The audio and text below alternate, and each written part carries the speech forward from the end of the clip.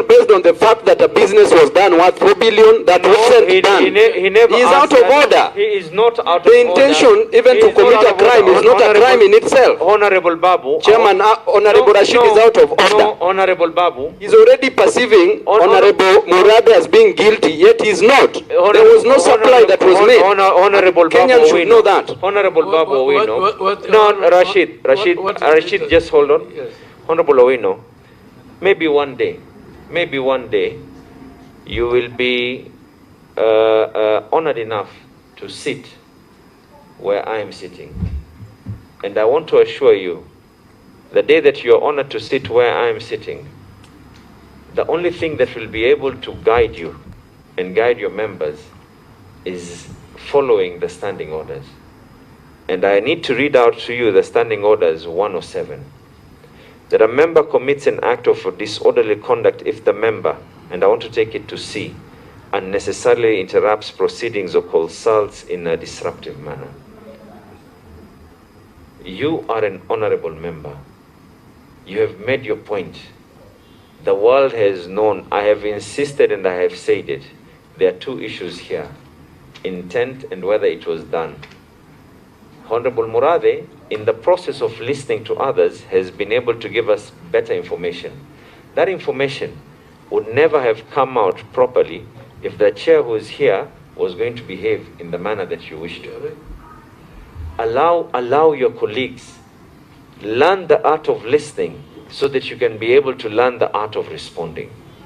Thank you, Chair. I've heard you. Thank you very much. Can I respond to that question? I think Rashid, you have no. I need to respond to something you just said, that the whole thing, 4 billion, was the entire budget of KEMSA. All right? He asked you whether you are aware. You said no. I said I'm not. But there's a letter here which forms part of the commitment letters and whatever. And what they have said, KEMSA, and you have that letter. The government of Kenya, in preparedness to respond to coronavirus threat in the country, has identified your organization on a strategic partnership to supply KEMSA with the following items. And that's where they give that whole list. So this should ideally suggest that they could probably have been looking for a government-to-government arrangement. Already you're having issues with the vaccines, where people have had one vaccine, you don't know whether you're going to get the other vaccine. Israel has vaccinated more than 80,000 of its people. The schools are open, the businesses are opening. They were even purported to have paid double the price. Right now, you have kids at KEMSA, nurses are on strike, health workers are on strike. Those kids, whether delivered by KEMSA, by Kilig or anybody else, are lying out there when people out here are crying.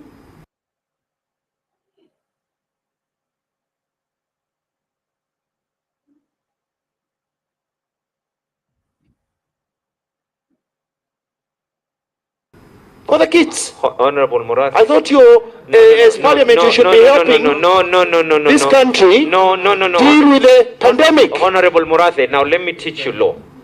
Honorable MURATHE, I've told you this before. Honorable MURATHE, I asked you and I requested you that you were going very well. He just simply asked you a question whether you are aware. You answered no. But now you decided to take this with a sideshow. Now let me give you what the facts are. KEMSA, by law, KEMSA is meant to buy at a competitive rate. KEMSA failed to do that.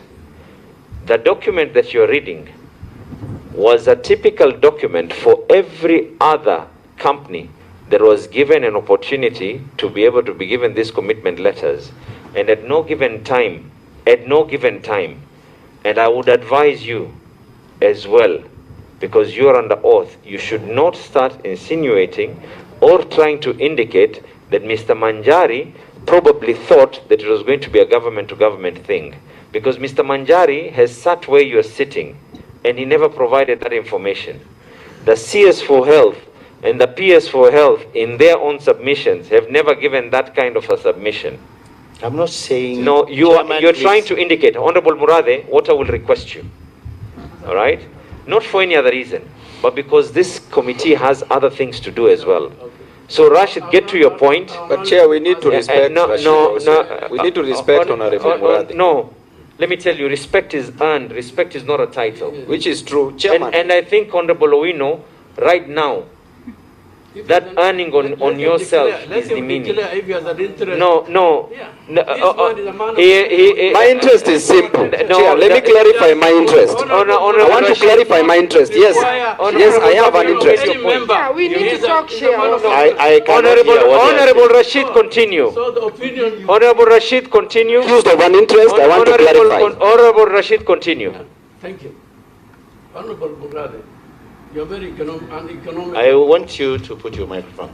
You're uneconomical with the truth. Look at your answers on 8th. You said you're not aware about the budget, but you clearly said KEMSA, commitment letter by KEMSA to Killing Limited was cancelled, citing budget what?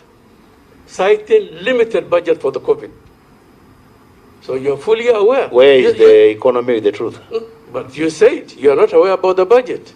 You must have been aware when you gave an answer. Saying No, Chair, here you have to. No. We have to clarify. Honorable Babu. The letter Honorable Babu, cancelling at this rate, you will that have to commitment excuse letter this committee. cited budgetary constraint, cited budgetary. So I'm aware that So you are aware. KEMSA wrote you have... No, let's go to Rashid. Honorable Murathe, Honorable I must Murathe, answer this one. I agree that you have to answer it. You said that there was a letter that KEMSA did to Killing, isn't it? To tell them That the commitment is cancelled due to budgetary... because we have no money. Do you have a copy of that letter with you? Yes. Do you have it with you? I don't here? have it, but I can get it. Okay. Killing can provide it. Go ahead, Rashid. All right? So you have a letter saying that you could not proceed procurement of goods and services worth 4 billion because of budget, Because they didn't have the money. because they didn't have the money. Exactly. And yet they had earlier offered a commitment letter of worth 4 billion shillings based on a budget. They had given to several people. Be kept aside, and we'll get to the bottom of this. The issue here is what Kenyans want. Honorable Omar. Thank you, Chairman. From the onset, I want to tell the witness that is under oath, and what I'm supposed to ask, you should make sure that you should be guided by... Honorable members, I'll allow your colleague to be able to speak. Mukami. You will speak. Next time come early, Mukami, you will speak. Omar, go ahead. Honorable Omar, go ahead. Chairman, I think this is not a marketplace, and you must be... Honorable Omar, go ahead.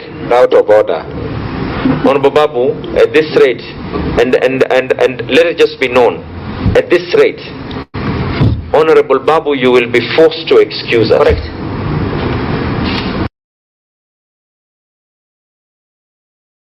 Even these people will be called.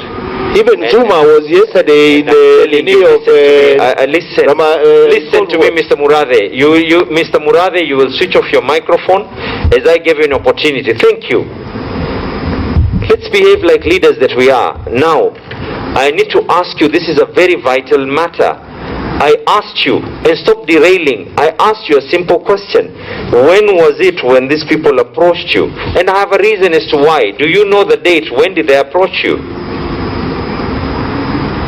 It must have been around May. Around May. Chairman, yeah. No. Chairman, I don't have the specific, unless you... Robbie, Chairman, if you check, no? Robbie, There's something I wanted to say, no, Chairman. Robbie, Chairman. I'm on the floor, Robbie. You will switch off your microphone. After I'm done, I've gotten your... No, I wanted to Take him out, Chairman. Very clear on one thing. I want us to be very clear on one thing. We're going to call the people who are in this company. I do not know who is here. This is information that Mr. Murathe has been able to graciously provide to us, and we will ask those people whether they are actually related in any way, and I'm hoping that when they come in as well, they don't tell us that their involvement was also just to guarantee, because they are also influential, because everyone seems just to be guaranteeing. But is there anything else you want to add? Yes, Mishi, you wanted to add something? Yeah, Chair, I'm sorry I came late. But for the purposes of the public and even the media, you have talked about the delivery of 9 million, which is being purported as samples. So can we understand whether payment was done for those 9 million? I think I've already indicated, as the audit report is concerned, there were goods that had already been supplied, all right? And I want us to be very, very equally clear, Mr. Murathe, that the company that you are guaranteeing, we need to get to the bottom of this, because we don't want a situation whereby 3 years from today, maybe when Honorable Babu is the one who is chairing this committee, maybe we don't want a situation whereby we're now having a Achilles trying to sue for something they never supplied, and it's happened before. And I think that is now on this committee to ensure that nothing of that nature is going to happen to Kenyans. Yes, Rahab has not said anything, and then we'll have honorable members. What I will request you, we've gone so well, we've already managed to get the information that we want. Let us have our closing remarks to be as non-political as possible, honorable members. Yes, Rahab. Thank you, Chair. Now, I was going to through the affidavit. No, Honorable Babu, I think... Respect your Vice Chairman. No, Honorable Babu, unless you... Brother, I'm also a member of Jubilee, and my advice to you as our Vice Chair, use your title well. Chair, that's out of order. Robbie, no, Honorable Babu, Mr. Robbie, I had already made a ruling on this, and in fact I had even... Listen, if you want to give someone political advice, this is what you can do. This party or any other party has a constitution. In their constitution, they should respect his boss. They should get their delegates conferences, and in those delegates conferences, they can lecture Mr. Murathe on what it is. For right now, as we are here, our role is not at all to advise people on how to lead their political lives. All right, let's just... Okay, not an advice. Yes. Now, I just want to say, next time, don't get involved to companies which you see maybe... that's not your duty. No, Honorable Babu, I think... Respect your Vice Chairman. No, Honorable Babu, unless you have also defected. Babu, what is your interest? No, I will explain. Robbie, is there something else you want to add that is related to this? Thank you, if he needs your advice, I'm sure you guys can meet on the corridors and you can give each other friendly advices. Thank you, Chair. Number one, I've been asked a very serious question of what my interest is. Number one, Chair, the main aim why we are investigating this KEMSA issue is to bring to book those who stole money. The reason why I'm talking like this, and I've just looked at social media, Twitter, I've seen myself trending that I'm defending Honorable Murathe. The reason why I'm doing it, Chairman, is because Honorable Murathe was never given a tender worth 4 billion and they never supplied. So there was no 4 billion money involvement. Kenyans should know clearly. We fight those who stole money. All right. Thank you. I think, Rashid, let's have the next witness, all right? Thank you very much, Mr. Murathe. But just to conclude, Chair, it's very sad when we allow this kind of innuendo, like when those headlines from the newspapers, or COVID billionaires, and then you want to treat some of us as the poster boy of that business. I have never supplied not even a single mask or a PPE or anything to do with KEMSA.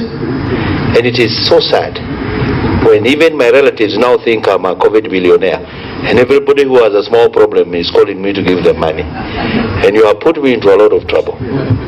Thank you, Chair. Let's call in the next witness.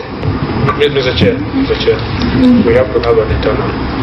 We will definitely have an internal. Media allow us to you can leave your cameras, switch them off, and then so that for purposes of timing.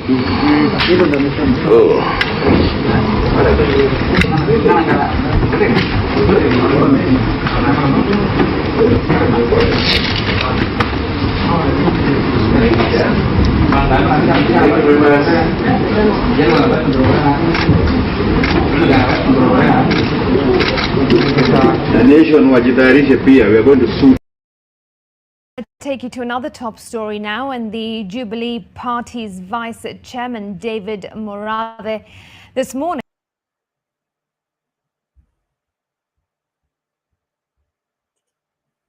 in person before the Public Investments Committee of the National Assembly, which is investigating the misappropriation of COVID funds at the Kenya Medical Supplies Agency, that's KEMSA.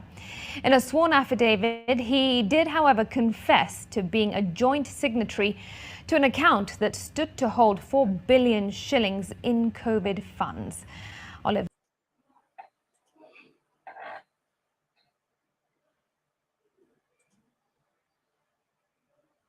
Okay, thank you. Asante sana guys, asante sana. Debate yetu ya leo ni kwamba David MURATHE links the Deputy President to killing company that is being investigated as one of the suppliers during the COVID billionaire saga.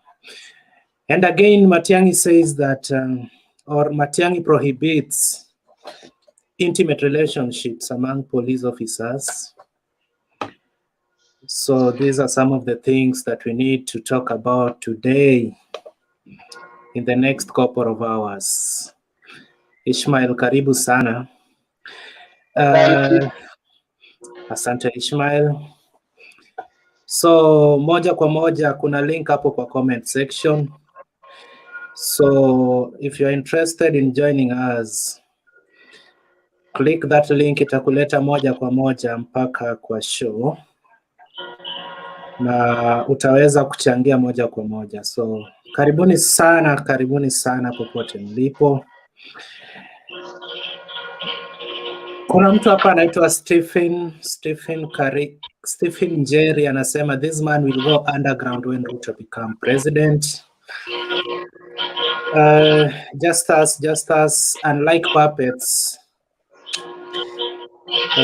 Yes, sielewi bana. Why MURATHE always link deputy president to corruption scandal? Akubali chuma imemulilia.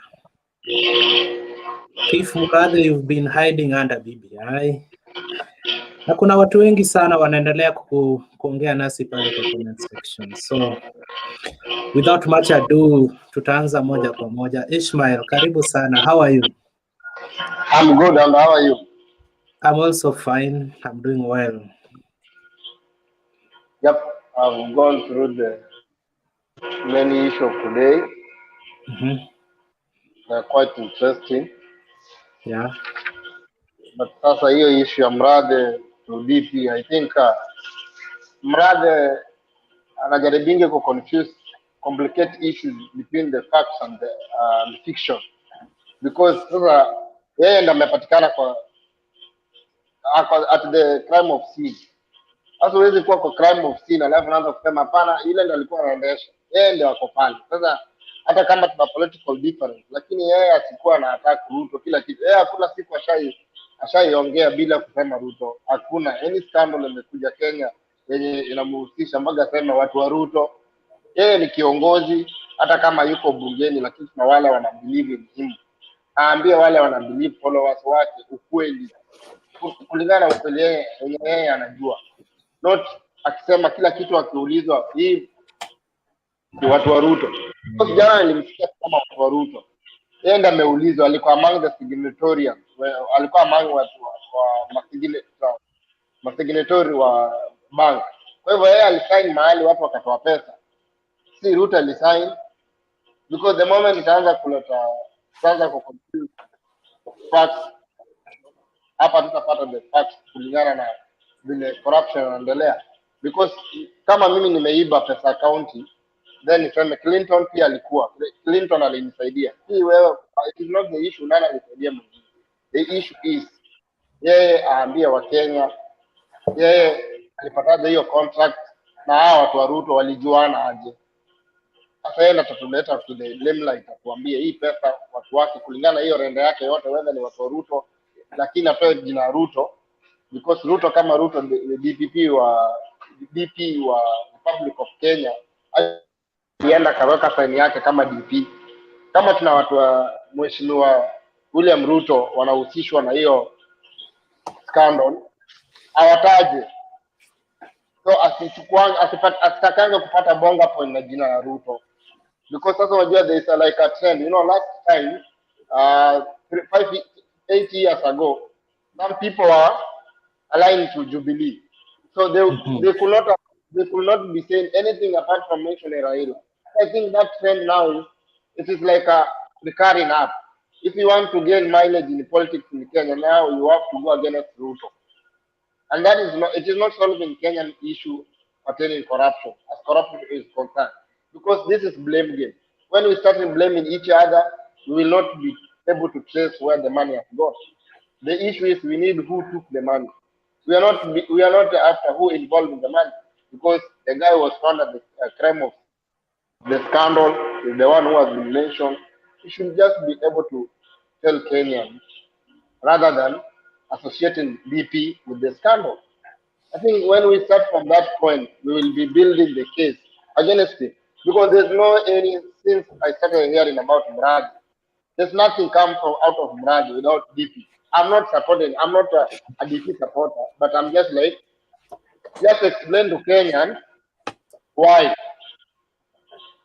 your name was mentioned, not your name as Clinton. Your name was not there. Why his name? If we come clear on that point, it seems it is a trend, because the other time the deputy president called Kalonzo Musyoka a land grabber. Then Kalonzo went to report to the DCI by saying that even Ruto stole another land somewhere. Badala ya kujidefend na kusema mimi si mwizi, these are the documents, alienda akasema huyo anayenitaja pia ni mwizi tu. So it is tumezoea. Yeah. Clinton, sorry we are on this platform because of you. If something happening the media fraternity as it is concerned, according to Kenyan law, you will be involved more than I will be involved. But you will be not start shooting you will not start blaming him back. Even Ismail is involved. But you are the moderator. If something happens, you should be at a position of handling it. Then goes it to us. So the issue is in Kenya, where we get wrong is that you see people start saying, oh, corruption, imetokea corruption, but at the end of the day, we are not getting the clear picture. Where the money? We need the money. We don't need whoever involved, let them carry their own cross. Kama ni EACC. Now that day nilikwambia aje.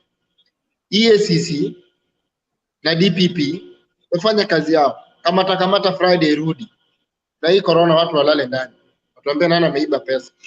Juzi umesikia by the way to the issue of discussion leo. Ulisikia RVs zilikuwa expire. Watu wakapatia watu. Enyewe bana, that was very demoralizing. So you get wakishapatia watu RVs zimeharibika, what do they expect? Hiyo nayo ilikuwa mbaya. So hiyo ndio issues ziko Kenya, issues zenye I'm just connecting my Bluetooth. Just a minute. Hizo ndio issues ziko Kenya zenye they need to be solved, you know?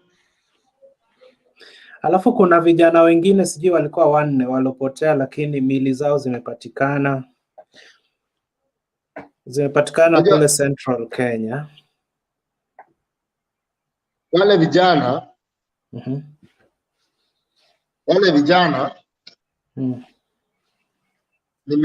niliona story zao, lakini sasa wale vijana umejua mpaka tujue from the beginning, tujue hao vijana maisha yao wamekuwa associate na nini, wamekuwa kifanya nini during their living, what have they been doing during to earn their living.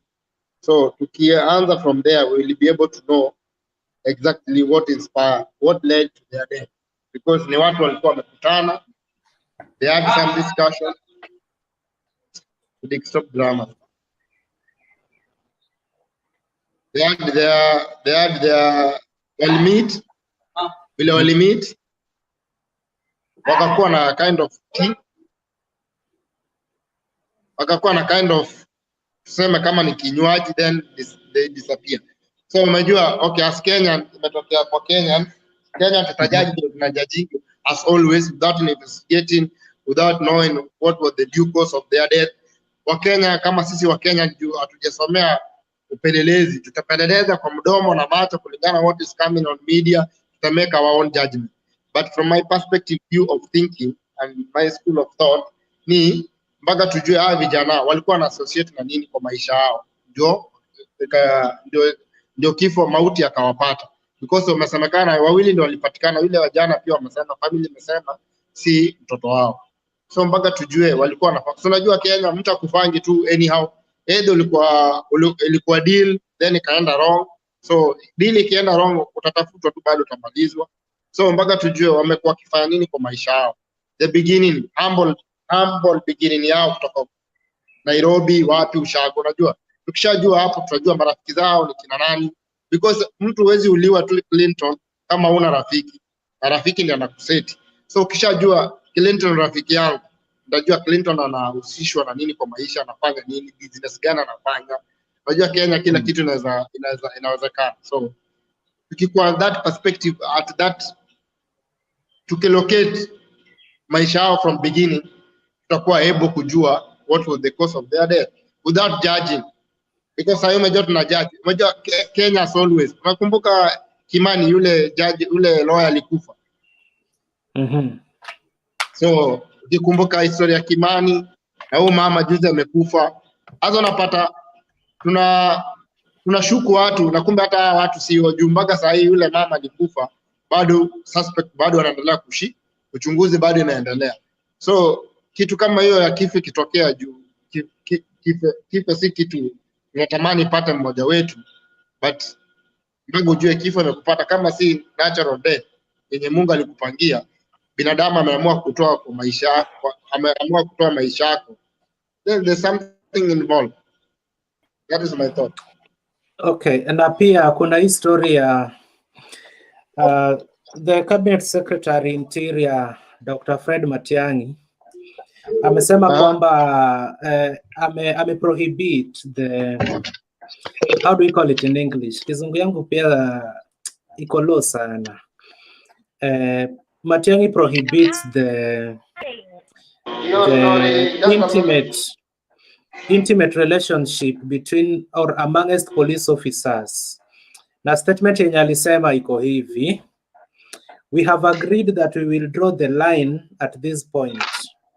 Senior police officers who opt to have affairs and relationship with junior police officers and they want to marry them, one of them has to leave the service. We cannot continue this way.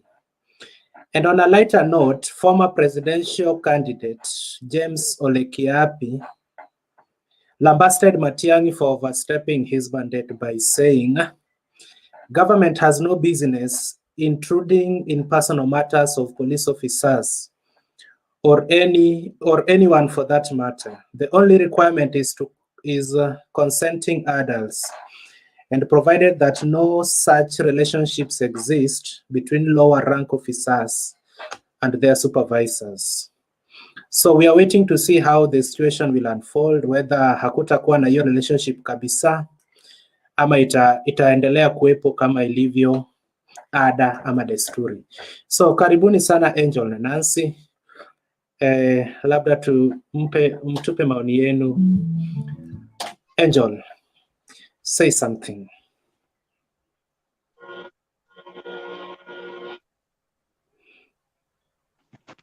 Hello Clinton. Yes.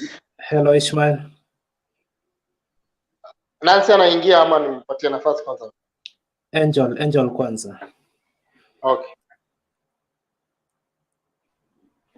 Hello Angel. Hello guys. Yeah. Hope you're all doing good. Kabisa. Habari ya Nairobi? Nairobi tuko. Mko kumaanisha nini? Ikoje Nairobi? Nairobi tuko poa, tunang'ang'ana. Asante. So tuambie. So nilikuwa nasikiliza wabunge vile walikuwa bungeni. Now that issue ya MURATHE wakati ilifika story ya at first it started with the Aisha Jumwa who said that it is very bad, Kenyans are suffering, and here we have been called with a meeting of emergency that we come to sit and pass BBI, and yet our Kenyans are suffering. Why could we just have to talk about issues of corona and the lockdown? Which she was right. Now when we came to the thing of KEMSA, I think MURATHE whenever anaulizwa story ya KEMSA lazima aingize ndani DP juu. I heard somebody saying kwa bunge, sijui alikuwa ni member wa parliament wapi, but alisema MURATHE wakati alikuwa anapewa pesa ya hiyo nini story ya KEMSA, he had 2 accounts. One was for Uhuru and one for RUTO. So now, how did it came that akona accounts mbili, one for Uhuru and another one for Ruto? And yet we know that our president and DP hawajakuwa na uhusiano mwema since handshake ianze. So MURATHE anatafutanga defending language. Lazima aeke ndani DP, aonekane DP ni mbaya, achome our DP, ionekane ya kwamba hiyo pesa ya KEMSA ni DP ndiye alisimamia, yeye ndiye anajua kwenye ilienda. And if there is some members wenye DP alikuwa ameweka pale ndio wenye walienda na hiyo pesa, why could he just name them and say, tell us that Kenyans hivi ndo kulienda, hivi ndo kulienda? Why is he rude? He's rude because he knows that he's under somebody's umbrella. Hakuna chenye anaweza fanywa. Naona hivyo ndo niliona venye kulienda. So Thank you. Asante sana Angela. Asante kwa maoni yako. Gildon. Hello. Oh, Gildon ametoweka. Kevin Lutilo.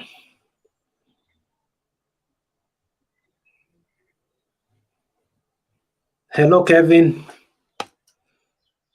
amemute. Ani mute mic yake.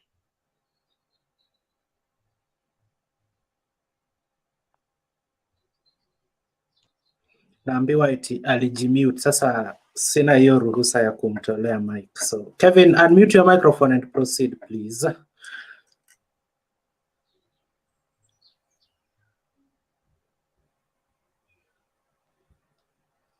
Okay, huyo pia network yake maybe ni mbaya. So Danrai, karibu bana, long time. Hi, good evening everyone. Tuko poa bwana Dan. Bana, nimepotea, nimekuwa na mashughuli kidogo Nairobi, narudi namna hiyo. Unajua ni kutafuta bana. Na tunatafuta kitu moja naitwa pesa. Hiyo nasikia Angela anasema hapa MURATHE kuna vile amecheza. Hiyo ndo tunatafuta. Si uende upitie hapo KEMSA. What I can say, bana, si nimekuambia the time we file we tender our documents there. Like fourth time bana, tujawahi pata. Sasa sisi tuko tu kwa maombi. Nilisikia wengine waliomba wakapata. Sasa sijui watu wanaombanga wapi ndio wapate hizo matenda. Sijajua. But I can see hii ni hata hii motion umetupatia the bodies of these four, hata nimeshindwa ni discuss kutoka wapi, because to be honest sijawatch hiyo TV, hata nasikia tu hapa ndio nasikia, na nimesikia kidogo kwa Facebook, kuna wengine wamepotea. So I just want to share, I can't contribute as per now. Sitaki nijidanganye like najua na sijui. So I will just be in backbench, nione kama vile mkishaongea ni update na nini, ama mlete ile motion that I can talk about, ni sawa. But kwa hiyo I have no clue. And I'm humble to say that. Okay, asante Danrai. Nancy.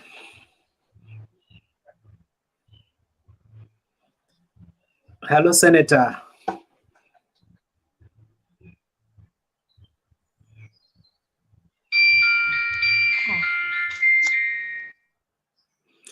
Angela, simu kama hizo niliona 1996. Tafadhali. So, Senator Nancy. Oh, Nancy ni kama hayuko nasi. So, Ishmael.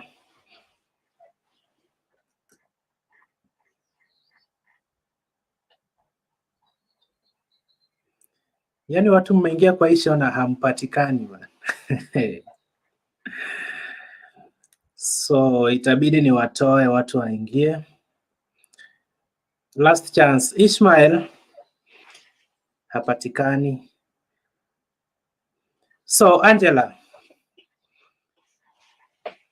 Niko na swali kwako Angela. Daktari Matiangi amesema kwamba there will be no intimate relationship between police officers. They must draw a line when it comes to that. Maoni yako ni yepi? Wewe kama jifanye ulikuwa polisi na umejikuta in that situation. What could you have done? Ama hiyo maoni unafikiriaje? Hayo maoni nani Clinton with the relationship, mi naona ni kama love has no boundaries. Unaelewa? Matiangi amesahau ya kwamba it's not only between police officers wenye wanauana. Leo kwa news, not kwa news na ni place nilipita, kuna msichana alidunga boyfriend kisu Ruai, Kangundo Road. And they are not police officers. Naona? So hizo ni issues zenye ziko zina happen, zinaendelea. As Matiangi anafaa aseme ya kwamba in any relationship ukiona inakushinda, one to have to part out of, aachie mwingine nafasi aendelee na maisha. Hakuna haja mfikishane point ya kufanya nini, ya kuuana. Unaona? Yeye yenye anasema police officer juni issues ziko all over Kenya. Now relationships zimefika mahali zina lead to death. Nikuulize, huyo boyfriend amekufa? Yes, amekufa. So tumepoteza boy child. Boy child ameenda na kisu. Oh, na alikuwa anaangalia wapi? Sisi wanaume bana, alikuwa ameangalia wapi akidungwa kisu? Wanaume tu serious jameni. Hizo ni issues ziko between relationship. Nilikuwa nafuata hiyo story nikasikia ikisemekana huyu boy child alikuwa na girlfriend mwingine mahali. So alikuwa anacheza huyu msichana. So msichana the moment alijua ya kwamba huyu anataka kumdrop sababu ya demu mwingine. So aliona wacha tuone mwerevu ni nani. Akamdunga kisu. Story kaisha. Na unajua last census walisema kwamba wanaume ni wachache na wanawake mko wengi sana. Na itafika wakati mtatukujia 8 mkipiga magoti kwa mwanaume mmoja, tafadhali nioe. Na bado mnatuumiza sisi kama boy child. Ni sawa tu, lakini hayo ni ya dunia, na kuna comedian anasemaga ya dunia mkutano imeshinda. So Gildon, naona umerudi. Tupe maoni yako Gildon. Kwanza nianze na hiyo ni ya mada ya majamaa waine wenye walipotea mysteriously manze. Tena siongea sana. Mimi bado niko na butua hapo na shindo. What's happening in this society? Like surely. Alafu history ya corruption, mambo na Murathe kulink DP na in every case Clinton naona hii Kenya tuko na tu shida moja yenye kukiwa ni shida kabisa. Corruption imeua hii economy kabisa kabisa. Corruption imeua hii economy ya Kenya. Tuwezi anza kusema mambo na KEMSA juu kuna zingine mingi zenye zimepita, kuna yenye imekuwa solved hata moja. Uchunguzi venye inaanzanga na venye inaisha hakuna mtu anajua. Hatujaipatiwa answers. Yenye tukianza kusema mambo ya KEMSA, nani alipatiwa tenda, watu wanajuana. Watu seriously wanajuana na wanajua kitu wanafanya. Na I believe naamini watu hakuna kitu watafanywa. Hata hizo big names tunasikia so and so alipatiwa hii, then ashindwa. How comes a company yenye ilianzishwa I think hata haijamaliza 1 year old inapatiwa tenda ya billions? How? I mean, it's only in Kenya yenye, you know, the other day kuna mwenye alikuwa anaujua akasema aliomba akaenda akapatiwa tenda. Nikaa sisi wengine hatuombangi seriously. The other day, unanipata? Yes. Clinton, unanipata? Nakupata Gildon. Hiya jana ya Murathe nilikuwa naangalia nashindwa. Hii ni stage drama.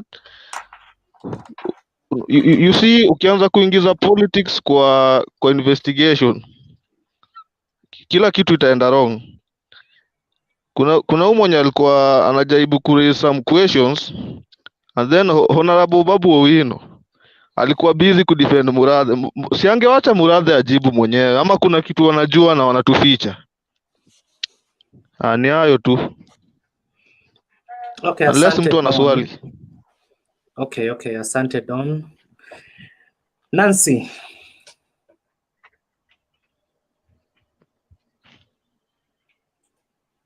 Okay, thank you. Ishmael.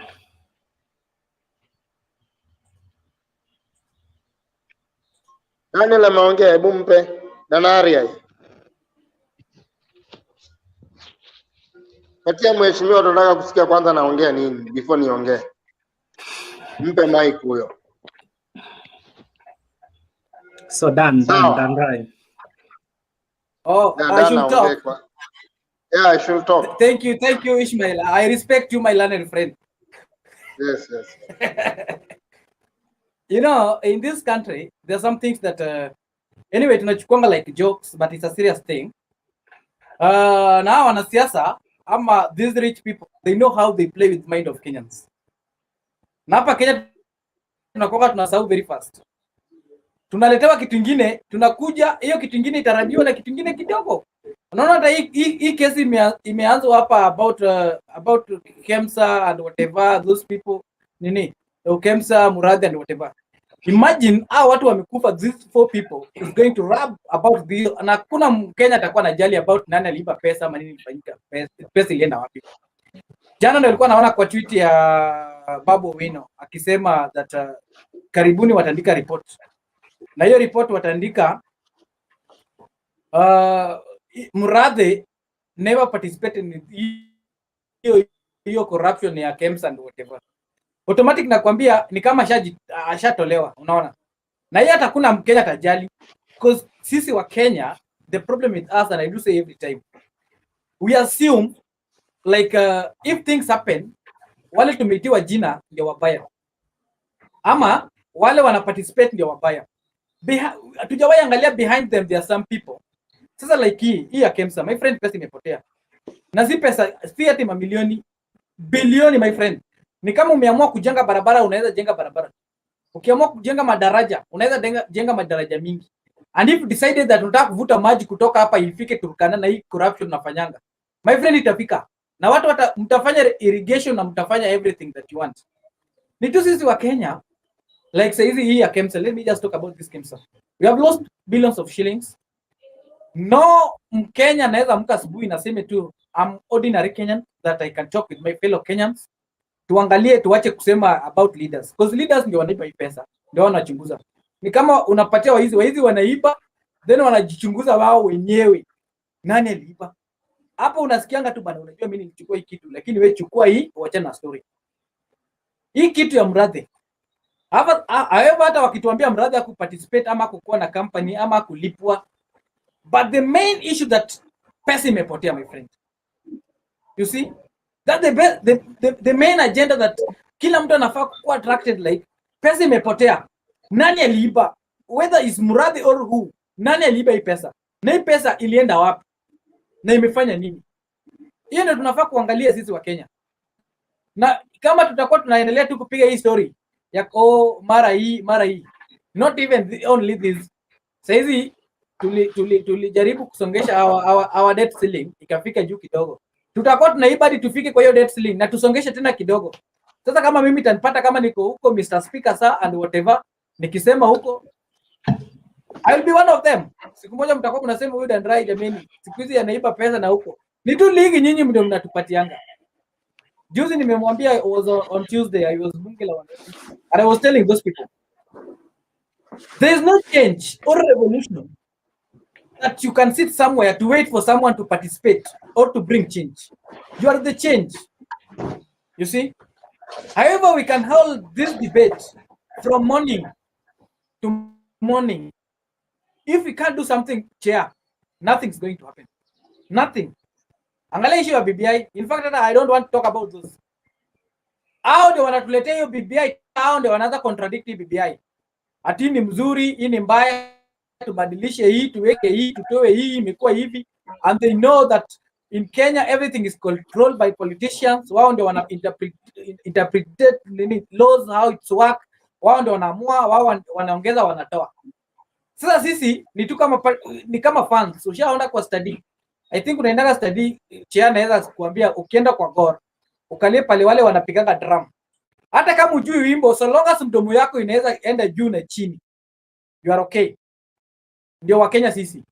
So long as tunawezanga amka asubuhi na musikie tu hiyo, wewe upate chai yako, upate kalanchi yako, jioni kule siku yako wewe ulale. Wao watatajirika. Because I know those politicians, kuna wengine saa hii wametengeneza pesa hata wakikufa saa hii. Hiyo pesa wajukuu watakula. And that's the truth. And let me just give Ishmael at least to contribute.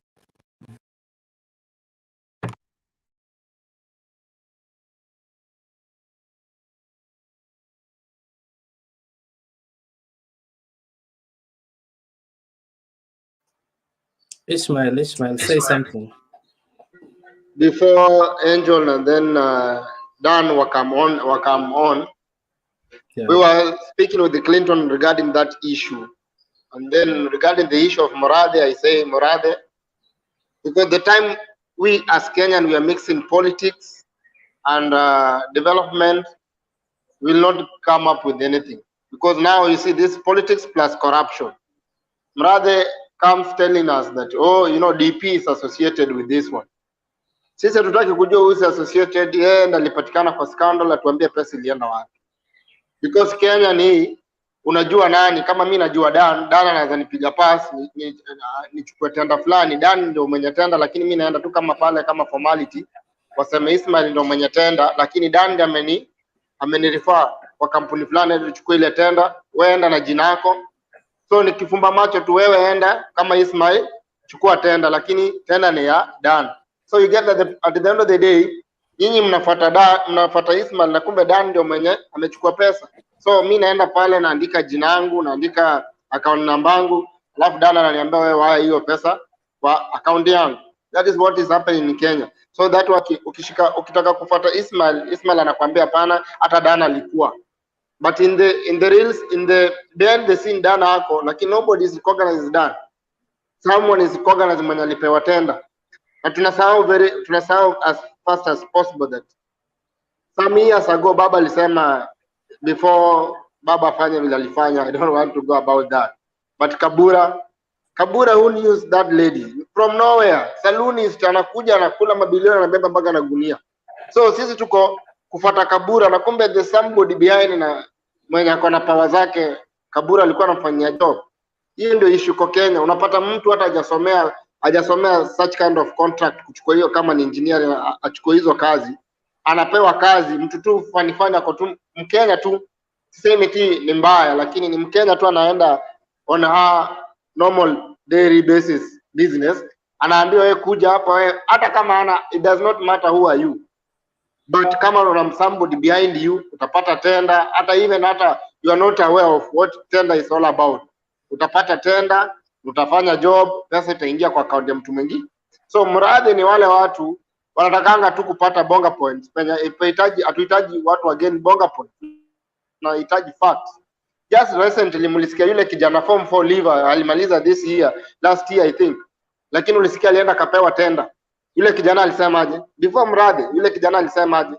Yeye alienda kama yeye, alienda kama yeye kuchukua tender, naja ndio amemaliza form 4, ana qualifications za kuenda kuchukua hiyo tender. So ule kijana alikuwa almost kupewa tender, ndo waka realize kumbe we are giving the tender the wrong person. So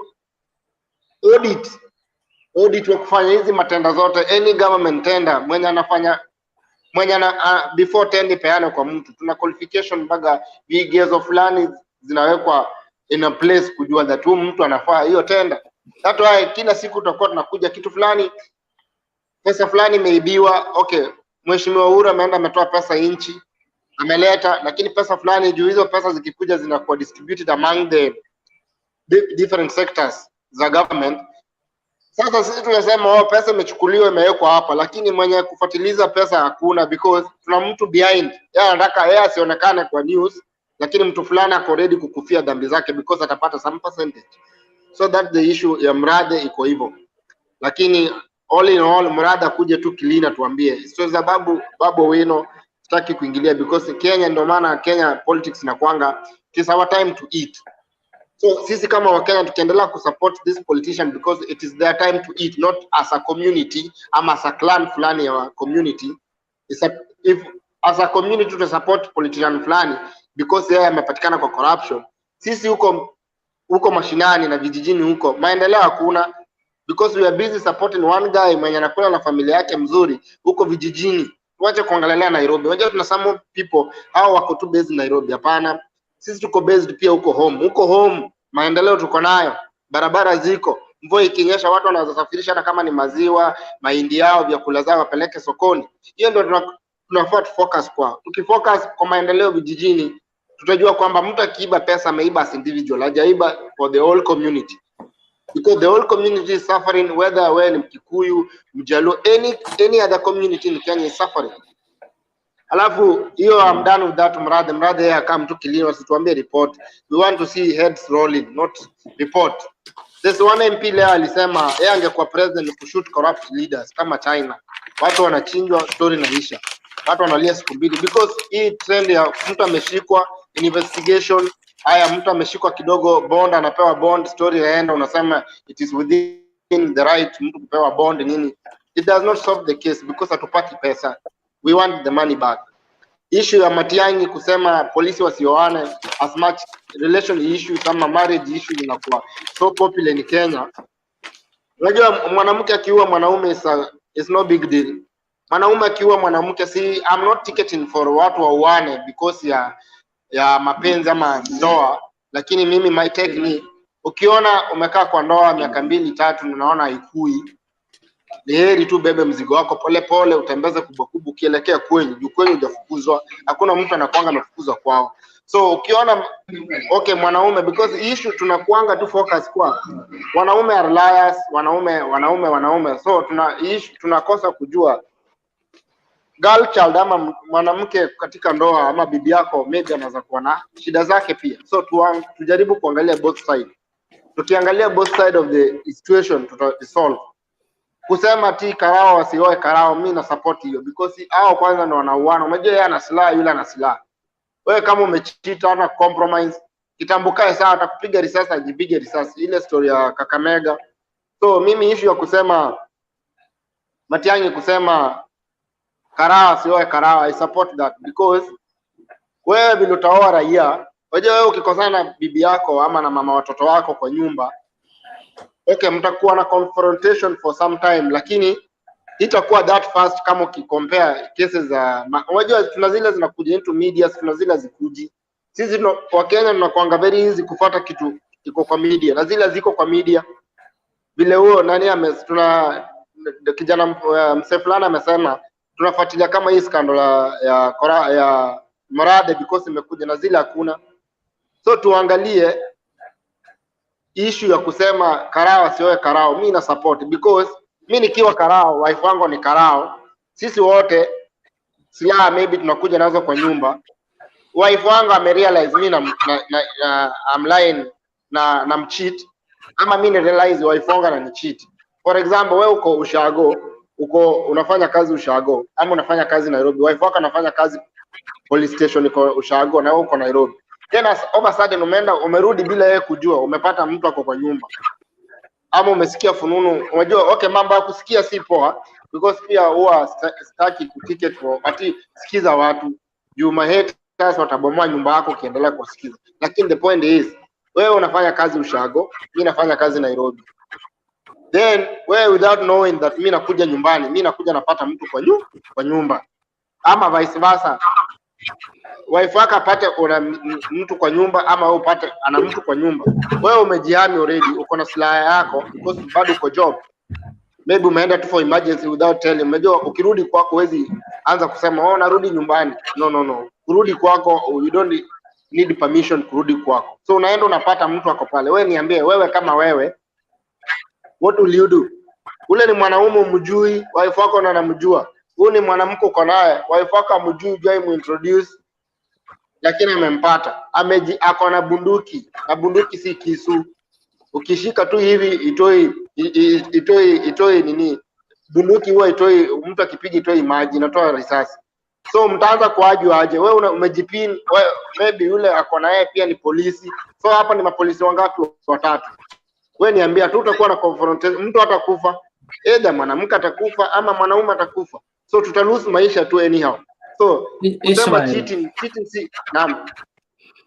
Ismail, tukikubali kwamba polisi wasioane wataleta hiyo kitu tena kwa walimu, waipeleke kwa mapastors, waitoe huko waipeleke sijui parliament. So it will be a rule in Kenya. So let me give you an example. Let me give you an example. I think watu wakishaoana ni kuelewana. Kwa mfano mimi kama mwalimu niko na bibi yangu tuseme, alafu kila siku bibi ananikujia kwa nyumba saa 6 za usiku. Mara nilikuwa na revise na form 4s. Na ni kila siku nikimuuliza si you revise during the day alafu usiku uje ufanye majukumu yako ya kinyumba kwa wakati unaofaa, lakini keshoye bado ni vile vile, the trend continues. And then we end up fighting ourselves. Hiyo ndio itafanya waseme kwamba walimu pia wasioane. But I think mimi kama bwanake nikiwa nafanya hivyo nitamueleza iko hivi na hivi na hivi, ndio maana nakuja nyumbani late. Lakini mimi ni mwalimu, nimemoa mwalimu, I know how everything works in school. Lakini mimi naona ni kama ananidanganya. But those are some of the misunderstandings that we have in families that partners fails to understand. So solving this issue won't be that easy. Yeah. So Ishmael kidogo. Chair, unajua Clinton, let me tell you something. I myself, I think what Ishmael is saying, hata Matenga anasema ina make sense. And I support that thing 90%. Why I'm saying this? Because unajua the moment these people wanakuwa like, angalia hii kitu ilifanyika Mathare, my friend. Unajua polisi akikuja confront mwenzake ni polisi, kitu anaonanga like kitu niko nayo hapa ni organ biduki ndio niko nayo na nakasirika. Unajua sometimes these things unajua relationship true marriage inakuwa na jila zingine na una feel like umeua mtu hata huko unataka kuua mtu, unaona. Na hii kitu imeendelea tu, na Clinton anasema hivi, unajua my shosho by the way alikuwa mwalimu na Maibuka alikuwa kansela ule wa kitambo. Kama mnajua kansela alikuwa anaendesha bike, si kama saizi MCA. Angekuwa saizi angekuwa anaendesha gari. But the rule kitambo ilikuwa like mkioana shule moja.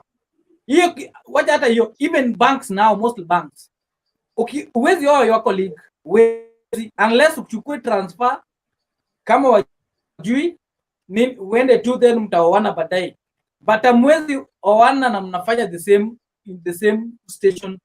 Second, hii kitu ya polisi sasa zile wanaanza kuvutana, unajua marriage lazima wavutane. The moment wamevutana na wako na binduki hapa, kama mwanaume hajaua lazima mwanamke atakuja kuua mwanaume. Sasa hii kitu ya kuoana mapolisi, unajua kuwa polisi my friend ile ni ligi nyingine different na sisi and whatever, cause sisi tuna believe police ni tu ile ulikuwa unapata D ama ukijaribu sana upate C- uende ukimbie uandikwe kazi. Hiyo ndio ilikuwa kazi yao, unaona, and that's the truth, ama jeshi. But Matiang'i anajaribu ku open some sense to people, cause hata US kuna time nilikuwa nasoma hiyo documentary ya US how to recruit police. In fact mtoto anaanza kusoma ku recruit police US for our fellows wako US, wanaweza kukwambia it's not an easy thing. Huwezi toka tu tunaenda tutandikwa polisi ama nini. Kuna procedure utapitia mingi hadi upate kuandikwa polisi. Ni ile wame confirm that huyu jamaa genuinely ni utumishi kwa wote. Na sisi unapatana mtu alipata E kama wale wa kitambo, binduka kae nayo kwa nyumba, atakasirika, na kikasirika ile kitu Ishmael anasema the first thing ataona tu kwa macho ni hiyo bunduki. Na bunduki si kiboko ama rungu utapiga mtu vunje mkono ama utamtandika nayo. Ni kitu kitoka lazima ina depends, ikihit tu kuanzia kifua ikirudi juu hapo kwa kiuno, my friend, you are lifeless. Sasa hao watu wao, kama unajua unataka kwenda kwa polisi, ujue tu mzuri hautaoa polisi. Hata ukienda kuandikwa polisi, jua hautaoa polisi. Simple and clear, na ikiwe kama law. Na hiyo kitu itatusaidia by the way. And I support it. Thank you. Hello, Clinton. Thank you so much, Dan. Clinton, just winding up so that I give other people chance to bring up either support or oppose, depending on their thoughts. So mimi kitu nilikuwa nasema ni vile tu Dan amesema, uwezi compare pastor, mwalimu. Kwanza hii narrative, hata kama mmesoma shule moja, si rahisi upate wale wameoana kutoka shule moja, wamesomea shule moja, ni wachache sana. Yaani ni hard sana upate ati mlisoma msee kutoka form 1 mpaka form 4 kama ulikuwa mixed school, na depend ulisomea hapo kamuoa ama university. Hizo okay, for my understanding sionangi kama zinaenda mbali sana. No, hakuna vile utakompea marriage ya pastor na pastor from other church to another church na polisi. Polisi kitu na mimi na oppose hiyo issue ya polisi ni polisi ako na bunduki. Huyo ni mtu ako na silaha, na hiyo silaha anajua kuitumia mzuri, si kama vile pastor. Pastor unajua pastor anaweza kupiga na Biblia. Sheikh atakwambia atakusomea Qurani vile inasema. Lakini sasa mimi nimekuambia wewe umetoka Kenya, umepata mtu kwa nyumba yako mwenye si mtu wa kawaida, si family member, si mtu hata wa ukoo. Wewe umepata mtu na wife wako, ama wewe ulikuwa umeambia wife wako uko job, then umerudi kwa nyumba, umepata mtu si wa kawaida. As always kwako uhitaji ruhusa kurudi, ukapata mtu si wa kawaida. Ujue uko in a uniform, uko na bunduki. Yule maybe ni watu wanaishi kwa kambi, mnaishi kwa kambi, yeye pia ana bunduki tu pale kwa room, zile nyumba zao ana bunduki. Wewe umepata mtu si wa kawaida. Umepata Ismail kwako, niambie vile utaanza compromise, itakuwaje? Utaanza Ismail, wewe ndugu yangu. Moto ya polisi inakuanga utumishi kwa wote. Lakini kwa bibi unajua bibi na polisi watu wameoana, si utumishi kwa wote. Hii ni ndoa.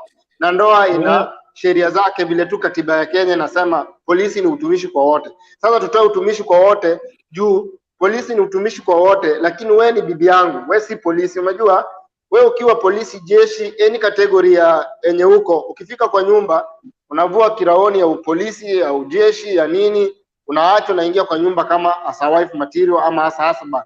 Sasa unajua huwezi sema utaleta hizo same rules kwa bibi yako. Unajua polisi ni utumishi kwa wote. Sasa wewe hiyo utumishi kwa wote ndio inaingianga polisi azila na realize unanicheat. Then polisi anafanya nini? Polisi atakupiga risasi. Juu utumishi kwa wote, amekupata on wrong side of the sheria. Wewe unafanya nini kwa nyumba polisi na unaishi Nairobi? Sasa ukianza kuuliza Ismail unaishi wapi? Haifai kwamba mimi kama polisi nimeingia kwangu nikakupata wewe as a unfamiliar face. nafaa kukupiga bunduki immediately. I have to investigate. Yeah, the issue start. Maybe umekuja kutuuzia mboga bana na saa 6 za usiku. Mboga gani nauza saa 6 za usiku kama saa 4? Sasa iko na curfew. Okay.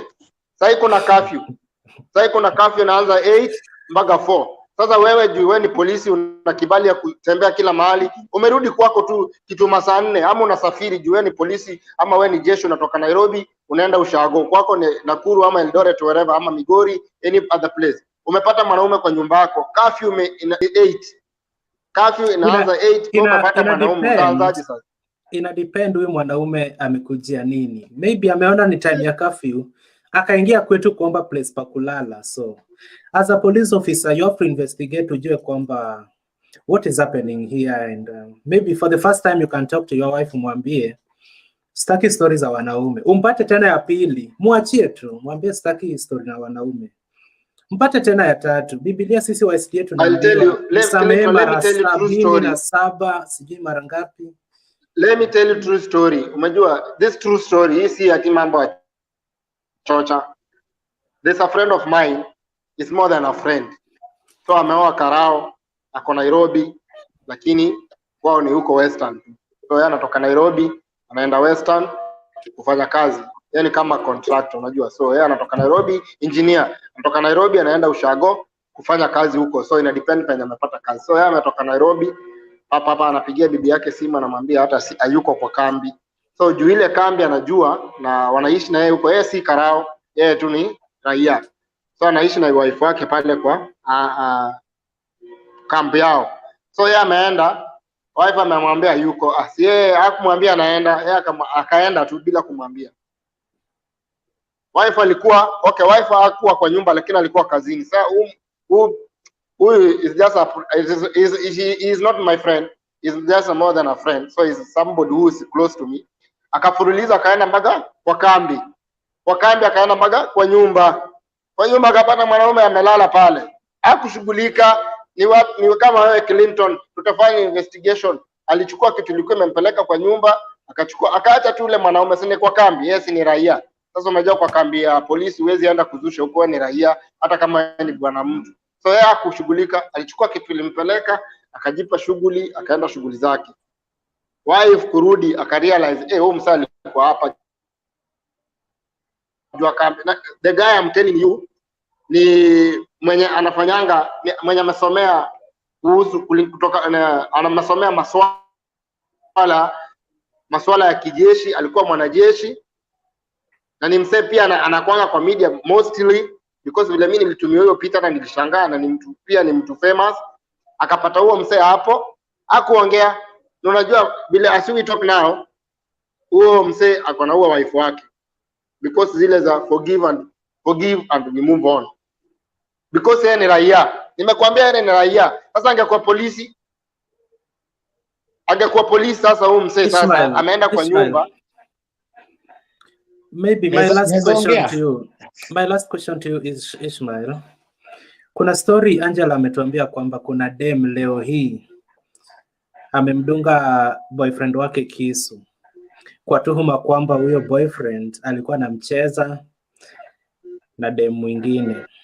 So naona hata sisi boy child we are under siege, like a certain police officer alisemaga boy child is also under siege. Tunakufa sana bana, hatujui kesho atakuwa nani. But we are very much being hunted. Just to finish, then let other people to come in. Regarding that issue ya Angela, Angel, regarding that issue of Angel, unajua ukiniambia boyfriend, hizo ni vitu we cannot even debate about boyfriend. Ni watu bado hawajui what is about life, what is about marriage, what is about ni watu, wewe ni boyfriend wangu, wewe ni girlfriend wangu. Nilikupata wewe ni boyfriend, si ati mamako babangu wananijua, hapana. Sasa hawa ni watu we cannot discuss because it is like kitambo ulikuwa unaambiwanga, ulikuwa ukiambiwa usiende disco matanga ama usiende nje kufanya kitu mbaya, wewe unatoroko naenda. Now we are married, uambiwangi na mtu. Sasa unajua sign time ya kufunga club, urudi kwa nyumba. Wewe ukisha leo unajua kama una gari, unajua penye gari yako iko, unafululiza polepole mpaka kwa juu, because tumefika kiwango wa maisha uambiwi kitu na mtu. Sasa hao wenye bado ati boyfriend girlfriend, ushaambiwa the consequences of having a girlfriend kama you are not ready to marry until marriage. Wewe unataka kuwa na girlfriend. Yes, last year 2 years ago tuna demo aliua boyfriend yake. Alienda kwa jikoni akachukua kisu akamuua, alafu ile aliuliza akaambia alikuwa anajaribu kuniua. So kama alikuwa anajaribu kukuua na wewe umemuua, nani muuaji? Si ni wewe? So the issue of girlfriend na boyfriend, hiyo ni issue inafaa ianze from primary, secondary up to university. Watu waambie ukweli, maisha haya si ya kupambanya ama tuende Saudi Arabia way. Hakuna kudate mpaka muane. Sio inaweza saidia. Wacha niingie kidogo, nimeongea sana. Wacha niingie kidogo. Eric relax. Relax.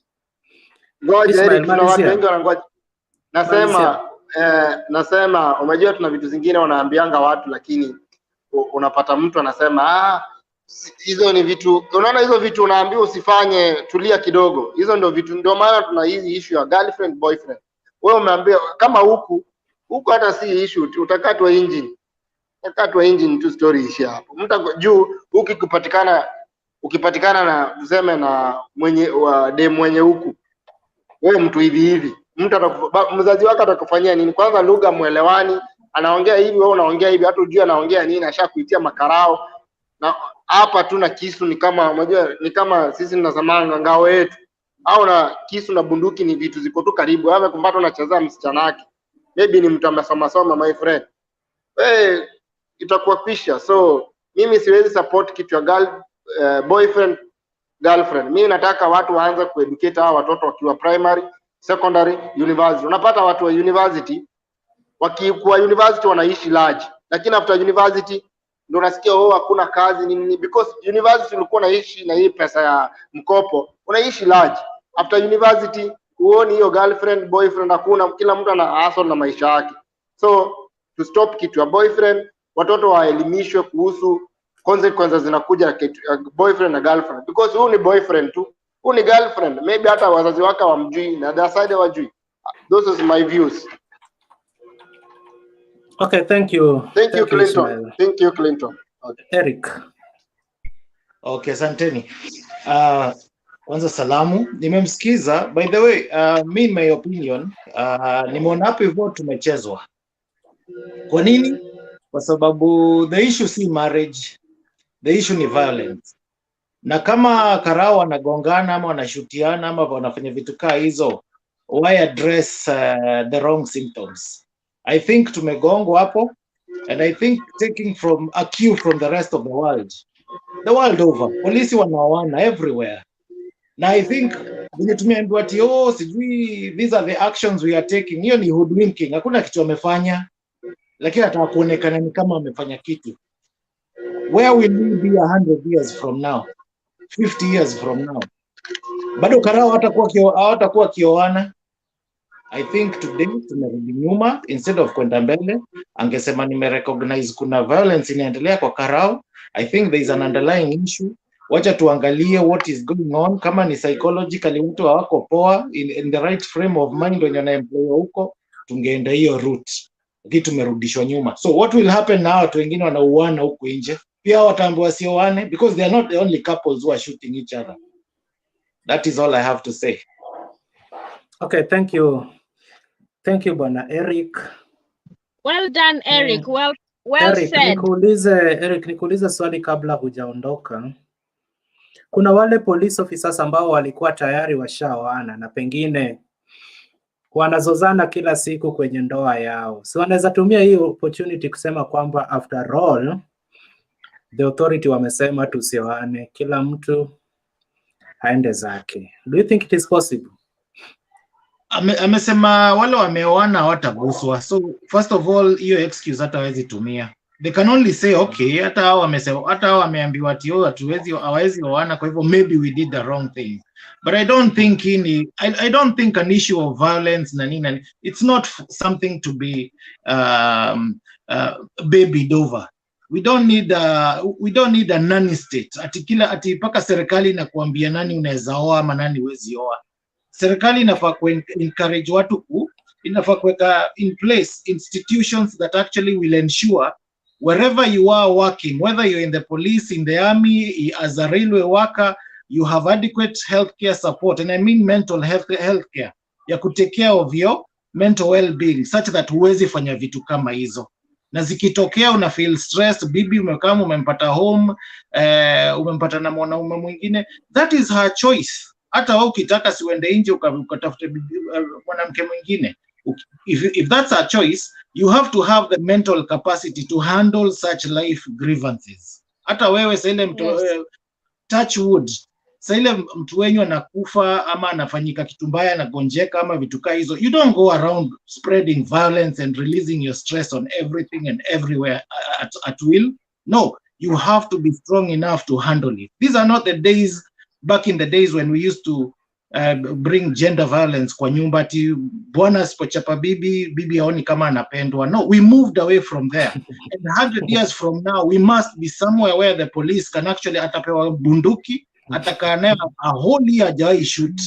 Hata akiona nini, we must develop somewhere. Si kukaa hapo kaa wenda wazimu tukiambiwa na a whole minister tusioane. No, I refuse that.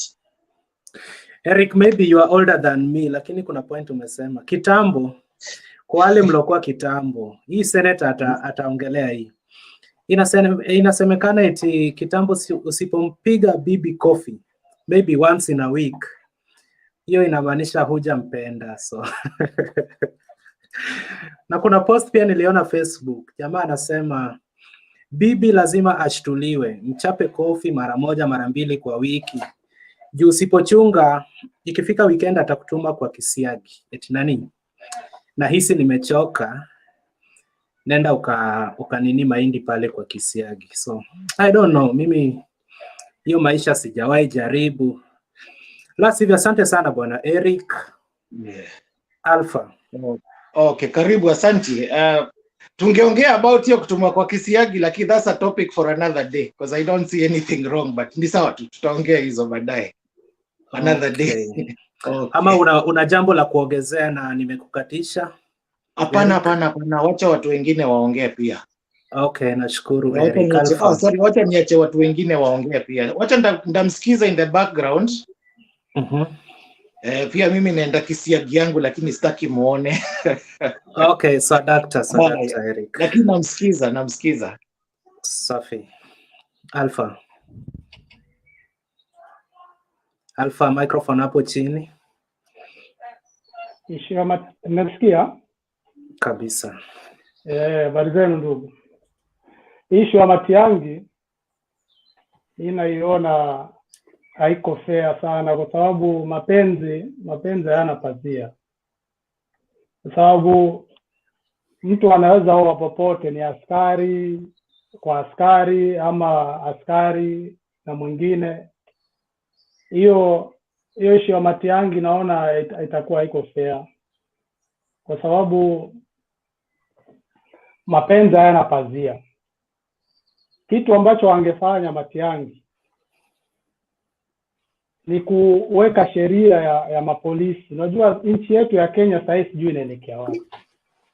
Sijui inahitaji maombi ya dunia nzima ama vipi, kwa sababu corruption, watu kuuana, ukabila, yani nchi imeharibika kabisa, yani hatuelewi, yani hata yani hatujui tufanye nini.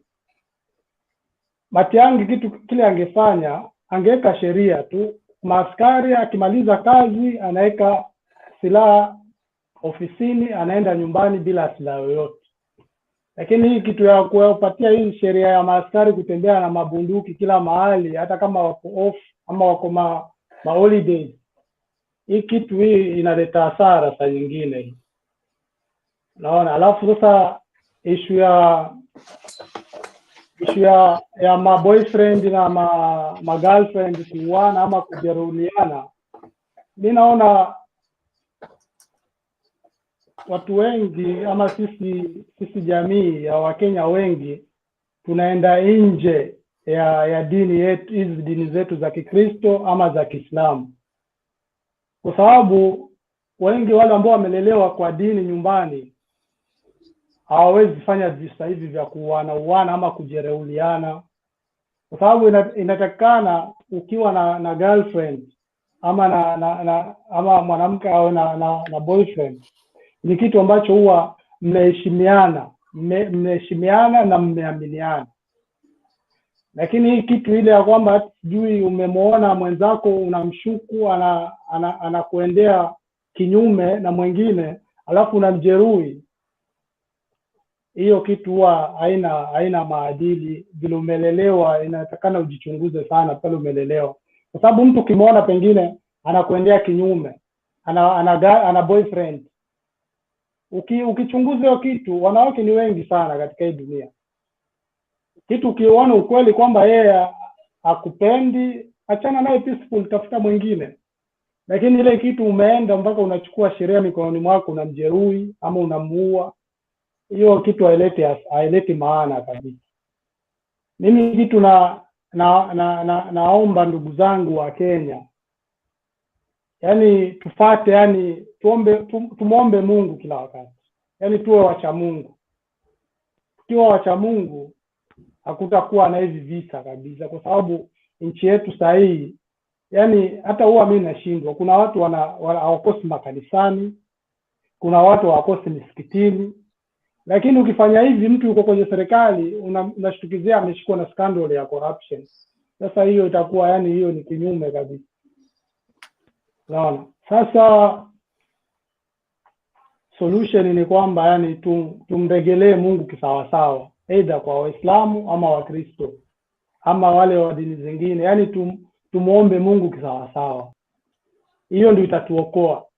Lakini hii mambo hii ya kwamba unajifanya wewe unaenda msikitini ama unaenda kanisani lakini unafanya maovu nyuma yake, ninaona mwisho Mungu anaweza kuja kutuletea majanga makubwa, ama akaja poteza nchi nzima kabisa, kwa sababu corruption imezidi, ukabila na visa vya kuuana, yani ni disaster kabisa. Yani tubadilike wenzangu wa Kenya. Asante. Asante Alpha kwa maoni yako, tumeshukuru. Ayaga.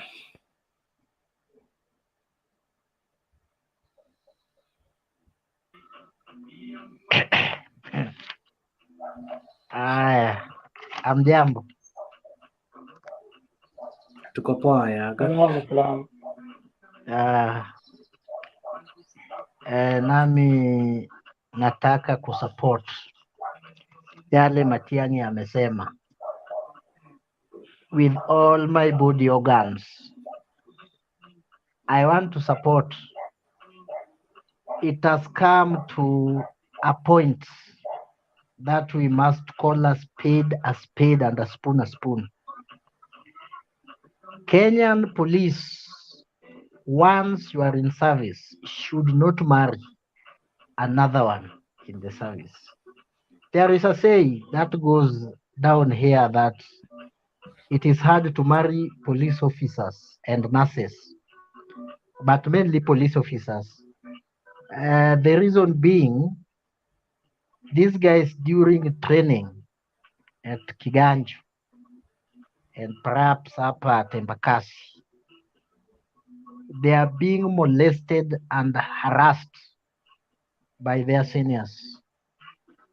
So marrying them is very difficult because they are taking advantage of these young ladies. That's why when someone is tired with that and they want to walk out, such killings arise, which is very bad. That one should even go up to army. And most of armies do not marry their fellows. Very few. Maybe mostly those who married, the smaller percentage of army married their army. If you want to maintain a family, if you are a police, you should not marry a police officer. It will be troublesome. It will be bad.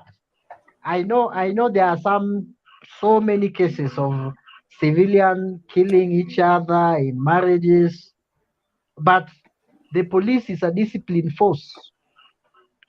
If I beat my wife today, it is the police that should come to protect me or help me or separate us. We should go to the police.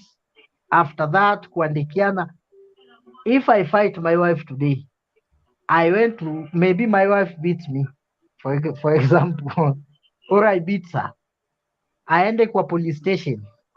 Alafu kuandika pale OB wakati anaendea P3, apate the same police also suffers the same problem. It is very bad. Let us look this thing in, like, if you met your pastor drunk, it is not adding up. That man should be very sober in terms of relationship because they pass through a lot. Police pass through so many things. Number one, salaries, places of staying, hours of job. I think if he can marry a civilian who will understand the partner, it will be okay. But a police marrying a police, there I will die with Matiangi. 100% watafute raia watafute police. Relationships will be okay. But at rate, because police must go with a gun at the home, we cannot say our police should not go with gun. Where I'm staying, we have the police. Tukivamiwa hapa ndio police atoke station. We have some here can help us because raia kukuwa na risasi ni process ile alliances, whatever you need, a lot of so many things. Let us speak the truth, and the truth itatusaidia. Matiangi, mimi nimesupport 100%. Mwenye anapinga hiyo, pinga tu. Mimi nimesupport Matiangi. I rest my case for now. Bernard, how are you? I am fine, Ayaga. Where are you? Are you really in Nairobi? I am not in Nairobi. Oh, nyinyi ndio mna flout the COVID rules of going up countries during Don't lockdown. worry about that. Let's deal with Matiangi and you. Disagree with us. But I want to ask Ayaga one question. And here is my question. We have been also having cases of police men killing their wives and they are not colleagues. Sasa hapo Matiangi atadress aje? Atafanya aje? Juu kuna cases za police ameua bibi, amekuja kwa nyumba akashoot bibi na si polisi mwenzake. Thank you very much. That's a very simple question. Those are just like normal relationships we have in the country where a civilian kills a civilian. Those are normal cases. But where a police kills a police, that is extraordinary. That also questioning the discipline in our forces. So Are you satisfied? Ayaga, wait. Yes. I've waited. No. You are trying to legislate what should not be legislated. There is already a government policy that states if you are spouses, you must not work in the same place. With your answer. Our moderator seems to be away. Nilikuwa nyuma ya tent na wasikiza, lakini nimesikia Angel akisema kwamba she's not satisfied with Ayaga's answer. Yeah. And Ben, you are saying something, Ben.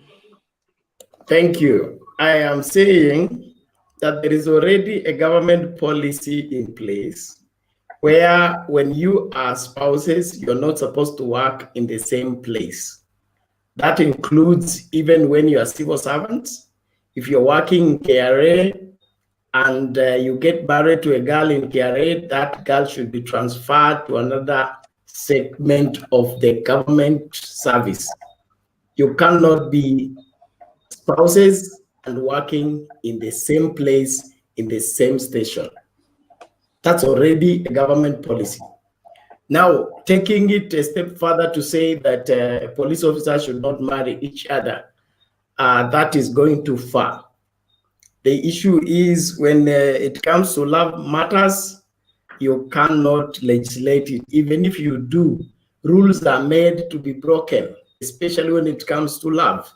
If we warn our sons not to go and marry from a particular locality, that's where they end up marrying. We tell them, don't move with this kind of girls. Those are the best they like to go for. So is it a police officer you're going to tell not to marry who? That is not going to work. The Matiangi should take responsibility for what is happening in the police force, and that is indiscipline.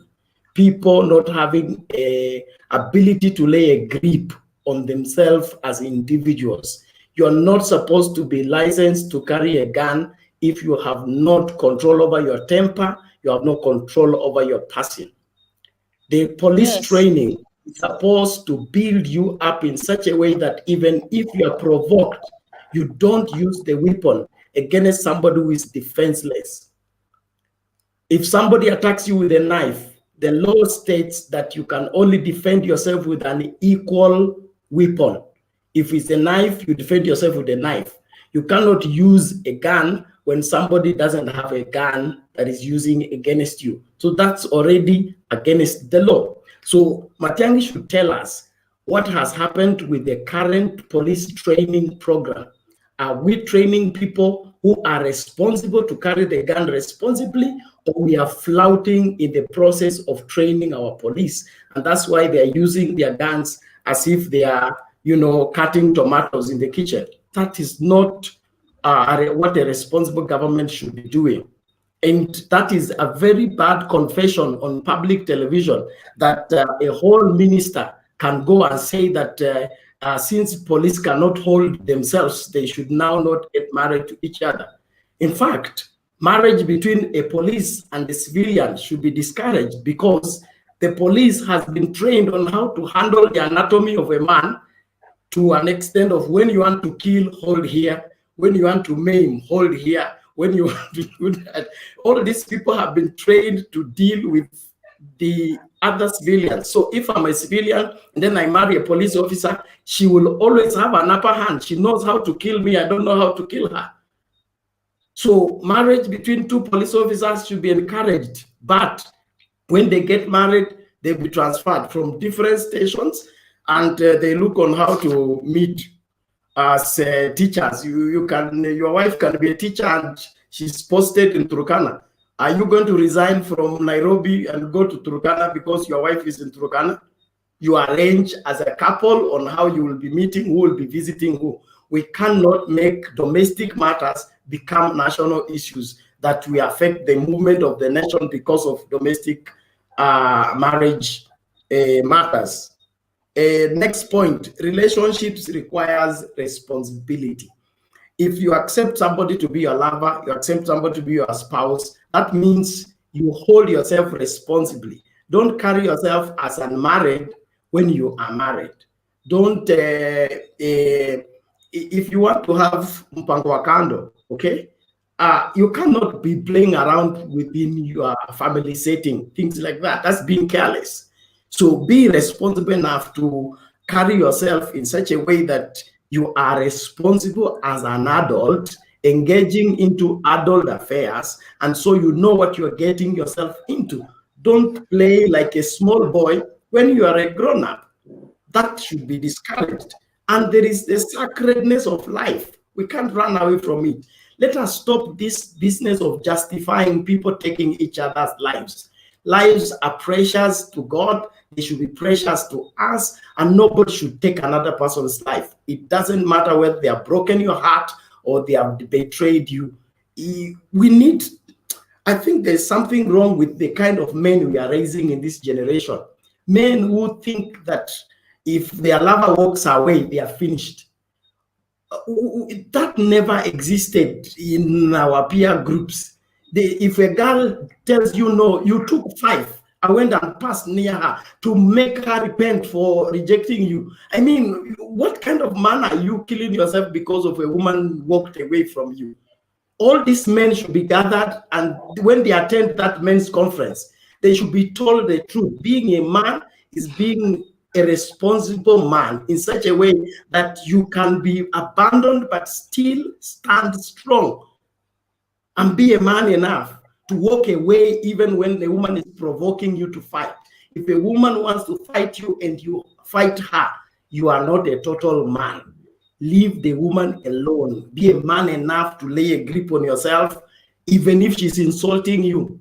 Do what you want to do. Don't do what she's provoking you to do. That's what it means to be a man. Safety, security is a government responsibility. Now, a CS for security telling us that we should not get married because there is insecurity, that is a fault from his side. He needs to size up. If he doesn't know what it is to be a CS for security, let him go and check. Let him confirm with Gaiseri in the dead or in the living. Let him understand that there are things you don't talk about, like what he has just said. You cannot discourage people from marrying because they are killing each other. If somebody takes another person's life, it's a crime. And the Minister for Internal Security should be in charge of the police arresting criminals who have taken another person's life, not to come and legislate and say somebody should not marry the other. The police who are trigger hungry, who are quick to pull the trigger, they have jumped classes. Those are the people who are being given gun without being taken to Giganto for proper training. In the few knowledge I have about police training, one of the final stages before you're given a gun is that you are taken out in an helicopter, then you are dropped in Aberdare forest with 2 bullets in your gun, and you're supposed to find your way back to the camp. If you shoot the first animal that appears, you will have no bullets to help you navigate your way to the camp. You'll be eaten by the lions. So the purpose of being given bullets and gun is to constrain yourself from shooting so that you only use it when it is necessary. So no police should be holding a gun if they are easily triggered to pull the trigger in order to kill somebody. Those are killers. They are not police officers, and they should all be gathered, taken back to training, or relieved of their duties. Lastly, self-respect. Respect yourself enough to know that if somebody doesn't want you, she doesn't want you. Begging her reduces you as a man. I resign. I rest my case. Come on, Okay. Respect yourself. If someone doesn't want you, kubali na yaishe. But mbona unasema she? Kwani sisi tukiwaambia hatuwataki, wasi respect? Wanatetea wasichana sana bwana Ben, but ni sawa tu, tunaelewa. See, it's not kuwatetea. It is two-way. It's two-way. Msichana akikwambia hataki, elewa na ukubali. Na ukimwambia hutaki, wacha kusema hutaki kama unataka.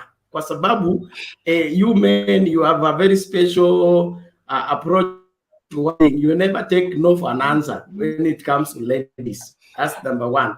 Number two, you believe in chasing until you get. But what you want to get is not the person, it's just to lay the person, and that is all. Now that's playing with somebody else's life, playing with somebody's feelings. If you don't want her, let it end there. Don't push it until you lay the person. Then after that, you now begin to say, I don't have feelings for her.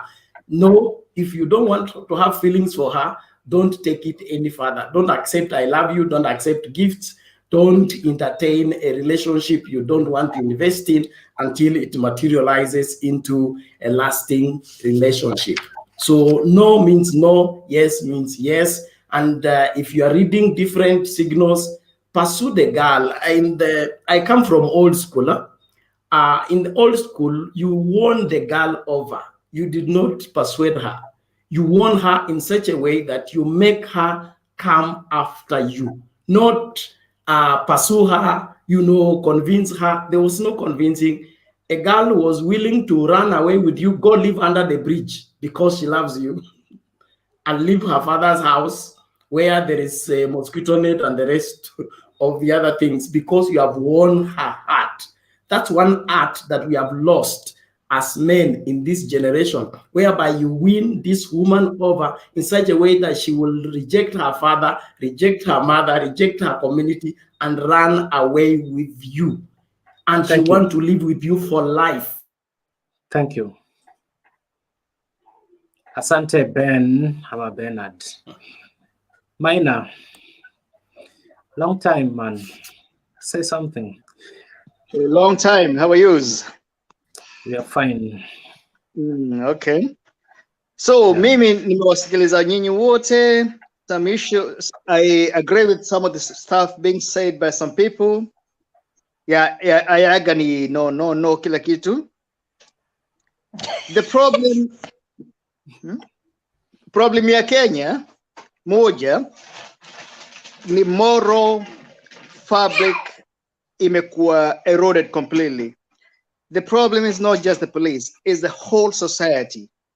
And we have to start from the ground there, because kama sasa wale wako wazima, I don't think wanaweza saidika, because they're so bad, things are so bad with so many people there that we cannot, I don't know what can be done. I don't have answers for anything.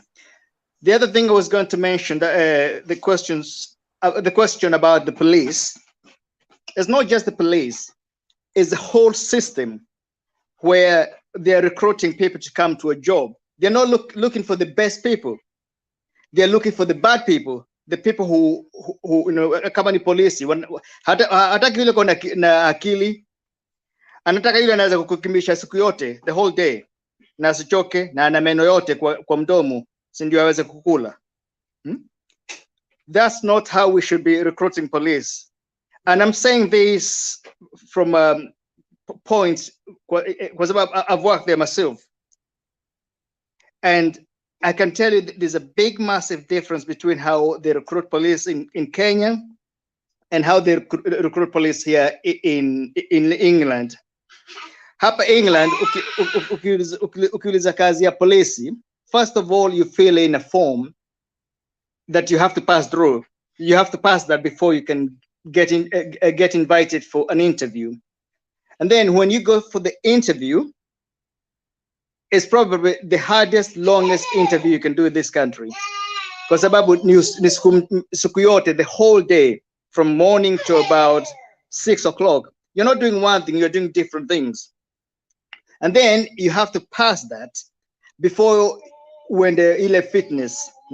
Now fitness, it doesn't have to be extreme fitness. Just good enough to be able to do stuff. But then later, if you get the job and you want to go for more for specialist training, then the fitness level inaenda juu. But they go looking for the best person. Here, in Kenya, they use the gun. The police use the gun to threaten people, you know, to intimidate people. But here we use a gun as an instrument of peace.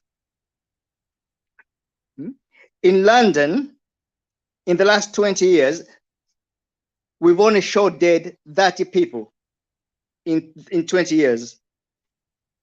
And if you spoke to a lot of police officers here, they'll tell you, because a police officer have a lifespan ya kitu 30 years in the job, they will tell you in that 30 years, the only thing they've ever used is the handcuffs, nothing else. And maybe if it was a bad situation, they may have used a pepper spray or a taser. And you know, I think a taser had to shoot. Ni kuon, because the best weapon we have as police in this country, ni mdomo yako. You can diffuse any situation with your mouth by talking to people, by being nice to people. Because if I meet, say for example, mtu mbaya pale anako problem, the first thing I do ni kujiintroduce myself to this person who is kicking off. Namwambia, hey, jambo, mimi naitwa Maina Shege, wewe unaitwa nani? As soon as you say that to that person, that changes the dynamics. Now they know they're dealing with another human being. They're not dealing with just somebody in uniform. Lakini kule kwetu, I don't know whether they're trained to be the enemies of the citizen, because here we are trained to be friends of the citizen. In a way that every time a member of the public akiona kitu that looks suspicious, anapigia police. I can say that, and then police will come and do. But Kenya, people can choose not to call the police because the police are not going to do anything. Just what I mean. I'll give you a very good example. When I started off as a police officer, the first day, I was based in Chelsea. The first day, we got deployed to our home station, which was Chelsea. And the inspector came to introduce himself to us and speak to us about our job. The first thing he said, which has stayed with me to this day, is the moment you wear that uniform, you're going to feel different. The moment you step out of this building, you're going to feel different, and people will look at you differently. Out there, you're going to find very, very bad people. They will call you all sorts. They will try and fight you. They'll do anything. Smelly people, drunk people. But the most important thing I want you to do, I don't want to have any complaint about you. When you go out there and you find these bad people, don't treat them as bad as they are. Treat them as good as you are. And that stayed with me. And for 18 years now, I've never used a truncheon. I've never used a taser. I've never used a gun. The only thing I've used is handcuffs. And you don't need like training ya juu zaidi. All we need is to be a good person. Because if you want to be a good police officer, if you want to be a good doctor, if you want to be a good teacher, be a good person first before you can be those things. Here, whether you're in the police or the doctors or the nurses, we join those professions because for us it's like a call. We're not just going there to make money. We go there as a call. In the same way, yule mtu wa dini anaweza kusema, yeah, this is my call to this religion. That's how we do things here. And that's how we need to do stuff in Kenya as well. Being professional, because there's no professionalism there. Everything is casual. The way everybody interact with everybody else, kukosania heshima, hakuna mtu ana heshima na mwingine. And that's why people are hurting, wanauana, kwa sababu hakuna mtu ana heshima na mwingine. Lakini tukiwa na heshima sisi wote, will make big, massive step going forward. Kwa sababu kama, say for example, hapa, if we get called up for a domestic violence situation, we must make sure that there's something we call positive action. We must arrest one person, at least one person, if not both. Because if we let this situation ziende, that's how people end up killing each other. Because we found out, our statistics shows that a woman get killed here every day by a man. And that's why we're so serious about dealing with domestic violence. And I'm sure Kenya is probably worse. It's only because maybe they don't keep statistics. Yeah? So you find that the society itself, especially when it comes to men and women, unaweza gonga mwenzako. Nobody should hit anyone. No one at all. And nobody challenges those things when they see them happen. Ati ukiona kuna jamaa alikuwa anaongea about the kind of men that we have in Kenya now. And it's very true. What kind of men do we have now in Kenya?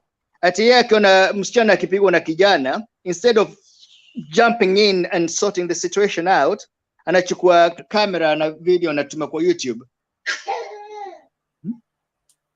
That's a proper failing of a society. And I think we can only start from school to from when the kids are young, but that's going to take a generation. I heard about that Matiangi thing, marrying police officer marrying police officers. That's nonsense. You marry who you want. You live in a democracy. Hapa, we have the highest divorce rate in any profession in England. Well, it's to do with the job, but we're not discouraged to marry outside the force. As long as if you marry somebody in the job, as long as you declare that you're together, then they can find a way to separate them. That's how we do it. But you cannot tell, say to police, kwa sababu umewaeka class ingine, unique class. See what umewafanya see watu, so they need to be in like an animal. I don't know whether there's an animal or what, but they should be allowed to do what you as a citizen does when it comes to relationship. But when it comes to maybe the behavior, it should be different. They should act as better people than the normal citizen, in the country.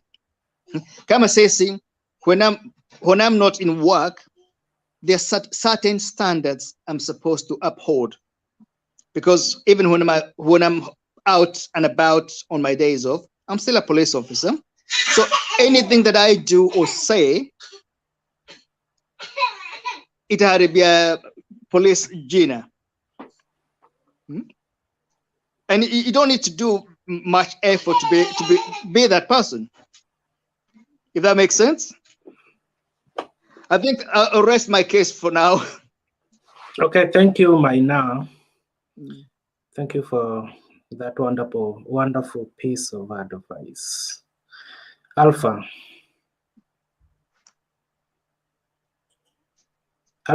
unmute your microphone and say something in the next 2 minutes. Alpha microphone. Unanisikia ama? Yes. Unanisikia? Yes.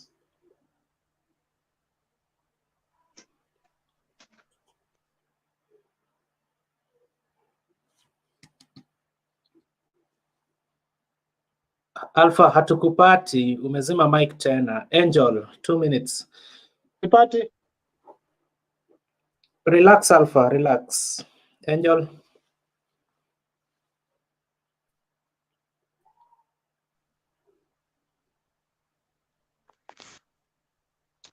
Chenye mimi nilikuwa nataka kusema tu ni I think we people, that is something we are lacking in these relationships and marriages of ours.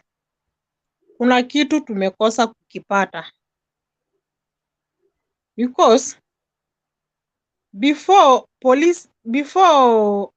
Matiangi announces that police officers could not marry any other police officer to the staffs, I think Matiangi he himself is the problem.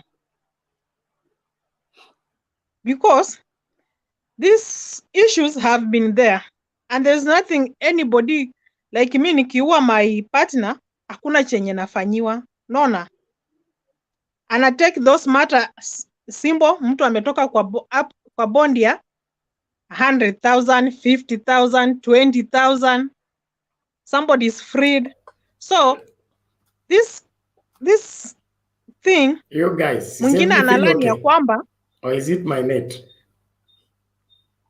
Everything okay. Tunamsikiza Angel. So the next person, the other side analani ya kwamba hata nikiua na nikuwe na pesa, I'll be freed. Nona, sitashikwa, hakuna chenye nitafanyiwa. Like I want to tell Ayaga that me, I left out my marriage kwa sababu niliambiwa mara 3, I'll just have to slaughter you with your kids. Na nisikia Ayaga? So na akaniambia ya kwamba hata wakinishika, I'll be just jailed for only 1 month, 2 months. The next month I'll be released kukuja kulea watoto. And that is the problem now in Kenya. Umeua, umeshikwa, umetolewa, hakuna mahali unasustainiwa, hakuna punishment mtu unapewa. So kuna kitu tumekosa sisi kama hii generation yenye inaendelea ya sahi. I think ukiona mimi there is something I'm doing kwako haikufurahishi kabisa, imekukera kabisa, badala tufikishane pale, just part out of me. Polisi, mimi nikiwa, I think these are the most common cases why polisi unapata wanaoana staff to staffs. Me Angela ni polisi, I have a boyfriend, so time ya recruitment I'll have to pay something cash huko mbele nilete huyu jamaa wapi huku ndani. Unaona, ule mtu mwenye amestruggle kuingia pale, kutu mwenye si mwenye from another thing, from yani mwenye si sasa hana relationship huko ndani, haezi pewa hiyo chance. Hizi chances zinapewa hao on the first priorities. Kama uko na mtu wakati wa recruitment, leta jina. So kitu chenye mtu anafanya, huyu ni bwana, bibi yako kwa nyumba, acha bibi yangu afanye nini, ajoin huko. Hiyo shida yote ni hao wanaleta. So themselves they have to sit down and lecture these policemen. Kuna kitu wanalack, wawapeleke seminar, classes of life, waambie kwa maisha kuna haya kwa life is a journey. Ukifika mahali uone mlima imesidi huwezi panda, achana na mlima, tafuta penye kuna mteremko. Kiona kuna mabonde mengi sana, jua vile utasiba yale mabonde. I think I rest my case. Okay, thank you Angela. Maina Shege, niko na swali kwako. Nimepewa hii kitu, sijui kama unaiona hapa. Yeah. Nimetumiwa na my company penye nafanya kazi. Na ni corona testing kits. Yes. Nilijitest on Thursday na Friday last week. Na ukiangalia hapa wamechora eti kama iko na red bill uko positive. Na mimi kivyangu sina corona, lakini nimejipima mara 2 iko na red bill. Shida inaweza kuwa nini bana? Ama mimi ndio sijui kutumia. Mimi nimepimwa corona mara 3. 2 ni ya kujipima, 1 nikaenda kwa hospitali. Hiyo hospitali, well, they give you the kit to do it yourself. But when the result came out the next day, nikaambiwa it was inconclusive. Wakasema ni lazima pengine sikufanya vizuri, kwa sababu what they were doing with that kit, unaingiza nini you start with your mouth. Is that yako unaweka kwa mdomo kwanza? Kuna ya mdomo pia. Kule kwa palate, pande mwisho na pande nyingine mwisho. Then using the same stick unaiweka kwa mapua kule ndani kabisa, pale unasikia uchungu. And then una insert kwa kitu kingine unapatiwa. So mine was inconclusive, the first one, but I think I did it wrong, and maybe that's what you've done. Yako uko country gani? Germany. Bana mimi nimefanya kila kitu venye wameagiza hapa. Thursday na Friday. Germany, it will be the same sort of kit. Thursday na Friday eti niko na corona, na mimi kwa mwili sina corona bana. But how do you know? Bana ningekuwa na feel corona bana. No. Si lazima ufeel. Not everyone has to. Hata unaweza kuwa ni super spreader. Uko na corona. Sasa how does corona feel? Huyo boss wa kampuni ameniambia nisipotuma hii kitu leo before saa 4 za usiku, 16 minutes to go, itakuwa nimeacha kazi. Na nikipima tena itakuwa tu red 2 bana, na hapana. Staki stress ya corona. He is positive. He has corona. There's a me feel corona bana. I'm just okay. You don't have to feel it. You go with the results. It's not how you feel, mate. Clinton. Saizi nikiambiwa niko na corona sitalala. Nitakuwa nimejia kifo bana. Clinton. Yeah. Clinton. Ya kwanza kabisa nikipimwa, I had corona, but mimi mwili yangu ilikuwa tu sawa kabisa. I was very okay. I felt nothing. In fact nilikaa tu 2 weeks ile tu ya wacha tu nikae, but I felt nothing, but I had it. You have corona. Acha zako. Hiyo ni conclusion gani unaniambia bana?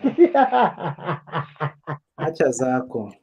Ayaga, you are bad. So, Maina, ni venye tu maybe nimejipima vibaya venye ulikuwa umejipima. Let me hope so. Because mimi bana ningekuwa nimefeel hiyo corona at lunchtime, saa hizi sapa sijaifeel. So si lazima we feel. Some people don't have the symptoms. Bana mimi ikinishika niko na symptoms. Wewe, you know, the danger is hata unaweza enda ufuto kazi kwenda kazi kuanda corona. There's a case of kazi utafutwa, lakini ukiambiwa sasa uko na corona uanze kuwa na stress. Kazi itakusaidia. Ukiwa Germany, you have a higher chance of surviving than say ukiwa India.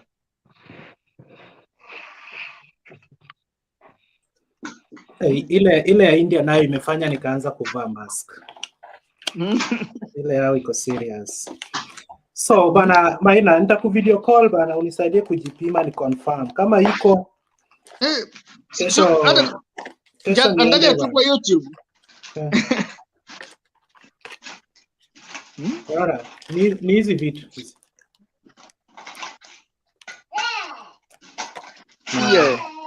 Na hii hizi vitu zote nimetumia vizuri, zinaniambia niko positive bana. Then you're positive. You shouldn't go to work. Clinton unasahau kujua ya kwamba hizo reactions hazikam immediately. Unaelewa? Wewe unaona kama haufeel. Unajua wewe ni mtu, wewe ni black skin. Ni 10 to 15 minutes. Feel it faster than venye unajiweka. Unaona? Na mbona kabla hawakuwa wameintroduce hii kitu ya kujipima, sikuwa na shuku niko na corona, alafu najipima hivi corona inajileta. Hiyo ni ya shetani bwana. Bwana uko let's go on.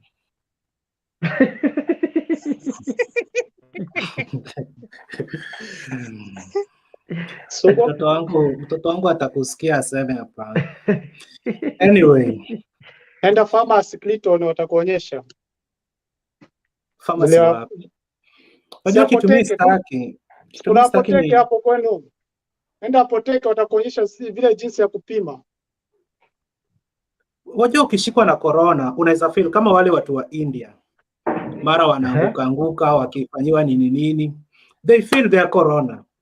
Lakini mimi bana nafanya kazi zangu, nimetoka kuosha vyombo, nimepika, saizi nimekaa hapa kwa laptop, sijui nikitoka hapa naanguka tu hapa kwa bed. Alafu nachukua kitu bana, alafu kitu inanipea lines 2. Haina heshima kabisa. Chana nayo hiyo. Kuna zingine ni fake kwa mtandao. Ulinunua Amazon kabisa. Wewe ndio sasa unaongea. Nimetumiwa na kampuni. Ndio hiyo wameandika Clinton. Nimetumiwa na kampuni. Tena unajitest wiki moja mfululizo. Hizo ni fake labda hii. Inaweza kuwa fake cause inanichoria lines 2 na mimi sina corona. Kwani kazini mpimi? Tumepewa tunajipima, una screenshot unatuma kwa kampuni. Like leo nikipatikana nayo Monday sitaenda job. Nao pia kwa sababu kwa job kila Monday wanaleta watu mnapimwa. Alafu Tuesday mnapewa results kwa SMS. Hiyo ndio poa. Hiyo lakini hiyo kujipima mwenyewe it's not sure. Bana hiyo inaweza fanya mtu akufe kwa nyumba peke yake. Umejipima in good faith, umeenda kupika uji, ukirudi unakuta lines 2. Hiyo kama hauna roho 7 kama zangu utakuwa umeenda. Ayaga mimi sina corona, ningekuwa na feel. So thank you Maina Chege. Mtu next kuongea alikuwa ni Alpha. Mimi maoni yangu serikali sisi Kenya hatuna serikali. At least serikali. Hatuna serikali Kenya. Kenya hatuna serikali. We withdraw that statement. Serikali iko na Kenya kuna serikali. Yani maoni yangu, yani nikiangalia serikali yetu, yani kama hatuna serikali. Ni maoni, kwa sababu European countries kuna discipline. Unajua discipline nambari moja. Discipline is very important. Mimi hata maoni yangu ningeangalia recruitment ya maaskari. Ninaona ile recruitment yao wakichukuliwa waletwe Europe wasome vile ile kazi ya askari inatakana kufanywa, lakini vile wanafanywa kule Kenya, yani ni hatari. Yani mimi niseme, yani Kenya imeoza, yani kuanzia kwa rais wetu mpaka kwa mwananchi wa kawaida, kwa sababu utaona yani corruption yote inatendeka hapo juu, na rais yani hakuna lolote. Yeye atasema sijui mimi nitafunga watu nini ama nitanini, lakini afanye lolote. Yani mimi naona kuanzia rais mpaka mwananchi wa kawaida, corruption, maisha ya kawaida, yani kila kitu kimeoza Kenya. Mimi naona yani vile nimesema tubadilike, yani generation tukizaa watoto tuwalee vile sisi tulilelewa, yani kutoka mwanzo. Yani discipline is very important. Lakini bila hivyo tuombe Mungu tu Kenya, ni kuomba Mungu tu huko tunaenda, yani sije ikaja kama Rwanda, yani system yote ya nchi nzima imeharibika.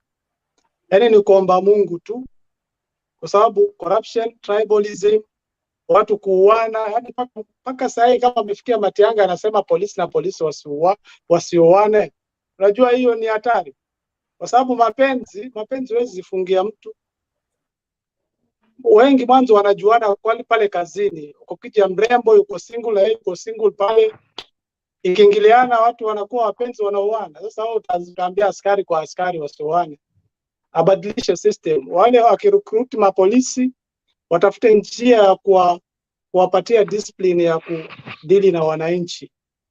Lakini huu nyama huu unaotendeka huo, hata sahi kwa mfano, hati wewe umepata girlfriend yako anakucheat, ukiona hivi anakucheat, tafuta mwingine. Wanawake ni wengi bwana, si hati wewe unadhuru mtu unamuua, sijui ukimuua utakufanya nini? Utaenda jela, tutaoza huko.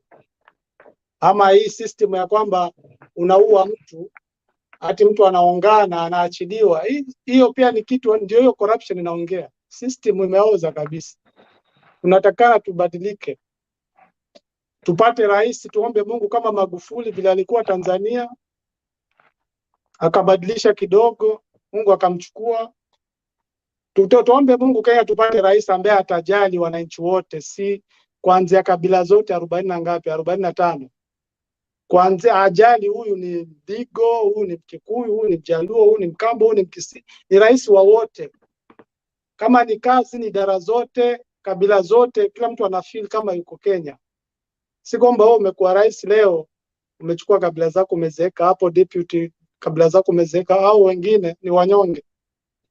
Tuombe Mungu jamani, Kenya ipate rais ambaye atajali wananchi wote wa Kenya. Naona. Asante.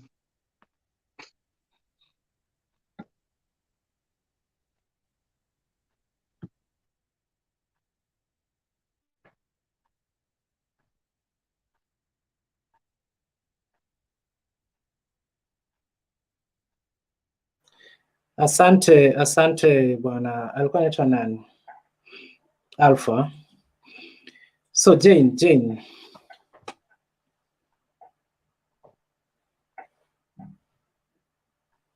Hello Jane. Okay, Evo.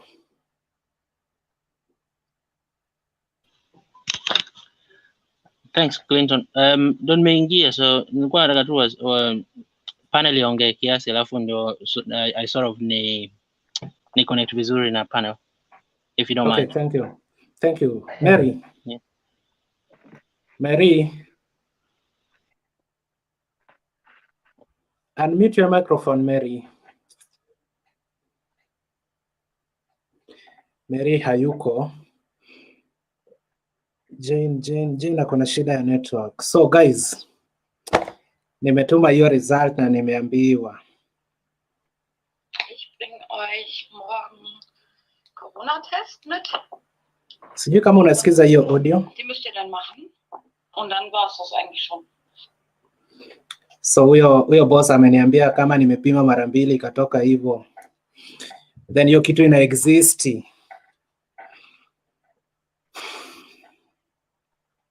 But ni sawa. Hayaga. Asante kwa kuniambia. Kama una symptoms. By the way, Clinton, unajua Lema Queen? Lema Queen is a YouTuber, political analyst. Namjua. Yeah, the guy he got corona plus wife and the kids. So the problem was yeye na bibi yake walikuwa na corona, yeye alikuwa na symptoms, bibi hakuwa nayo plus watoto. So they isolate mpaka akarecover. Wale watoto wengine hawakuwa nayo walitolewa, lakini yeye mke wake na wale watoto wawili pia hawakuwa na any symptoms, lakini they isolate, but they had it. So it is real. Ni kitu iko hivyo, si uongo. So we kunywa tu maji moto, sanitize koo yako na spirits kidogo na whisky na uombe Mungu. Ayaga.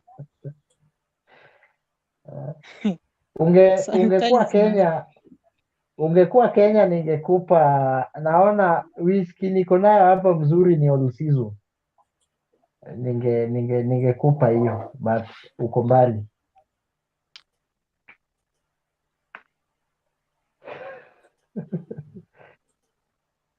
Thank you. Mary. Jane. Kaseni. Poa. Mnanisikia Tena sana. Pole, nilikuwa nimeingia alafu juu nimeingia tu kwa house hizi net ikaleta shida. Sijui ni kwa nini. Nafikiri ilikuwa ina switch kutoka kwa mobile data ikiingia kwa wifi. Mimi nilikuwa nataka kusema sijui what happened to mtumishi kwa wote. Is it watumishi kwa wote? Hiyo haina meaning nowadays, si ndio? Mtumishi kwa wote. Kwa sababu ile kitu mimi unaona hapa mkiwa tu mahali na uone polisi, in fact una relax kwa sababu unajua uko safe. Pali mnaona tu polisi karibu na wewe, hata kama unaona polisi ana drive nyuma yako, so long as unajua uko gari yako iko na kila kitu, uko na insurance, uko na MOT au jali. Lakini sio Kenya anymore. Kenya ukiona polisi hata saa ndio unataka kukimbia kwa sababu polisi anataka kukula, si ndio? Anataka pesa kutoka kwako. And then you cannot help who you love sincerely. Kwa hivyo hii maneno ya Matiangi sielewani nayo sana, kwa sababu saa zingine unaweza pata mtu myang pale umeanza job, utaenda kupata bibi mali pale unafanya kazi, ama watu mna mingle nao kila saa, si ndio? Watu wako kwa area yako. Sasa kama ni hapo kwa police force na nyinyi wote ni wa young, si mtapatana tu hapo? Ama hapo ndio mtapatana na ndio mtajuana na mtaoana. Otherwise pia kupatana, mwezi anza kupatana mtu amjawahi ayuko kwa circle yako, ama pengine wewe uko Nairobi ukutane na mtu yuko Nakuru. Unaona, mtakutana tu na watu wako in the same circle. So I don't really see it making sense, unajua. At the same time, anyway, about the deaths and everything, it's just Bernard aliongea vizuri sana. It's just people's mindset, I can say that. Yeah, ni mindset tu ya mtu. Ukiwachwa wachika, that is not the end of life. Una understand?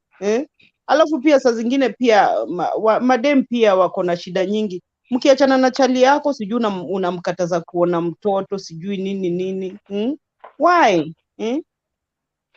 Na pia Charlie, pia wewe wajibika, ukiachana na yeye wajibika kama uko mko na watu hii. Una understand, hizi ndio vitu pia zinaletanga shida sana. So I don't really know, lakini mi bado pia nilikuwa naona tu discuss sana hii maneno ya nini ya Murathe na Babu, kwa sababu sasa tumeduel kwa topic moja tu ya Matiangi. Hivyo kama tunaweza rudi hapo hivi kwa Murathe, mimi ninasema Murathe, he was very arrogant and proud and like mutanipeleka wapi? Unajua vile alikuwa naongea ilikuwa ina sound hivyo. He was really proud to me, and I don't really know, I'm telling you. And then Babu Pia is not acting professionally. The way Anam defend, it's just so open in such a way that, hey, kweli amekuwa compromised in a way. You understand? Kweli walikula hizi pesa pamoja, pia amekula share. The way alikuwa anamtetea, that's why alikuwa anasema, alikuwa anaangalia Twitter kila mtu anamuingilia. Kwa sababu the way alikuwa na support Murathe, hata Murathe aongei, ni kama unapata hao watu, they know this thing, they know what has been happening. You understand? They are just in the same, cocoon. I don't know, but I didn't agree with it. I found him to be very arrogant, in such a way that, there's nothing you can do. The one above me, ndio mambo yote. Mimi, I'm the beginning and the end. You understand? Bigger than even God. Hiyo attitude yake mimi nilikuwa naona faa hivyo, but the end of the day, history ya KEMSA hii inauma watu sana. If we can come to the bottom of it, it can be very good. Unajua? Kama saizi kuna scandal inaendelea hapa na prime minister, and he's really being pushed. You understand? Na hapa mtu akipushiwa sana na scandal, utapata itabidi ata resign, kwa sababu watu hata stop. Watu watampush hivyo mpaka resign. Unajua?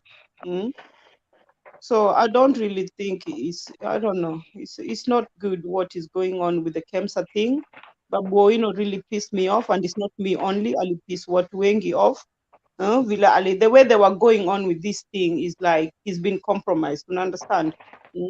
This is the same person they were not seeing eye to eye just a few years ago. Lakini saa hizi sijui nini, I don't know what agenda yao, mnajua tu agenda yao ni politics, so that they'll be in government. Babu Owino is still very young anyway. You understand? Hata kama anamaliza term yake ya pili, but he's very young. He still wants to go or akue kwa gava, so he can do whatever he wants to do. Akue kwa government. At least nilikuwa naona pia tutilie uzito hapo kwa Murathe na kina Babu Owino na history ya KEMSA. At the moment wakini ni wakia hapo. Thank you Jane. Nancy. Pole, nimesikia ukisema ati uko na corona, my dear Clinton.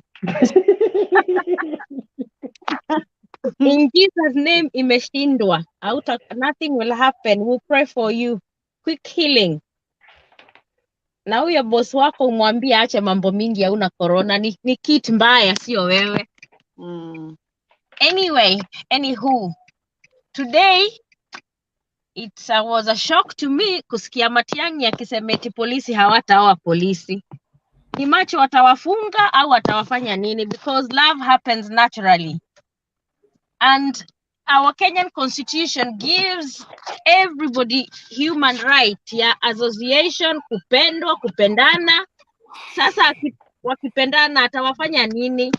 He's looking at the wrong solution. Well, he needs to make sure that the police have got enough psychological support, because to me, there is a mental health crisis in our police force, but they're running away from it. They don't want to invest. Kama sasa nikiwa polisi nipende polisi mwenzangu, who is he to tell me not to marry my fellow police officer? It's backward thinking. Matiangi is a dictator to me. He wants to take us back to Moi's era, where we moved from our 2010 constitution, took us to a very good place. And the quicker Uhuru government is over for Matiangi to go home, I actually don't want him to be a CS or a senior government officer. His way of thinking is too forceful.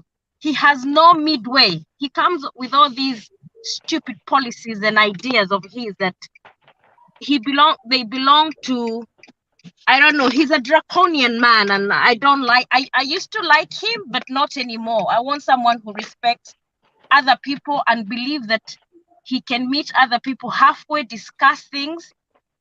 And he surprises me so much, and he's not someone that we should agree that he should continue with leadership in our country. In regards to MURATHE and Bobby Owino, I listened to News Gang last night, and I agree with Yvonne Okwara. It's side shows that we do not need. It's just, they just shown us how stupid Kenyans are and how for granted they take us. And I honestly think that even our institutions are not functioning, because what happened yesterday should not happen in Parliament or wherever that meeting was taking place. It should have been stopped until they try and get these people to respect Kenyans, because the way they were talking to us is like we are the taxpayers, and the MURATHE has no regard to us. Bobu Owino, he's a silly young man who is supposed to be thinking differently, but because he's power drunk at the moment, his brain is not working properly. It's a shame, and I wish that he's not going to have any more elective posts in Kenya. Even he lacks integrity, and I wish not to discuss him because I have no respect for this young boy. He's lost it at the moment, and these are not the type of leaders that we should be having, to be honest. They are a letdown, and they do not represent the values.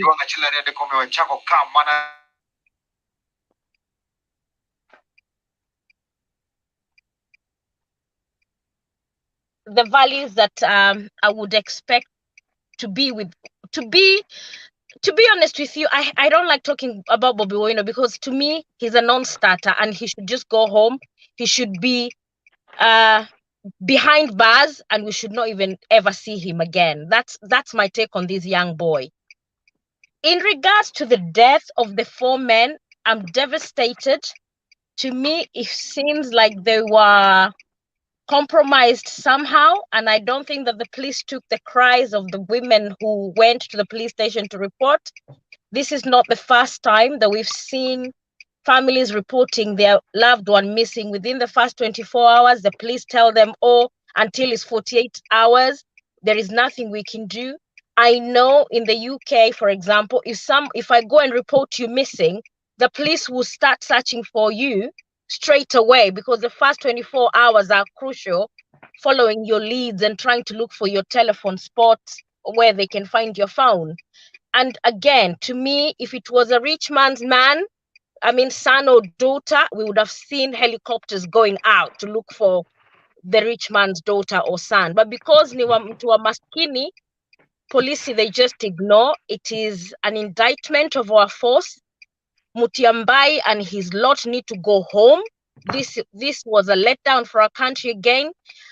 I cry every day. My country is failing, and there's so many good things about my country. But at the moment, all the negatives are out there for us to see. And even when I was listening to Parliament and Senate, to be honest, I think we're doomed for now. The kind of leaders we have, ni Mungu tu atatusaidia in 2022 we elect good leadership, but that's my contribution for now.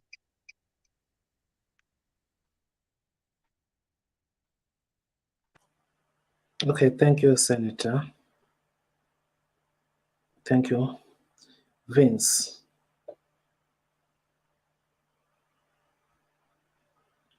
Vince, microphone, Vince. Yeah, I just noticed that I was still on mute.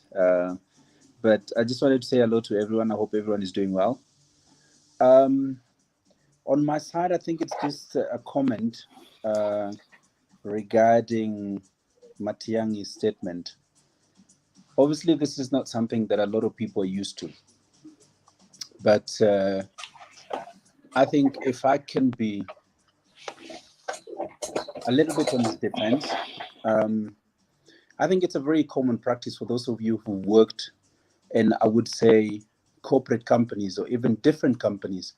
It's a very common policy that in the same company that you're working on, there is no intercompany, there is no relationship between people that are working together. This is a very simple, common policy that is in a lot of companies. I think in the context of what's been happening in Kenya,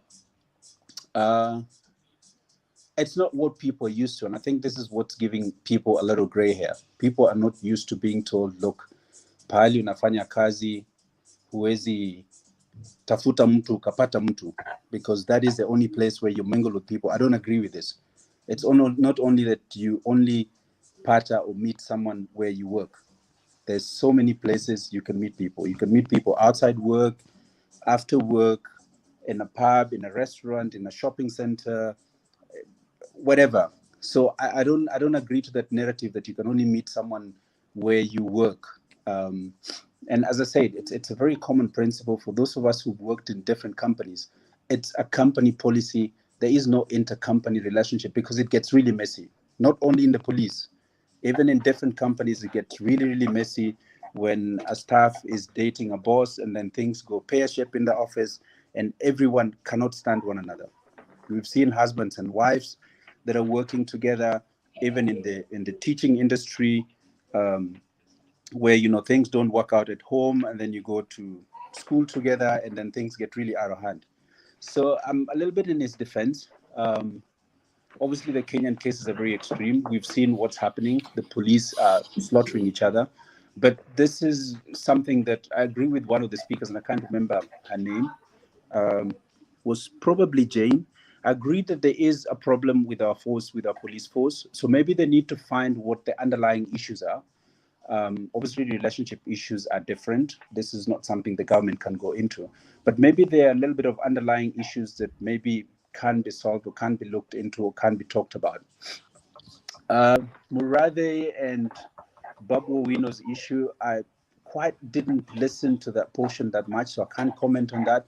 But what I can say is that I know Mheshimiwa Nancy spoke about, how, and I remember Jane as well, how, arrogant they are. This is politics. It's not what we would wish to see. It's not what we want.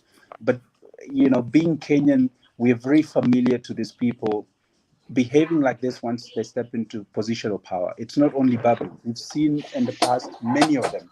Once everyone gets into position of power, they completely forget, why they were voted in the first place. And they completely become arrogant and, power or drunk of power. We saw this earlier, when the Jubilee government came into power. Many of the politicians that were elected in those tickets during those days, everyone was very arrogant. So I think it's politics. Do we want it? No, we don't. So I think, again, this platform gives us an opportunities as ourselves to really learn and to make sure that we condemn this and that going forward, we elect leaders that are sober. We elect leaders that have track record, that have the interests of the common mwananchi at heart, and not just saying and singing. And then wakishafika pale, ni yao tu, kama sahii unaona kina MURATHE wanakula peke yao and their families, and the likes of Babu Owino. Sisi wengine tumebaki hapa nje tunakula chini ya meza tu, hao wanakula juu ya meza, sisi we have to sit aside and watch and eat whatever crumbs that are left there. So this is what I'd like to urge everyone, that we need to be mindful, and I think this platform provides us with an opportunity to really think of the kind of leaders that we want, the kind of people that we want in position of power, who we want to be in leadership, and who we really want to take our country forward. I think for now, that's the little that I remember. I think I joined the conversation a little bit late, so I didn't quite catch the first topics that were meant to be discussed. But that's my contribution for now. Okay, thank you, Bwana Vince. Karibu. Ayaga.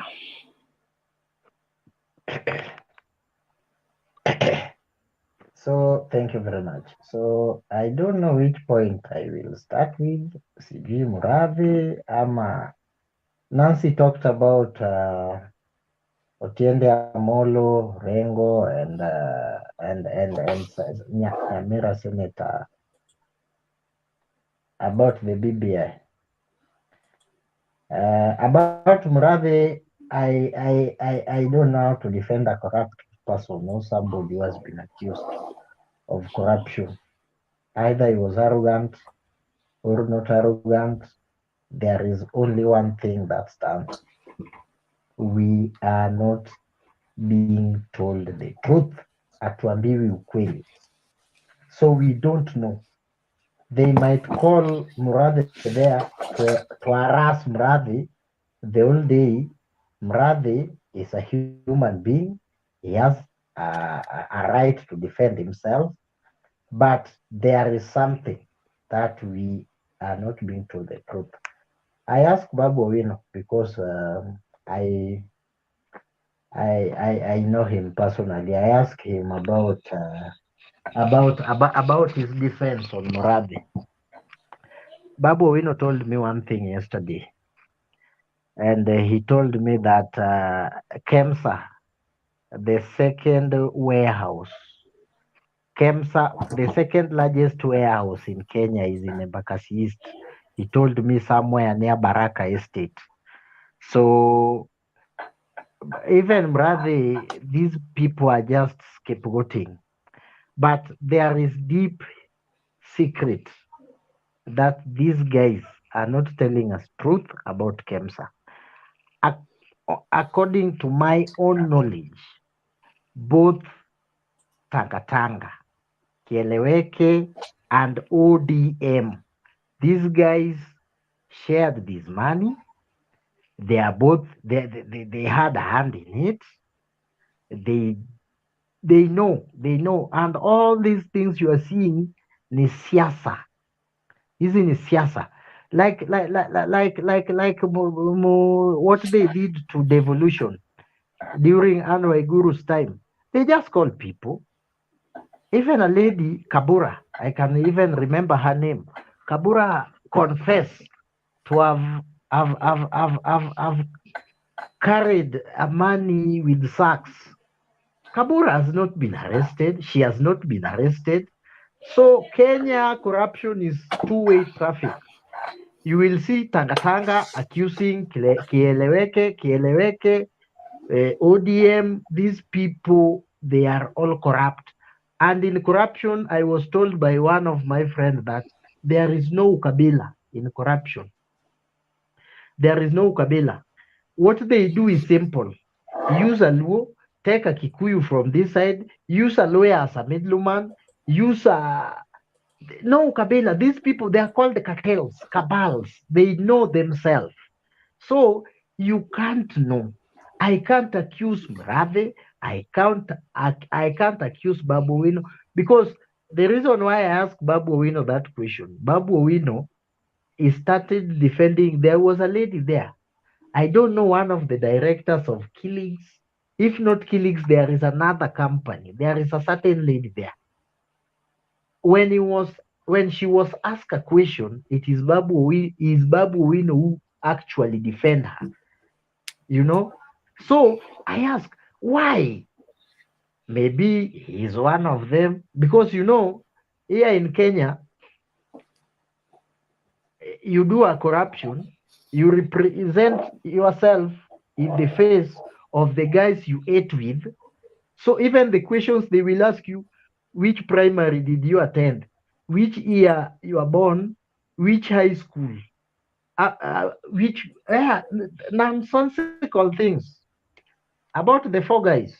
Those four guys, I don't want to defend them, and I don't want to accuse the police for not acting. You cannot report yourself to the people who killed you. And the people who killed you cannot do investigation to arrest themselves.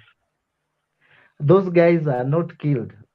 For my information I have now, they are not killed by an ordinary mwananchi. They are not killed by thugs.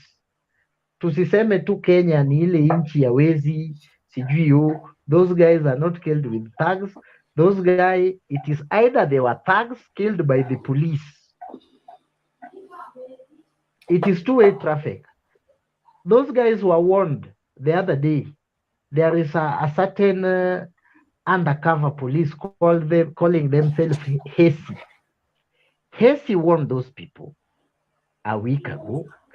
One of them resides in Umoja, and the ACs, that group, the undercover police, warned them. So maybe it is the AC who killed them. And the AC, everybody knows in this country that AC is a police undercover. So maybe it is the AC that killed the guys, or we don't know. But saying that police to act, I don't think if the person who killed another one represent himself and arrest himself, I doubt that. Thank you. Can I ask Ayaga a question? Yes. Ayaga, what did Babu tell you because you spoke to him? Why did he say he's defending Murathe very much? You didn't explain that. Oh, thank you very much. Babu, you know that committee is called.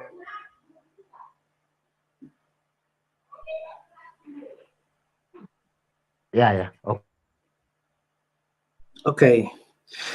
We want to discuss your personal issues with Babu because there is no record, so hata akituvamia hapa eti produce a clip, tutaenda wapi? Na pengine mlikutana mkinywa soda mahali, alikupigia simu. Lakini sisi hapa hatuna evidence juu, so anaweza chukua any action that he Wakinywa wants. kahawa. No, Clinton. That the committee is comprised by Kileweke, Tanga, and ODM as we speak. So if someone is perceived to be Tanga, it is the Kileweke wanauliza swali mingi. So that guy needs to be defended. Excuse me, Ayaga. Parliament committee, mbona unaangalia hii nini, unaweka siasa ndani, mara Tanga Kieleweke. Sasa maswali magumu alokuwa akiulizwa Murathe alikuwa yanatoka kwa Tanga. Surely. Let us view this as a parliamentary committee in charge of something. Sio Tanga, Kieleweke, ODM. Na pia nimekukataza hiyo story ya Babu usiseme, kwa sababu ulingoja Babu akatoka parliament ukamtafuta kama rafiki akuelezee ni kwa nini alifanya hivyo, akakuelezea kila kitu.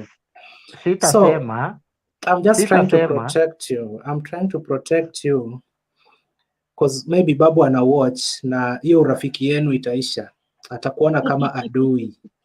So mimi nataka muendelee kupendana na Babu hata after 2022 muwe marafiki bado.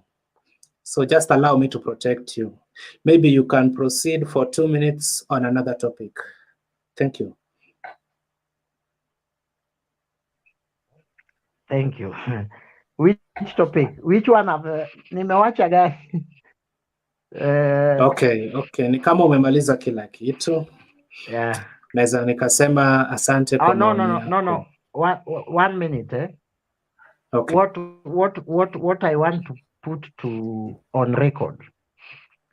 Kenya, everything is politicized. Even the appointment of Chief Justice has been politicized. So even those committees, there is politics. Even JLAC, you saw very well what happened in JLAC. There is a high degree of politics. When the likes of Orengo and Eriko Kongo Mogeni and Otiende Amolo were becoming the voice of reasoning, you see there was some confusion. So even in the committee, we are in the home stretch of politics. Kenya politics that always starts 2 years to polls.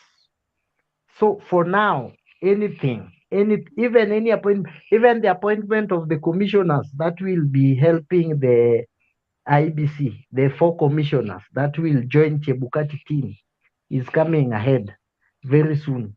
I'm telling you, after that, let us prepare that there will be accusation, counter accusation that come from Ruto side, Raila side, Uhuru side, there will be that accusation, mostly in those sensitive matters. Thank So you. basically, Ayaga, we are doomed. Very doomed.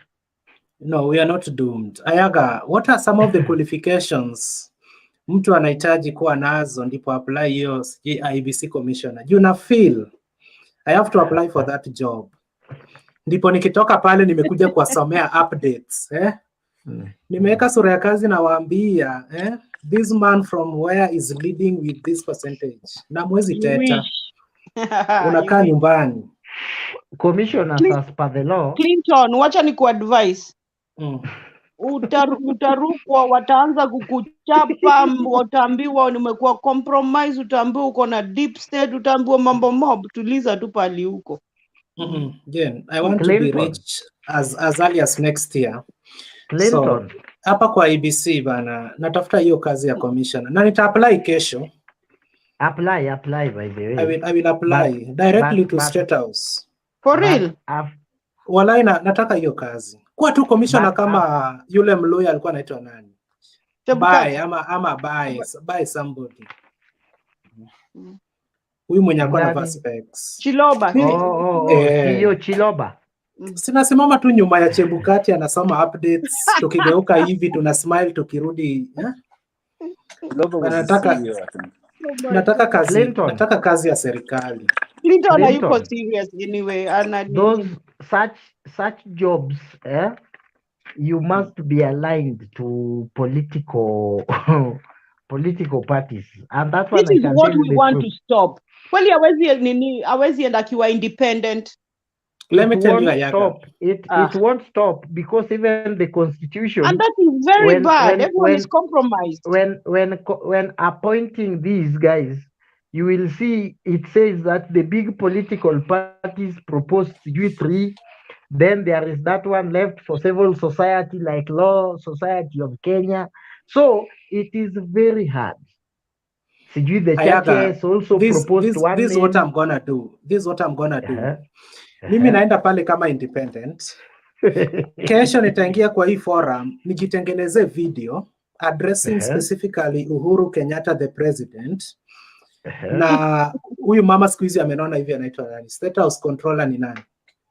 Huyu mtangazaji siku hizi ako hivi. Spokesman. Huyo. Kaze Dena. Na watag kwa hiyo video yangu. Na waambia what I'm gonna do immediately nimepata hiyo kazi. Na utashtukia nimekuwa gazetted kwa ile gazeti ya Kenya ya White.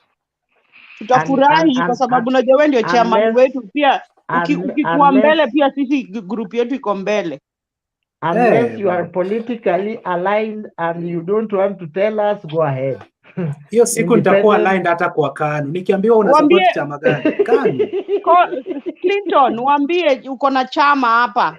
Pia wewe. Sisi wote unajua hii group yetu tuko wengi sana. Hii pia tunaweza form chama, tunape unasimama kwa hii chama. Unajua problem, if you are not aligned to any party, you will not even be shortlisted.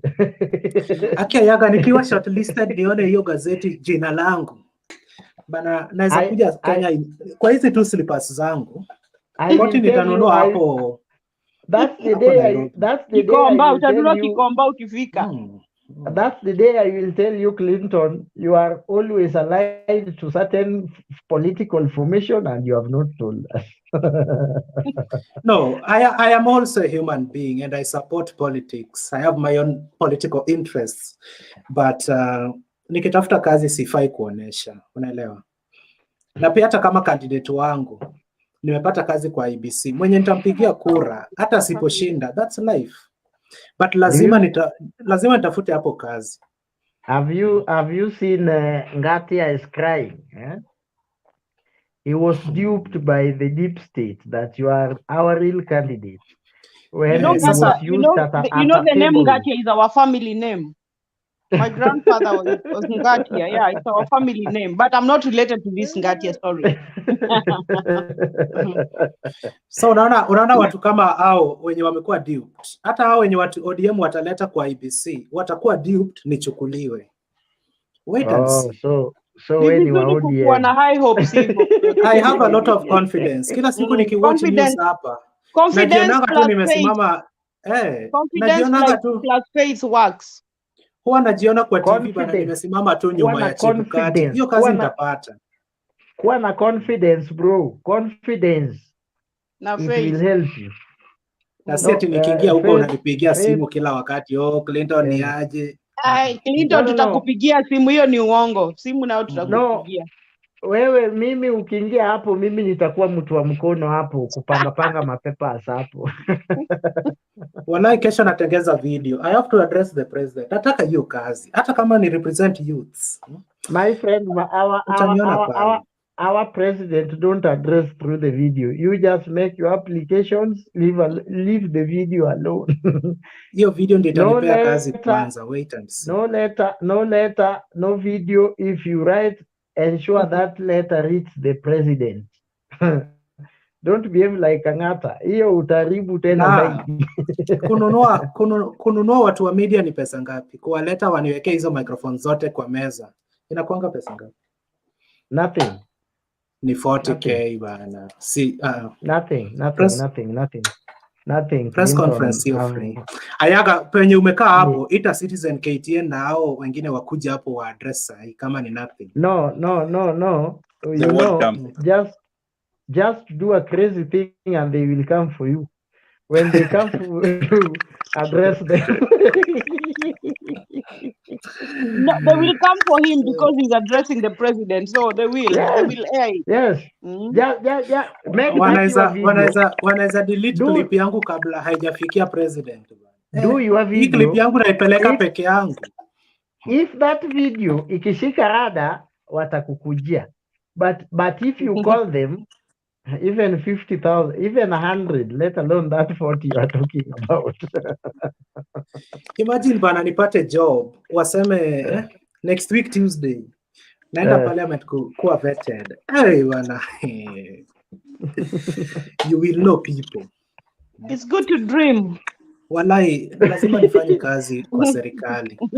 Hii kidogo bana eti unalipwa 10,000 sijui nini.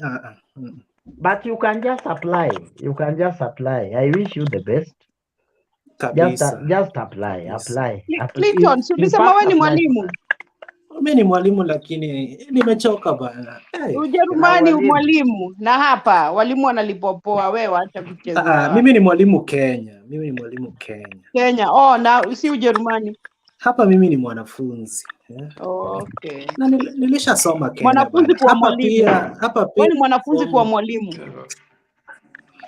Bana mimi naomba kazi State House, direct kwa inbox ya State House. Wewe fanya ualimu, acha fanya ualimu huko alafu nini? Imagine kama unaweza kuwa mwalimu alafu unafundisha Kijerumani, Hiyo IBC nikifanya miaka 5.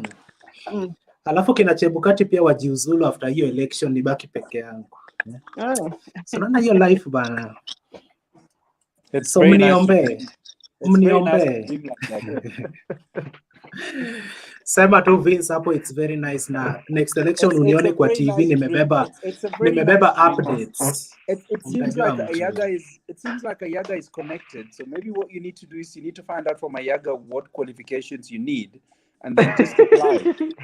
And Danrai knows some people, you know. I'm connected to MCA. Guys, this thing is not about knowing people. Wana mimi nimedecide kwamba wait Ayaga.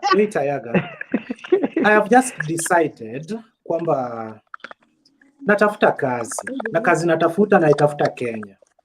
Nikaangalia opportunities zenye ziko hiyo ya IBC kwanza ndio imenipendeza.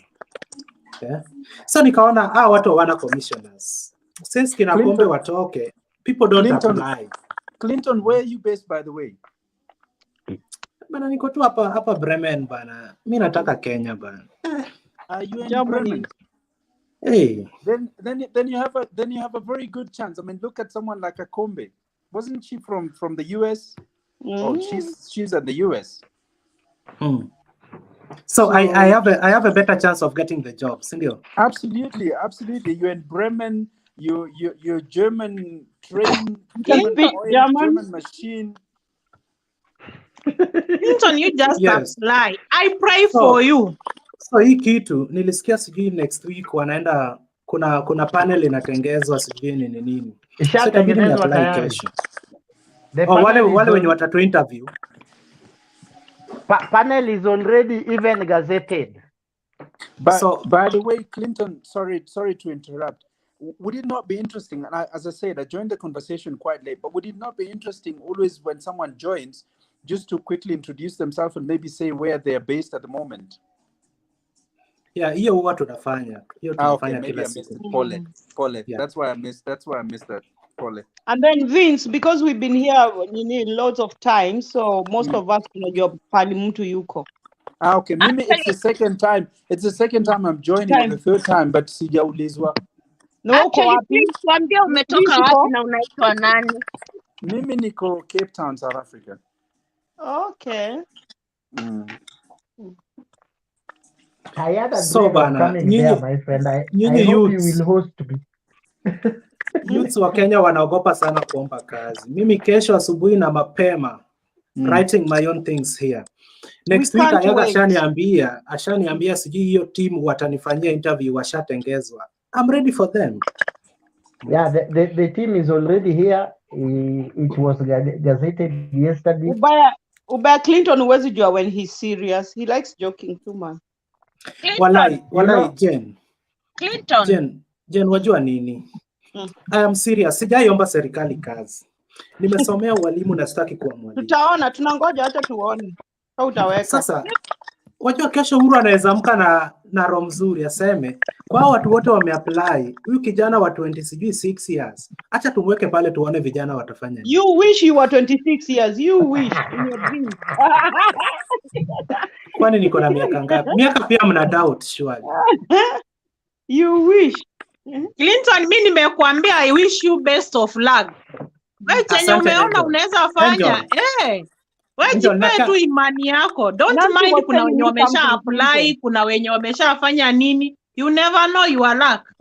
Vince, wewe ni mwanaume mwenzangu. Vince, nakaa mtu wa miaka ngapi? Juu nimesema miaka yangu Jane akasema hapana. Nakaa mtu wa miaka ngapi? Unakaa kama 26 na nusu hivi. Jesus Christ. Clinton is between 32 35. No, Clinton is my age mate. Clinton is my age mate. You can't be serious, Ayaga. Sikia wazee kama kina Ayaga wanasema mimi ni age mate zao. Bana. Ayaga wewe ni mtu wa 26 hapo anyway. Ulioa tu mapema. At 23. Mimi nataka nimalizane na hii maneno nikifika 30. Ati Ayaga uko how old? 26. 27. No, not 26. 27. Unafaa unirespect mimi ni mama yako Ayaga. Thank you very much. Mimi ni 26. Ayaga, sometimes I normally wonder with your reasoning. Kumbe uko 26, that's why. Angela, tutakublock. Angela, that is very unkind. You need to apologize. You need to withdraw. So, Jen, ulisema firstborn wako Dame ni 26. Na mimi pia ni 26. Mpe namba yangu akue akiomba advice. Ngoja tu. Withdraw, Clinton. Anaweza ni text ni advice kama age mate. Ayaga pole. Okay, at this stage, I think I should actually take the moderator role because I think Clinton now amekuwa member wa kawaida. Sasa wacha akuwe member wa kawaida. Hapana, acha niseme kitu cha mwisho. Juu hata hizi kids ndizo zinaniambia niko na corona, stress huku sitalala. So, what is there hiyo is? kiti yenu ni gani wewe Clinton? Kwanza hebu nikuulize. Kweli ni gani hiyo? Let me show you this thing. Mimi nilifanya COVID test yangu leo. Zimenipa stress kweli. Ona hizi vitu. Hizi ni maji. I haven't seen that one. Nancy, have you seen that one? The one Clinton has. Kuna hiki tu. Zinanichorea lines mbili kama za mtu wa HIV bana. I have to investigate kama DCI. Clinton, can I say something? So, kwa hizi Clinton. Can you hear me? Yes, Who's Eric. speaking? Yeah. One thing you ought to know about any test you take, kuna kitu inaitwa test specificity na test sensitivity. What it means when it comes to sensitivity, all it means is it can detect as little as possible, and when it comes to sensitivity, specificity is the kind of errors you can get. I'm sure you've heard of false positives, even for tests such as pregnancy test. You go inatoka line mbili and yet hata hujapatana na mtu for over 4 years, or you're even a virgin. So if it's any consolation, that's the way to go. Kama hujapiga ripoti and you feel maybe you want something, maybe to rerun the test, unaweza ambia tu job haujapata hiyo nini, haujapata kit. If it was posted to you, nasema I haven't received it of late, or something. Could you send another one, or you can try a second test if you're really worried. But if for me, it's not something that I would worry about. Second thing, you said you're not you're symptomatic. If I was you, rather than be worried, I would actually be jumping. Excuse me, Eric. Don't refer to me as asymptomatic. Nimesema hizi kids maybe ziko na shida. Muache nifanye test ingine kesho. Huyu mama nikimtumia hiyo test ananiambia kama zimetoka mbili hivyo, it means unayo. So tutakumiss on Monday. Ananiambia hivyo, watanimiss. Okay. Just kidogo tu aniandikie rest in peace. Just in case, because we always hope for the best but prepare for the worst. Just in case hata kesho ikuwe confirmed that ni line mbili, ama in fact hata kesho upate ni 2.5 confirming uko na hiyo variant. I'm joking, but just in case it comes out positive again, here is the thing. Be positive about it. If I was you, ningekuwa nikijiambia okay, niko na corona na niko asymptomatic, but it means I'm one of those lucky guys who are not severely affected, meaning I'll just sail through it and come out the other side unscathed. And what's more, you might have immunity for the next 2 or 3 months while the wave is going on. And what would you rather be? Sahi unge prefer ukwe nayo even before you've tested already, unakohoa, umelose taste, hata huwezi breathe, ama would you rather have the corona and you're not even noticing it? So be positive. The main thing ni positive attitude. Yeah, hii kitu maybe imekuwa but sijakuwa nikifeel. That's maybe the problem. Yeah. Clinton, kuna nini de mwingine tunafanya naye job alitest positive pia, you understand, akaambiwa aka-isolate 10 days, lakini hakuwa na chochote, hakuumwa na kichwa, yani any symptoms hakuwa nazo, you understand, aka-isolate after 10 days akarudi, but hakuwa na feel anything, hakuumwa na, you know, all symptoms za corona hakuwa nazo, but aliambiwa akae home for 10 days ndio waone kama nitakuwa na any symptoms. Hakuna, lakini aliturn positive. Ushapata jab yako? Bana, mimi hata mambo ya vaccination sisikii kwa hii nchi yetu bana. Sijui.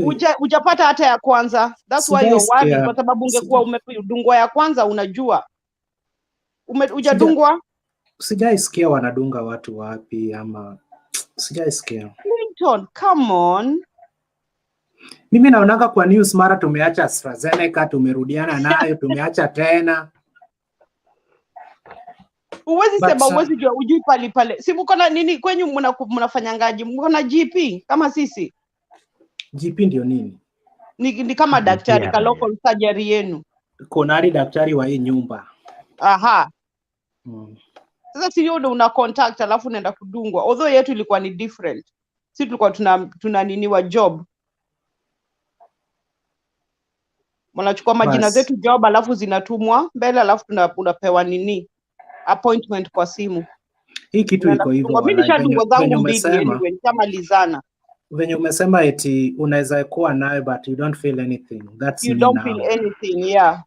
Lakini hata mimi nilishtuka kwa sababu leo ni Friday. If you worry utaanza kupata symptoms. Nakwambia ukianza kufikiria useme ninaumwa na kichwa sasa hivi, they will come.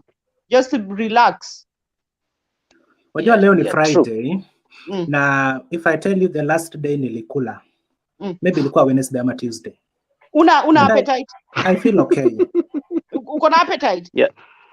Are you tasting food? Are you smelling? Nilikuwa nakula hapa bread but haijaisha. Nilikula Wednesday. Na ninakuuliza, are you tasting? Una taste? Una smell? Ukishuta inanuka. So maybe you're your problem. No, Clinton, to be sincere, let's be serious. Can you smell? I don't know, Jane. Sasa ni smell hii sukari iko hapa ama ni smell nini? Uko na cologne? It tastes. Huh? Perfume?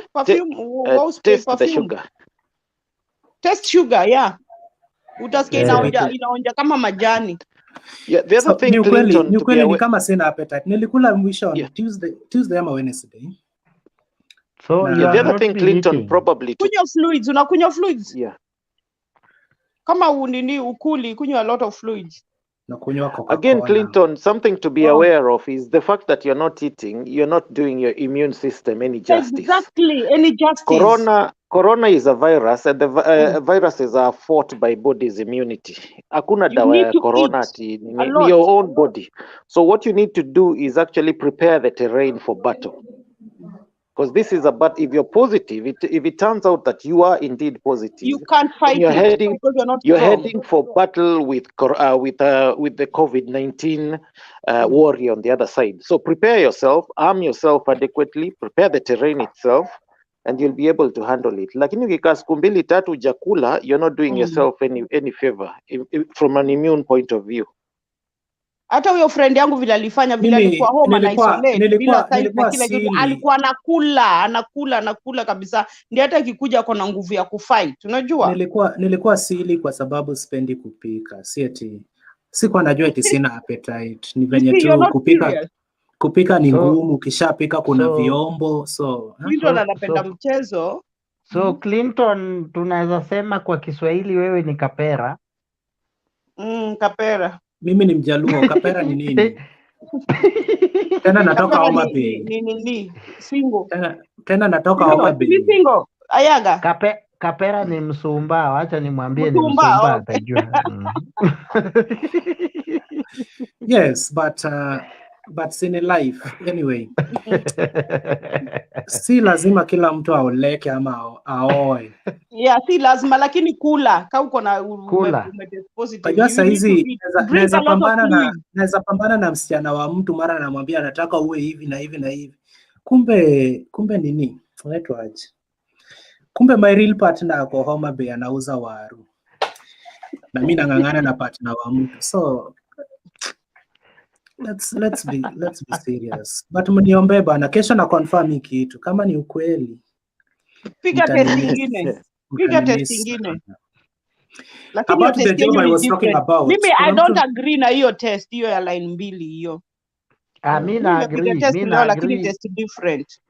Mimi na agree na nakupea dawa. About the job I was talking about, guys. Kuna mtu ananikumbusha pia kwamba kulikuwa na jobs mob Kenya. Kuna KEMSA board walikuwa wanasijifanya nini kinayaga wanaangalia tu na wako na pia wamefukuza watu huko, ukitaka kuapply welcome. Sasa mimi hizi jobs za Uhuru bana ndio nitakuwa na apply, hata kama napelekwa kwa ofisi ya RUTO kwenda kufanya kazi. Bora tu nipewe gari ya black, kio ya black. Na fuel ndani. Kazi sahi ni mingi. Kuna hiyo ya IBC, kuna ya KEMSA, ingine gani? Ziko mingi.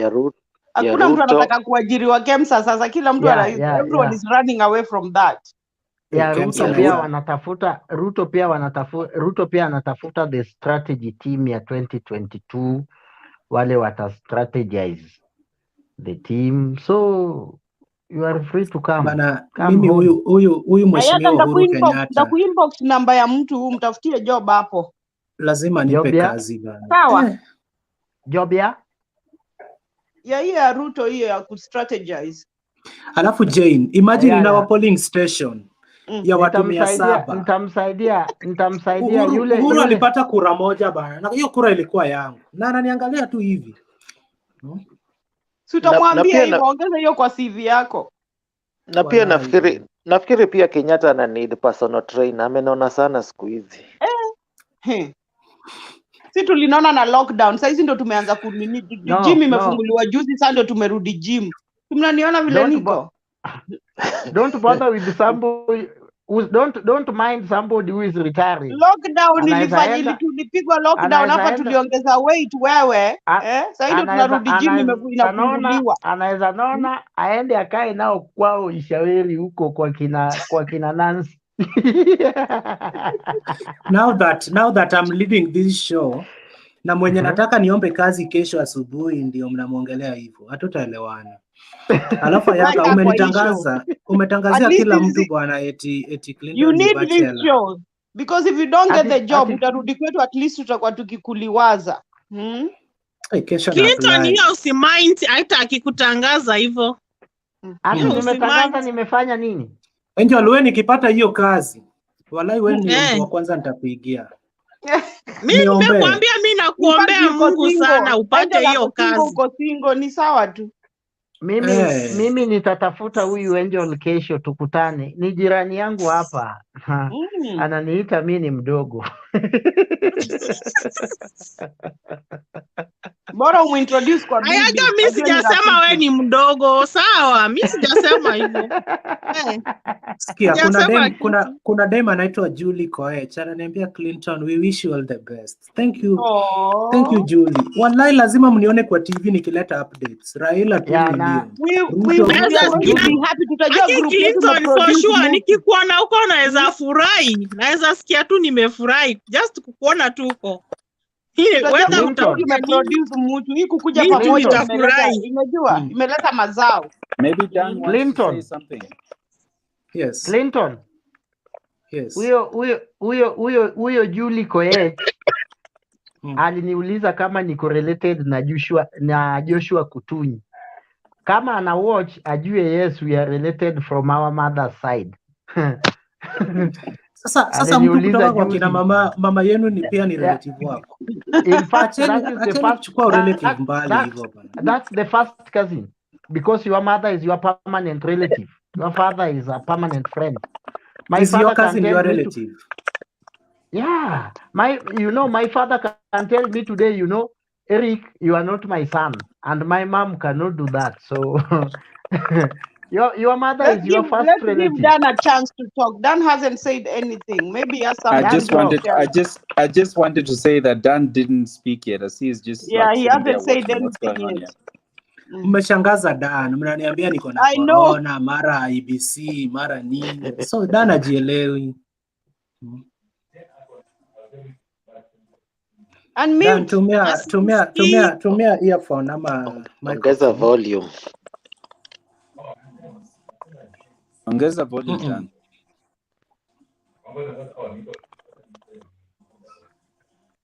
Sauti inapotelea kwa ndevu. Nini yake ameiweka kwa audio mbili. Kuna mahali anasikiliza video nyingine na itabidi nizime microphone zenu zote. Angel, umejuaje wewe hivyo? Itabidi nimetoa. Jen, uko na bad sense of humor. Nilijaribu kukusalimia mchana, ukaniambia ati I am sleeping, sijui slumber, sijui, uko na bad sense of humor. Dan, mchana hatakuwa live. Nyinyi mlisalimiana wapi? Hapana, ilikuwa ni kwa nini? Ilikuwa kwa ile WhatsApp group. Na simngemalizana huko Dan. Sasa si ndo nimemwona hapa. Sasa si lazima nimwambie. Dan si umu-inbox tena na tena. Hapana, alishanipatia stopper. Mwanaume hafi moyo. Anataka nikuwe bibi wa pili. Shida iko wapi? Bibi wa diaspora alisema hivyo. Si bora pesa, nitakuwa natuma dola hiyo side ya diaspora. Nitakuwa natuma kutoka huku, natuma dola. Where's the problem? Hakuna shida, mimi na receive tu. Alafu sasa shida iko wapi? Hakuna shida, mimi siwezi kosa ku receive pesa. Dan. Ndio sasa. Anyway, I'm late. I hope mlikuwa mna discuss vitu meaningful. I'm late because of the time difference. By the kila Uko mtu kwa issue America? anakonga diaspora. Hapana, niko Africa, lakini niko Rwanda. Excuse me Dan, kabla hujaendelea. Yes. Wakenya wako karibu kulala. Wakenya, kabla mlale, acha niseme hivi. Natafuta Collins Onyuka, Hayaga, Nancy Jane. Kuna political analyst anatoka West Africa. Sijui nimemsahau jina. Anaitwa George ama James. Si mnamkumbuka? Alafu kuna Cyrus Gashiki na kuna Charles Kioko kako US na nikikumbuka wawili nitawaambia. Kesho tutakuwa na special show ya hao watu nimewataja. So you avail yourself. Itakuwa serious discussion mpaka ujilete hapa. Topic mtaambiwa kwa WhatsApp group. Thank you. Proceed Dan. Sasa mni update what I missed. Nilikuwa nasema nimemiss show cause Jane, inbox this lady mbalizane huko. So Dan, tulikuwa tunaongelea Dr. Matiangi anasema kwamba intimate relationship amongst police officers is prohibited. Kuna vijana 4 waliouawa wakapatikana kule Central Kenya. Vile kuna hii ya 3 ilikuwa nini? Iko hapo kwa topic of the day. The KEMSA issue. Don't push the door. I'm sleeping, please. Story ya MURATHE na KEMSA. Clinton, 1 minute. How do I inbox her while niko live? kwa chat. Ni click hapo kwa chat ya? Yeah, kwa chat. Hata ni Mimi siko London, niko Slough.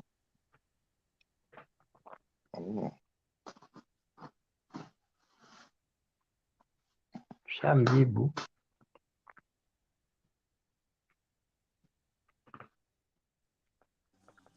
By the way, most of the people kwa hii chat wanakuanga wako abroad. So how are we going to bring change when mnakuanga mkisema?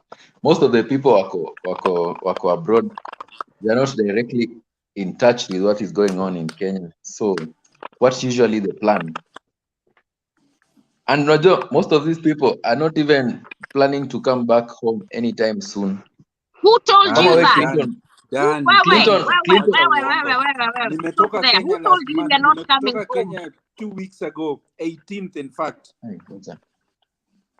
Kuna mtu ameniuliza, ngoja, kuna soprano imetokelezea hapo, sijui ni ya nani.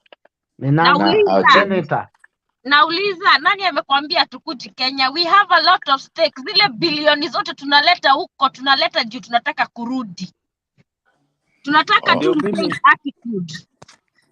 Ndio mimi naambia Dan pia, nimetoka Kenya. Ungensalimia kwanza hata Nancy, ungensalimia kwanza. Jameni. Hata salamu nimesahau.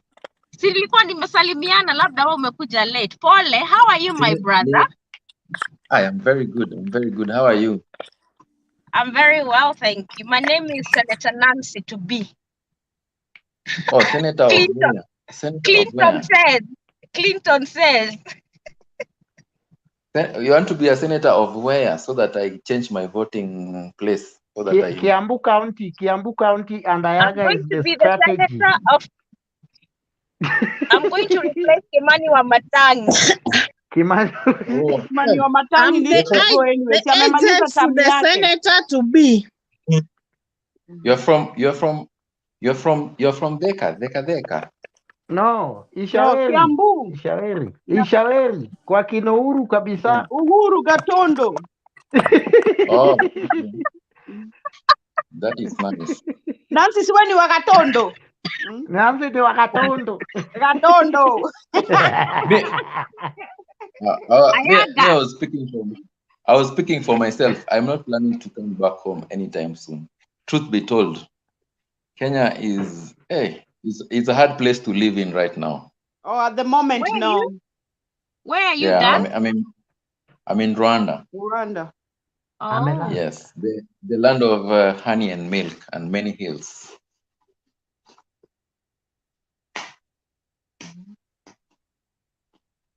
What's good in Rwanda? What's good in Rwanda? Tell us. everything. Kenya is not a good place to live in. We are here and we are very comfortable.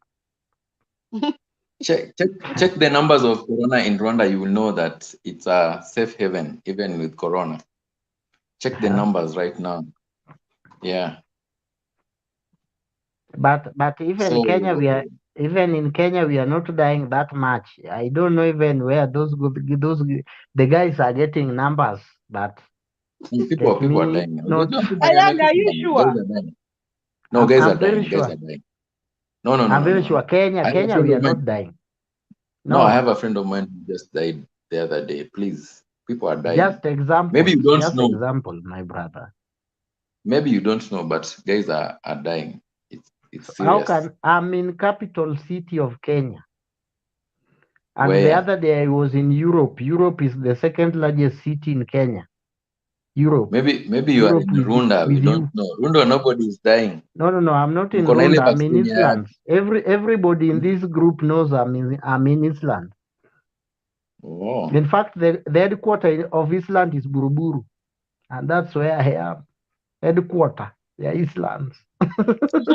Oh, Ayaga, you are at Buruburu, first? Yeah. Phase 5. Senator, video yako haifanyi kazi, kamera yako si mzuri ama what is happening?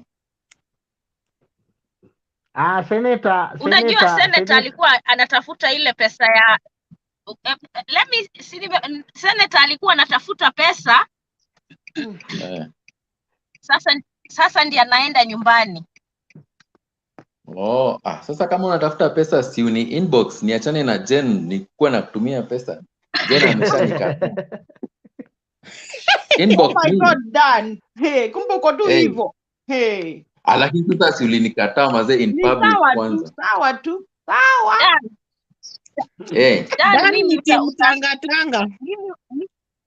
Mimi utani divorce the same day.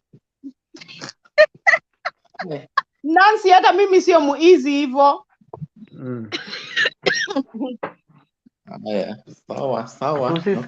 Tusisikie tu mmewana. Unajua hiyo relationship whatever ndio tumezungumza leo hii. Ndio umezungumzia leo. Watu wapendane. Unajua the problem. Lakini on a serious note, kupenda ndio kubaya. Ayaga, what is happening back home? Watu kila siku kila wiki unasikia I don't know, somebody has killed somebody. I don't know, four men have got lost, died or something. Kenya ni kama siku hizi ukipotea 24 hours watu wanajua ni kwa mogo wanakutafuta ama kwa msituni yuko Kajiado or something. Ni mapenzi imejaa gunia. Unajua huku kwetu ni mapenzi imejaa gunia, na mapenzi ikijaa gunia itabidi. Excuse me Ayaga. So Dan, umeulizia kwamba people in this forum wengi wao wako abroad ama wako nje ya nchi. Yes. And they claim to want change in Kenya. How will they do it? My friend, change begins with you wherever you are in Kigali. Na right now kuna corona Kenya ile serious ambapo imepelekea wakafunga nchi. You have relatives in Kenya. Maybe your children are in Kenya. So what you need to do? I don't have children. Again, I am. Okay, thank you for that clarification. So what you need to do as a gentleman, ni kusaidia we kama uko able financially kidogo tu, you help those people back home. Make sure mtu ajalala nje. Kenya bwana, Kenya ukituma 50 bob ya place uko ni pesa mingi sana Kenya. Just make sure you send them something. They are not well enough. You understand? Kabisa. So it does not necessarily mean you only have to help your relatives. Okay, help jirani ambaye si relative wako. Hata kusema vizuri, maybe God will bless you. Mimi binafsi sijawaambia hapa kwa platform kwamba hii corona ikiniachilia 2022 niko kwa debe. Na sitafadhali. Which post? Nilikuwa nataka nikuwe MP but nimeona nitachezwa. Which constituency? But MP ndio alikuwa rais wa kumtoa. I can do research for you, so tell me which constituency. I'm not telling you the constituency because of the things I'm going to say in the next 2 minutes. Okay. So, kwa sababu MP ndio rais wa kumtoa, that's the post I wanted. But ile constituency ni kubwa, maybe waigawe mara mbili, east na west. Juu nikianza kupeana kitu pale kwa stage mpaka nifike ile ng'ambo ingine, nitakuwa nimebaki opoklo. So MC ako strong na ni hooligan. So itabidi hata mimi nijipange. Akileta nini nikuja na the same thing. Akileta maombi mimi pia nikuja na mapasta zangu. And life continues. So personally sijakuwa in a position to help juu sina pesa sana. Lakini kwa hiyo area yangu nime-identify places ambazo wako na shida ya maji. Nikawa nawachimbia boreholes, alafu naandika pale. Wanaandikanga launched ama nini by so and so. Launched. Utalaunchije borehole bana? Inaitwa in English dam. Are you serious on what you're telling us? Unajua wewe ujoke sana hata mtu hawezi kukutext. Wewe ujoke sana wewe. Si ndio ayaga? Well, Jen, I started by telling you I'm a teacher by profession. Yeah. I teach history and Kiswahili. I have taught in almost 3 schools. In Kenya? I taught in Kano, somewhere called Masogo Mixed Secondary. I went back to Kindu Bay. I went to another school. And I went to this school called in Sotik. Nimesahau jina. Pale Prince aliniambia mimi ni mdogo, niende nikomae kwanza. Ndipo nirudi. Nikimuuliza reason ananiambia wasichana wake watanikatia, ananihurumia. Akaninyima kazi. That's why you're not 26. With all that experience, you're not 26. Jen, can I show you my German what? German something. Wallet yangu haiko hapa. Bora ukuenda German ukarudisha manini miaka nyuma. Nionyeshe ya Kenya ndio nitakubali nayo. Ya Germany no. ID ya Kenya nilitupa venye nilifika hapa juu. Ilinyeshewa. Sasa ilikuwa haionyeshi picha, haionyeshi namba. So, I am serious with what I'm saying. Because our ID is a plastic card. So usiseme ID yetu ilinyeshewa ni kama sikuwa nimeilaminate bana. Si unielewe. My friend, our ID hata ikinyeshewa haiwezi isha. Ayaga, ile ID ukiingiza kwa mashine ya kuosha nguo ipelekwe round na ile mbio ya bana ilikatika walai. Kwa hivyo ndio ulifanya. Sasa niliosha kwa long. Kela ID na usiepa mondangis jogi ID. So what is there guys? You can help in different ways. Mimi nimeona nikichimba hizi vitu pole. Nikienda pale next year January nitawaambia this is what I want to do na hii ndio nilifanya when I was not there.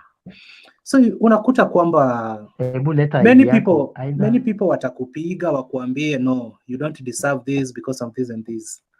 Like in 2017 niliambiwa sina bibi. Nikaelewana na dem nikaambia watu kwamba mke wangu amejisaidia leo na haizi akafika hapa nasi. But hawakuelewa na nikanyimwa. So this time round nitatafuta msichana mwenye anaelewa siasa vizuri, tuende tupige na yeye. Lakini mwambie after hii kitu imeisha, kila mtu anaenda zake, tafadhali. At least niweze kupita. So that's my political plan. Hapo hizo vitu ndio zinafanya tumchukuangi serious, si ndio? Sasa Jane, sitaki kuoa na for me to be voted. Sikia, sitaki kuoa na ninataka kura yako. Ukiniambia sina bibi, nikuje kwako na dem nikwambie huyu ndio bibi yangu. But huyu dem tumeelewana, after election ikisha pita, aende zake. We are not dating but tunapia in public as if we are husband and wife. Utamlipa how much? Nakupea sister yangu mdogo ako 22 years. Unamlipa how much? Sasa 22 ndio watanikataa. Hii kitu inahitaji mama. Anataka mama. Nataka mama. Sana sana huko kwetu mimi nimesupport Clinton. Inataka mtu machua. Yes. So natafuta tu mama wa 50 years. Niwaambie huyu ni mke wangu. Yeye ndiye atakuwa na manage resources zenyu. Tukishapita arudi kwa bwana. Guys, naona Clinton anataka shosho. Tunaona the more anazidi kuongea, the more akai serious. The more anazidi kuongea zile vitu anasema akai serious. Jane, let me tell you Lakini something. wacha nikuambia Clinton, pia wao watawei your age na huyo shosho waone. Watajiuliza kwani huyu kijana mdogo alienda kutafuta nini kwa huyu mama mkubwa? Shosho ni wewe umesema. Shosho ni wewe umesema. Mimi nimesema natafuta mama amekomaa. Mimi pia nivae koti vizuri. Wanaonekana mtu nimekomaa. Guys, wacha nikwambie Clinton, your face cannot range with a woman of 50 years. Yes, make. Hakuna mtu utadanganya na mtu wa 50 years usema tu is your whatever. Hakuna, watakukataza. Angela wewe unajua umesema hii uso yangu na kama mtoto Angela wewe.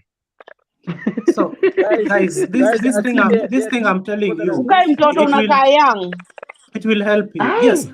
Naka Ayaga kesho kujia nduma uchemshe ukule. Guys, I see that there are two people that have just joined. There's Lagat and there's Kariobangi. Give them a chance. Which side? No bana, which side mnaulizana kwa inbox tafadhali. There's Lagat, Joseph and there's Ishmael. Hamwezi tumia hii platform kukatiana mpaka mkutanie hapa ndani. Si unajua mimi Clinton si wewe unajua maneno yangu. Na nimesema hivyo na sita apologize. Si wewe unajua maneno yangu. And Langat a chance to say something. Maybe there's something they Baba Clinton, wacha Langat aongee. I'm finishing by saying this before Langat speaks. Kwamba nyinyi watu ndio mtanisaidia juu wale watu wetu wanahitaji hadi marafiki. Watakwambia where are your friends? Like saizi nimewaambia nafanya kazi Turkana. Ndio wasiniulize maswali mingi eti ulikuanga huko, mbona huku tuletea wazungu watujengee shule. Hii kitu unaipeleka mosmos, lakini ukishaingia kama hiyo ya bibi na kuambia ukweli, Jane, we kama rafiki yangu. Hakuna siku utapigiwa kura bila bibi. Najua vizuri. Na tena nataka kuwa kiongozi. Hiyo 2022 mimi nataka nikivai once na ipata. Ule jamaa wa Meru alikuwa na bibi. Na alikuwa nayo. Maybe alikuwa. Geopolitics ya Meru and geopolitics ya Nyanza is very different. Very different. Very different. So guys, mimi next year nitakuwa nakuja kwa hii forum yenu kama kiongozi, nimevaa tai ya red na koti ya black na mnani address kama mheshimiwa. So nyinyi mkisikia tu IBC, either nipate hiyo kazi ya IBC nimewaambia next week nitakuwa narudi Kenya after Uhuru amenigazette, ama aninyime niende kutafuta uongozi next year 2022. Lazima nipate moja. Siwezi toka hapa nikitafuta kitu alafu nikose zote na mko Kenya jameni. So without much ado guys. Kwa hivyo kuna pesa? Pesa iko yenye tunaweza tukaweka fuel, tuende tununue watu wa kurusha mawe, na kazi nyingine tena ya pesa ni gani? You are not serious my brother. Kwa siasa. Bwana huwezi nirushia mawe. Huwezi nirushia mawe alafu mimi niende kanisa nikuombee. Sasa wewe nani atakurushia mawe? Which constituency are you going to vie? Nilikuuliza tu nikufanyie uongozi. Unajua mimi nimefanya statistics, so I know most part of Kenya. Ukiniambia tu I'm going for this constituency, naweza kuambia huko weka watu wa kurusha mawe ABCD. I'm going for a very remote constituency whereby when they see you they will tell you huyu si wa hapa kwetu. South Kavirondo or North Kavirondo.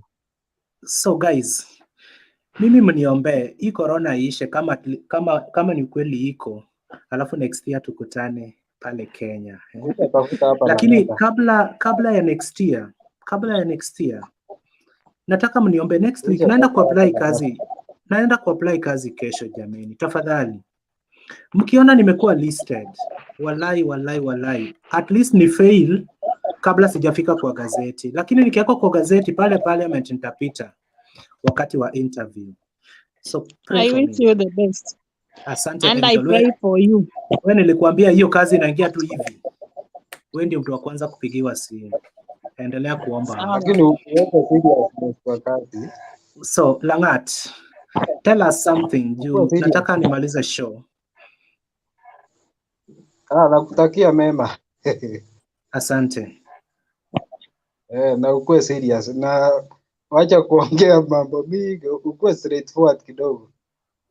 Kwa siasa hakuna straightforwardness. Nitakwambia nitakujengea gorofa, unipe kura nipite, alafu unionee kwa TV. So hakuna seriousness hapo. Ni sawa, kukuonea kwa TV ni sawa, lakini kura nitakupatia. Asante. Alafu Langat, umenikumbusha kitu. Naweza kuwa the first Luo to be president. Si ndio? I'll be very happy. Okay, thank you. Kuna mtu hapa chini anaitwa Dan. Wewe tulikuwa tumejua plan yako. Mara umeenda huku ikanini, uende huku ikanini. So sorry Vince, guys, I'll have to leave you. Niko na phone call. Poleni, kwaherini. Okay, Eric, we appreciate for your time, man. Thank you very much. Yeah. Na ulikuwa okay, wapi? Hujatuambia uko wapi? Niko hapa UK. Niko hapa karibu na Jane. Jane, niko hapa Reading. Uko mute Jane. Ai. Nilitoka Reading leo ndio nasema. Karibu sana tena. Karibu sana tena ukikuja. Hapo reading nasikia ni masomo tu. Hakuna kitu kingine, ni masomo. Eric, ndakutafuta nikupatie group yetu ya Slow alafu utakuja nyama choma.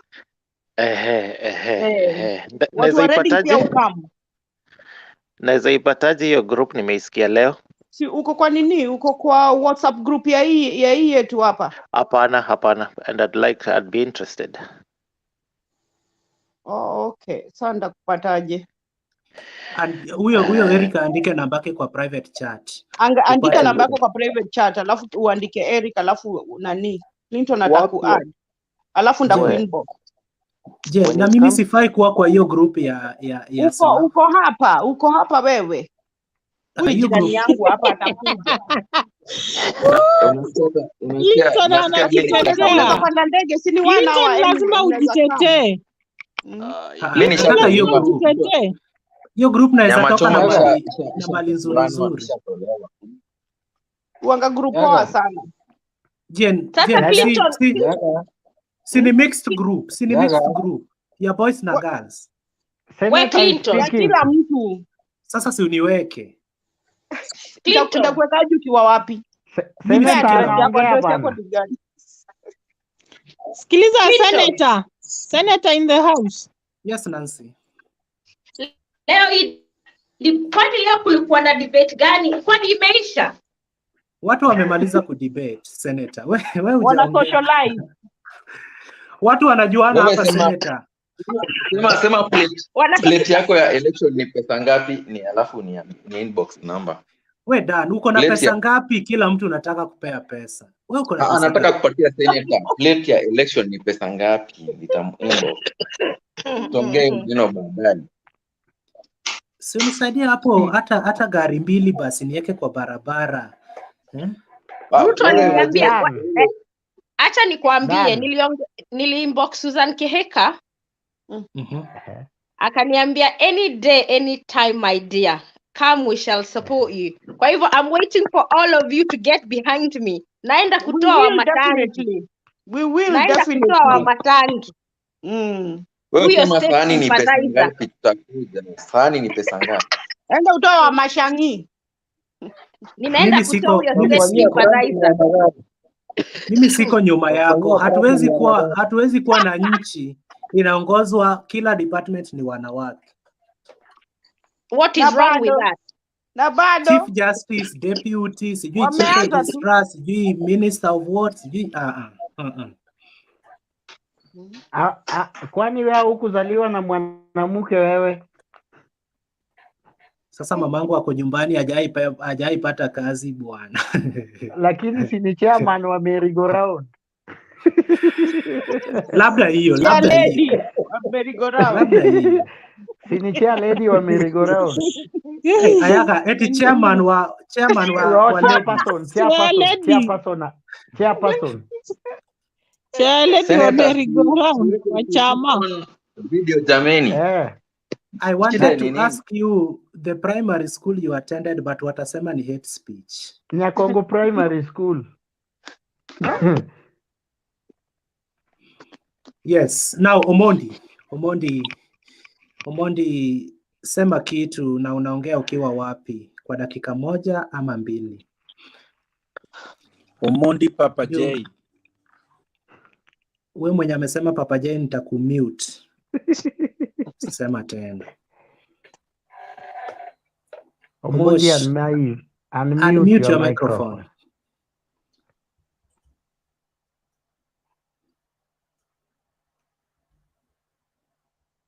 Omosha taki. Ishmael.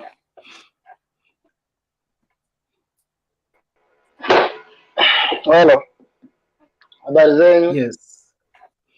Wana tumekuwa wengi. Hello. Tumekuwa wengi. Hello. Omosh, relax. Hello. Ishmael, proceed. So, Omosh, sorry, I've just came in before you came out. You went out, so don't mind. We'll come next. So unajua mmemaliza discussion. Ayaga tulia ni nini? Sema ongeambia wasikiza tu.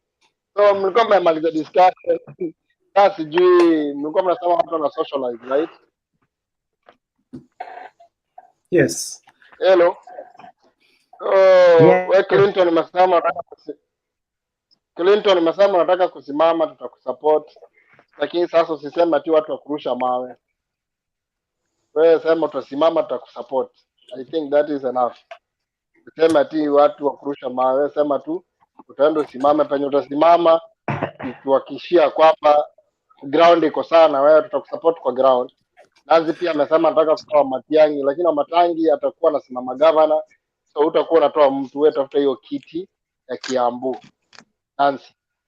So Clinton, wewe penye unasimama unatuambia, so by the time unasimama na hiyo kazi unatafuta bado, inshallah Mwenyezi Mungu akujalie kulingana na makaratasi zako na akili yako utaipata. Kenya saa zingine unaweza kuwa na makaratasi na wakikuangalia tu wanajua huyu ako unfit to the job. So tuliona juzi ya CJ. Na mimi mwenye natafuta Nancy uja. Yeah? Proceed Ishmael. Kazi zingine zote niachie. Proceed Ishmael. Yeah, so Nancy nimesema yeye anataka kutoa Matangi ni Kiambu na Wamatangi ni Kiambu I think, lakini Wamatangi I think atakuwa anaenda for governor. So yeye atakuwa anatoa mtu, yeye anaenda tu apiganie hiyo kiti inshallah. Akuwe kwa ground. Unajua Kenya pia ni kukua kwa ground. Unaweza socialize hapo kwa media, tukue kwa media, lakini vitu kwa ground ni different. So the earlier the better Clinton. Kama wewe utakuwa decide unataka kuwa kwa ground, fika kwa ground, kuwa na umejua wapiga kura ni mama zetu hao wako home. Na wajua vijana tutapiga mdomo Instagram, Facebook, lakini siku ya kura utawaona. Lakini ule mama komta, ule mama ushago, ule wazazi wetu wale, yeye akikwambia atakupigia kura guarantee 100% atakupigia. Yeye ataenda pige. So mpaka tukue kwa ground, tukue na watu kwa ground. Na hata kukua kwa ground inahitaji sana magari. Juu the moment unatembea na gari utaona wewe utakuwa unaenda. Wewe enda tu kwa ground door to door. Kama yenye Ochieng alifanya. You remember Ochieng, were the MP now. Mkwe tu na door to door campaign. Unaingia door after another. Watu watakusikiza. Unatembea nao, mnakaa nao, unaenda pale hiyo chakula yao unakula. Whatever you see they doing do. Utakupa, that's the politics nani yako nayo. Didmus Baraza. Unaweza ona ndio maana hata alipita last time. Alipita based on that. Mtakuwa huko kwa media wakina Oscar Sudi wale wanazungumza vizungu mingi parliament au wako huko sasa. So tangu hao wakujangi bunge sana. Lakini utaona watarudi 2022, trust me, watakuwa kwa parliament. So mtu yoyote mwenye kwa hii panelist mwenye angetamani kusimama, we wish each and every person all the best, but the most important one, Mwenyezi Mungu kwanza, atuke kwa ground. That is my point of view. Thank you. Omosh.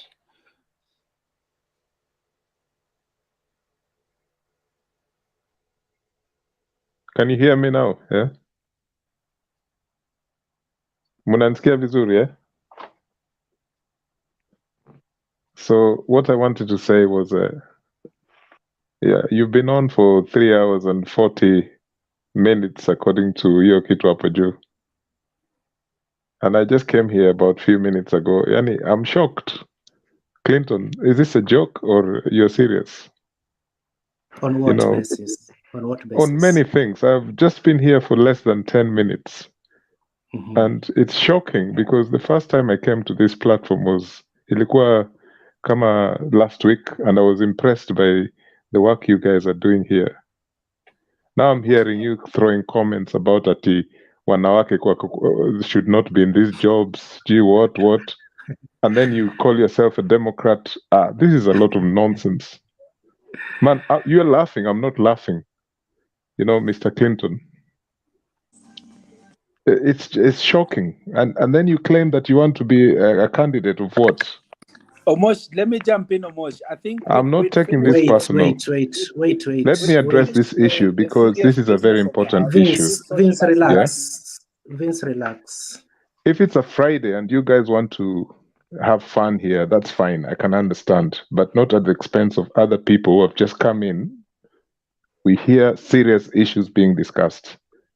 Not you bashing women at SG. Women shouldn't work in these jobs. I don't know what. You know, that's just... Okay, nimemaliza my rant. Number 2. Personally, I don't believe in hii kitu inaitwa Western electoral democracy. It's a waste of time. Watu wanapigana, tunachomana. It's a vicious circle. I don't know the answer, which other system we can use in Kenya. I still don't know the answer. But for the way I've heard people speaking here, ni kama elections is everything to our life. Honestly. It's just shocking. Unasema ati unaenda unachimbia watu sijui maji huko, alafu unataka kuwa MP. That's not the job of an MP or a prospective MP. Unajua hiyo bana. Me, I'm not here to lecture you. I'm just saying you have been here for 3 hours, 42 minutes, and this is what you come up with. Honestly. Haya, nimemaliza.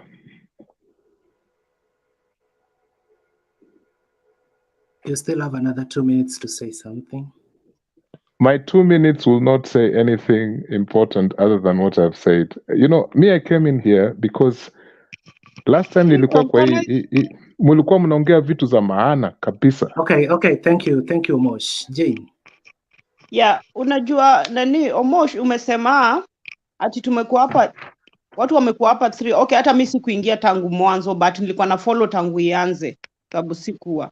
Umesema watu wamekuwa hapa from 3 hours 42 minutes and hivi ndio wanaongea. So for those 3 hours ulikuwa ukifuata? Unmute. Sorry. You can hear me, yeah? For those 3 hours. Ninasema, even for 2 seconds, the kind of language that the moderator, Clinton, of which I'm shocked because I've been respecting what he's doing on this platform until just a few minutes ago, those things he was saying. So I was wondering whether people are here high on vodka or what's going on here. Okay, let me answer you. Okay, let me answer you. Munaribu hii platform yenu hii. Vile walianza, okay, for once, let me tell you, nobody is forced to be in this platform. That's number 1. Second, vile tulianza, tulikuwa tuna discuss, kama uliona headline ile ilikuwa, discuss what was there. In fact, Ismail, I remember, when ulikuwa mtu wa first wewe na Clinton, na tuka discuss what, normally we discuss, and then at last, tukienda kumalizia, we open forum. Na kama unajua Clinton, kama unamjua sana, Clinton anapenda kujoke. Ndio unaona sisi hata hatukushughulika juu tunajua whatever he's saying is at a joke. Mtu mwingine yoyote anaweza support hapa aseme whatever Clinton anasema, sidhani kama anaisema seriously. I don't think you know Clinton very well, but us tumekuwa na Clinton for more than 2 months, so we know him now, you understand? So we know whatever anasema hivyo, kama hiyo unasema ya wanawake vile anaongea, alisemaje? Yani nyi wanawake mnataka mchukue kila kiti sasa. Hakuwa anaisema ati I mean, he was just saying it jokingly. Those people who know Clinton, they know Clinton hakuwa I mean. Ama ni aje ayaga mtu mwingine basi aongee, but mimi najua Clinton, he's not serious in what he was saying. Kidogo ayaga. Kidogo ayaga to just a minute, then I give it. Omosh, I've been listening to you. Okay, you came on a serious note. You know, when you are addressing the podium and then you are on that serious note, it raises some eyeballs about what you are saying. Although you are right. You are right. Tuko hapa kuheshimiana na tuko hapa, nikifanya kosa niambie ni kosa, nitarekebisha. Clinton the issue alisema hiyo, okay. Although hakuisema serious, lakini kitu najua juu tukisema kitu anasema iko serious na hii platform iko worldwide, kila mtu anaona. Sasa wewe unaniona mimi nakuona. Tukisema hakuwa serious, ile inamaanisha tutakuwa tunasema hata simama. So please, mwenye ana mic yake piga kelele please. Clinton, your mic is making noise. So my point is, Omosh, Jane, Omosh ametoa point. Ukiwa kiongozi mbaguwe at a position ya kukua corrected. Whether Clinton meant whatever he was trying to say or not, because what I know, whatever he was trying to say that he will be vying for a certain seat back at home, we will appreciate that, we will support him. So if that was serious, then the issue of women, because tuna embrace women pia ni mama zetu. Wewe huwezi kuja hapo useme, ukisema women kwa Kiswahili na sound weird, lakini ukisema mama zetu, awe msichana awe nani, ni dadako, mamako, you get the point. So Clinton, it is okay, mimi nimeelewa Moshi, so let us not have side, tuchukuatia hasira. No. Mimi umesema ukiwa kiongozi ukue ready kukua criticize na kukua corrected. So Clinton, from your point of view, although Omosh one point ulisema tukianza we were discussing some issues, maybe wewe umekuja late, but when debate is starting, tunakuanga na serious issues zenye ziko Kenya sasa tuna discuss.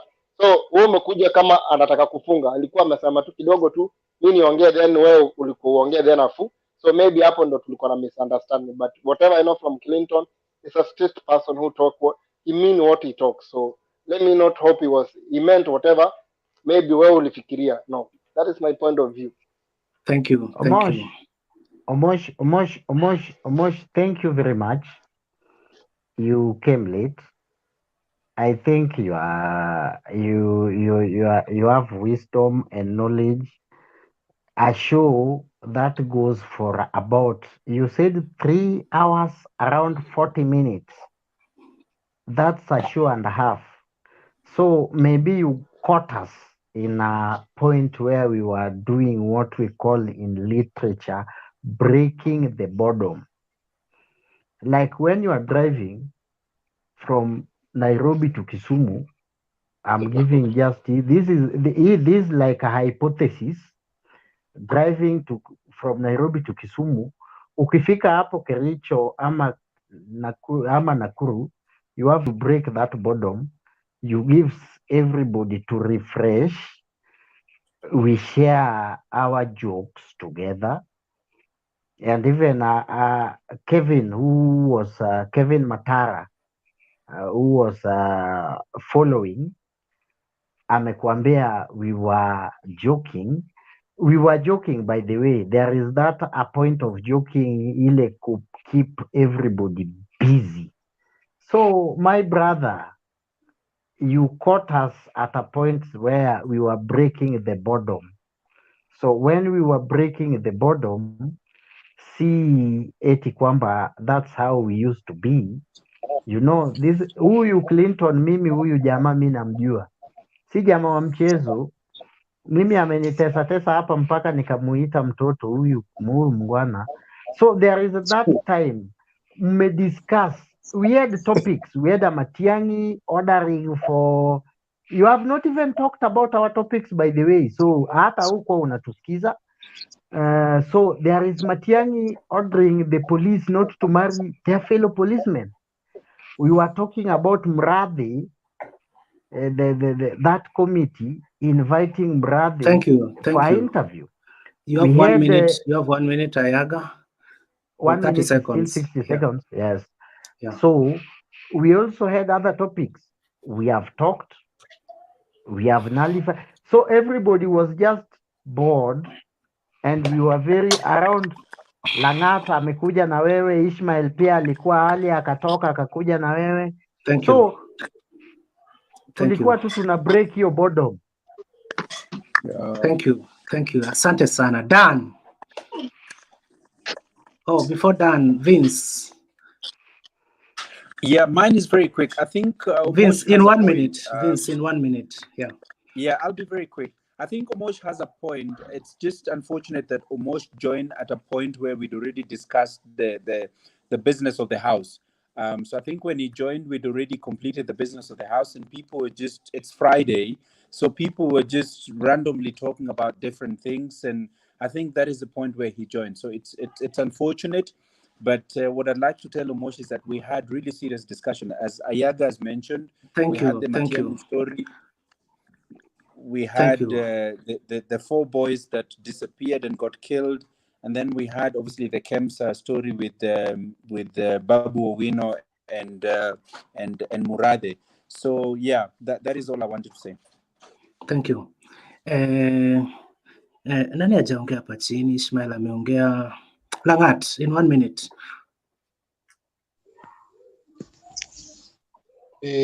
Alos.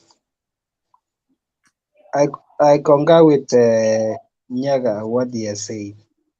At times, you have to break a monotony, and then you resume to normal topic. But I came late. Thank you. But Thank you, to Langat. my follow, yes. Angel, 1 minute. You have jumped me again and again. Hey, Clinton. Ni nani? Sasa Dan, ulikuwa giza. Si ndio nimekuwa saa hizi. Okay, Dan, say something. Why don't we talk about the serious things that you want us to talk about, Mr. Omondi? I think we still have time and people are still here. So let's go. Let's talk about the serious stuff but yes, like other people have said, this forum is usually we usually talk about very serious stuff. It's just that you came when we are trying to socialize. But I think there is no harm if we talked about the serious things that you want us to talk about. There is no harm. We can recap for you or something, you know. Thank you, Dan. Yeah, so yeah. Angel is gone. Thank you. Senator. Hi, na leo Clinton 1 minute, kwani una haraka ya kwenda, unataka kulala? Show inaisha. Tukiendelea hivi Clinton ataongea nonsense tena na mtagazirika hapa. You don't Senator, have to be 1 minute. My dear Clinton, you don't have to be offended. I think Omosh expressed his view. So Senator, wait kwa a minute. sababu wewe ndio nilikuambia eti hatutaki uongozi wa wanawake. Senator, I am on record in this platform nikisema kwamba mimi nitakuwa dereva wako, na leo hii time tulikuwa tuna socialize, ni mimi nimekuambia guy, kama wewe unaendea senator, kwani itakuwaje sasa? Kama itakuwa ni uongozi ya wanawake, na hauku react your time because I knew I was joking just like any other person was doing in this group. Let me just reply to that. I never replied because we have like a banter, and to me I took it as a banter because I know you're a stronger supporter of women. I've never felt at any time that you could be against women in any way. So probably Omondi came in at the last part when you were finishing your comment, and maybe he misconstrued that we were just having a banter, which it's his opinion, and I think it's good to respect him. But I believe we've explained it to him, and I'm sure now he believes that we are still a serious group. We want to come up with solutions to resolve matters, and especially offer alternatives to our country, because at the moment we seem to be going not in the very good direction. But yeah, Omondi, so that's not how we always are. We are a structured team that discuss weighty issues. But today Clinton is in a hurry. I don't know where he's going. Thank you. Si leo ni Friday, ile ya Saturday ndio tunafanya the whole day. Leo ni Friday, lazima uelewe. Sasa bwana Omosh, this is not your first time in this show. If not last week, the other week or last month, ulikuja na jina ingine, if I remember. Hauko naitwa Omosh. Ulikuwa unajiita something socialist ama something professor. Ulikuwa na profession ingine hapo. Ulikuwa nayo. Hauko unaitwa Omosh hiyo time. Na uliingia kwa show ukasikiza ukatoa maoni. Maoni uliyoyatoa na yakumbuka vizuri sana. Hayakuwa yanahusiana na hata na the topic of the day that day or that time. Na pia mimi ndio nimekuwa nikichea hii kitu. Sikupenda kwangu nikae hapa 8 hours like on Saturday Sundays. I have other things to do. Lakini because tuna socialize na marafiki, I never knew Nancy before I came here. I never knew Jane, Langat or any other person, even you. But kwa hii platform tumekuwa tukidiscuss those issues, tukisocialize. Kama leo, immediately after 2 hours, tukaanza kupiga stories zingine, of which according to us zilikuwa zina make sense. Lakini wewe kumbe ulikuwa unaumia huko kwa background, kwa sababu tuliokuwa tukiyasema hayakuwa yanakubamba. Na ni ukweli, hata hao watu wenye wana watch, si eti kila kitu tunasema hapa inawafurahisha. Tunawaona hapa kwa comments, wanatutusi, lakini we have to continue kwa sababu ni mtu mmoja ama watu wawili. So haizi akafanya tukatishe show, tuumize watu wengine 100 ama 300 na. So mimi hiyo kitu nimesema, I said it, we were joking. But umeniingilia personally, ile place umesema, I want to be a leader, lakini nimeenda kwetu nikichimba kisima. Yes, area yetu kuna shida ya maji. Wewe kama kwenu Lake Victoria imewazunguka kama fence, you don't need a borehole. So kwetu kuna shida ya maji, and we have to dig those boreholes to get water. So I cannot apologize for using my money to build those boreholes for our people. Hiyo sasa ilikuwa personal. Okay. Then I don't need to ask for permission from you, Omondi, to come and to go and vie wherever I want, because I'm not even using your money. Clinton, Then, let's not go down that road. I'm trying to explain this issue of digging. No.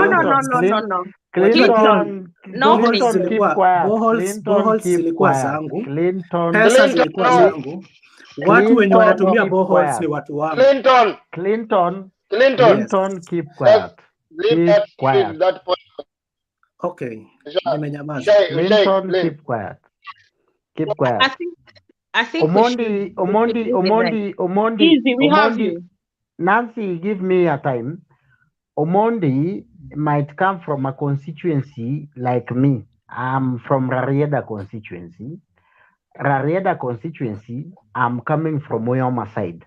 Uyoma side is only the peninsula in Africa. We are surrounded with water in Lake Victoria. I can't go there and tell people, I want to kuchimba maji. Omosh, if you are like me, people suffer different things. In Uyoma, where I come from, if you go to the central Uyoma, if you go to Kobong, if you are a MCA, and then you tell them, I want to kuchimba water kutoka chini, that is the best option you can give them. So I hope now you understand. We were on a serious note. And if you think there is a topic that we need to discuss, my friend, bring it on. Bring Thank you, it Ayaga. on.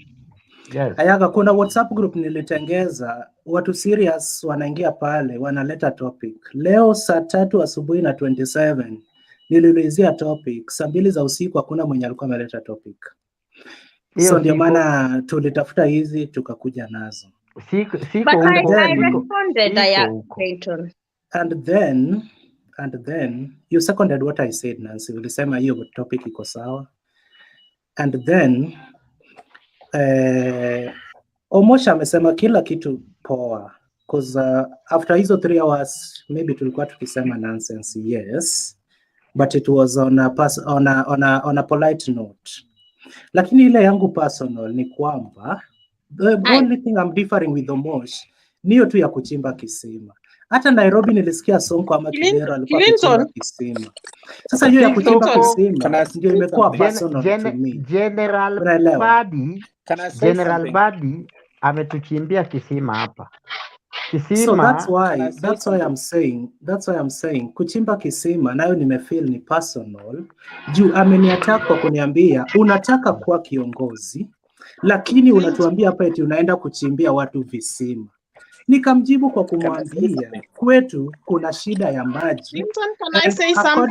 According to my own uwezo, that's how I can solve that particular problem. You understand? Hiyo sasa ilikuwa personal kwangu. Angeniambia kuchimba kisima si poa, ningelewa, lakini amenihit personally. So na nikiulizwa swali, I have to respond the way I feel like I should respond. Evo, I just wanted to say something. Okay. Evo ndio ameingia, so Evo, you may say something. Mimi nataka kusema tu haraka because nilikuwa hapa awali wakati tulikuwa tuko 2 hours in, alafu nikatoka. But kenye umeongea pia I think upande wa Omosh amejoin hii show kama iko almost iko towards the end. Na vile umesema like the entire panel wamesema kila siku tukiwa na mkutano hapa hivi vile tunaongea obviously serious issues alafu tuna break na what the so called banter. No, that banter, definition of a banter ni inaweza kuwa banter kama the receiving person pia understands na nakubali kuwa hiyo ni banter, unaona, which for the vast majority of group hapa hivi tunajua almost pretty much everybody mtu anatoa banter, Clinton, Ayaga, Nancy, Jen, na wale wengine ambao hawajajoin leo, we know vile wako because constantly tuko kwa hii group na kuna kuja tuna nini, so you kind of tunaelewa kila mtu, unaona. So at the end of the day kila mtu anaheshimika, anakuja anatoa maoni yake, we respect that, but for the vast thingy naweza kusema Omosh obviously vile kila mtu amesema alikuja towards the end na kuelewa point yenye ametoa ni valid, ni sawa, but pia understand before ajoin kama panel hivi asiingie tu immediately from nowhere alafu aanze kusema maoni yake kulingana na tu kenye amesikiza the last couple minutes before I join. Kama hajakuwa amesikia for a couple minutes ama hours, stay hapo hivyo for a while, angalie vile what's the trend kenye inaendelea, because hata mimi awali vile nilikuwa nimejoin nilitulia kidogo nikamwambia Clinton wacha kila mtu kwa panel aongee alafu mimi nitajoin, unaona, so that you sort of get the, unaona, you get the flow. Another issue ambayo inanishangaza hapa hivi sana, for the vast majority ya watu ambao nimejua tangu nianze kuja hapa hivi, we all come with the same name. Clinton amenishangaza sana akisema that shows good memory ya Clinton, unaona, a good host, we need somebody like him. Out of all faces zote ambazo zinakuja hapa, believe it or not, mimi hata sijui watu wengine unless mtu kama Ayaga, Nancy, Jane, Angel, maybe Naishma kubadilisha jina, I'll know straight away. Wow, but for Clinton to pick up that Omosh alikuja before na different name na sasa amekuja na different name, I mean we don't know next time atakuja na nani, and so hatujui watu ambao, this is a social media, hatujui kila mtu ambaye anakuja hapa hivi ana maoni gani na what intention ako nao behind. So that's my own intake. Anyway. Okay, can I just say something there, please? So Omosh, utaongea after Angela na huyu Vince. Wote wako na issue. Yeah. So Angela na Vince in that order. So mi chenye nilikuwa nataka kuambia Omosh ni nini, tumekuwa na discussion from time tulianza mpaka penye tumefikia. So there is a time huwa tunafika mahali like now we are just ending the discussion. We come out to try ourselves. Like Senator Nancy anasema, I want to stand to be a senator in Kiambu. So tunaanza kuweigh out, ukiwa unataka kuwa senator, what are the qualifications, nini unataka kufanya, and that's why Clinton came out with an agenda that yeye anajenga kwao maji. Ameona maji ndo the big issue na area ya kwake. Which is okay. Area ngapi zenye hazina maji? Niko hapa, sasa mawazo yake ilikuwa inamwambia like fine. Nikijenga maji nitawaambia ya kwamba si nimejenga maji na hamkukuwa nayo na mlikuwa na MP, which means when you give me that position I'll do something bigger than hii kujenga maji, but at least akona something small yenye anaweza fanya nini, jishikia, which is ni kusaidiana mawazo. If you want to do this, unaweza ifanya aje. So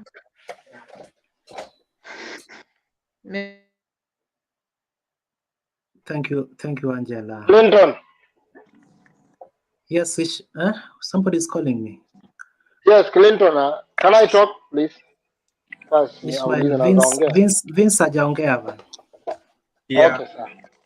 Yeah, I think Ishmael, I think mine was just to give Omosh a chance. Obviously now he's heard what everyone has said.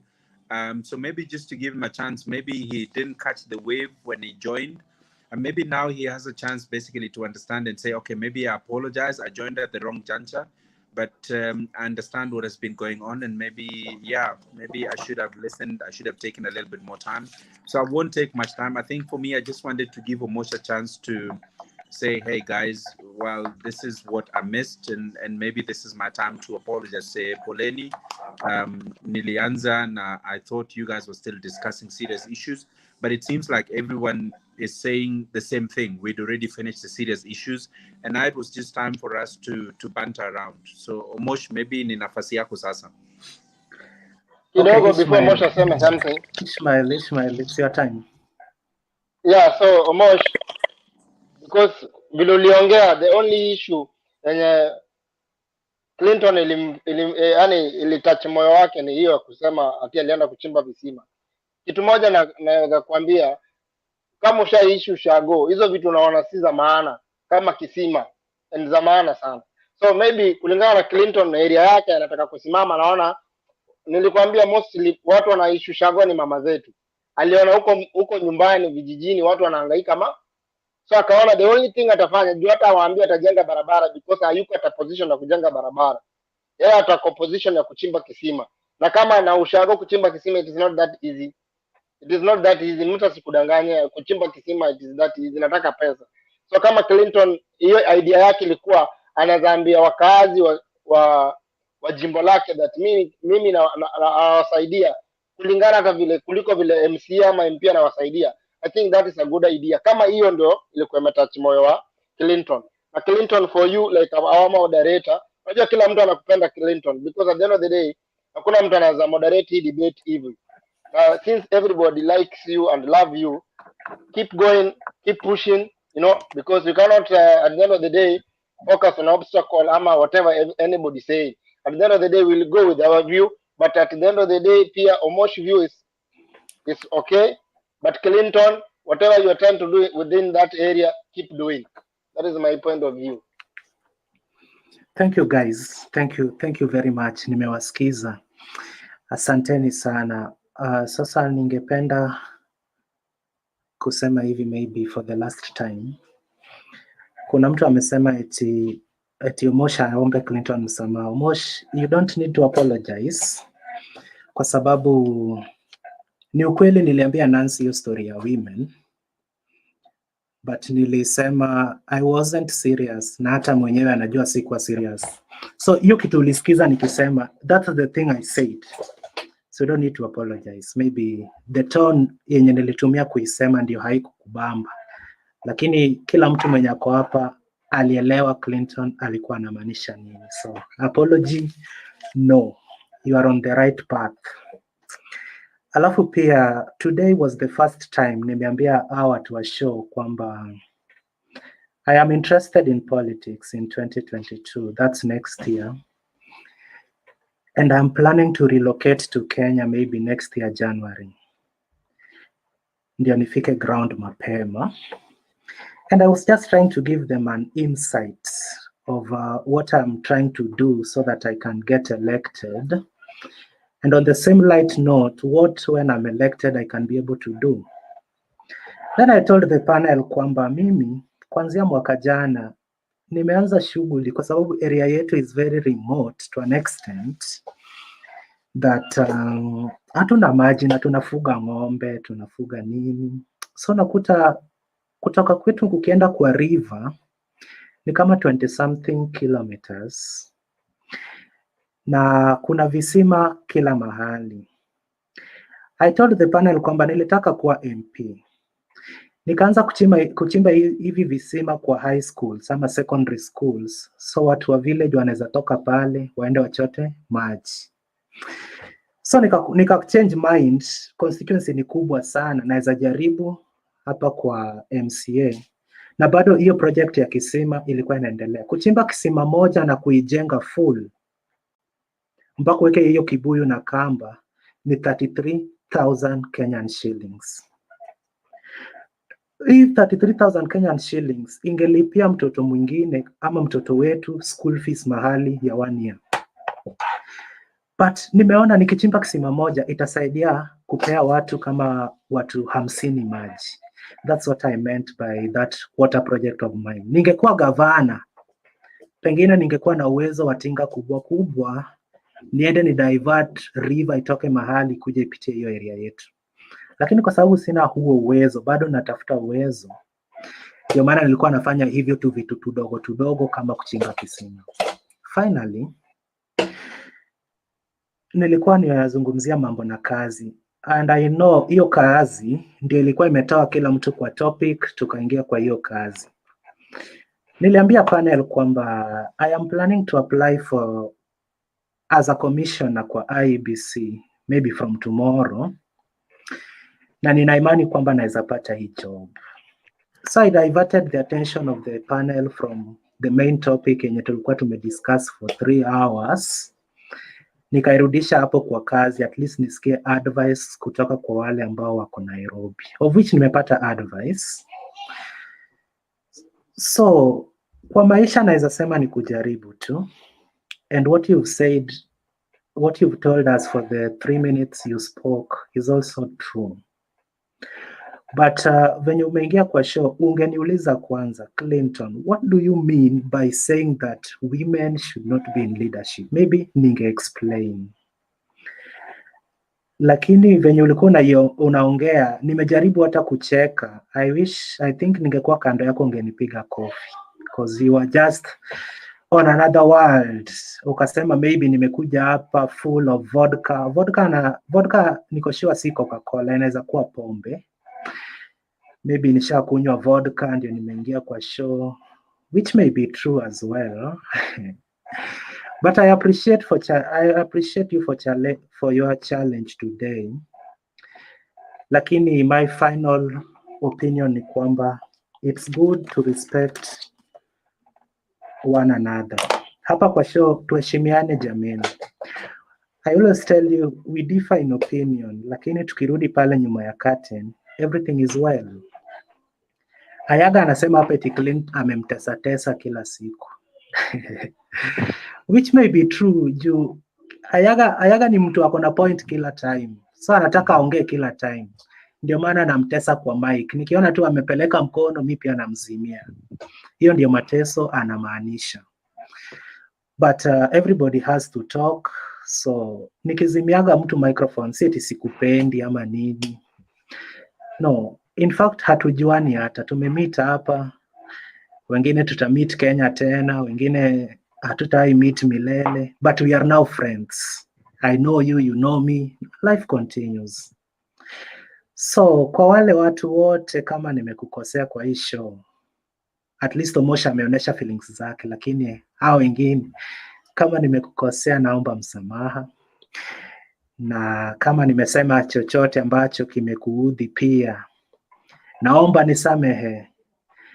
Lakini I have a stand. What is right according to me will never change. Kama ya kuchimba kisima, last week nilichimba 2, moja itachimbwa kesho. Because I believe that's the best thing for my people in that case. Alafu pia kuna huyu jamaa. Ayaga, uko na nini? I have a point of information. Yes. I have a point of information to my brother Omondi. Maybe in 30 seconds. Julisha ongea. Sasa sijui ni nini unataka. Very good, very good. A point of information, hata kama ni 1 minute, ni 1 minute. I want to inform my brother Omondi. I was in the campaign team. Unfortunately, I was in the campaign team for those who campaigned for David Ochieng against ODM candidate Chris Karani in Ugenya. And what David Ochieng actually did that impressed people to vote him on MDG was Kisima. Uko Ugenya, there is this perception of every Luo think that all Luos come from, they can access fresh water. That is a fallacy. In Ugenya, David Ochieng actually, number one, alipendeza wale watu kwa sababu kuchimba kisima. If Omondi hajui hiyo kuchimba kisima. Ayaga. Yes. Please, we've spoken, Omondi has listened to all of us for more than 21 minutes. I think you guys have to be fair. He's entitled to a response, and I don't think lecturing him any more help will make a difference. So can we listen to him? Yes, Senator. Before Mosh speaks, so Mosh atatumalizia in the next 1 minute. George Moindi, umeingia ukismile. Omosh atatumalizia, please. No. I want to hear Goja Clinton. Okay, I want to hear his response, please, because I want to go off. Okay. Thank you, George Moindi. Omosh, say something, man. Okay, thank you. Feel welcomed. Yeah. Thank you, ladies and gentlemen. First, let me have a sip of my Lucozade. And I'm very impressed by this discussion, because they're mostly young people here, okay, who know what they want. Sasa vile niliingia kwa hiyo discussion, like I said before, I was hoping not to be engaged in some kind of banter about women. And I'll leave that there. All of you have said it in one voice that it was just banter. I still disagree with that.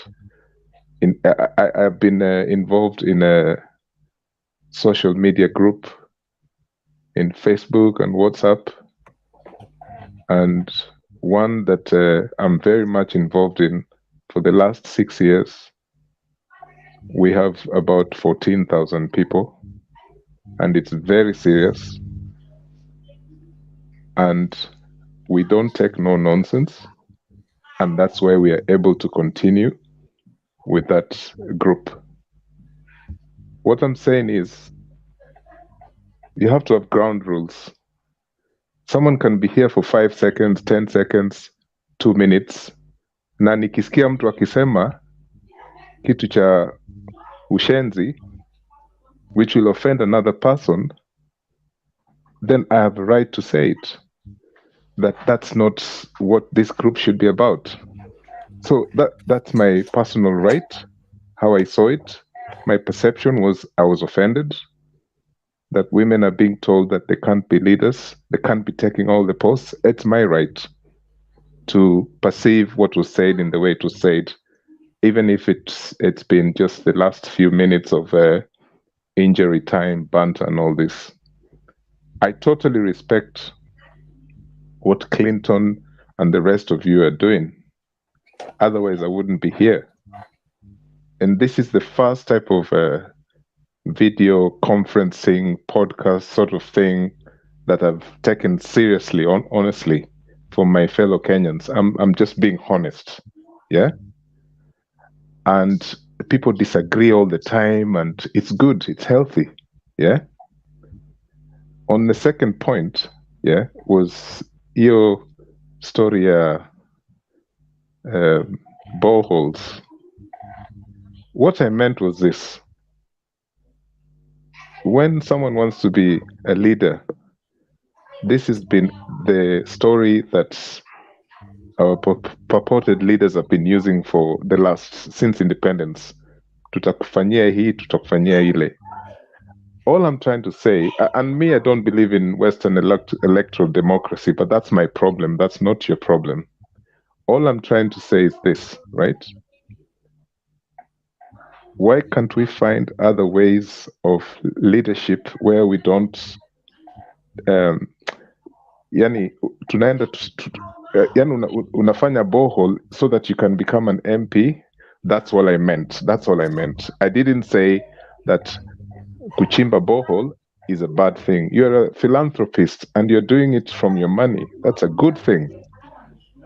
But I was trying to make a connection or a disconnection between doing the boreholes and leadership, you know? So forgive me if I came in there in the wrong way, but that's what I meant. Number 3, and someone said you have a good memory. So I actually think, yes, you have a good memory. And this, by the way, is not about Clinton or Mosh or this. No. I'm just talking about ground rules of such a social media group, okay? So I came in the first time with the name Street Historian, okay? Which I've used in various forums for a long time. But at the same time, I think I introduced myself. I even gave my name, right? And I was very clear about that. And so I would just like to leave it there that I didn't. So today, like I'm here, my full name is Eli Omondi Odhiambo. Mwingine wenu mnanijua. Saa zile tulikuwa tunapigana zile siasa za zamani, nilitumia jina nyingine ya zamani ya kisiasa, zile za social media zamani. But I believe personally, as an individual, that electoral democracy, the Western model of democracy that we have, will continue to be a big problem. We must find a solution. For now, there's no... Omondi, can you explain by what you mean the Western type of democracy? Because I'm interested in that point, because... This point I'm making is basically rooted in... Ukiona vile kila 5 years, we have a problem, serious problem, in dynamics of elections, campaigns, and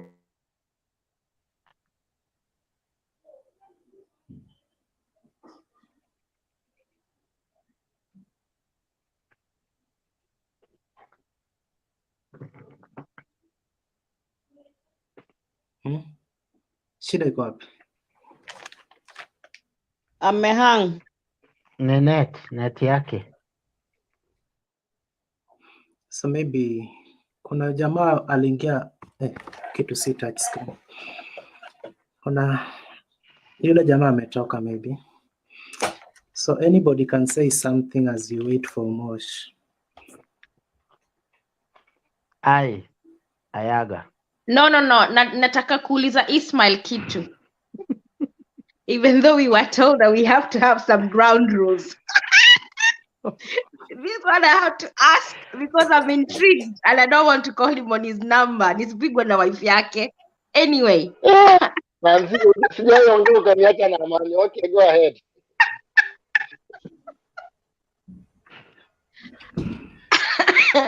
I'll WhatsApp you. Let me WhatsApp you. Let me leave it. WhatsApp you. Okay.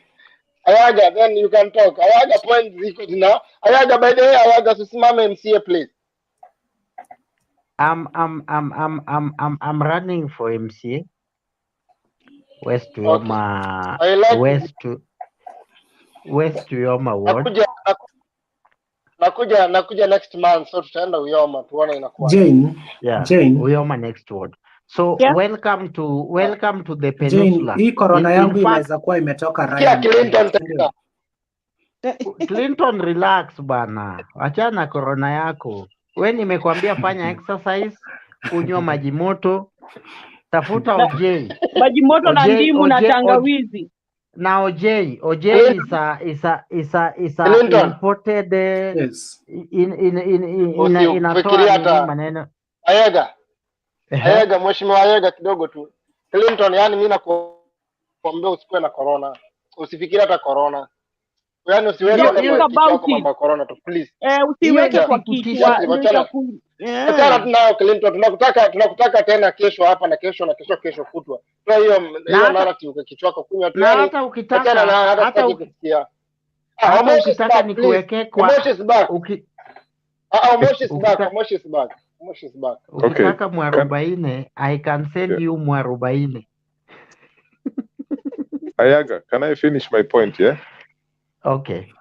I had a problem with my phone charge. Sasa, I put it back, it's charging now. So, what my point was, Nancy, is, and I know it's not going to happen. There is no structured alternative now for most African countries, like a solution to this problem of election violence, election fraud, people, even the health of people. Yani, afya ya kila mtu kule nyumbani is affected by the system of election we have, And I think that we have copied too much from the West.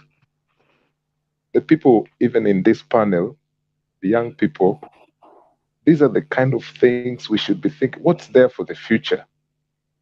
Me personally, as I'm speaking here, I wouldn't mind if people were appointed to lead rather than elected.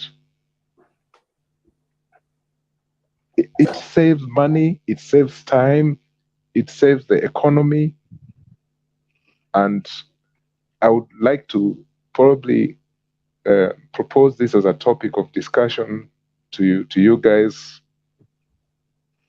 the next time you're meeting, or maybe next week. What's the alternative to what we have now? Because every time we're discussing these serious issues, it seems like on a daily basis, there is a topic based on kile kitu tumeona kwa gazeti. Like now, sijui Matiangi, sijui what, I don't know what. So there doesn't seem to be something that we call an alternative in what we already have. And I've had this discussion with many people, and actually it sounds like nonsense to them to even imagine that we can't do without the Western model. That's what I meant, Nancy.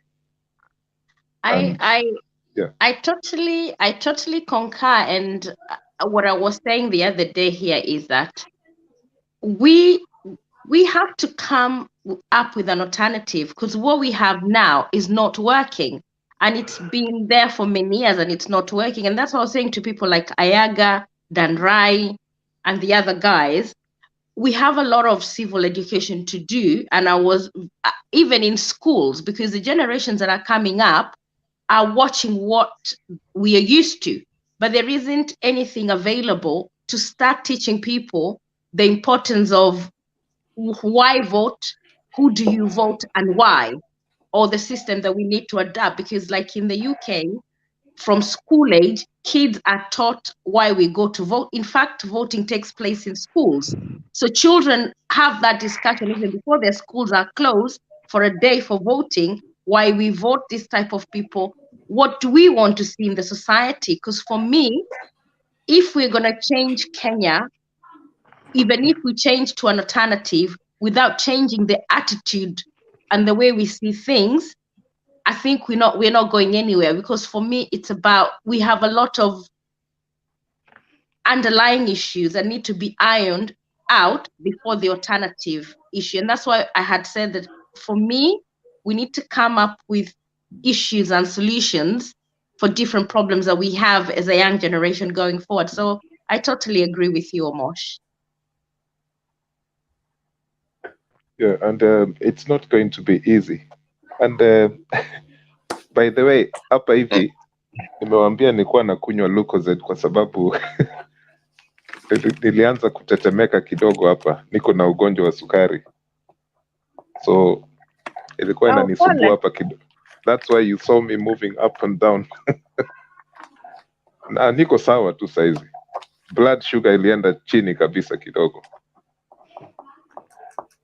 So, but what is interesting about these elections, that you know, if you look at Kenyan platforms, social media, mainstream, kila siku ni kura, watu wanaongea maneno ya kura. And so what else are people talking about? I mean, I had someone talking here last week, made a very good point. You know, why don't we discuss other things that are just as important, but more important, yeah, than campaigns, elections? And I mean, like, we have to find a way, you know, to engage ourselves with these things other than just elections. But that's just my viewpoint. Because excuse me, Mosh. Na si ati ngoja nimalize. Ngoja nimalize 2 seconds. Just a minute kabla hujamaliza. Yeah, 2 seconds. So kwa wale ambao mnataka muingie kwa WhatsApp group, andika namba. Sasa wenye mko hapa ndani itabidi uandike namba kwa comment section ama uninbox Facebook. These are my Facebook names. So you can inbox me your number nikuweke kwa WhatsApp group. So nadhani nimejibu maswali ambayo yalikuwa hapo kwa comments section. So you may proceed, Omosh. Okay, I'll do that. Okay. Most social media groups that we have are there for a reason. And I think this is one of them. And I would really, really, really be disappointed if at some point we lose the magic of this social media group, because I think you guys started this with a vision, you know, and I want to continue to support this to the maximum, yeah. And the problem will be that, you know, we'll have some challenges. There'll be, unaona kama hii group hii saizi, wacha nikwambie, kuna watu wa NIS watakuja hapa kusikia what is going on or what's not going on. That's how they fish information, because they're interested to know what are Kenyans thinking, because that's their job, you know. But you should not be afraid of things like that, but you should just be aware of things like that, because we've had it in one of the social media groups, and we know how they operate and stuff like that. Yeah. I'm not saying conspiracy theories, I'm saying things that you know. Okay. Thank you, Omosh. Malizia in 1 minute. So, to be honest, tuweke tu ground rules, alafu tuendelee tu hivyo na ground rules. Sijui kama mko na ground rules hapa, tuweke tu hiyo basi tosha. Yeah, so maybe just to make you know, to the point to let you know, these are Facebook page. It belongs to somebody, and we always socialize in our WhatsApp group. Ndio maana tunasemaga hii WhatsApp group inaitwa somebody debaters, I don't know, group. So from there we make all the suggestions, what we think, then we come here knowing that Nancy will come, Jane will come, vitu kama hizo. And again unasema kwamba we have to discuss things that are of great value.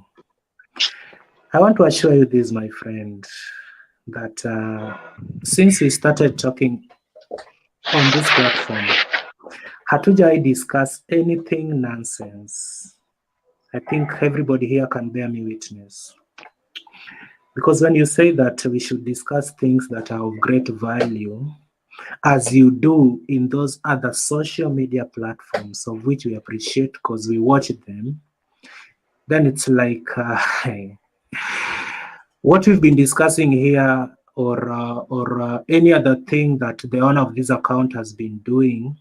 As in, I've just felt that you've lectured the owner of this account that he should at least improve to reach the level of those other Facebook groups, which we appreciate.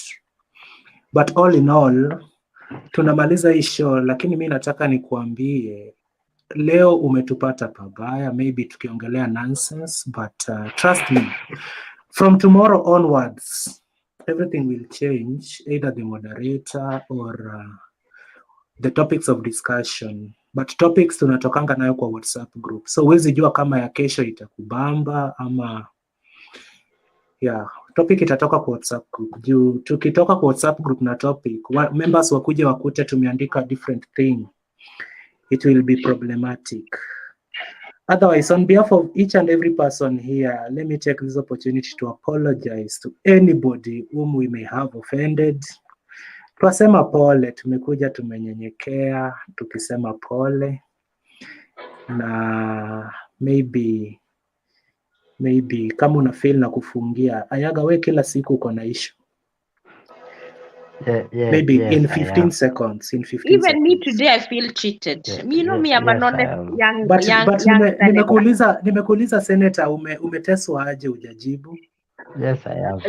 Nina feel leo umetufungia. Yani I don't feel like, you know, normally I go to bed. Senator, wenye walikuwa hapa watasema ni ukweli. Tulikuita mara kama 7 haukuwa. Si ni ukweli members? Ile time aliweka giza. Hapana, Clinton. Senator, kuna time ulikuwa umeingia show Senator, haukunapatikana mpaka tukakutoa. Ishmael, relax kidogo. Goja Ayaga, wait.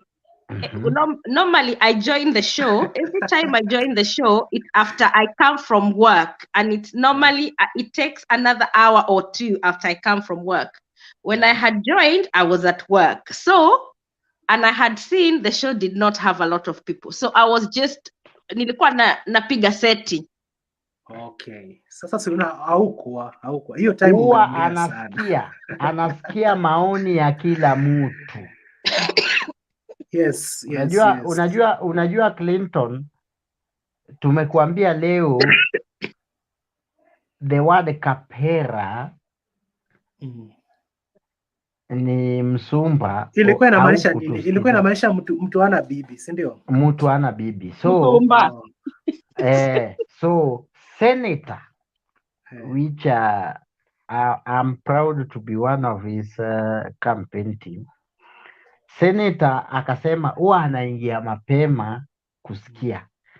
So let me tell my brother Eli, if you want to judge us, especially me, mimi ni mtu wa siasa. Hata BBI niko nayo hapa kwa mkono, sijui kama utaiona. I have it somewhere here. So we discuss serious things for your information. Ndio maana mimi wakati Clinton alijoke, in fact the guy was joking ati ata run for MCA, for MP. Nikamwambia nipe constituency. Unajua mimi ni mtu nimefanya statistics, so I know. Na tena for your information, hii ni siri yetu. Watu wangapi? How many are we here? 6 people. Mimi nafanya na IBC mara mingi, na hata juzi nilimwambia mukileta yule candidate wa Juja, I will be a PO at JKUAT primary in June 18th election. So mimi ni mtu wa election. So mukiniona hapa, mimi si mtu mdogo. Mimi ni mtu hapo katikati. So nikamuuliza give me constituency. Give me constituency nikupe. Order. Ayaga, to the point. Ayaga, you can't use this platform kujisifu. No. So you either shape up or your mic goes. 2 minutes Ayaga. Which I have. Mimi nikakwambia naweza kusaidia with statistics. Nikikwambia constituency ni maybe in Turkana, Lokichogio in Turkana. Mimi naweza kuambia kama rafiki tu nikusaidie, the logistics ni A, B, C and Z. Sijaamini ati mimi sana ni mtu A, B, C, D, no. Mimi nataka tu uniambie tu which constituency, maybe I might be of help in A, B, C, D. I'm done, no? Okay, thank you, Ayaga. Senator.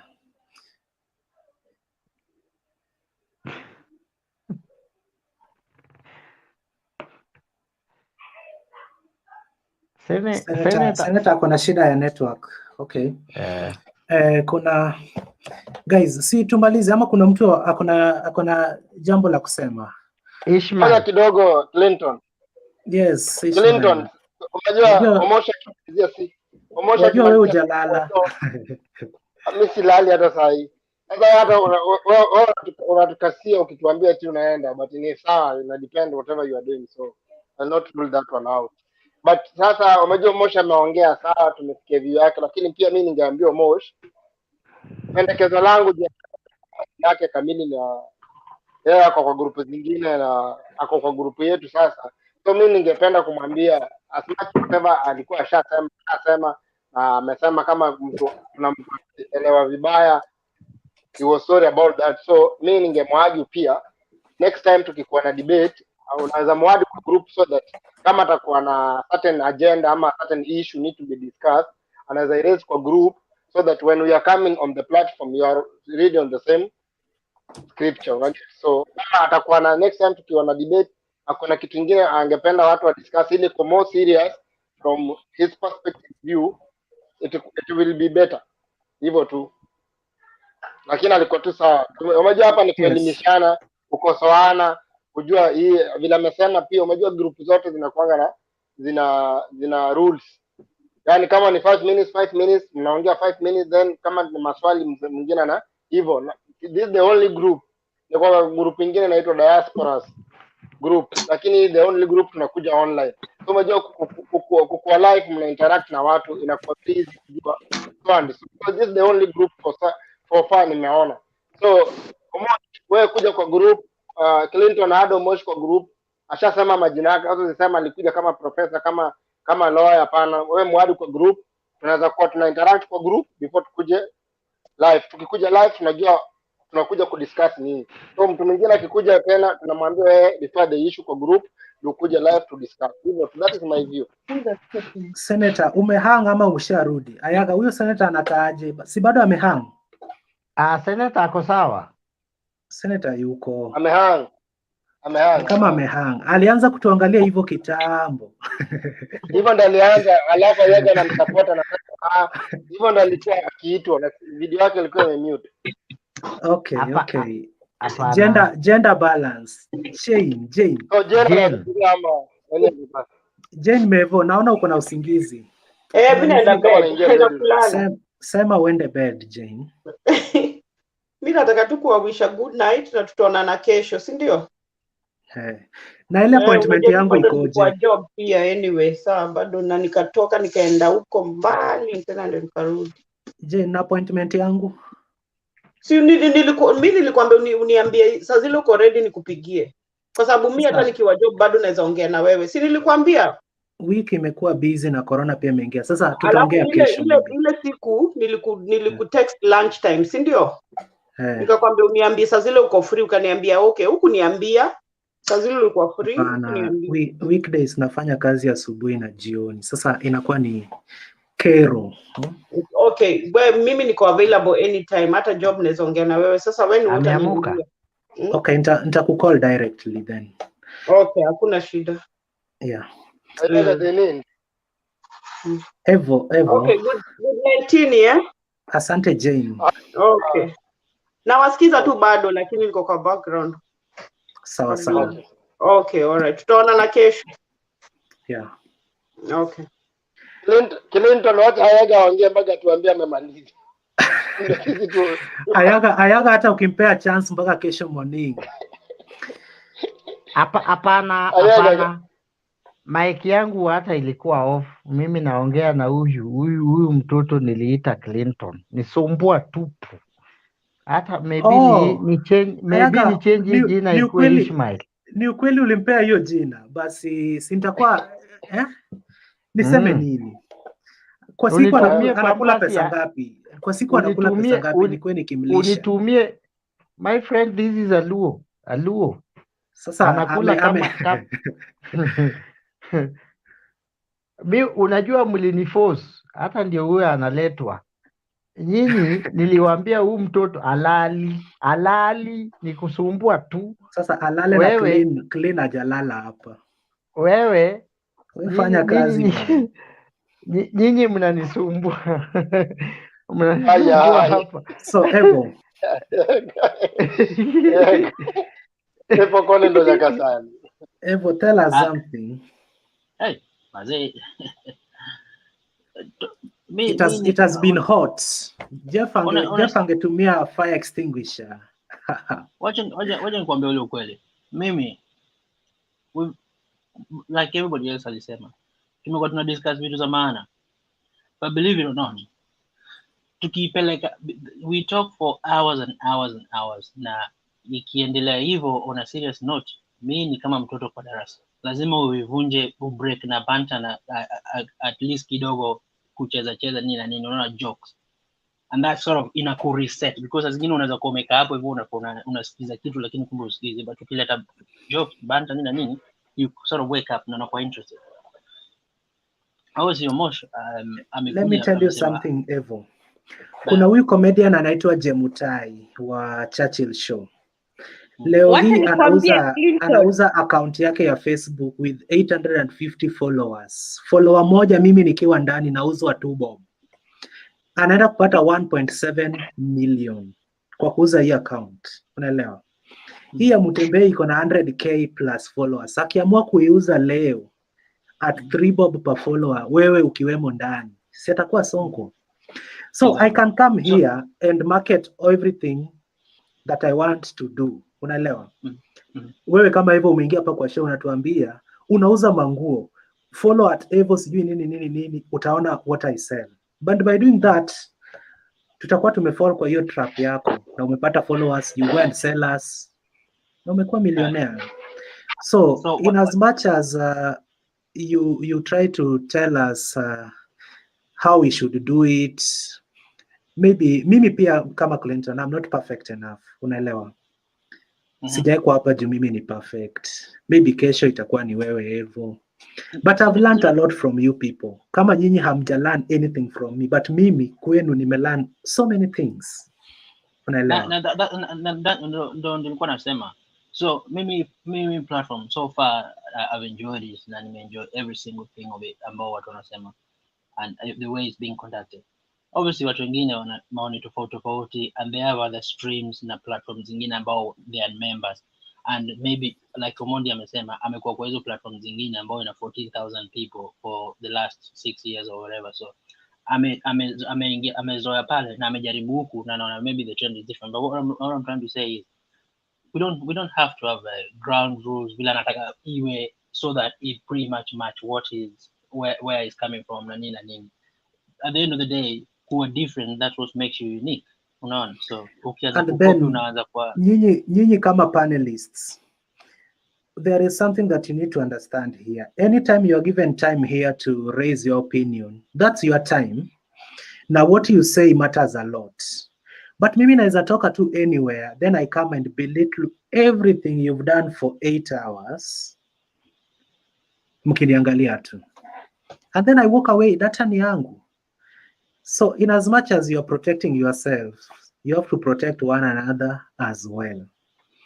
Mimi nawaambia ukweli, we all have different motives. Kama mimi nimekaa hapa kila siku na sometimes naenda 8 hours, sometimes 4.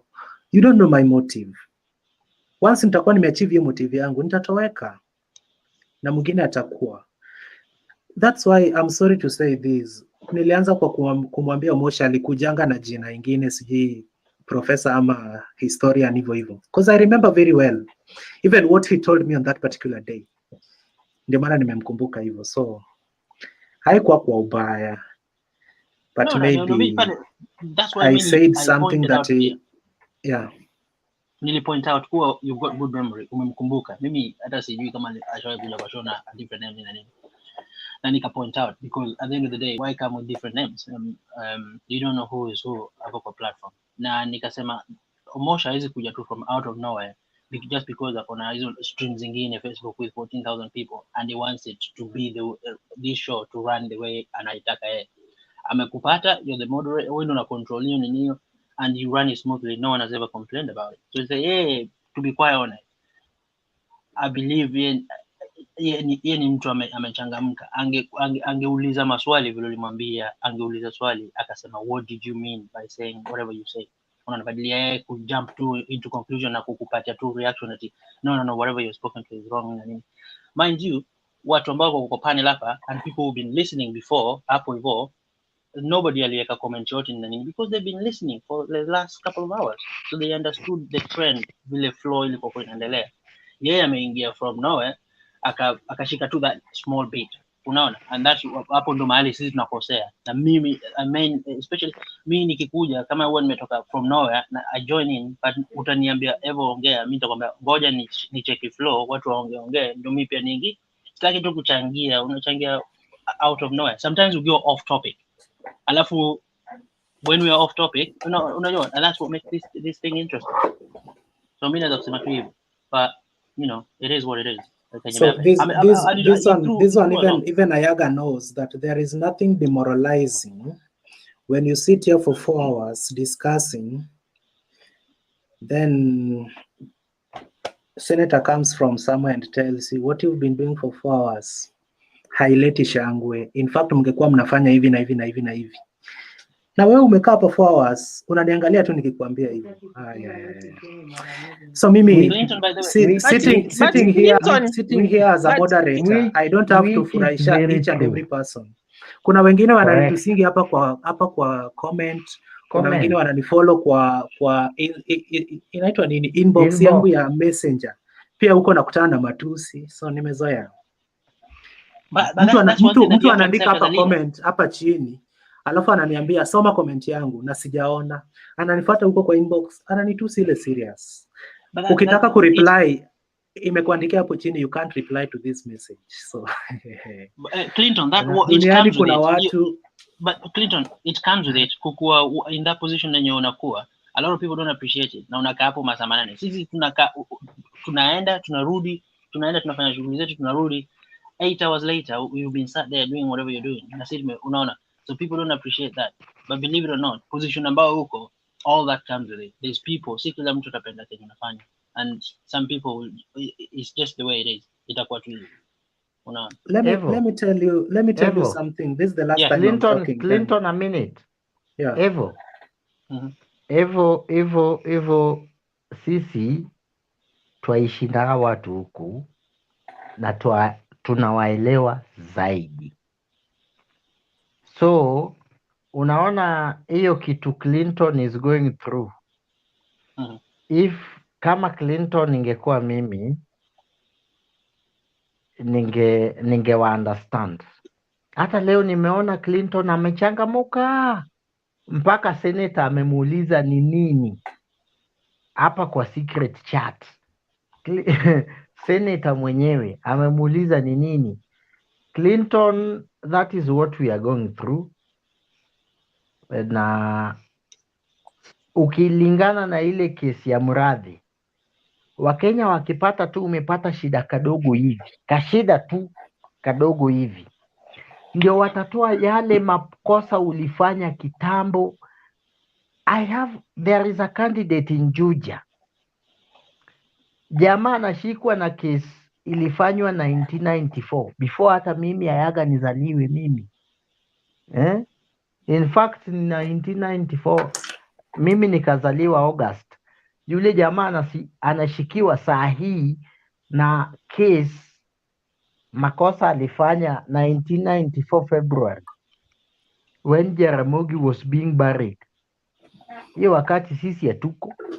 So hii Kenya ukitaka kukua kitu, people will unearth. They will unearth. They will ungrave ile makosa ulifanya ukiwa mdogo. So usijali, relax. That's Kenya. People like Omondi, ameniambia hapa Elijah Omondi Odhiambo, hao ni wa Kenya kama sisi. Hata mimi, unajua, you never know. I'm preparing. I'm doing statistics. Next year ama next year but one. I'm preparing to go to Solomon Islands. Nimeambiwa Solomon Islands iko between Australia huko nyuma. Sijaienda, but kesho nikikwambia niko huko. So mimi kitu nawaambia, kwa sababu wewe Clinton umenifuata maybe kwa status yangu, I'm doing something in statistics, linguistics and something like that. Yeah.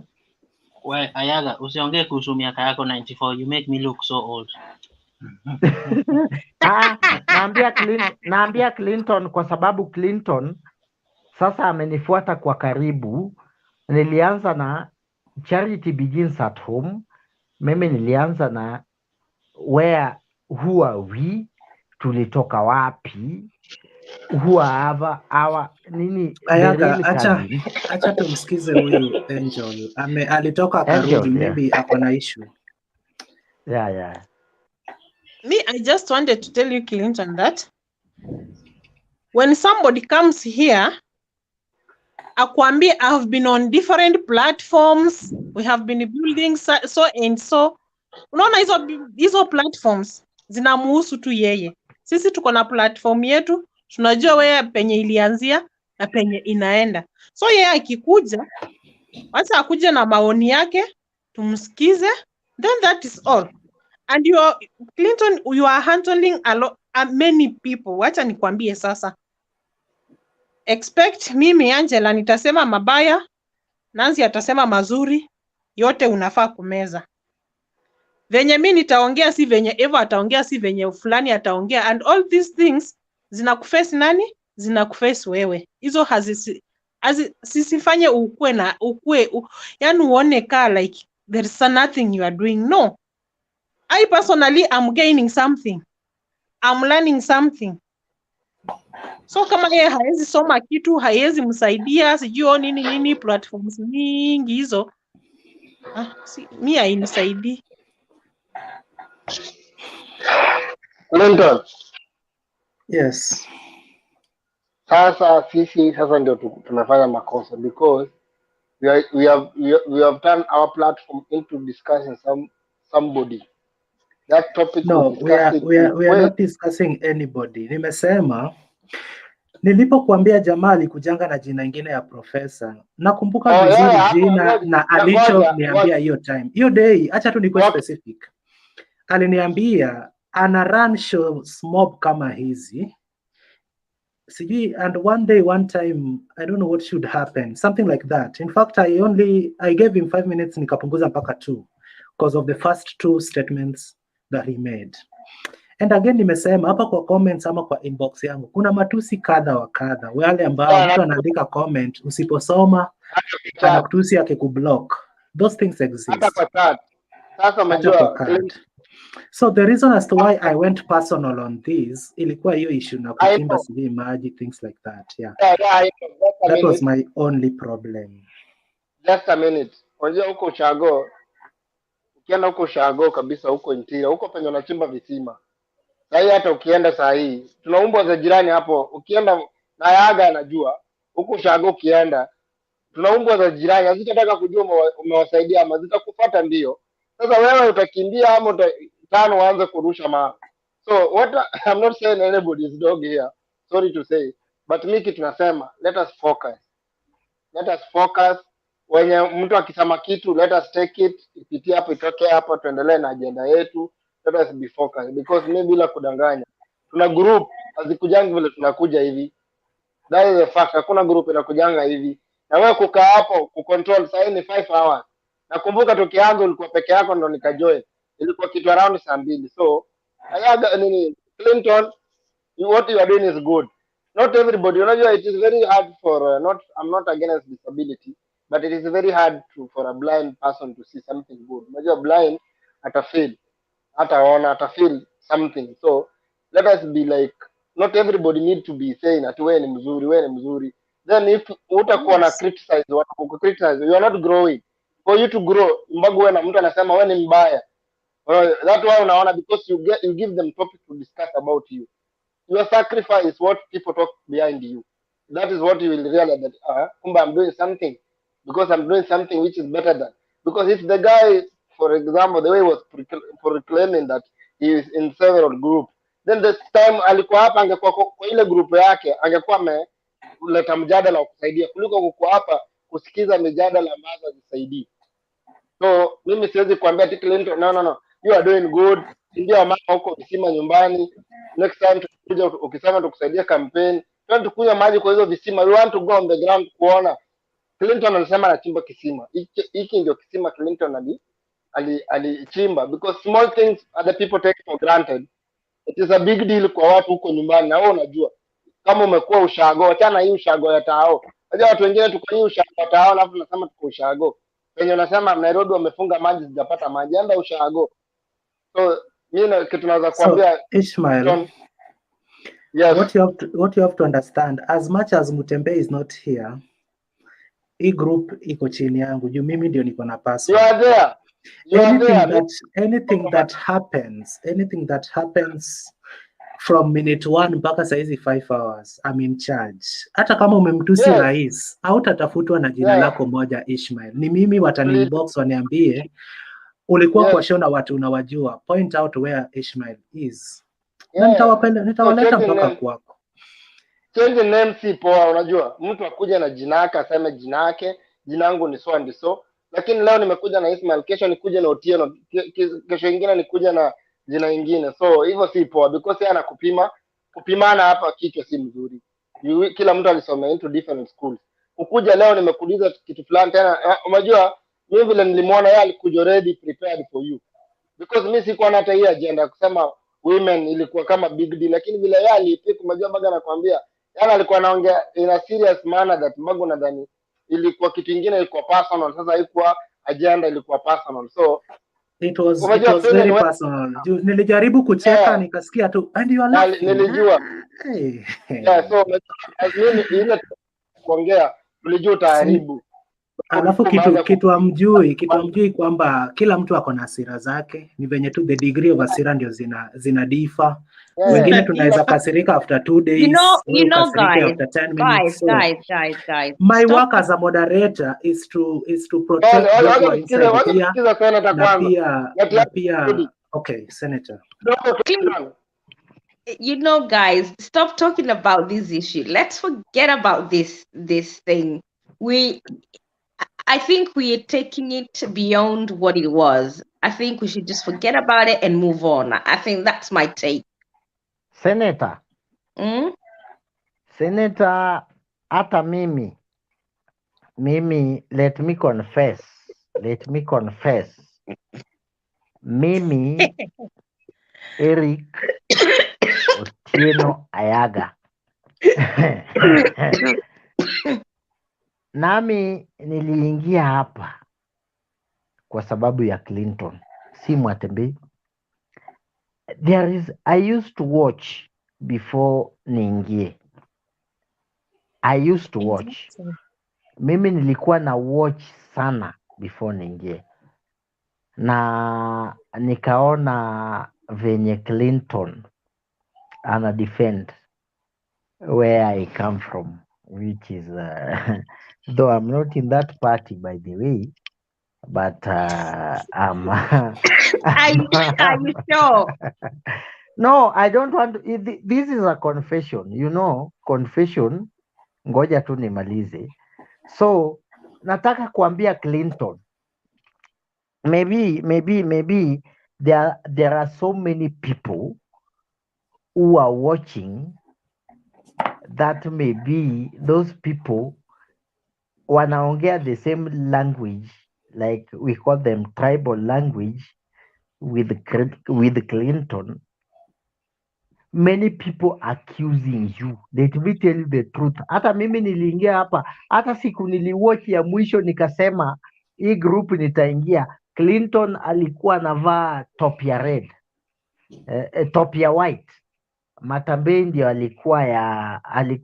alikuwa moderator. Clinton alikuwa na top ya white na shuka ya Masai inakuwa green. Clinton, you have that Masai shuka up to date? Niko hadi na kala. Hii ya green. Kumaanisha mimi ni Mkenya. Oh, very good. So, mimi hiyo siku nilikuwa nakaa na watch nyinyi, lakini venye Clinton alikuwa anatujitetea sisi, mpaka nikasema no, lazima nikuje kwa hii group, na nikikuja hapo the first person I'm going to attack is Clinton. So Clinton, we relax my brother. Mimi nikakuja hapa nikakuwa smoother na akina Nancy, akina Jane, nikafundishwa maneno na akina Collins, wewe mwenyewe, akina Seje, akina Danrai, hata mimi hata venye Nancy venye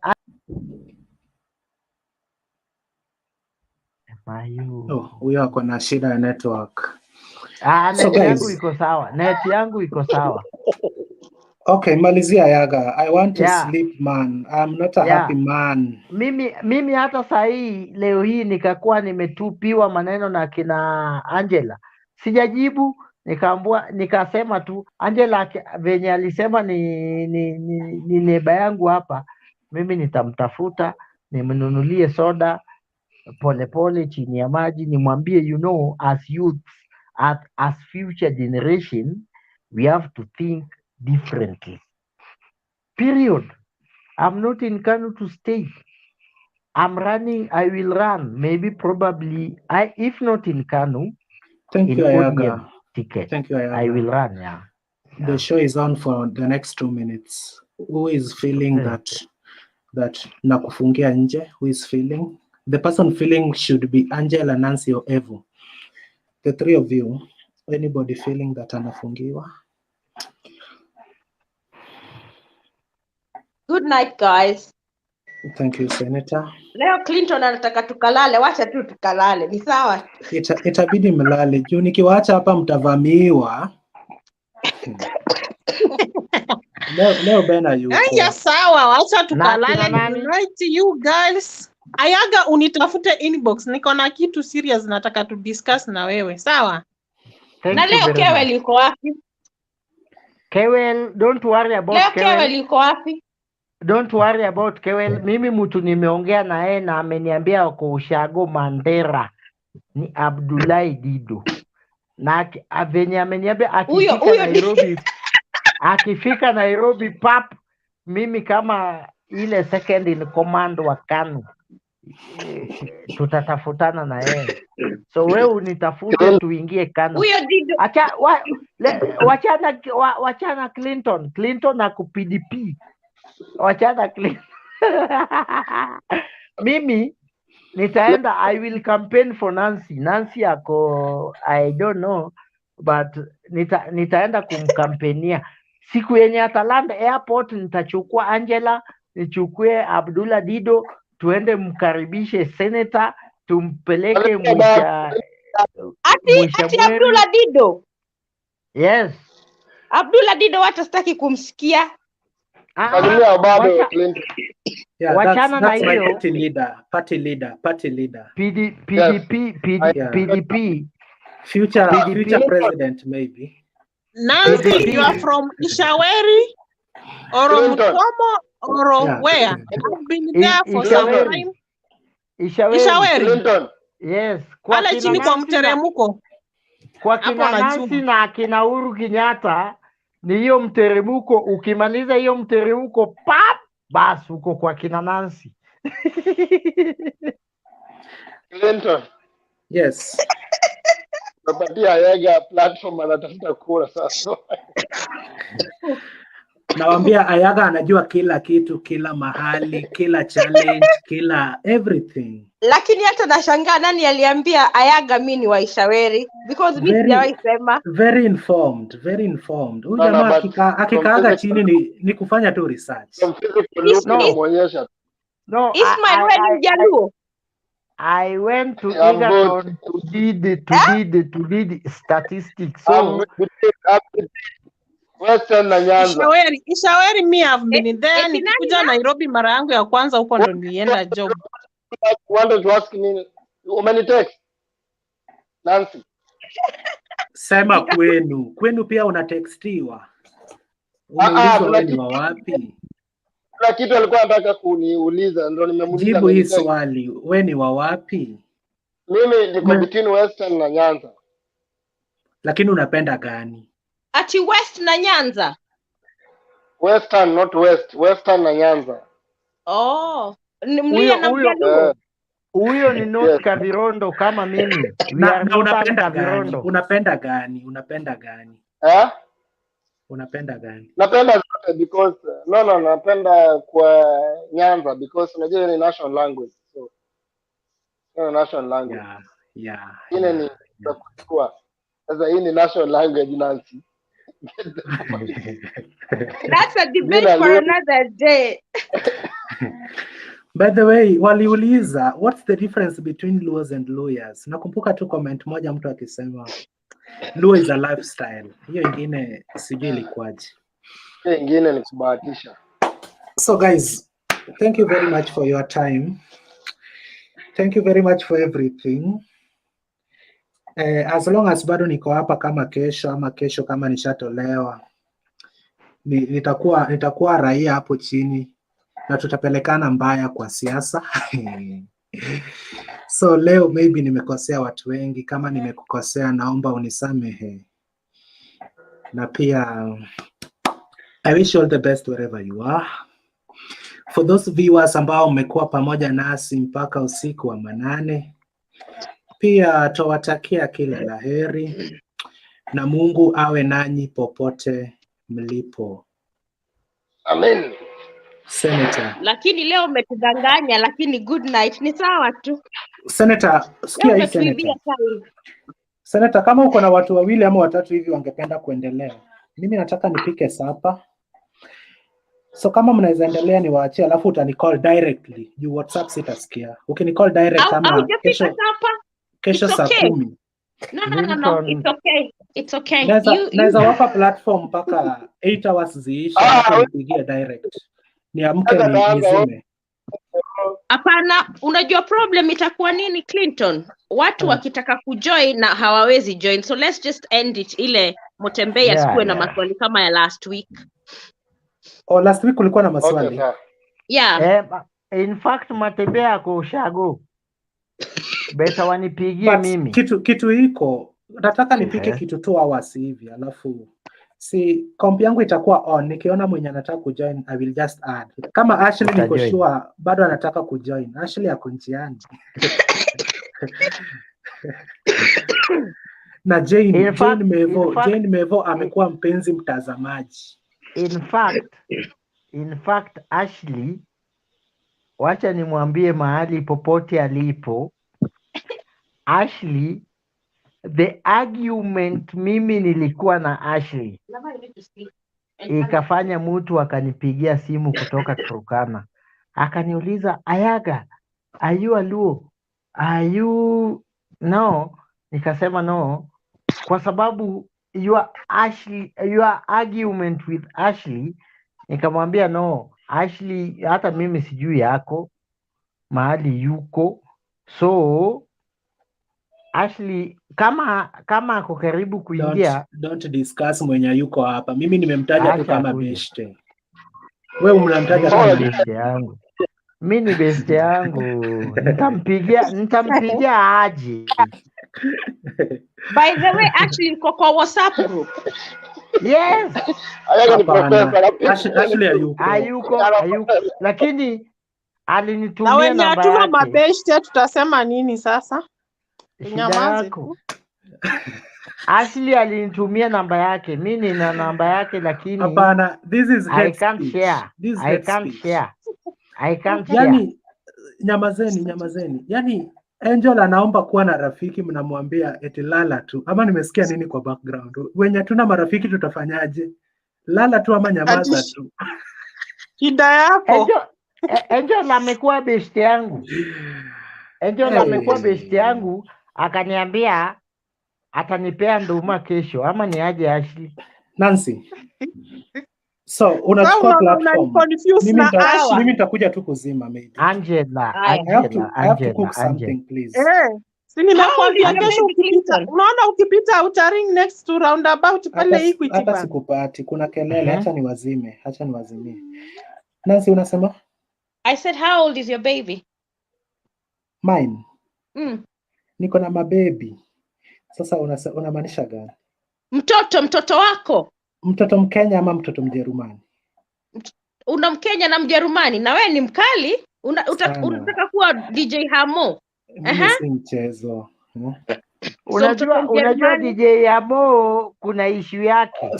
Sikia huyu sasa ameingia tena. Huyu sinizime mic. Ayaga, hiyo ni nini unakunywa? Ndio inakupeleka mbio sana. Sasa neta mtoto Mjerumani ni miaka 2019 mwezi wa 4. Okay. Since. Alafu mtoto Mkenya ni since 2019 mwezi wa 11. What? Mtoto Mkenya 2019 mwezi wa 11. Sasa ulikuwa na wife wawili at the same time? Clinton Jr. Mtoto Mjerumani ni kuanzia 2019 mwezi wa 4 tarehe 2. Hao ndio wale watu tunaitanga na kizungu pure English double tete. Double tete ndio nini? Double tete. Sasa hao ni watoto wa girlfriend. No. Mimi sina double tete is not girlfriend. Don't bring girlfriend. Double tete ni the father. Nimesema, ni wale watu nimesema. Unajua sisi uanze kunywa hapo maji, unatupeleka mbio sana. Sasa nilikuwa namaanisha maji ya uzima inampeleka speed. So nilikuwa namaanisha wamezaliwa hivyo.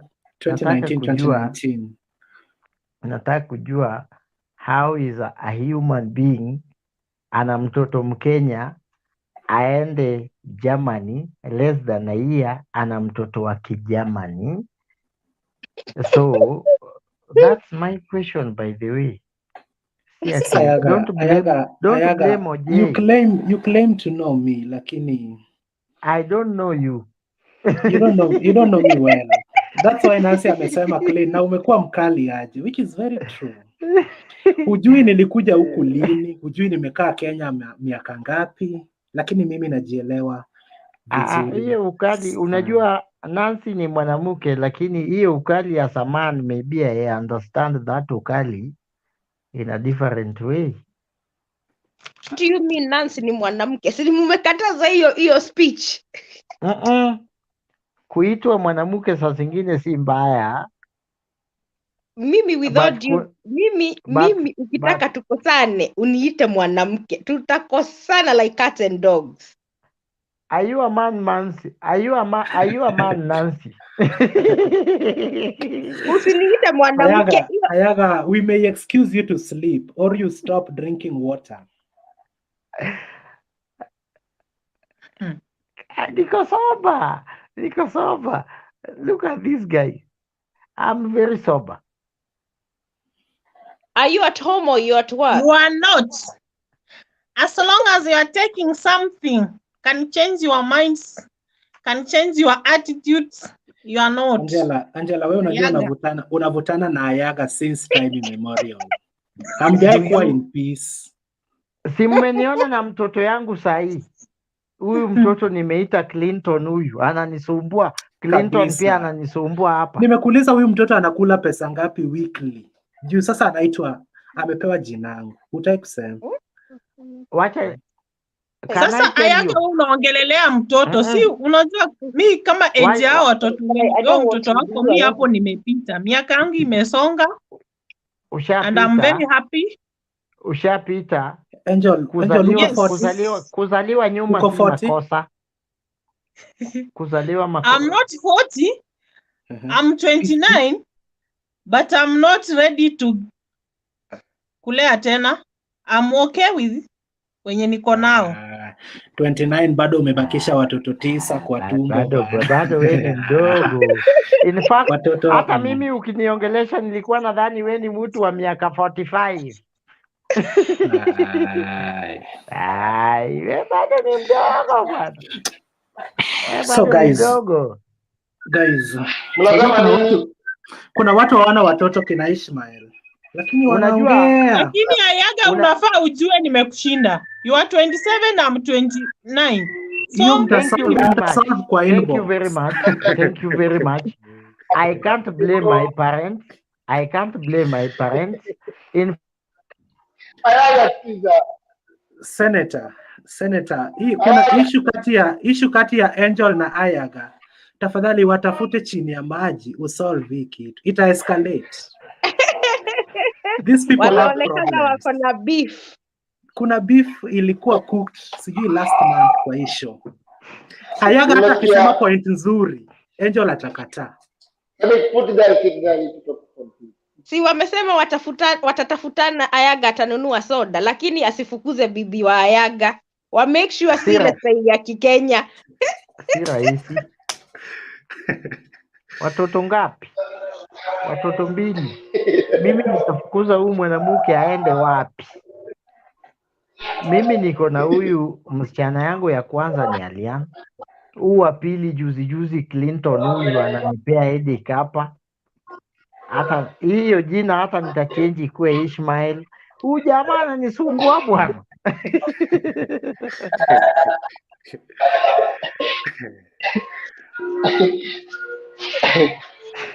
Ukitaka mtoto wako akuwe politician in future, ite jina Clinton. Ismail kwani yako job? Kwani Ismail anashindanga kazi? Waluya wanaweza pika ugali hadi saa hii usiku, don't worry. Ai, saa hii unaweza kula ugali na taste aje? Saa hii mimi siwezi pika. Mimi time yangu ya mwisho kukula sapa inakuanga 9. Basi we si Mluya original. We si Mluya original. Mluya original ni mgani? Huyu mwenye anapiga kelele na masufuria saa hizi.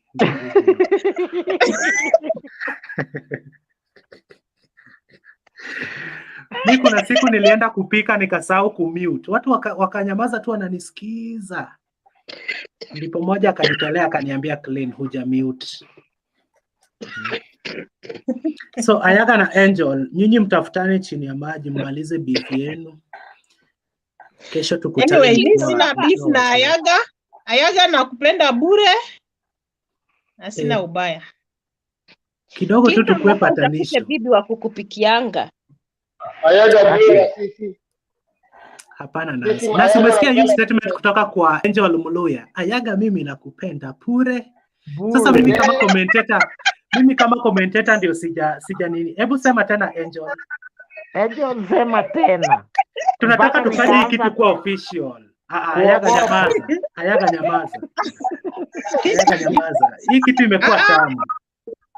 Mimi nimesema sina beef na Ayaga. Mimi nampenda bure kama brother yangu. Kabisa. Hivyo maisha isonge. Kabisa. Asante. Na Angel, ungependa uongeleshwe na Ayaga pia?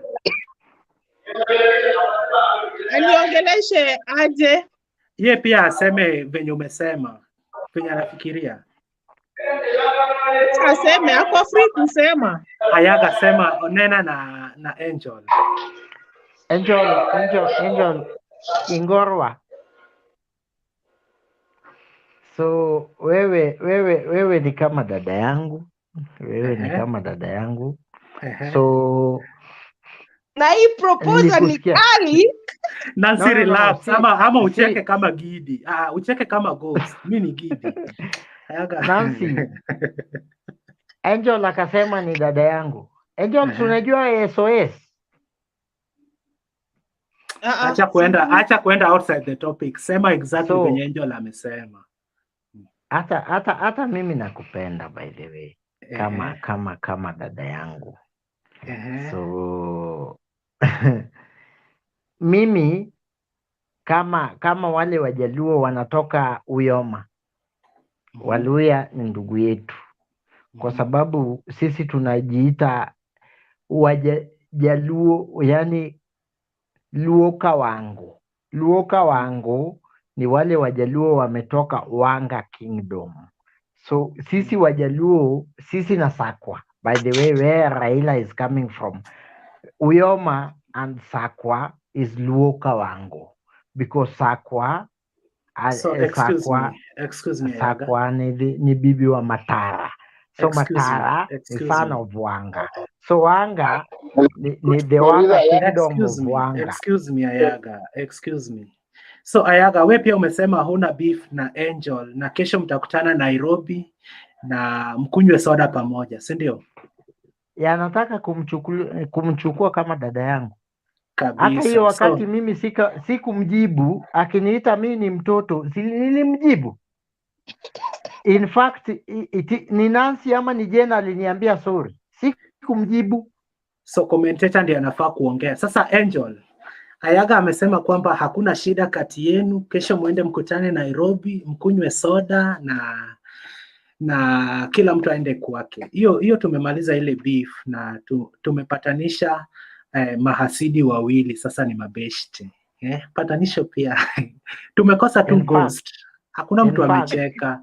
In fact, Clinton, yes. Kuna hapa Kenchik inaitwa Harmony Plaza. Hii Harmony hapo chini. Very good. Hapo mahali imejengwa hiyo flyover ya kuenda Umoja. Tukimeet hapo, mimi nitakubaia kuku kama Mluya ndugu yangu. Kula hiyo kuku. Ayaga, kwa nini extend the same extend hiyo generosity kwangu mimi juu mimi niko mbali? Kwako mimi nilikuambia kitu moja. The same day utatoka Jithro Airport uanguke Jomo Kenyatta. Mimi ndio nitakuwa driver wako kutoka JKIA nikupeleke Ranalo ni mahali wale watu wanakulanga samaki na usuga. Nitakupeleka hapo ukule, ndio nikupeleke Gatundu according to Jane. Nikupeleke Gatundu mpaka Ishamweri. Ishaweri. Ni Ishaweri, si Ishamweri. Ishaweri. Yes. Mimi nataka kwenda Saudi Arabia kwanza nikakutane na Ismail. Wachana sasa. Unajua shida ya Saudia Saudia ni kama Mombasa, watakuweka na kahawa chungu. Hati kama kuna joto, kunywa kitu moto. Ndio hiyo temperature ibalance. Wachana hao watu. Mimi nimezaliwa Mombasa, nimejua siri yao huko juu. Mimi nilienda Jeddah kwa siku 4 tu nikiwa Jeddah, Saudi Arabia. So I know. Clinton. Yes. Clinton. Unajua mimi kitu napenda Ayaga ni kitu moja. Ayaga ukimwambia story, Ayaga ataendeleza hiyo story. Yaani nikasikia hata amerealize kutoka politics mlete kwa story. Yaani katika hiyo story na kwa yako. Excuse me Ishmael. Are you entering into Ayaga? Unamuingilia ama unasema on a lighter note? Are you entering him? No, nasema Ayaga, unajua Ayaga bila na explain hiyo maneno. Ame-explain mpaka mimi nimefeel because nilikuwa ndani tu ni point political background anajua ku explain. Sasa hii story nimemuuliza tu aseme tu kitu Angel alisema. Angel alisema Ayaga ametupeleka hivi mpaka hataki kwenda kwa patanisho direct, bado ananizungusha. Ni kama Kizito alipelekwa na Collins juzi akazunguswa for 7 good hours akagongwa tap. Ayaga, don't mention members who are not here. They are here. Wanaona mimi, unajua naona comments, they are alive. Kizito akipenda ingie, Collins akipenda akuje.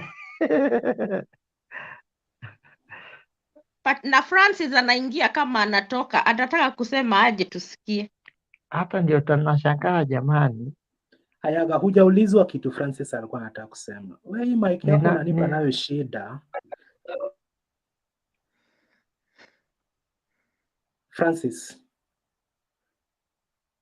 Okay, wenye mko kwa comments ndio hiyo link. Kama ungependa kujoin. Leo mi nimemiss Kewell na nimemiss Bernard. Sijamiss Damfaria. Anaitwa nani? Danrai alikuwa. I missed the debate. Bernard alikuwa. Hata Bernard. Yeah, Bernard was here. Alikuwa show ikianza. Bernard akoshago. Aliniuliza juzi permit ya kutoka Nairobi kwenda nyumbani. Ayaga. Nancy. Sasa wewe huwezi tuambia ni watu hawako na sisi tuko hapo hujasema hujatumisi. Sasa mimi Ayaga anataka kutoa sisi kwangu sema kwa mimi ndio sasa tuambie wale walikuwa kwa show wako kwa miss. Sasa follow the protocol. Hapana Ismail, nimesema before niende Kenya na kuja Saudi Arabia. Na Clinton na unajua Evo tutakutana hapa Central London Trafalgar Square. Nancy amesema mimi ni mtu mbaya, sijui nilikuanga hot. Siwezi survive Saudi walai. Eti watu wamejifunika wote bana. Hiyo si Ismail, corona ikiisha tutaenda na Evo kukula nyama choma kwa Wakenya. Corona Saudi Arabia ni kuzuri sana. Alafu tutawapigia picha tuwatumie kwa mtandao na Evo.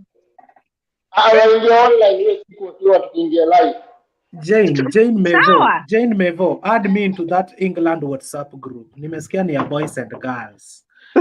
Because naona time yangu ikipita bana. Sijapata next of kin. Niweke kwa hiyo WhatsApp group Jane. God's time is the best. Unaweza ngojea Mungu na Mungu pia anakungojea make decision. Be patient. Hapana Clinton.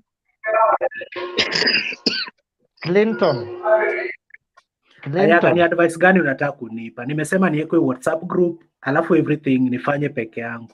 Sasa wewe ni advice gani unataka? Very simple. You know, our Kenyan ladies, number 1, wanapatanga responsible men if you don't know. Mimi si Wakati responsible. unasema oh, mimi sina next of kin, my friend, wewe ndio utapoteza hii bonga point umepewa hapa ya bure. Wanatakanga mtu akiitwa kama mimi. Unaona kama mimi naitwa Baba Lian, Baba Clinton. So watakuuliza hawa akina Clinton wanaishi vizuri? Nawaambia they stay a good life, you know. Responsible man. Unajua the problem, hata ile issue ya Matiangi mlikuwa mnaongelelea what Kenyan ladies look for. And Angela, I think atani support responsible man. Period. The rest are history. Let me tell you, let me answer that point. that point is very subjective, eh? Because let me tell you, let me be very honest with you. I don't know whether be specific. Yeah, I don't know whether it's a broad issue or it's, when I come back home, I look at relationships these days. They don't seem to be relationships anchored on love and proper. Ismail, you like Nancy.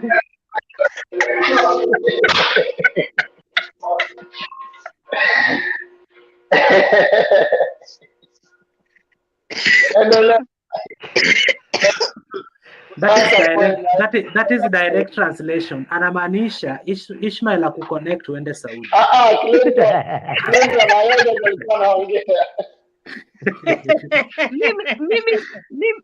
Mimi nitaenda Saudi Arabia na tupige picha na Ismail tuwatumie. You wait. Picha. Hayaga, sitakupa chance mpaka mtu aongee. Acha tu nikuwe mbaya. So you see, kwa hivyo nimusikia mademu wa home wakisema these days their men are not responsible. Wanalala, wanaenda, actually the women have become providers rather than the men. Is that true in Kenya? Sasa shida iko wapi wakituprovidea? Yes, very true. So what has happened to the boy child? Unajua Nancy, wacha nikwambie, the problem with the boy child, anashinda amekuhesabu sana. So unafika mahali unasikia uchungu, unajiuliza hii 200 yenye aliweka kwa meza ndio yenye anahesabu aliacha pesa bado kwa hii nyumba. So unafika mahali unaona hata hiyo 200 yake, acha tu achane nayo, pia wewe utafute yako. Hapo ndo majukumu inaanza. Na ukianza kutafuta pesa zako, unapata mtu anakuuliza, sasa juu umepata pesa umeanza kuringa. Unaona? Na si kuringa. Unaona? Angel, mwanaume akupe 200. Fanya kitu fulani. Akuje akute umempikia omena ama mboga, alafu nikose kuuliza swali. Na niliacha 200 jameni. Hata nyinyi bana, basi endeni mtafute basi. 200 nikiacha hiyo ni pesa ya siku mbili. Alafu something funny is that sayu Kenya, ukiona mtu natafuta tu pesa, maboys wanaogopa kukuapproach juu wanaona venye unang'ang'ana, unabidii sana, una pesa yako. Sasa naona like akikuja kwa relationship yako, kuna vile uko hata wezana nayo. So unaona unajikuta like yani unajipata uko mahali fulani, so akiona like ya kutafute anaona ni ngumu. Alafu nao unajua sasa nowadays maboys wamefika mahali na wasichana, I don't know venye wanafanya relationship zao. Unapata like msichana anauliza dem boy, utaweza kulipa nyumba? Utaweza kufanya shopping? Utaweza kunipeleka out na saloon? Kama hutawezana, kanyaga kubwa kubwa ukiendanga. Hapana Nancy. Ayaga, umeulizwa swali gani? unataka kujibu? Hiyo swali naulizwa kwa sababu Nani sisi ndio amekuuliza tuko swali specifically? Nancy juu sisi ndio tuko, unajua Clinton, sisi ndio tuko mtaa unajua Excuse me. Eti wanataka wanaume wazuri lakini nyinyi ndio mko. sisi ndio tuko Ayaga, excuse me, tukutoe kwa show tuonane kesho. Hapana, Mwache tu akue, mwache tu lakini amute. Wacha nikue niambie Nancy ukweli. Unajua Nancy ni mtu ya kuvuka tu Outer, ni flyover peke yake inatuunganisha na huyu. So ni sisi ndio tuko. Ati nini inaniunganisha na wewe flyover? Flyover. Which one? Unajua na confuse Nancy na mimi. Mimi ndo flyover inakuunganisha na wewe. Na nilikuuliza unaishi wapi juu? Buruburu mi hupita Buruburu nikienda chachi, mi hushiriki Makadara. Sasa ndio nilikuuliza Buruburu ni kuplace na kujua niko na mabeshte huko. Guys, Ayaga amechoka. Nimtoe ama nimwache tu aendelee? Hapana. Nimemweka kwa kio.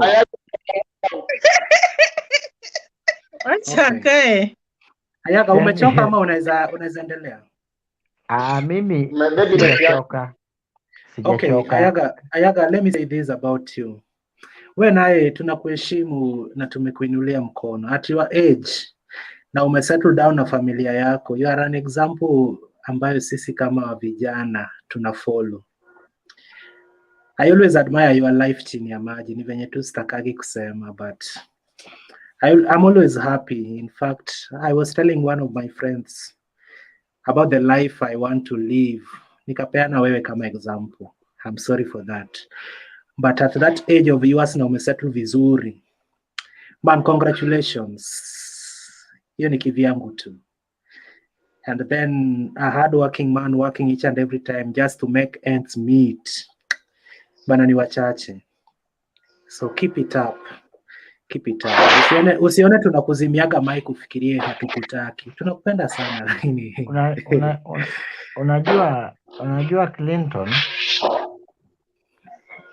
mimi ni mtu wa historia. I did history in high school, nikaja nikafanya statistics and history nikiwa campus. So Clinton zima mic ya Ishmael zima mic yako. Zima mic yako. Thank you very much. So maybe most of you you don't understand me. Sijachoka. Mimi si mtu wa kuchoka. Mimi ni mtu wa kutoka kwa hii platform. Ile normal days kama watu wa net, kuna siku hapo polisi wakakuja wakakata mic yangu. Wakakata net yangu ile waya ya wifi. I'm always here up to around 4. So sijachoka. I know you admire my life. I'm happy about that. Mimi ni mtu nilipiga hesabu kwa maisha yangu. Nikaona Tomboya alipata mtoto yake ya kwanza msichana akiwa 23 years old. Same to me. Huyu mtoto nimekuita wewe nimepata nikiwa 27 years old. So watoto wangu wameachana na hiyo na niliwaambia hapa mimi ni mtu nakaribia hii story ya kuzaa ABCD, nataka nimalize na around if at most 32. So kwani bado utapata watoto wengine? Sioni. Ndio maana hata mimi nikikutana na Angela saa hii, mimi nitamwambia mimi ni baba Ace, mimi ni baba Liam, mimi ni baba Clinton. So aje akijua Huyu mgwana ana watoto wangapi? Wawili, moja msichana, moja kijana. What do you mean aje akijua? What does that insinuate? Aje akijua, maybe wewe haukuelelewa in the coastal of Kenya, ni kumaanisha ajue number one, mimi nikikutana na yeye is only in political issues. Stories zingine hizi mingi mimi nimetoka huko. I'm at a point that now I want to face the world. Mimi a point nimefika saa hii, Nancy, for your information, now I want to face the world. Yes. My first kiss is 5 years. 25th August, 25th March last month, I'm turned 5. So as much as hata venye nilisikia Angela akiniita mtoto, mimi hata sikujibu kwa sababu I know myself. Mimi nimejua plan zangu. Usitupeleke huko bana, uliitwa mtoto, Yeah. people were joking. Nimejua plan zangu. So Yeah. mimi kitu nawaambia, I know myself. I know my plans. Mimi nilipiga hesabu. Kesho nikisikia niko kwa kina Clinton, mimi story mingi nimemaliza nayo. Ebu Ayaga nikuulize. You said you do a wines and spirits business, didn't you? I do.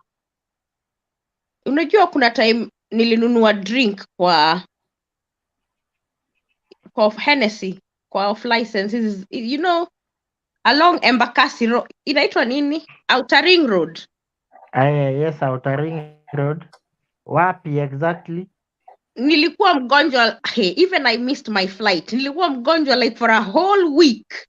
Kwani kuna Outer Ring Road inaanza Thika Road, inaend Airport North Road, mahali unaingia airport. It is near Utawala.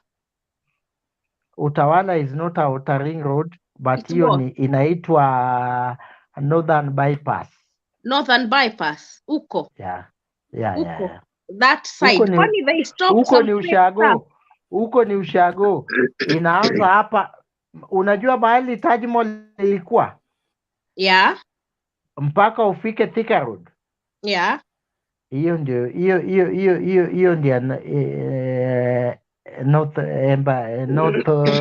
Northern Bypass. Mnauzanga zile vodka zinaweza asha moto. Kama gani? Kama Simba Waragi. Simba Waragi, in fact the first time I got that hiyo kitu ilikuwa kwa Juala, kwa zile pepa iko home. Ni nyumbani. Nasikia ni dawa ya mende. Ama panya. Hapana, mahali mimi nilizaliwa kwetu kabisa. Uyoma kwetu. Ndio nilipatana na hiyo Simba Waragi. Nikaambiwa inatoka Uganda. By that time, kwa sababu mimi vodka ninayo ni hii Chrome. But that is vodka from where? Hii vodka inatoka Kirochi. Hebu ionje tuone venye inakaa. Hiyo ni fake. Hii si fake. Si fake. I don't do fake things. I can tell you it is made by that. Vodka inaweza kuwa fake ni ile 200 millimeters. This one. Hii kadogo. Hii kadogo inaweza kuwa fake. Lakini si mzinga. Mzinga no. Maybe hii 200 and 250. Hii 250. Ayaga, nini naweza nifanyikia nikionja pombe 5 at once? Yeah? Nikionja pombe hizo 5 at once, naweza tembea aje ama naweza? Pombe ninayo, kuna hii vodka best, kuna hii nina Captain Morgan. Nina hii ni Tascasida hii. Lakini Ayaga, Next time, kwa sababu wewe umekuwa beshte ya hii group, next time pia unaleta mama anatugotea. Hata yeye ni Mkenya. Yuko, si ananisikia? Nimuite. Maybe kama Nancy ako na jambo kumsalimia tu, lakini mimi Nancy, unataka kumsalimia? No, it's a bit late. You said she has a small baby, isn't it? So it's quite late. No. Huyo anatusumbua sisi wote, akilala maybe kama sahi, najua analala. Wacha nimuite alafu 1 minute. Ugenya. Okay, thank you. Hebu kuja bia ni usiepa ya. Thank you. Ayaga, umebeba ujaluo yote ukaingiza Nairobi. Tunakuelewa.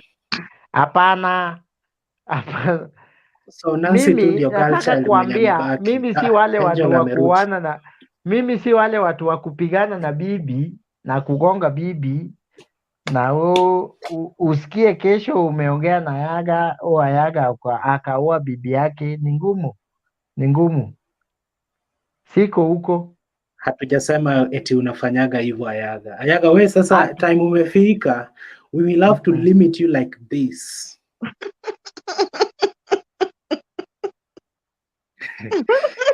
Ishmael, umemaliza shughuli ya kupiga?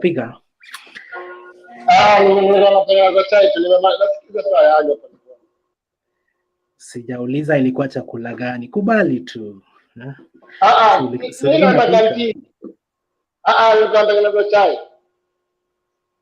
Okay.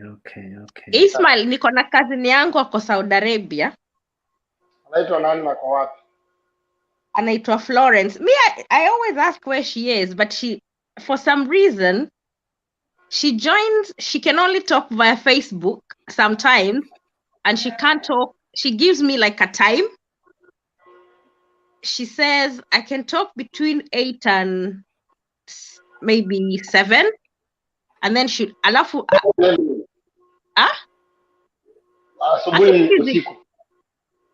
jioni, in the evening time. But then you can't get her any other time hata kwa simu. Before ama this time? Even this time, if you text her, she won't text or call. But tomorrow, jioni, between 6 and 8, she tends to be online the same time. Is it because of work or? How many years? Only ajamaliza mwaka. She came the other day, maybe about 6 months ago. So don't judge her. It's due to the work.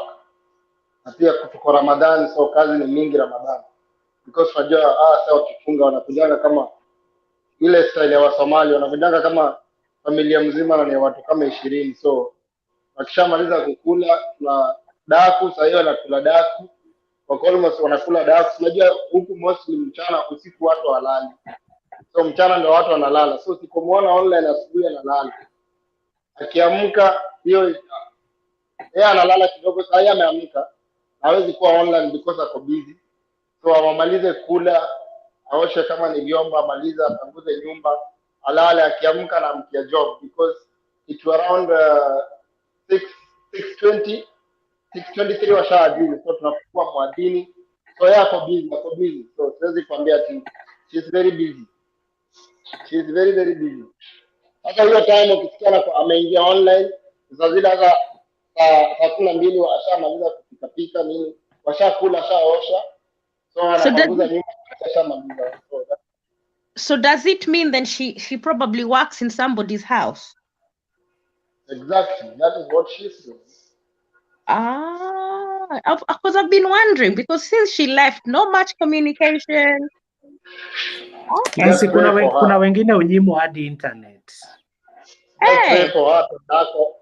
Kama mimi ilinikosanisha na demu wangu juu nilikuwa nimezoea ananiongelesha kila siku. So venye alinyamaza mimi nikamwambia umeoleka. Let it end. Nancy.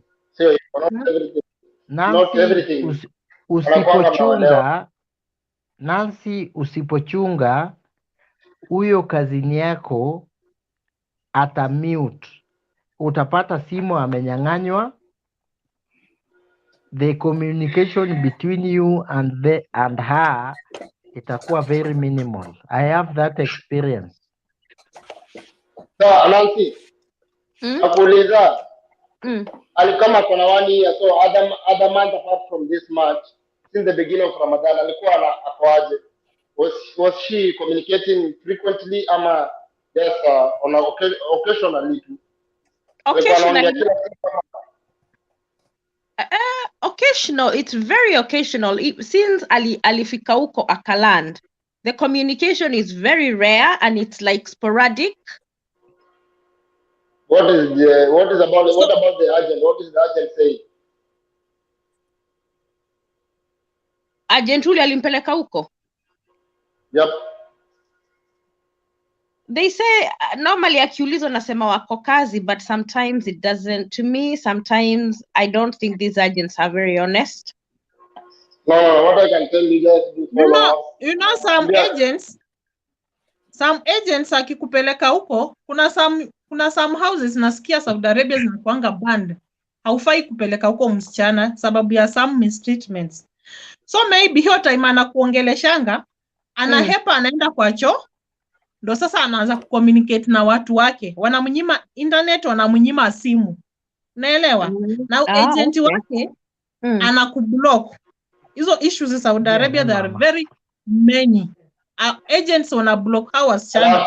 So denye utamuelezea unapitia shida, hawezi mpata. Angel, nataka uende huko kwa mwaka moja. Yeye kama yeye Nancy hawezi nunua net. Net is very much expensive. Ati hawezi nunua? Net, okay, vile umeniambia tu nikijaribu kupiga out mshahara wake hawezi nunua net. Yana hawezi afford hiyo net ya monthly ama after 3 months. Net is very expensive.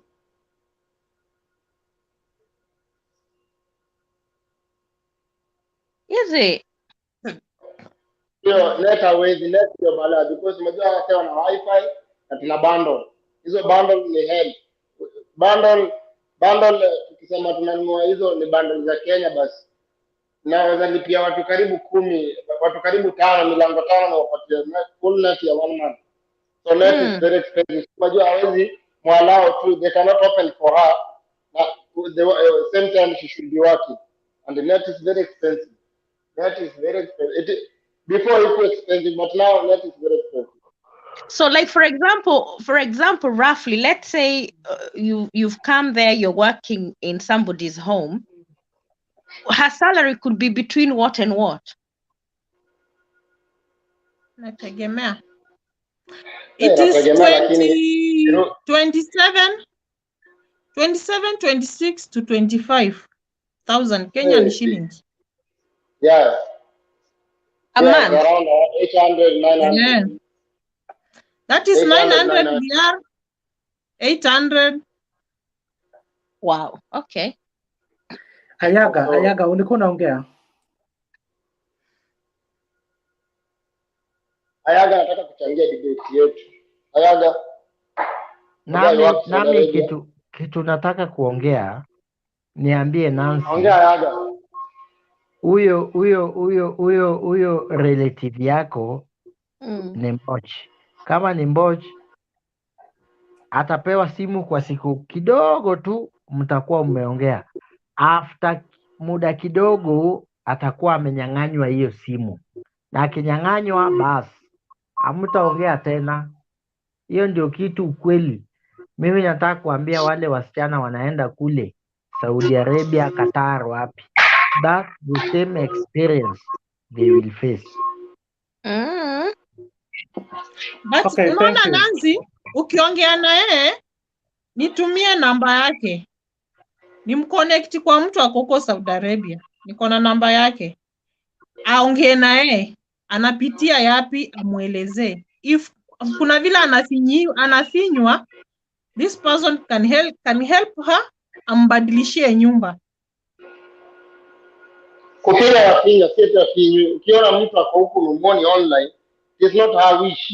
Hadi niko kwa WhatsApp group mahali fulani ya wasichana wako huko, kuna huyu demo alikuwa anatuambia wifi ilikuwa chini, so walichukua wakaipeleka juu, so hawezi access. Sasa unaona, na most of work kazi yake anaifanya sana ni huku chini, so wifi walimnyang'anya wakapeleka huko sababu ya communication na watu wa nyumbani. Hey, So alifail Angela, communication. Angela, you mean uko kwa hiyo group moja na mimi? Hata mimi nilijiita dem nikaingizwa kwa hiyo group, nikawa nafuatilia pole pole, lakini wasichana upitia walai.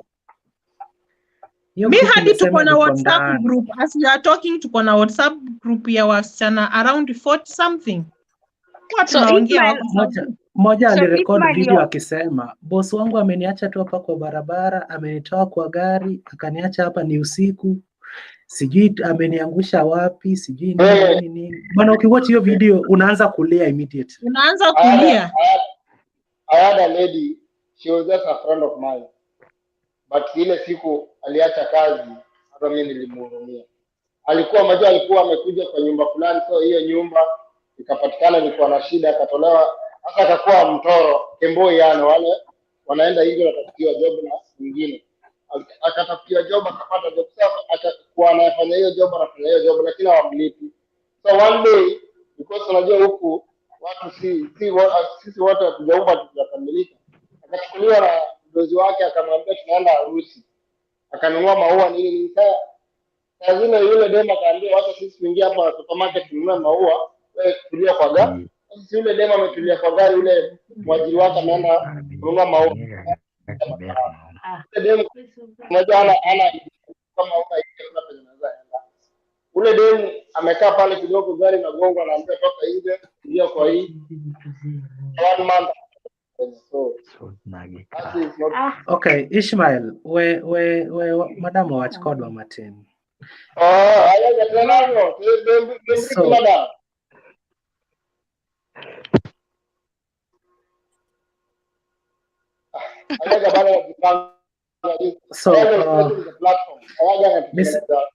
Mrs. Ayaga, please. Mrs. Ayaga, hebu kuja, yuatakikana hapa bana. Madam is very shy and we are sorry for that. So if my you see Nancy, they pass a lot of me ndo sababu by the way siko willing kwenda Saudi Arabia. If you tell me with Dubai we agree. So una advice mtu kama na Ayaga niambie kwa private chat kama kitu sawa, urudi screen. Kitu mimi naweza sema from my understanding, from my experience, nchi zote za Kiarabu usidanganywe na mtu. Hata Angela wewe kuniambia ati afadhali Dubai. So is that naweza kuambia just a minute Nancy. Angela, what I can tell you, whatever you are getting, whatever you are doing, just focus on that thing, make it grow. Unajua, just hapo tu penye huko, chochote chenye unashika na mkono wako na kinakuwa, omba tu Mwenyezi Mungu afungulie njia ikue, but the idea ya kutoka. So kama mtu anaweza mtoa huko is the best solution. No, unajua sasa venye unajua Nanzi, the only kitu mbaya ni venye alisign contract ya 2 years na aliprocessiwa kila kitu. So hii hizo vitu hana. Unaona? Yeye hakuna chenye ako nacho kwa mkono yake.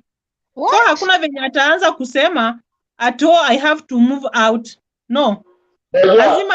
Lazima time yake ifike ndo huyo boss wake aenda renew tena, msimu wake ikisha visa ina renew, wana renew visa. Wa renew visa ya the following year, time yake ikifika ndo sasa huyo boss wake atamhand over hizo vitu zake, amlipie air ticket ya kufanya nini? Ya kurudi Kenya. Lakini if anamrestrict hivyo, anamfanyia limitation hivyo, alafu sasa aanze kusema ati anataka kutoka na hana mtu specific. Sasa mnaona kama huyo akitumia another agent. Huyo another agent, kuna wale agent ni wenye ni wazuri, ukimtumia namba yake atamtafuta, atakapomtafuta ataenda kwa ofisi, ataclaim huyu msichana anapitia hii, nataka kumbadilisha kutoka kwa. Sasa unaona ni issues za ofisi. Excuse me guys. Huyu dem haja complain eti anateswa. Angela, kitu huyu dem anasema, Clinton, yeah. Clinton, just a minute. Kusema waje mimi na passport yangu. Mimi nafanya kwa kampuni. Sitaki kusema ni gani because kampuni yenye nafanya ndio the most famous kampuni huku. So the moment nasema kampuni fulani, wataenda Facebook, Ismail alisema, watanitafuta mpaka kwenye natoka huko nyumbani. So sitaki kusema nafanya kampuni gani, lakini kitu mimi naweza sema sheria ya hapa iruhusu mwajiri kuwa na passport yake. Sheria ya hapa inaruhusu, lakini kwa sisi sijui kwa wafanyakazi wa nyumbani. Lakini sheria ni sheria inasema mfanyakazi akuwa na passport yake. So kama yeye amenyang'anya passport yake, sheria ya huko iruhusu hivyo. Inaruhusu kila mfanyakazi akuwa na passport yake. Ishmael, chenye nakwambia issue ya passport, hiyo ni kitu kiko. I think ni venye sasa huyu demo nimekuwa na chat na yeye WhatsApp amelala. Ningemleta hapa akwambie venye wanafanywa. Hivyo ndo wanafanywa. Sheria inasema hivyo, lakini Waarabu hawafuati sheria. Wanakunyang'anya kuteka nyara. Shida ni wafanyakazi wa nyumba. You get the point? Wafanyakazi wa nyumba. Wafanyakazi wa nyumba, especially hao sasa. Kila agenda nakwambia kwa vitu kwa ground ni different ukifika huko. I understand. Niko na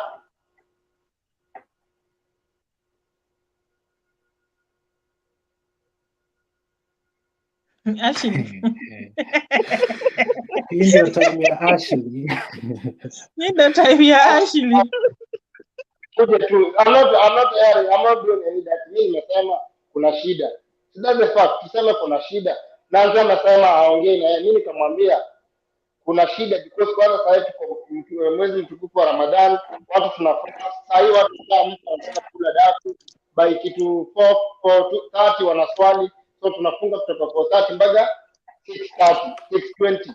So Ashley akisema hivyo mimi nashangaa because mimi kitu nilikuwa na mada ilikuwa juu Nancy alikuwa anauliza na mimi namwambia kitu ya kwanza net ni expensive. Ashley yuko huku sasa yeye aongee mambo US. Excuse me Ishmael, ukielewa chenye nimemuelewa. Hajasema anything negative. Nimemuelewa nasema unajua Ashley zingine anaingiana na kuelewa maana mimi nasema Ashley yako sawa lakini sasa unajua issue ilikuwa naanza nauliza because unajua naanzika na hapo hakika na huyu hakika. So mimi nikasema kitu ya kwanza ni net. Kitu ya pili agenda kikuleta huko agenda mkiachana na agenda hapo story yake imeisha hivyo. Penye naenda guys huko agenda wengi wa kwanza wamefika Riyadh. Wanaongeanga tu huko. Kitu ya pili sheria inasema kila mfanyakazi akuwe na passport yake. Mimi kama mimi na passport yangu. Sisi kampuni ilituambia mtuchukue. Tulikuwa tunasema kampuni tuweke sema hapana mko na passport zenu. Sasa sheria imetoka ukiwa kwa kazi ni kufurahishi unaweza tafuta job nyingine. So kitu ya kwanza na you talk to her. Kwanza yeye akwambie admit kuna shida. Unajua watu wengine wanaweza kuwa na shida na ni wale watu wanalia machozi yakiingia tumboni hayatoki. So maybe kuna lakini wewe muulize kama kuna shida Angela anaweza intervene then umpatie namba umpe namba apate mtu kama nyumba impendezi si lazima aende kwa ofisi anaweza toka nje afadhali kwa mkimbizi lakini you have a little bit of freedom kuliko kuwa ndani hakuna freedom. That is my advice. Lakini Ishmael tukisema kwamba huyu dem hajachukua hizo 6 months senator anasema but hiyo life wanaishi Saudia sote tunaelewa vizuri sana juu unaweza pewa net kwa time kidogo ama ukose kupewa net kabisa. These things exist. Na huyu dem amekuwa akipata time kidogo anachatisha senator. Hapa kwa chatting hajai complain mara anateswa, anafanywa hivi ama atume message senator akiingia online asome. From Nancy's statement, huyu dem haja complain eti anateseka vitu kama hizo. No. You know, me feel kama akiongea is like there is somebody watching or something because you know like the way you would chat with your family freely. Unaona ni kama ana hold. You know like ukimuuliza swali anakwambia I can't answer that one, sorry. You know like that. So it's like coded messages that don't make sense. Yeah. Pia wamewekewa cameras kila mahali zinawafuatafuata. Hata si kamera. unaweza pewa simu bila net, utakusaidiaje? Umepewa simu sawa, umepewa simu hakuna net, hakuna laini, so hajakusaidia. So nimekwambia net ni expensive. So kitu anafanya, anamwambia anataka kuongea na maybe mom, sawa, anamwambia dakika 5, sawa. So meanwhile akitaka kuongea na mom anapatana na nephew wake Nancy. So the moment anaongea na Nancy, anataka amuulize more, lakini yako zile za hapana kujibu. Within 5 minutes anapotea tena. So tena mpaka so hizo net yao si mchezo. Hata akikupa shukuru, at least Nancy, you know she's doing well. You always talk to her once in a while, but unaongea na shukuru. Na wengine hajapewa simu. Hajapewa simu. Now I understand. Thank you, Ismail and Angela. You know, like there is a friend of mine, anatoka kwao ni hapa ni Kiambu. Alikuwa anasema akiwa huko Hamam, alikutana na msichana, nao amemaliza 1.5 year, akiwa bado ako na mulika mwizi. So huyu msichana tangu aingie Saudi, hajawahi hata pigia wasasi simu awaambie, nilifika, wasikia sauti yake. Wao huona tu pesa kwa mpesa. Now that akachukua pesa, akapea Mwarabu aenda amununulie simu. Tangu aingie huko hadi wa leo hajawahi nunuliwa simu. Amenunuliwa simu last week with a reason, contract yake inaisha lini? Inaisha June. So huyo Mwarabu juu amemununulia simu, sasa anajaribu kumubembeleza, anajifanya mzuri, ndio huyu msichana akienda afanye nini? Arudi. Angela, wewe ni specialist wetu. Tunakupenda sana. Wewe ni specialist wetu. Wow, that is frightening. Okay. Halafu pia nyinyi wa Kenya wenye mko abroad, mbona mkikutana na Wakenya wenzenu mnatuasiu?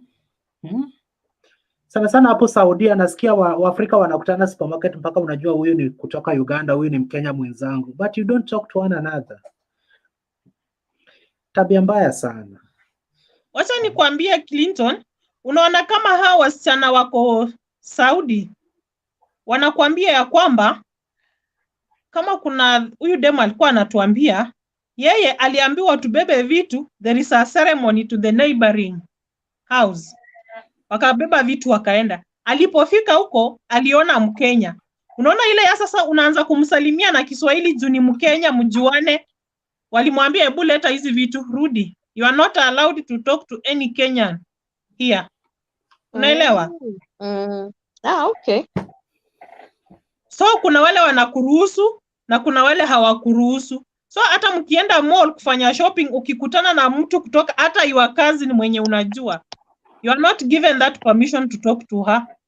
Hauruhusiwi kabisa. Wanakataa, Waarabu wanawakazia kabisa.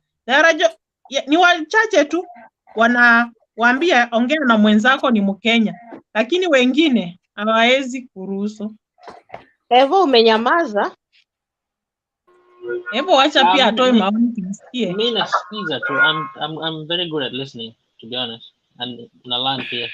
Where are you in the UK? Niko Tidworth, karibu na Swindon. Where are you? Tidworth, karibu na Swindon. Oh, I normally come to Swindon. There is a Kenyan place there. Oh, pale kwa nyama. Kwa roundabout. Pale kwa Ken. That's my cousin. Oh, okay. Wanapita pale saa zingine na kuma taska. Mnaona hizo Swindon mnasema. Mimi kuna football team inaitwa Swindon FC. Na ibetia kila siku ikinipotezea pesa. Hiyo Swindon FC. Na hata kesho nitaiwekea pesa, lakini itapoteza, I know that. Itapigwa 1-0, 0-0. Lakini why don't you bet for a better club? A better club ukipea Man City wanapigwa na Chelsea, timu ndogo. Sasa timu gani better? Man United. So bana hizo nilisikia mtu akisema ko Reading, Swindon, Manchester, place gani tena? Leeds iko up north. Vitu kama hizo sisi tunasikia tu kwa TV, by the way. But you told me you're in the UK, Clinton, the other day. But I just came to watch football and came back. Is it? Nancy. Yes. Ah. In fact, that's where this disease got me. Yeah. That's why. Raya nayo ni ndege ingine chafu sana. Wale wa mama walinishika na hii kitu. You don't mind about that. Just have to drink hot water. A story ishe. So guys, situlale. Aya, good night guys. Ama siturare. Nafaa nioge nitoke. Nitoke. Uende job.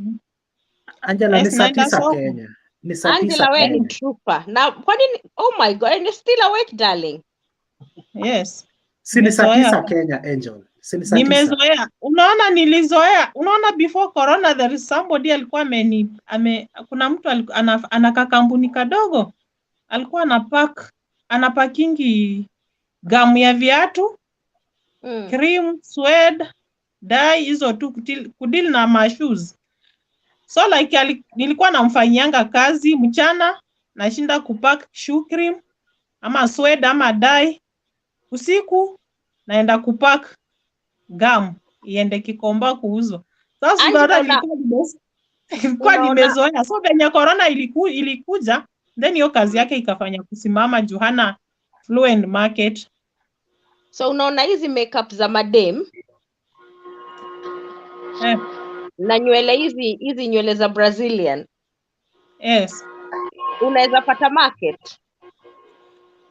Hizo naweza pata market. By the way, kama kuna kitu hakifaili kwa market kabisa complete ni vitu za wasichana na wamama kurembeka. So if someone is it? So if we bought, lakini zikiwa the quality ya expensive, watu watanunua. Yes, watanunua juu inategemea pia na place penye umeiweka. Wewe utachukua kitu kama hiyo upeleke Mathare, upeleke wapi? You will have to look for a specific place. Then nowadays kuna online advertisement unaiuza online. Okay. Good to know.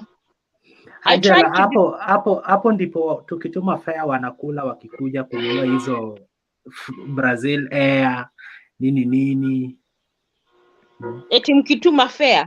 Tukituma 230 wanakula yote. Let me answer you on that. Wacha nikwambie Clinton, mimi ndo unitumie fare nikuje kwako.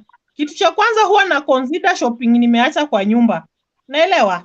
Huwezi nitumia 200 shillings una expect me kukuja at your place. My friend, hiyo ni credo. Sasa kama kuja kwangu ni 50 bob na nimetuma 200. Bado uji. Nimekwambia, unajua wacha nikwambie Nancy. Something funny with the boy child Kenya nowadays. Unachat na mtu siku 2, anakwambia si kesho utakuja kuniona. Unaona M-Pesa anakwambia ati nimekutumia fare. So 2 so 3. Ndo nimechat na wewe siku 2. Really? Kwani haujui kuforward hiyo pesa irudi kwangu? Kama ni kidogo, si uforward ikuje kwangu tena. Na ulikuwa unasema kwa nini? Unaona? Alafu mistake unafanya, pia unaniambia eti unaangalia shopping umeacha. Nanzi amekutumia fare. You don't know the person, haujui kwenye anaishi, and there is these cases za ladies ametumiwa fare. Mimi nishaipea mwanamke fare kumrudisha kwake usiku, ametumiwa na chali fare aende, wakati ameshuka stage chali amefunga simu.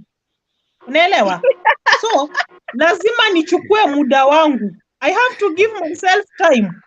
Nikusome in and out. Sasa unanisoma kwa kula fare zangu polepole. Hapana, si kukula fare zako. Mimi si ati tukijuana leo na kesho you have to send me fare. Mimi hata tukichat wiki mzima usichoke kunitumia fare. I won't come. Kuna siku nitakuuliza unaishi wapi? Uniambie. Kuna siku nitakuja bila hiyo fare yako. Utaka kujua wenye unaishi ama hapana sana, alafu wapatane na chali wanapigwa ile serious. Sasa unaona mimi nimesikiza Angela anasema alipatana dem sijui ni dem ama mama akamlipia fare. Unajua boy child aliona tu akaona hii ndio nilikuwa nimetumia fare akakula kona. Boy child hawezi kutumia fare afunge simu. Tunaangalianga, tunasimama mahali. To be honest, huyu demu alikuwa bado angali na, wacha nikwambie, to be honest, huyo demu venye mimi nilimuona. Uwezi muhepa. Mimi nilimuona. Uwezi muhepa. But all of a sudden, huyu jamaa alifunga simu. With a reason, huyu jamaa ako na bibi na hajaambia huyu demu. So hiyo siku, the same day yenye amedate huyu girl, hiyo ndo siku bibi ametoka ushago amekuja. So bibi anafika kwa nyumba na bibi kwa huyu demu ako kwa stage anapiga simu. Nini anaweza fanya? Si ni kufunga simu. Angel, opportunities ka hizo uko na namba yangu, unanitumia hizo opportunities. Hizo unaniambia clean, kuna mtu amekosa place pa kulala, nyumba kubwa hapa. Sasa utakuwa ukiwa Germany atafly au atafanya nini? Hizo opportunities nazitaka nikienda Kenya. Usiku. Nikirudi Kenya.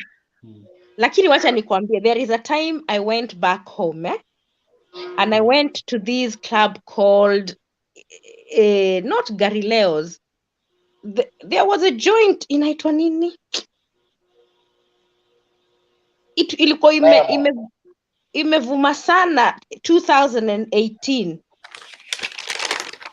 I can't remember side gani. Na huko side ya Upper Hill, those sides. So me going No, where is ile ilikuwa inaitwa Jiweke? Where is Jiweke? Mimi ningekuja, lakini Nairobi place najua ni Jomo Kenyatta Airport peke yake.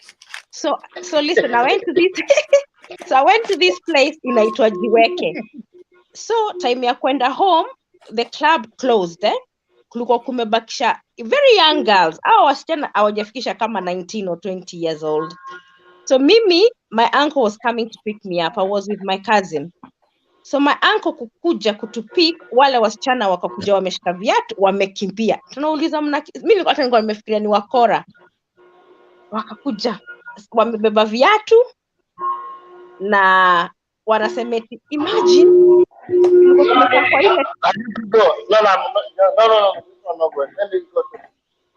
tumekaa kwa table and the guy bought us drinks all night. Sasa anatuambia we have to go. There were 3 and there were 4 men. Wanawaambia lazima waende, wakachukua handbag zao. Sasa they were running to us for help. Nikasema Mungu wangu, these girls they're so young. Nikashindwa hata wanafanya nini nje hiyo time. Mimi nikiwa hiyo miaka, it was not possible to go out at that age. Wanaombembeleza na pesa. Angel, kila mwanaume hapa nje hustruggle ndio atume hata 200. Usijaribu kuita pesa zetu tena ni credit. Tutazikula tumeni, uliambiwa na ule msichana. Wacha nikwambie Clinton. Maybe tumefuliza. Wacha nikwambie, especially nikitoka kwa show hivi inbox yangu inakuanga imejaa, like sasa naona niko na message over 20. Unajua chenye nafanyanga ni nini?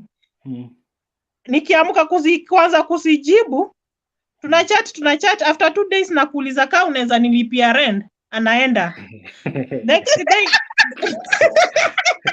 Next questions. Namuuliza niko na fee arrears ya 20k, unaweza manage unaweza nisaidia haki, anasonga. Hivyo. Eti umesema ebu I listen to this. Eti umesema saa hii uko na message kwa inbox. Alafu unachat na mtu, acha nikuulize Nancy. Nikichat na wewe siku 2, siku ya 3 unataka kuniona ati mimi nikuje kwako. How? Usiku tena unaniambia jioni ukimaliza job nikutumie fare. Sijawahi kuona mchana nikakujua sura yako. Alafu usiku nikuje kukuona. Sasa ni kwa inbox ya Facebook yako unapata hizi message. Unapata hizo message. Okay.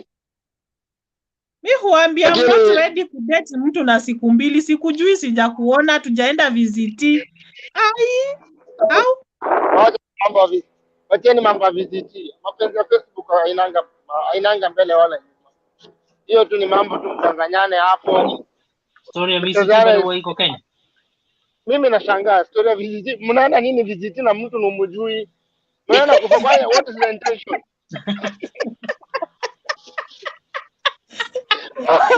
Sasa si ndio naambia Clinton, ukituma fare nitakula. Ya kwanza sikujui, sijawahi kuona. So, fare tu lazima mimi nikule. Nitaacha aje kukula? Na umetuma 200 300. Hiyo ni credo. Clinton. Kwanza unapeananga line yenye uko kama mimi niko na line mbili. Kuna line moja iko na fuliza 24/7. Hiyo ndio nakupea namba utume hapo pesa. Sasa wewe reverse unakuliwa na fuliza. Story inaisha. Ukiniambia nikutumie rent, nikutumie sijui nini, nikutumie nini, then VCT. Mimi naona tuanze na visit inaitwa nini? Mimi sijaenda huko inaitwa nini? VCT ama VCT. Sisi tunaendanga ile unafika unaenda unapimwa, hata uambiwe yani negative ama positive. So kama wewe umeenda huko Kenya umezurura umepata ukimiaka wakwambii, wewe utafika hapo waambiwe tuna kitu imetokea, sasa utakaa kidogo tutakwambia until further notice. Wiki moja tu alafu tunakommunicate na wewe. So kitambo umepatana na mtu mwanze kuulizana mambo ya VCT. So what is the intention? Mlikuwa mna meet nini? Because me I'm like nikicommit as a friend ishie hapo. Kama ni usianza tu hiyo ni your intention.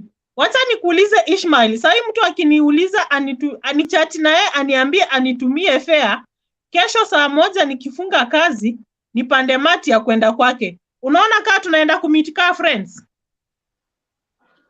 Sasa unajua mwezi meet na mtu usiku, kama ni mtu ako straightforward na before visit ikuje sijui hiyo nini kuje. Mwambie meet tu mchana. Tu mchana. So kama sasa ndio hiyo sasa. Sasa hizo ndio kama atakwambia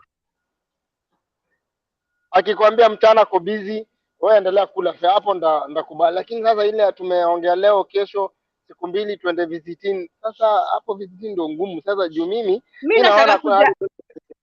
nataka kuja visiting Saudi Arabia. Hebu kidogo, just a minute.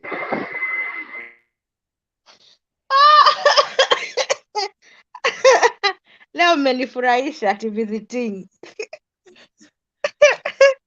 Si visiting. Wakenya mwache hiyo mambo ya visiting. Sio nzuri. No wonder wasichana mnauliwa. Msirudi kutumiwa fare mnaenda anywhere. Ndio hiyo sasa. Ujui mtu, hujawahi muona anakutumia fare, wewe na ujinga wako. Ndio umejibeba umejipeleka. Aje. Mtu akitaka kukumita akuulize Sunday yuko free? Tunaweza patana mahali to discuss. Yes. Kuja tukae chini tuongee. Nimesikia issue zako. Let me go and think on it. I'll give you an answer. Mbona wacha nifulize 200 yangu, nikutumie zote, alafu nikose kuona mgeni wangu. Pesa nimefuliza. Wajua hiyo 200 ningetumia msichana mwingine angekuja. So kama huji rudisha fare yangu. Hapana, wewe kwa nini unatuma? Watu na balance tunasema. Something funny is that Angel anaweza kuja, huyu Nancy maybe ako busy. Acha ni gaze kwa Angel. Alafu Angel akule. Nitabaki nikilia, ningetuma kwa Nancy angekuja. So kama huji rudisha fare iende kwa mwingine. Alafu Nancy, wacha nikwambie something funny is that anakupush tu kwa ukuta. Ni lini utakuja kuniona? Ni lini utakuja kuniona? Sasa unajikuta like unamwambia anyway, sasa bado sijajipanga poa. Wacha nikijipanga poa nitakwambia. Hapana, hata kama ni fare mimi nitakutumia. Unamwambia ni sawa. So yuko like sawa, kesho unapata umetumiwa fare. So 2, so 3. Mbona usikuli? Na fare mnaweza kula hadi 2,000. 2,000 pia mnaweza kula. Mimi Cowgirl alikwambia aje last time? Yule Cowgirl alikuwa courageous bwana. Mimi namuogopa. Cowgirl aliwaambia yeye atakula hata ukituma 10,000 na hata kuja. Atalipa rent na asahau. Na kublock. Kutublock hiyo sasa mmesema tujinyonge walai. Ukifanya na ublock tena. Si uongo, atakula fare na kublock. A block message, a block calls, a block WhatsApp, a unfollow Facebook. Na story ishe. Clinton, when you're on your side, do you see how many people are watching the show? Yes. Like how many people are watching now? Hii show ina run kwa groups 3. Kuna group ya Mutembei, Magical News na Kenya News. Magical News 20. Mutembei 20. Mutembei 11. Kenya News Zone 7. Ukiadd zote zinakuja 40 something. Ati Mutembei Magical News. Yes. Mutembei Magical Kenya News ni YouTube. Kenya News Zone pia ni YouTube. Alafu Mutembei Plain ndio Facebook. As in tukiwa live tuko live kwa places 3. I didn't know that, you know. YouTube's 2 na Mutembei Facebook 1. Hey. But hiyo Facebook ndio inaishanga in 8 hours. Alafu hizo zingine zina count mpaka siku utazistopisha. But I thought it was a Facebook thing and not any other news. No, hii kitu iko Facebook, iko hiyo kitu ya red inaitwa nini? Hii kitu ya red watu who watch songs. Instagram. YouTube. Hey, okay, I didn't know. Wewe jua uko live kila mahali. This is my last show. Ai. Kesho tuko bibi na wewe. Kesho tuko na vipi? Kesho tuko na topic inakuhusu. Wait, which way? No, me, I saw it on Facebook. I thought it is a Facebook thing. No, me, I watch every day kwa YouTube. Boss, mimi siingii tena, bas. Kesho tuko na topic yako inakuhusu, lazima uingie Nancy. Topic gani hiyo? Na utakuwa live kwa kila kona. Mpaka sharing. Watu naweza share mpaka 1K. Mpaka Ati? Sharing pia iko. Hapana, nitakuwa nikisikiza kama zamani and I'll be sending messages. No, unaingia tu naeka camera off. Mi sipendi kuongea na camera ikiwa off. Hii message na shuku ni ya girl child. I thought it was funny to eat fair until a girl was hacked to death. It is good to eat as long as you let people know you are eating with no. Sasa huyu Ashley sasa inamaanisha ha support kula fair. Asante Ashley kwa kutetea boy child. Hapana Ashley, wacha nikwambie boy child ndiye anafaa aache kutuma pesa.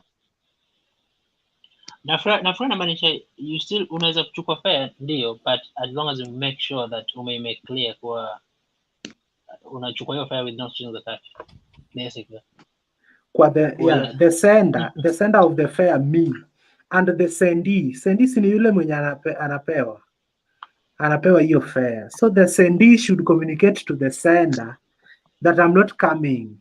So me to decide whether I want my money back or you buy credit as you claim. So the sender and the sendee should always be in communication. Hapana, unaona the men, wanaume wa siku hizi wanapenda kucheza watu sana. So it's okay hata mademu wakirevenge, utume pesa akule na hata ikuja. Mimi mtu akinitumia siwezi enda anywhere. Nitazikula. Nancy, what do you mean? Pay an example. Hey, like for example, I can tell you that I know so many people who are married, but they also have side chicks. Na si mbaya siku hizi. But you know friendly trend ya Kenya though. Na sote ni wa Kenya. Hata huku Evo iko, but you know here the problem with people who are places like UK, kila mtu anajua time ile, wife yako anajua time ile unafanyanga job, mko na watoto labda wanafaa wakuwe picked, so your life is very structured in a way, si kama nyumbani. Ashni Whose kumbe men hayuko nasi pamoja, ana support kula fair. Unajua hivyo, wacha nikwambie, yani unajua sometimes wanaume huwa wanaona like these girls are so desperate with the life. Mi huambia mtu as long as unaniona tu venye penye niko hapo, usiaiona kama niko desperate sana. I'm not desperate. So anakuchukua like, yani anaweza badilisha maisha yako, and yet hataki kubadilisha maisha yako, ni kukucheza na anakudambu pale. Lakini Unaona? Angel, kitu inatuuma ni Unaona, wacha nikwambie, I'm talking with out of experience. Nimekuwa na my cousins wenye nimekuwa naishi nao. Like for now ni venye wanaishi sasa, wamepata kazi mbalimbali. That's why huwezi waona hapa kwa hii nyumba. Lakini hizo kazi zikiisha utapata wako kwa hii nyumba. Osa unapata ana chat na boy na mvulana. Huyu mvulana jo anamuona anaishi kwangu. So unaona anamuona ako desperate sana, anaanza kumpromise false promises. So false promises are just after ashamtumia, amemdamba, amemhepa. Unaelewa? So ndo nikaanza kuambia ya kwamba don't just lower yourself like juu unaishi kwa Angela, siishi Buruburu ama siishi Muthaiga, so inamaanisha tuko na yale maisha mabaya. No. As long as unakula, unaoga, unalala, have to know that you are comfortable. So, Angela, as a sender of the fair, mimi kitu inatuumanga, yes. I'm speaking on behalf of millions of boy child. Yeah. We send fair, yes. Na hii fair tunakutumia, tumenyima girlfriend mwingine, tumenyima mke mwenza wako. Tulikuwa tunabambanya, hii fair nipeleke kwa Angel ama Nancy. Nani anaweza come? Leo ni Thursday, Nancy anakuanga busy. Let me bet on Angela. Alafu unanizimia simu ama unaniambia eti ulikuwa busy na fair nayo ushachukua. Hapo sasa ukifanya hivyo mara 5. Nikwambie Clinton, alafu you are the one pushing. Out, you are the one pushing kutuma fair. I'm not ready in my mind that I have to meet you on Thursday or Friday. I've not set out my minds on that. And you are the one pushing me kwa ukuta. What do I do to end that conversation? Is me to accept? You eat the fair. Ndio hiyo story fanya nini? Iishe. Unatuma ndeni nakula na story inafanya nini? Inaisha. Juu nikikukataza, nikwambie the reality, unaona kama kuna vile nakukosea. Na labda kuna vile unanicheza. You are somebody who is not serious with my love. Juu, I don't think if you are serious, you have met me on Facebook or whatever, you have seen me once, tujaika chini tukadiscuss. You are just sending me fair in the evening. Angela, just come at my place. Mi usiku siwezi kuja. Ni discussion gani unataka? Unajua vizuri you are dating a married man. Unataka kumwambia eti please be faithful to me. Don't play me with your wife. Ni discussion gani? Si unajua Clinton is a married man. Unanidate. When you are a married men ndo wenye tunakula fair kuliko kitu kingine. Nini atafanya? Kifanya ngona kuseti kwa bibi na kuja mpaka kwako, naambia bibi yako, ambia bwana wako akae kwako. Mimi mpango wa kando akinikosea vizuri, naweza ambia bibi yangu. Eti bibi usione nimekasirika hivi. At which position? Ni mpango wa kando amenikosea leo. Anyway, thank you for making my day, Angela. Atuya. Yes. Atuya, we ni midnighter. Habari ya asubuhi bwana. Umekuja midnight. Nimekuwa nikitembea YouTube nikaona mko live. Bado tunapambana na girl child hapa bwana. Are you in Kenya? Yes? Are you in Kenya? Yes, I'm in Kenya. How are you? I'm doing great. That's good. Good to see you again. Nice to see you again too. You in Kenya too, or are you? Yes, I'm in Nairobi, Hurlingham. Oh, I highly doubt. Yeah. Why? Atuya. Why did you English doubt? Atuya bana. Hiyo English si ya Nairobi bana. Yeah, I highly doubt you in Kenya. I'm in Kenya. I'll know. I'll check your WhatsApp and I'll know. No, I'm in the UK. I'm joking. I'm pulling your leg. Oh, I knew. I thought you were in the US. No, I would never go to the US. Taki kulipanga health insurance. I want it for free. Hiyo English ni tofauti na ya US. Ya US kuna dem anaitwa Ashley, yeah? Kakianza kuongea English yake, nataka niende huko bana. Hey. Ashley hajaionyesha her face. I've never seen her. Hata mimi sijai muona, lakini sauti yake unaifeel, eh? Maybe Nancy knows her. No, I don't actually. I've always wondered. I've always wondered. For some reason, I thought Ashley was in Kenya for some time, but I might be wrong. I don't know. Ashley akiingiaga stage hapa, unasikia anasema, but let me tell you, kila mtu ananyamaza cause una feel to yani hiyo English ina flow mpaka unasema kumbe hapa Kenya bana. It's the same story with Nancy. Nancy, she's also a good orator. Yani hii English inatusumbua, wao wamechukulia tu kama sijui bana. Ati, what are you saying? Nimesema hii English inatusumbua hapa Kenya, lakini kwenyu ni kitu tu ina flow. Clinton, let me tell you, since I was back home, my English has always been the same. It's not because I came to the UK. As in the swag in which watu mko huko mnaongea English ni tofauti na yetu kabisa. Mimi nitaongea English moja nifikirie hiyo sentence, next nitaika nini. Lakini nyinyi bana Waingereza, naweza sema hivyo. As in, it is always nice to hear Africans in those places speak English. Achana ile ya wazungu. Sasa Mwafrika mwenye ameishi huko akiongea Kizungu, you feel it. But you see, Clinton, is because it is your daily language. Like here, there is no any other language I speak, especially me, because even in my house, my kids, for some reason, walikataa kuongea Kiswahili. They preferred not to speak it. So it's kind of become your daily. Kama vile wao ongea Kiswahili, me I can't hold Kiswahili the way you do. I'm actually jealous when you speak Swahili. Mimi Mjaluo mimi. Yeah. No, wewe Mkenya wewe. Achana na Ujaluo. Mimi ni Mjaluo kwanza ndipo nakuwa Mkenya. Hapana, wewe ni Mkenya kwanza. Sasa nimeshangaa unajaribu kurelate Mjaluo na Kiswahili jameni. Hizi vitu si ni mafuta na maji. But I can't speak Kiswahili the way you do. Na Mjaluo Kiswahili unaweza furahia. Usituingilie please. Guys, me, I'm gonna sleep. Good night. Okay, Atuya, tell us something, man. We are sleeping, man. It's long. I just saw the topic today, and I thought I could come in and hear what the people say. So I didn't have much. So you are in Nairobi? Yeah, I'm in Nairobi.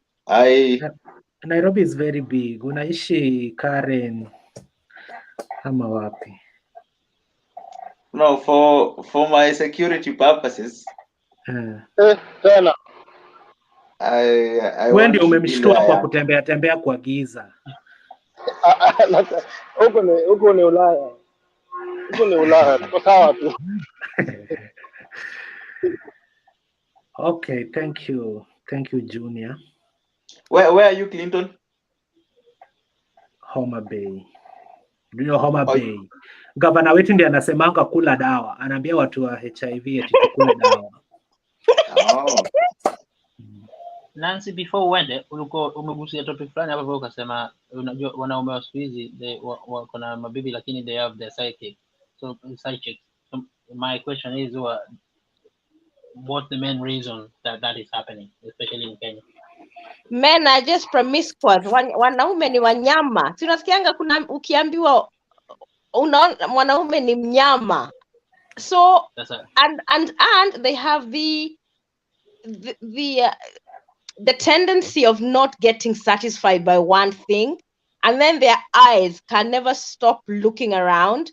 When they see a beautiful woman, they want what they, I don't know, it's just promiscuousness to me. Sasa we mwenyewe umesema wakiona beautiful, si just a woman, beautiful woman. Clinton! Angela, tuheshimiane. But if I see a handsome man, I will not react the same way you would react, Clinton. That's different. And you are not allowed to react when you see a handsome man. This Why rule not? only Because I'm not applies to human. men. This rule only applies to men. Because women are not human. Not that you are human, not that you are not human, but you cannot compete men in each and every front like this one. Oh, well, I don't agree, but yeah, there you go. But I think it's a biological thing. Men were created that way. And I think if men were not created that way, then we could not be having a procreation, because men naturally initiate. So we were created that way. So we just have to live with it and control it. Kwa hiyo point ya Atu anaweza nikasema kazi ya Mungu haina makosa. We were created that way. Kama tumeangalia hebu niwaulize. Mungu aliumba Eve 10 au aliumba Eve 1 na akaumba Adam 1? Kama Mungu alijua anataka mkuwe na wanawake wengi, angeleta Eve 10 akwambie Adam, hawa ni wako, manage. Sasa hapo umetushika, lakini bado si eti tumekubali, but no, it's true. You know, I always say to my son, treat somebody the way you would want them to treat you. Kama wewe huwezi taka bibi yako akuwe na mpango wa kando, hata wewe usikuwe na mpango wa kando. It's a simple. Nancy, hapo kwa Eve 10, Eve aliumbwa kutoka kwa ribi yangu moja ilitolewa, na hizi ribs ukizihesabu hazifiki 10. Sasa Mungu aliona tu atoe moja tu. Juu angetoa ya pili tungekuwa very weak. Sasa alitoa moja tu, lakini haimaanishi eti sasa mwanaume lazima ongezea akaambia Adam ya kwamba Eve akikushinda utatafuta mwingine mwenye kutakuwa na rib nyingine kando. Last week mkaleta hapa story na Solomon kwa Bible. Aliomba wisdom. After immediately amepewa hivi wisdom. Wanawake kadha wa kadha. Na wisdom ilitoka wapi? Kwa Mungu. You can't use that analogy. Aki Clinton. Senator wangu Nancy, achana na Clinton. Hiyo kitu hata mkiargue na Clinton 24 hours hata bado atakuchallenge. Achana naye. Angel, you are pulling me. Unavutana na mimi. Are you pulling me? Nancy, story when you umesema ati you would want somebody to do the same thing as you and want them to do to you. So nile one for one. Yes. But did you know that hiyo story 1 for 1 it's just the modern day kind of system, the Western system. So the olden days, obviously, wanaume wako kwa na wanawake wengi. And they were perfectly fine with that. Haikuwa na shida. Listen, hizo mambo ya forefathers cannot apply in today's life. Tunasema tu sasa ndio maana umesema pale ile question. Hivyo kwa kuwa mimi husband wangu uoe wife wa pili, pia mimi naolewa ya pili. There is no two way. Does it happen in Europe? Nancy, does it happen in Europe? That's not the way. No, Europe it doesn't matter. Hunters, mwanamke na mwanaume anaweza kuwa hunter. Hata nikwambie nitaolewa na Ismail leo na kesho nitakuwa bibi yako. Nitakufanya hivyo unanifanya. Evo umesema a very pregnant point. Evo, in Europe kila mtu ni hunter. Hakuna tisijue ni hunter na everybody. Kuna dem anaweza kuwa hunt mwanaume. mwanaume anaweza kuhunt mwanamke. Bas, mniadi kwa ile WhatsApp group nilikuwa nasema. Hapana, we hivyo si hivyo. Unataka unasema sisi madem tunaweza tafuta chali. Kasa hii niambie Ismail namtaka. Since when?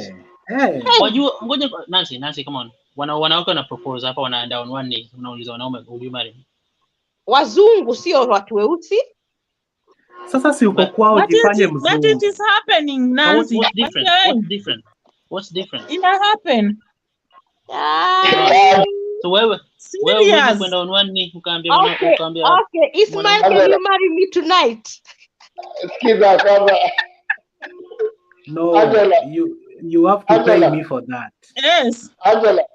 Sasa hiyo ujinga kama hii ati mwanaume dem anaambia mwanaume yaani dem anaambia mwanaume mbali. Peleka hiyo ujinga huko ushago. Sasa naenda unajua wazazi wa ushago. Wapelekee ujinga sasa. Wewe unaenda kusema unaenda kuambia sasa mimi niende kuambia mamangu unajua Angela anataka kunioa. Just imagine that. No, but unaona venye hivyo anasema naweza ingia inbox yako nikwambie Ishmael manze nimekupenda. Acha tu umeni nice walai. Unaelewa?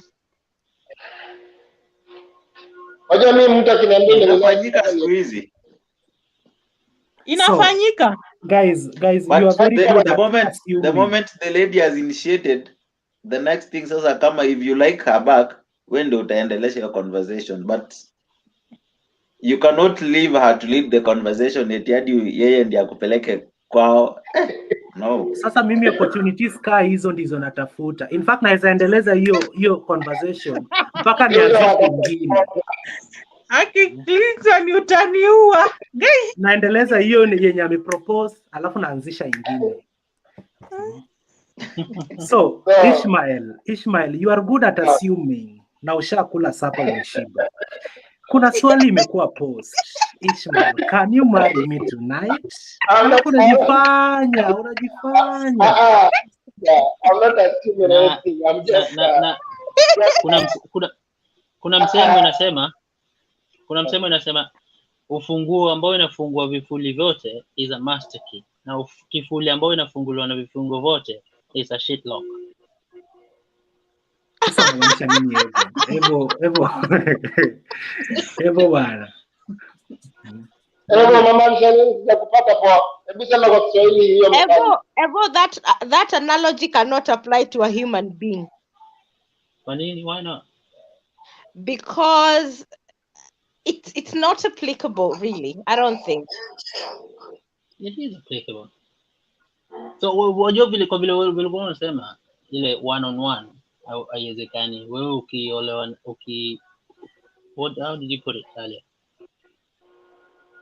Situation ile ambayo unapata mwanaume mmoja for one man for one wife, but they hauwezi kukubali kuolewa as in one man with many wives. Otherwise pia utataka uwe na wanaume wengi as mwanamke mmoja, si ndio? Na ndio ulikuwa unasema hivyo tena. So ndio mimi nikasema, so that's where walikuja na hiyo idea, wanasema mwanamke haizi kuubie hivyo ati where he has many men, because at the end of the day hiyo inakuturn into kama wewe ni a padlock ambayo inaweza kufunguliwa na vifungo vingi, unakuanga a useless padlock. But even you no.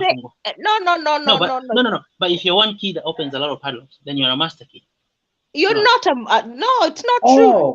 Sasa nimeelewa hiyo point ya Evo. Evo mimi nimekuunga mkono 100%. There is nothing like that. Wanaofunguliwa ndio wanakuwa useless, lakini wale wenye vifunguo are masters. Correct. Master. Kama wewe ni ufunguo moja unafungua vifuli vingi, wewe ni master key. Na kama wewe ni kifuli moja na vifungo vote zinakufungua, wewe ni shit lock. That analogy is very misogynistic and it cannot apply in today's day and age. So can you dump it? And especially if you have a daughter, dump that analogy. Wacha ni clarify. I was only joking. Thank you. Yeah, Ishmael, are you with us? Unaona Nancy hizo issue Mr. Kangi kuziongelelea sometime Saa zingine nafikirianga venye life yenye nili experience. Sitakangi kuziongelea naonanga tu. A man can do anything. His mind watu ni wanyama hawa. Lakini we pia Angel, kitu nimekuambia, ile moto yako fair ikiingia urudishi. Maybe ni wrong number. Call back the person, muulize kama anataka irudishiwe ama ukule tu. Hapo utakuwa msichana mzuri. Nini fair? Unajua wacha ni Clinton, wacha nikwambie. Sincerely speaking, if nimekupenda, I don't need your affair. I'll just come with yours. Yes. Na ufanye ka shopping. You don't mind si ati nifanye ka shopping. Mimi nitakuja na fare yangu. Juu nimekupenda. But hii story ya kukula fare na kutuma fare, mimi siku hizi sioni hapo kama kuna mapenzi. Kwani kama hauna pesa siwezi kupenda? Na sasa wenye wanatumiwa fare wanakuja. And if I want to make a serious life with you, nikitaka kukupenda, I'll just have kukupenda the way venye uko. Whether una pesa or hauna pesa, mimi kama nimekupenda nikupenda tulikuwa tunaongelea. Pesa tutapata baadaye. Dating a married man. Tuko kwa hiyo issue ya fare. Issue tutapata baadaye. Issue za fare. Hizi issues za fare. Una date married man, unamwambia eti nataka nikukalishe chini nikuongeleshe. Unamuongelesha nini? Don't play. We have to agree on issues. Nini inafanya unipende and you have a wife kwa nyumba? What makes you kunipenda na uko na bibi kwa nyumba? Can you tell me the reason? Maswali mengi hatuchukuangi at that time. Haya maswali enda ulize shuleni. It's either ukuje ama ukose kuja. By that tukifika hapo I don't sitakangi.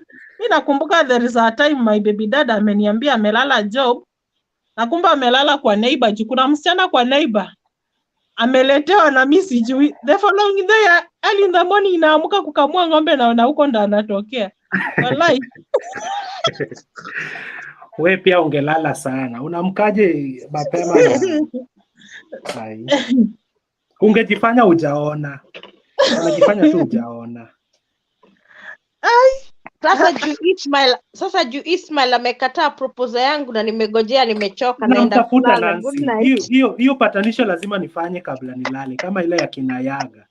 Ismail ameenda wapi? Tungefanya kwa Zoom, tungefanya wedding ya Zoom na sasa Ismail amepotea. Wala huyu jamaa anajifanya, umemwambia hiyo kitu mara 3 anajifanya asikii. Bwana Ismail, hii patanisho nafanya ndio nalala. Nataka nipeleke Nyanza. Si alisema yeye ni wa Nyanza. Nyanza ni kuzuri, kujeni. Na venye Ismail anataka kuogopa na venye watu wa Nyanza hawaogopi.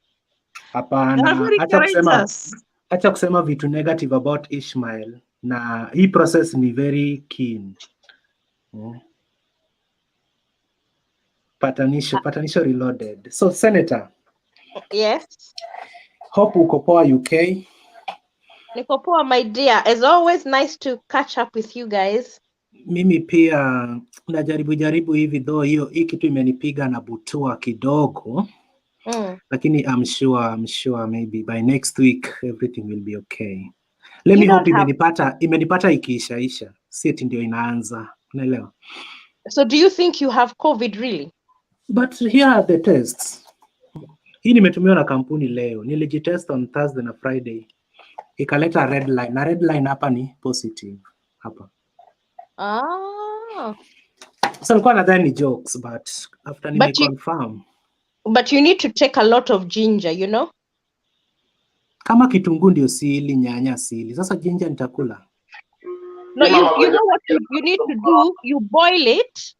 You use we grate and then you put black pepper, lemon and honey. And then you sieve it and drink it and you'll be fine. Hizo vitu zote umecount, lemon ndio nakula, honey. But kitu nitafanya kesho nitaenda OC. Juu unaweza kaa hivi bana kesho nizidiwe hapa na tunataka oxygen. Na OC pia kesho nitaenda tu OC niwaambie bana imepatikana, nipeni bed. Clinton. Yes. Magonjwa mengine hapa corona. kabla tujaongelea corona, relax. Unapotea alafu unarudi hapa eti corona. So Ishmael. Ishmael. Nancy anasema when you are away, anataka akuje visiting UAE ama Saudi Arabia in that case ama Dubai. Na visiting anakuja, si eti anaenda kununua hoteli eti ya kulala. Anakuja huko ashajua mtu tayari. Na this thing may be more than visiting. Na pia nyanyangu alikuwa ananiambia bahati huja once. Bahati ikikuapproach leo ulenge hiyo bahati, my friend. Utangojea sana. So Nancy amesema, in short Nancy amesema, let me not beat around the bush. Nancy amesema like Ishmael, nikisema saizi unioe utasemaje? So tulikuwa tumefika hapo. Sasa nasikia amesema atakuja, si hapa kutumia ni fair. Hakuna mtu anakula fair. So ni deal. So unaona akipata time akuje. Eti what did you say, Ismail? Hebu translate Clinton. Ni translate nini? Nimesema nini? Kwa hiyo uko unanisikia? Mimi nimesikia ukisema haezi kuja juu huko hakuna watu amtumi fair na pia watu wakula fair hawako. Mimi sitaki fair, mimi nitajilipia. Kabisa. Simi ni senator. So Ishmael bana, tuende moja kwa moja. Ongea na Nancy yako kwa line.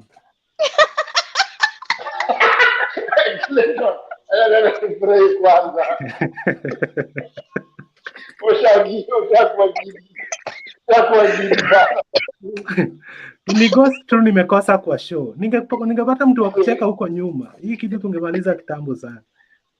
Wale swali Clinton. So otherwise Nancy amekataa ama maybe anatuogopa. Oh dear. Leo nitalala nikiwa heartbroken. You have to move on. Uniombe. Kiza, hoteli yale ni swali. Tunarudi tu saa hii. Only time Nini? After saa hii online. Online. Hapana, wait, kitu tunataka kwako ni kidogo. Ambia Nancy mkutane wapi? WhatsApp nini? Juu ukitoka hapa hauko Facebook na hii jina inaitwa Ishmael. Hatutakupata. Okay, tunaelewa boy child. Girl child pia anaelewa. So thank you. So patanisho imeisha. Patanisho unapatanga machaishai. Lakini kuna wale gidi anakujanga nao. Wala wanakuanga na roho na kupenda kama marakwe. Surely. So Angela, wewe nilikufanyia patanisho yako ikaisha. Niko sure kesho mtakutana na mtengeze differences zenu. Evo ni mheshimiwa, Evo naye na mheshimu. Wewe ni mheshimiwa. Leo ilikuwa love edition. Si hata mimi nashangaa bana. Alafu mtu anapendwa anaruka tu live. Junior, si hata hii show ikakuwa na good ending story ya Nancy na Ismail ni poa. Bana, lakini partner moja anatupeleka kona. Ismail, tumalizie hii kitu. Ukimaliza tu hivi kuongea mpaka ukaweka full stop. Haki ya Mungu yes or no. Kiza, mimi nimewaambia mnipe dakika 5 niswali alafu nirudi. Sisi tulishatwala, wewe twala tu. Nyi twaleni. Unajua tuko live. Hatuwezi kupea 5 minutes. So Nancy, you are disappointed but itabidi uzoee. Nancy, wacha Clinton. Wewe unajua Clinton hayuko serious. Unajua yuko serious. Si Clinton amesema ni mimi nimesema. Yeye ndiye alipropose. Mimi ndio nilipropose, si Clinton. So Ishmael, let me ask you this. Ishmael ameogopa. Uko nyumbani kuna venye, si ndio? Ishmael ameogopa. Sasa your story. Angela, relax. Ishmael, ama kuna mtu watch program utaki kumaliza Kuna venye kusema. nyumbani, si ndio Ishmael? Wapi? Nyumbani wapi? Si kwenu nyumbani. Kuna watu wanakuwatch. Vuta aerial. Hatutaki Wala watu kutaja. wote walijui. Okay. Kama hakuna mtu anakujua, hakuna mtu unakosea. Juni unacheka nini? Unajua nini? Hao wadada wanatakanga tu kusikia hata kusema neno aila. Sikiza, Clinton. Hata hizo story zako sawa. Sasa hizi si story zangu, sija create. Mimi nimekuwa kiti na cost. Clinton, wacha niende ni swali na rudi please. Nitumie namba yako juu ukitupotelea tutakufuatilia. Ako kwa group. Okay, kama uko kwa group ni sawa, tunaelewa Ishmael. Okay, I'll be back. Yeah, don't even link up with us. Don't link up with us. Link up. Yeah? Cheza kiwewe. Masharia. Clinton. Good morning. Good evening. Good evening. Tuko na Nancy hapa. Nancy pia anatoka huko tu. Unajua. Alafu huyu Angela ni wa mbali. Hawa ni wale wanapanda Transline. Hawapitii hiyo njia yenu ya gorofa. Sijui inaitwa. Hiyo njia ya gorofa Nairobi inaitwa aje? Thika. Hiyo inaitwa Express Highway. Ingine pia mnajengewa kuelekea huko sijui Express. But ni sawa tu, sisi tumekubali. Unajua nilikuwa nikisikiza huko nyuma. So nimekuja kutetea Ishmael. Angalia wananchi wanasema nini? So nimekuja kutetea Ishmael. Unajua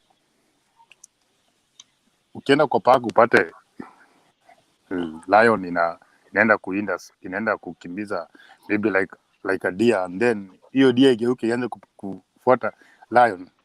Hiyo lion inakimbia. So huyo jamaa muelewe tu, unajua. So inakuanga hivyo. So mimi nimemuelewa. Hiyo ni kama reverse roles zimefanyika. So mpe time mzee. Usimpeleke mbio. Umenielewa? Tumekuelewa. Kumbe alafu mtu anamwambia Ishmael anakataa visa ya Europe. Chance watu wanatafuta tu. Mimi nakwambia ukweli. Kuna vitu zingine yani we are used to zinatoka kwa men ikienda kwa mama. Si ikitoka kwa ladies ikienda kwa men. So Masharia, hii ni kitu umeambiwa indirectly. Ukasimu ni kama huelewi. Ukaambiwa tena na tena. Mpaka sasa a nail is being hit on the head, bado unajifanya uelewi. Na ametoka. Na Evo ametuambia hata hakuna makosa ya mwanamke kupropose. Nikasema basi mimi na proposea Ismail. Hapana, huwezi kumproposia. Nini? Hauwezi kumproposia. Unaweza ukaonyesha interest. Ndio hiyo interest ndio yeye a convert hiyo interest aone unamtaka, ndio ya propose. But wewe huwezi kumproposia. Haya, we were practicing what Evo told us. Kwa nini huwezi Masharia? Kwa nini? Why not? Why not? See for now. Unajua kuna kuwa na ego ya mwanaume, kuna ile ego ya mwanaume ile mpaka sasa ndio inafanya huyu jamaa protect. Ndio maana anataka kuongea. Kuna ile yani anaamini inafaa itoke kwake, you know? So do you believe in dowry? Yeah, I believe. Yeah, it's just there. Me, I don't. Is it because it was Ishmael? Let me finish Ishmael, my tunamaliza show. Inbox me na jibu moja hivi. Ishmael hata alipotea. Hapa kwa kamera huonekani. Ameenda kusori. Sema ameenda maombi. Amesema anatuala lakini ana watch. So inbox bana, nitumie message kwa Facebook. Nikumsukumia hata kama niko dawa. Hapana, as boy child hatutaletiwa down hivi tukiangalia. It's a good thing. Na ndio tulitoka interview ama ile kitu ya boy child inaitwanga interview ama nini? Forum. Ndio nauliza Masharia. So you believe in dowry, right? So is it because you grew up knowing that is what our forefathers have always done? Or is it because you believe in it as a person, and what is the purpose of it? First ni culture, the tradition. Vile nilikuta ikifanya, right? Number 2, I believe kuna ile story ya ownership. Even if you cannot own a person. Unajua hakuna kitu unaweza toa ati own mtu, you know. But kuna ile cost, ile yenye ni gharama unaona juu this is not a person that is from your family na is a helper amekuja kwako. You know, there is that thing that we found being done. That's why we do it. But that's just because we found it being done doesn't mean it's right. No, there are those traditions that you can't keep off, man. Why choose which to keep and which to get rid of? It depends on your understanding. Who decides? The culture, no you. No, who decides zipi za kuweka na zipi za kuendelea nazo? Kama Wajaluo tulikuwa tunang'olewa meno 6 na mimi nina meno zangu zote. Okay, look, according to unajua how will I put it? Okay. Muda inaenda ikibadilika, right? And time changes, right? And the time inaenda ikibadilika ndio tunaenda tukiadvance. Maybe tunaacha vitu zingine ambazo maybe our forefathers walikuwa wakifanya. But mila ya dowry hiyo itatoka. Sababu gani watu wanalipa dowry though? Why? Because it's like you are getting another person in your well, like in your clan. Unachukua mtu wa clan nyingine unamweka kwa clan yenu. Hiyo ni kama una import. Hiyo ni kama unanunua. That's why. So kama unanunua, that is the wrong term to use because ni kama unanunua ule bibi. No, I told you, yeah, but you cannot own a person. But there's a cost. Wife akona cost. Yeah. That's the cost. That's the cost of a wife. In a value. Yeah, I won't say because but hivyo let me ask a question. Hakuna value utaweka tuseme at this much. Inamaanisha zamani hatuna value sisi. Exactly. Tuko na value kubwa sana. They never paid dowry for us. But look, like now for our culture, like our tradition, being Mkikuyu, right? Nikiwa Mkikuyu, unajua mke akikuja kwenu anakuja yeye ndiye ana take your clan mbele. Yeye ndiye anawaongezea clan yenu kusonga mbele. Unajua hivyo? Do you know that? It's a belief. No, it's not a belief. Kwetu, okay, a lady, unajua okay, watu wanataka wanawake different names, but si kwetu tunaitaka mwanamke mtu wa nje. Wala hajui kuinga, anataka mtu waja. So yani mtu ametoka nje anakuja kwa ukoo wenu. So akishakuja kwa ukoo wenu, anakuja kuongeza kufanya ukoo wenu iende nje. That's why wakigive birth, wanagive birth first mtoto wa kwenu. Lazima azae kwenu first. That's the way we name our kids. Sababu tunaamini yeye anapeleka huko. Hey, I won't be loud. I'm not that loud. So you have to pay for her. I believe you have to pay for her. But there's no cost you can say that unaweza nunua mtu, you know, there hakuna huwezi value mtu na pesa, you know. But don't you think that the fact that men feel you've said you use the word bought, right? Buy. No, you cannot. I say no. You use the word It was literally. I said buy, and they said you cannot buy a person.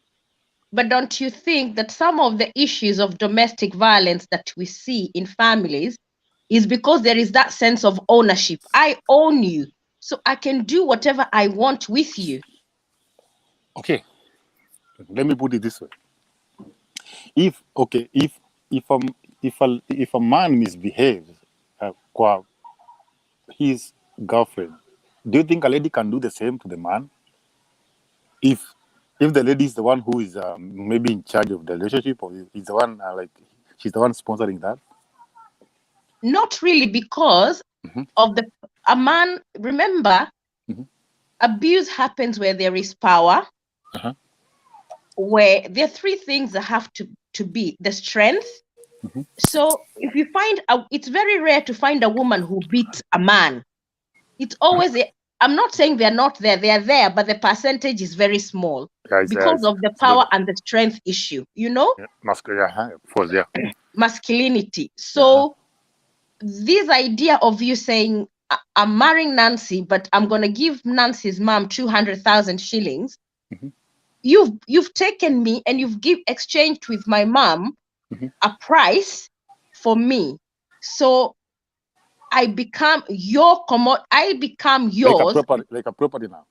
Yes, like a property, because it's like the way you go to the market and buy some food. You're doing the same for me. So does that cause the domestic violence that we see, and especially in Central Province?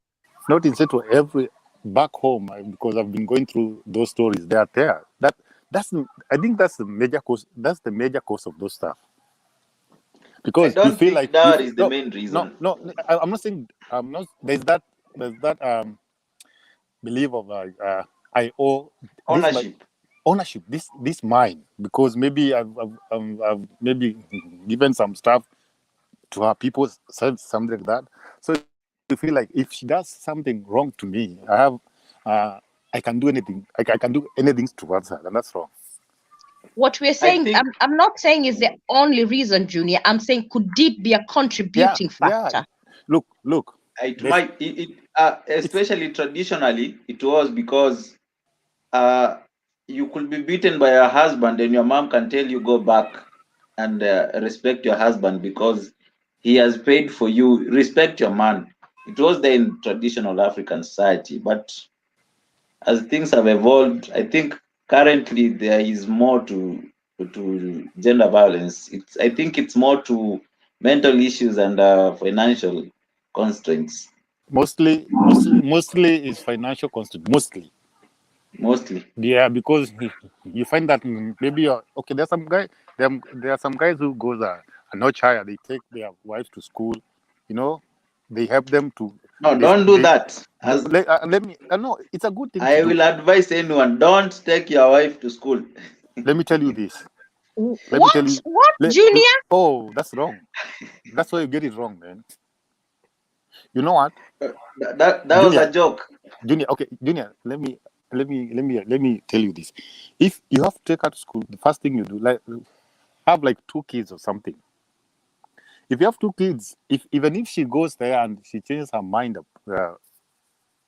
for you, for another person, there's no problem. At least your kids will have a stable place and a stable mother who will take care of them.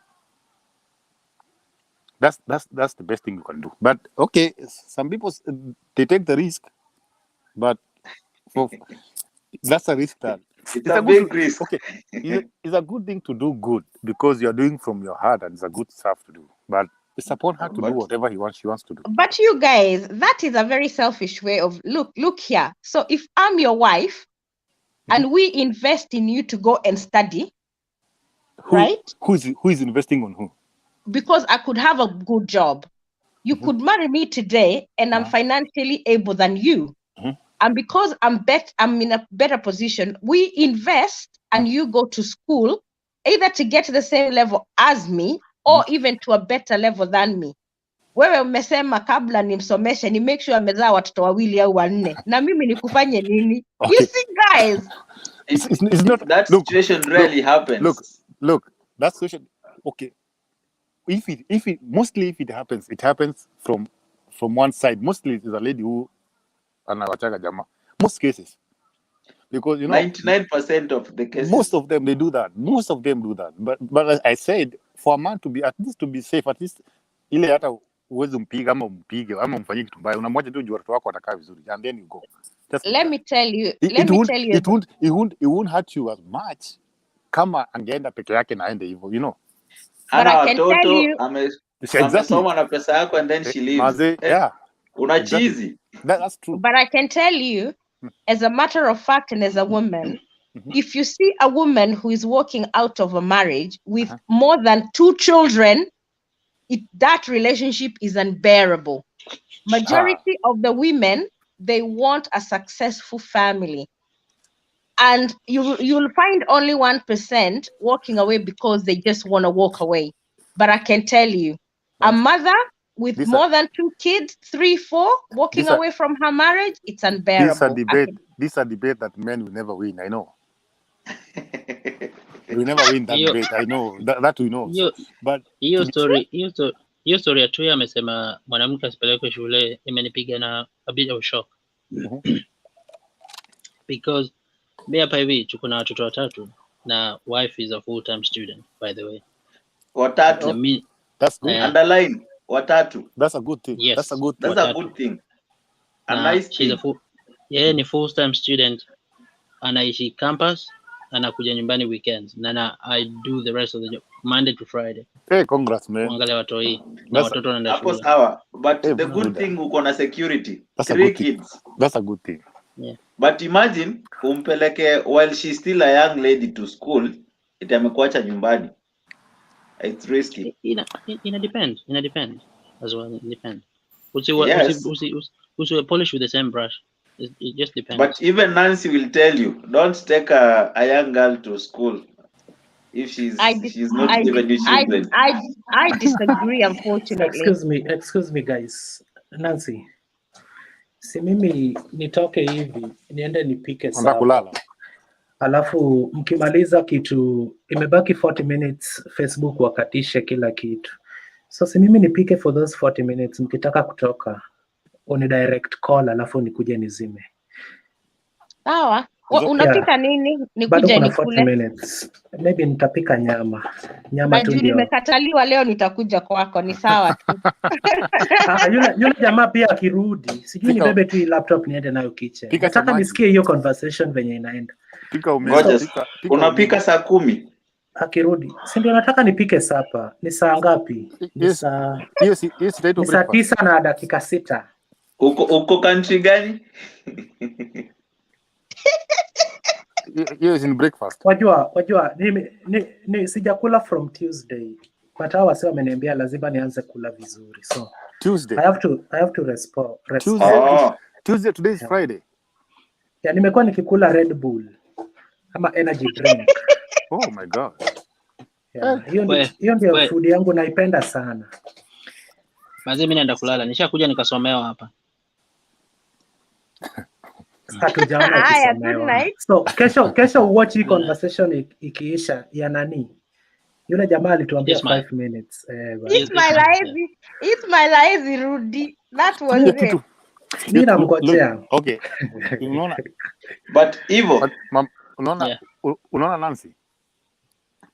Okay, unajua exposure ya watu ni different. Na the more na travel na una meet watu wengine, exposure yako inaenda ikibadilika na ikikua pia.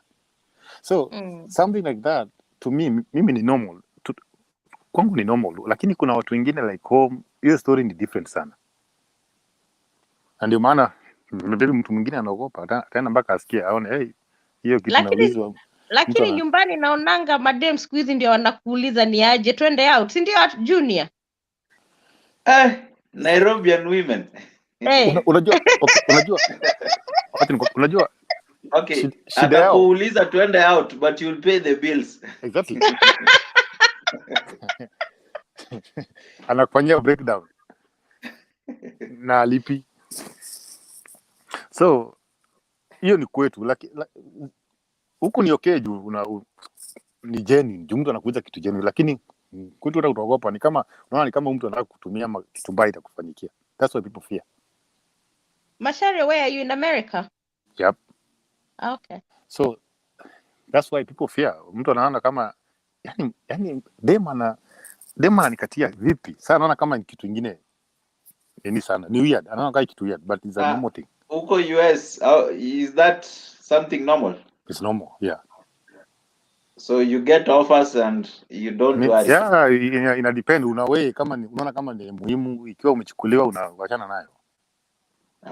Yeah, it go like lakini sasa kwetu hiyo si kitu normal, unaona ni hard kufuata. Fanya Ismail ahepe.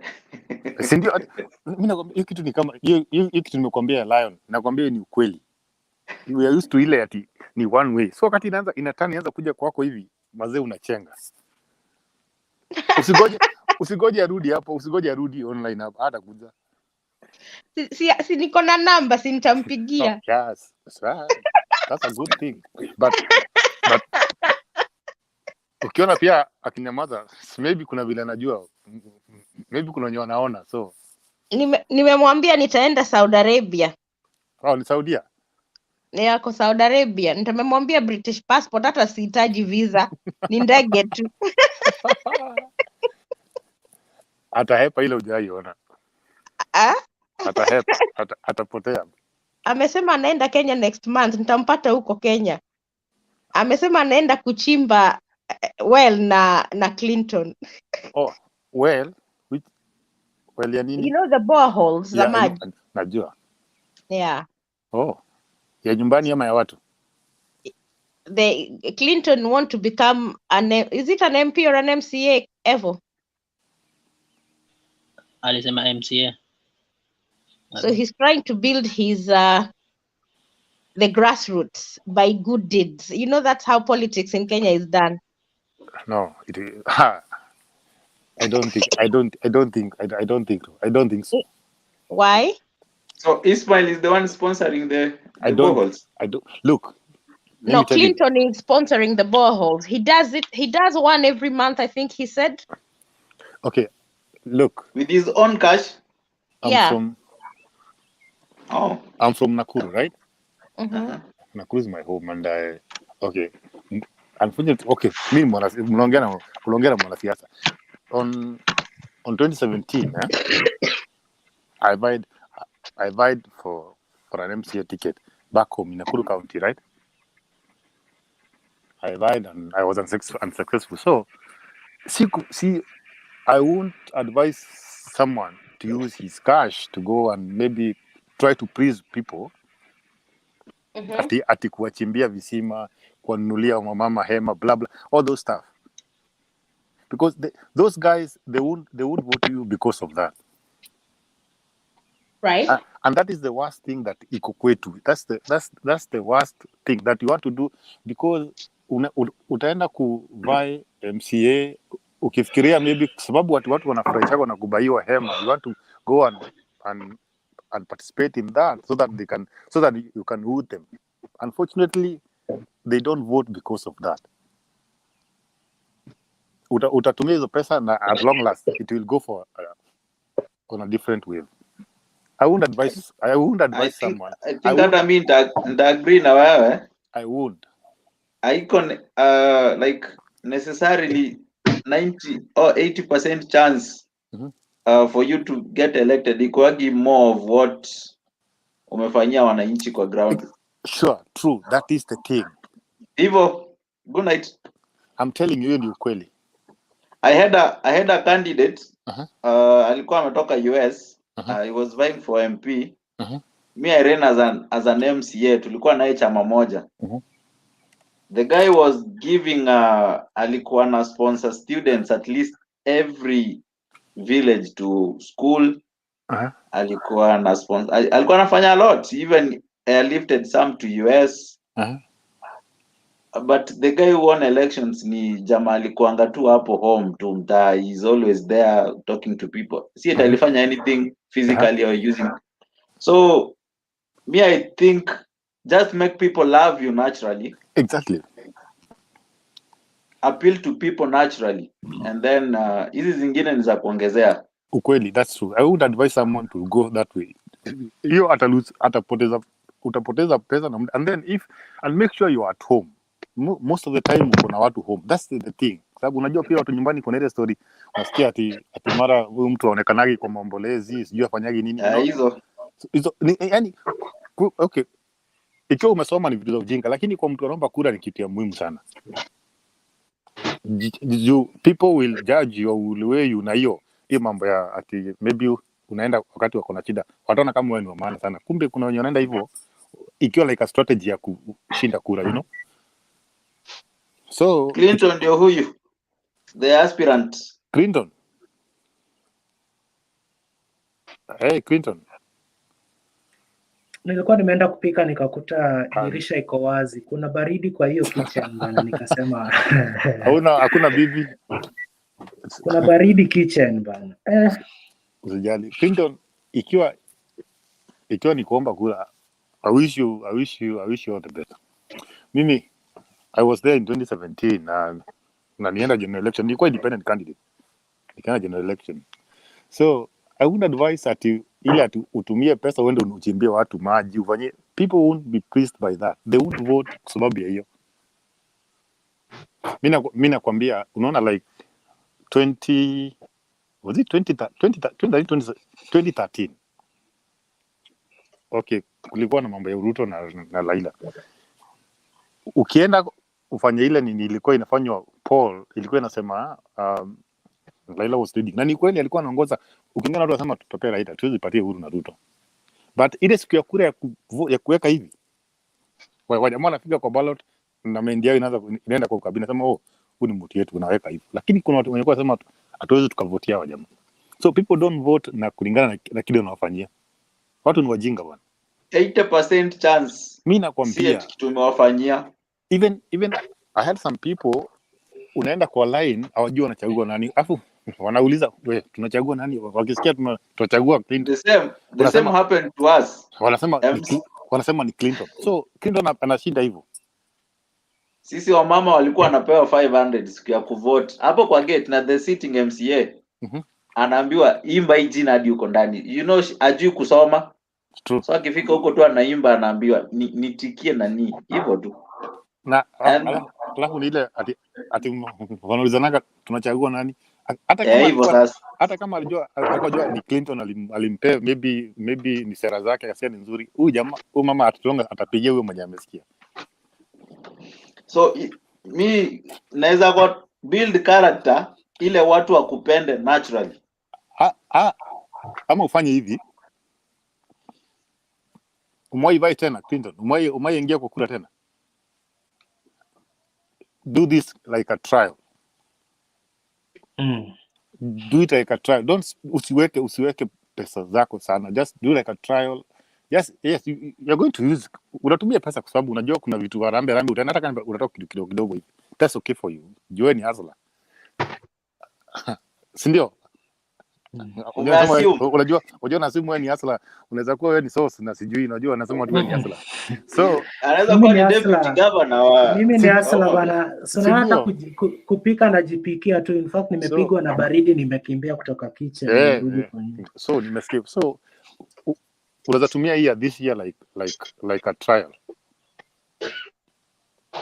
Uparticipate alafu uombe tu kwa mdomo tu na ongea na watu. Ile outcome utapata itakupea maybe ni trajectory ya kujua hii kura so nikichange njia zangu ama itabidi niongeze hivi ama nipunguze hii next election. Utumie kama like a stepping stone ya 2027. Yeah, 2027. Yeah, because I would advise mtu ajaribu ya kwanza atumie pesa nyingi. I won't advise. Please don't. But kuna venye unajua mimi nilienda na hiyo roho like I was trying out.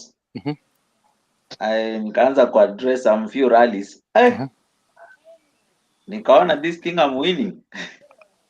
No. They always tell you nikaenda like 3 months to elections.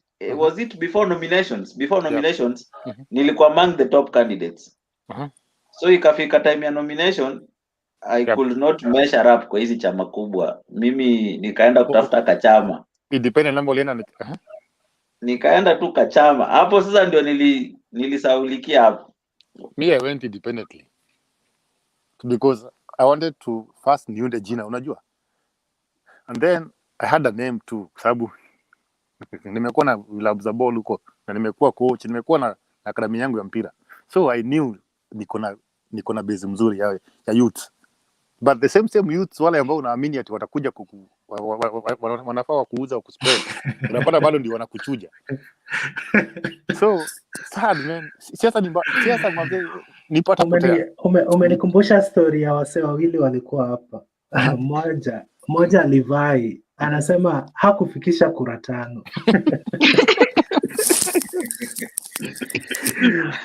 Mwingine pia, one of my best friends, anasema wale watu waliwachukua kama watu wa mkono, eti wanamfanyia siasa huko kwa village akiwa Nairobi. Mmoja ndiye aliamua akaanza kuvai na yeye akashinda. Watu umekuwa ukiwatumia pesa, enda unitengenezee ground, mimi nitakuja tu weekend. Sasa mmoja wao ni popular hivyo. Unajua okay, unajua mimi kuna mahali nilikuwa na agent, kuna polling session nilikuwa na agent na sikupata kura hata moja, na nilikuwa na agent huko. So na wewe agent anafaa apige. Na unajua nilikuwa nikimlipa hata hakunipigia. So I'm telling you, kitu ni tricky man. But wajua Masharia, ukishaenda kwa hizi elections, nipata potea. Kuna kitu you have to make sure uko na stronghold, unaelewa?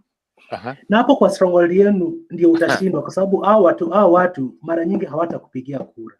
Thank you. Tumia pesa yako pale, kama hiyo polling station yenu mko na kura 1,200, make sure umepata 1,000.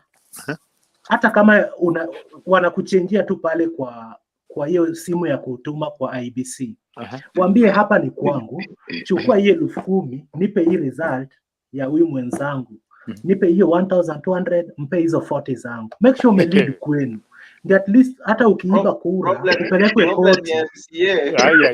Ukute kwamba utapata your stronghold mko watu kama wa 7 wenye mko so strong. Unajua sikaa sisi tulikuwa over 26.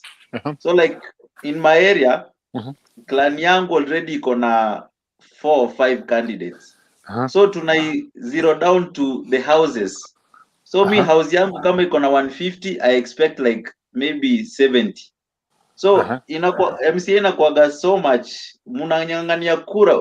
Si kama MP unaweza enda change kwa the main results. Juu utapata like 7 or 8 candidates in one polling station, mko almost neck to neck. So kusema eti returning officer kufanyia hivi na hivi, not easy. Lakini unaona Junior, nikwambie kitu kingine. Unaona venye nani anasema, Clinton anasema ati una make sure ati uko na stronghold kako. Hiyo stronghold unaipata kwa sababu wanakusifu na wanakujua. But ujue hapo ndani pia kuna mahaters. Wale watu watakuchagua wengine wenye hata wakujui. My friend, hata watu wenye wakujua watapea mtu mwingine. Unajua kuna ile story ya kijiji pia ya wivu. Unajua iko nyingi sana. Inakuaga hivyo. But uta notice, lakini after kura ndio unajua kumbe bwana hapa mimi nilikuwa nafikiri niko na numbers, kumbe sina. Kwa hivyo I had a cousin of mine alikuwa chief campaigner wa my competitor. My very first cousin. No, ako na right ya katiba, so usimlaumu. Kwa hivyo ni shelf mambo yangu ya kwenda kuwa senator. Mmeniua roho. But kujipanga, inahitaji kujipanga Nancy. Ukipata mwanya fulani, especially unaweza ukachange votes, do it to perfection. Especially unajua, okay, hakuna kitu poa like ile experience nilitoka nayo. Me, it was my first time. Na ile experience nilitoka nayo, I learned a lot. Nilikujua vitu nyingi sana sikuwa najua. You know, I used to think that nikienda mahali nipigiwe nduru na watu, naona napendwa, naona hapa nimetoboa. So to convert hiyo shangwe to votes, my friend, is not an easy thing. You have you still have to convert hizo nduru ndio iende kwa debe. Makofi si kura. Mimi nakwambia hapo ni transition. Hapo kuna transition nyingine kubwa sana. So are you saying it's easy to win an MP seat than an MCA seat then? Exactly. Yeah, exactly. Mimi naona MP ni rahisi. Jiangalia, you know why? Nikupe mfano ya maybe ya kwetu. Unapata tuko na maybe sub county, au tuseme tuko na wadi kama 7. So hizo wadi 7 upate maybe ile ward mimi nilikuwa ndio kubwa, ndio headquarter, iko na watu, iko na votes nyingi, alafu hakuna mtu amevaa huko, ni wewe tu peke yako. So au hivyo watu wengine wametoka other wards. So ukiconcentrate na hiyo ward yenu na make sure watakupigia kura, ujue utakuwa umegonga. Hizi zingine tu ni kuchukua moja moja tu, utakuwa umewashinda. But now the problem is kuconvert hawa watu wenyu ukuwe sure kwamba watakupigia. Sasa ndio nakwambia ni wengi wanakuwa na mawivu. And then ile story ati maybe mtu akona beef na your mom ama your dad, so mtoto wa fulani. Unajua hizo vitu ziko kwanza, hizo ni mbaya bana, hizo ziko especially MCA seat. Hapo sasa hadi unaambiwaga wewe sijui babu yako. Kama kuna mtu alikuwa na beef na wife yako, man, wewe utoboi. Jua hiyo ndio wanachomea. Hii bibi atakuwa anatuingia hapa. Unajua, hey man, I learned a lot. Ukiona watu wanakuja kukutembelea. So Macharia, you mean I should not trust the voters that 100%. Unaelewa? Watakuja kwako asubuhi na mapema kuja kuchukua sukari nini, lakini siku ya voting you don't trust them 100%. Unaona like ngoja nikupe mfano. Unaona like in my phone, hata sasa hizi maybe niwache nilikuwa na, lakini nilikuja kwa Google nikapata namba. I was going through, I was telling my sister, no, wala watu niko na like cheerleading, unaona au macheledi wa vikundi za kina mama. Niko na macheledi kama like 100 kwa simu yangu Niko na viongozi wa wazee like kama 100. Wale ambao maybe wako na meeting ya kijiji yao, wanakuinvite, wako na meeting ya mali. So unapata hizo invites. Unajua hao ndio unatumiaga ndio uweze kufikia watu. Juu wewe zita mkutano kubwa juu uweze ukafandi, you know. So those guys wanakuanga tu au kazi yao ni kukuita, lakini wako na favorite, lakini hawataki kuambia. Now wewe utakuwa unakuja unaongea, maybe unatoa ikiwa sisi tulikuwa tunatoa dao moja ama dao mbili. So jiweze na kugonga juu, uwezi toka bure my friend, hiyo sahau. Au hiyo injili yako hizi itakuwa ni injili hapa inatokea hapa. You can give a very good speech, upigiwa makofi, but jaribu utoke, wacha wa mama hivyo. Mimi nakwambia. But you see, that is one of the reforms that it's required, that voters do not get money from people who are vying for positions, because this is what prevents people from electing proper good leaders. Wanasema ni during elections, not si wakati wa campaign. You campaign kuna peano do. Hiyo ni kitu hiko. Hiyo mtu asikudanganye. Mtu hata ikiwekwa kwa sheria aje, do itatoka. Itapeano. Na mimi nakwambia iko kwa sheria by the way. Inasema wakati wa election na mtu anavaa ufai kuhonga mtu, lakini kwa campaign haufai kwenda hata Harambee 6 months. Was it 6 months to elections? Hata haufai kuonekana public Harambees. Unaweza enda Harambee lakini changie. Lakini sasa hivi tuko tunaenda Harambee, alafu kuna jamaa pia wako ndiye anachanga on your behalf, anasema ni zake, lakini of course imetoka kwako. Lakini wewe Macharia, hiyo kitu huoni inafaa ikuwe banned kabisa, because in the US hata ukaenda mkutano wa senator na Congress hata kupatia pesa. Mimi nakwambia kuna mtu alikuja kuomba kura hapa wakati voting last year. Huyu jamaa anaenda kwa mlango, na hata anakwambia tu unichague nitafanya hivi na hivi. Anachukua like 10 tu zako na ameenda. But that's what we need. That's where we need to get at. But now the question voters wenyewe wa expect anything, si ndio? Hata wacha hivi, unarudi kwa mfuko, unamfund. Yaani unaona akona shida na akona akili mzuri, unaona akona idea, unamsaidia, unamsupport. Lakini sasa hao watu wetu wako ready kwa idea kama hiyo? They are not. No. What I'm saying, because even these countries, they started where we were. I don't think they've been a first world all the time. That's the best thing. Yeah. So I musemaje, every step starts with any big journey. It's a journey, and we have to be prepared to walk the journey. Yeah, true. So mimi na wewe na Junior and other people, if people can start gradually, uanaambia ndugu zako kama ukiongea na wao, Mheshimiwa sio lazima akupatie pesa. Just look for somebody who has the potential to deliver what they are promising. Now, once we have those conversations with our own families, they'll also go and have those conversations with their friends, because I so much believe that this journey is possible if we ourselves can believe in the journey. Because when I look at what these politicians are doing to our country, they are bankrupting our country. Like Nancy, let me tell you, imefika mahali ati when you want to vie for a seat, than going for the ideas and the policies, you go for mtu kuliko uende kwanza ujiuze kwa watu. First unaenda kutafuta pesa, but because already in your mind unajua hao watu haja yao ni pesa, si mimi. So those guys can misuse you, wanaanza kutumia vibaya kwa sababu already wanajua hiyo area ni pesa. But our people wamekuwa so, I don't know, they're so desperate, or I don't know how to call it, but it's so sad. I think pia ni the economic situation economic situation ya Kenya. People are so desperate and so poor. The issue ya kupea voters kura ilianza like when a rich guy realized that he can buy voters na ashinde kura. So the bribery way of looking for votes ikaanza juu. Nancy, if you come to my area and you can overspend more than me na unapata people will vote for you, you will continue doing that. Na for me ndio nikubit next time, I'll go look for money. So the issue inakuwa we are ni pesa more than the issues. But unajua ukiongeaga na watu, by the way, Kenyans ukiongea nao like anywhere, watakwambia by the way, we want someone who can work for us.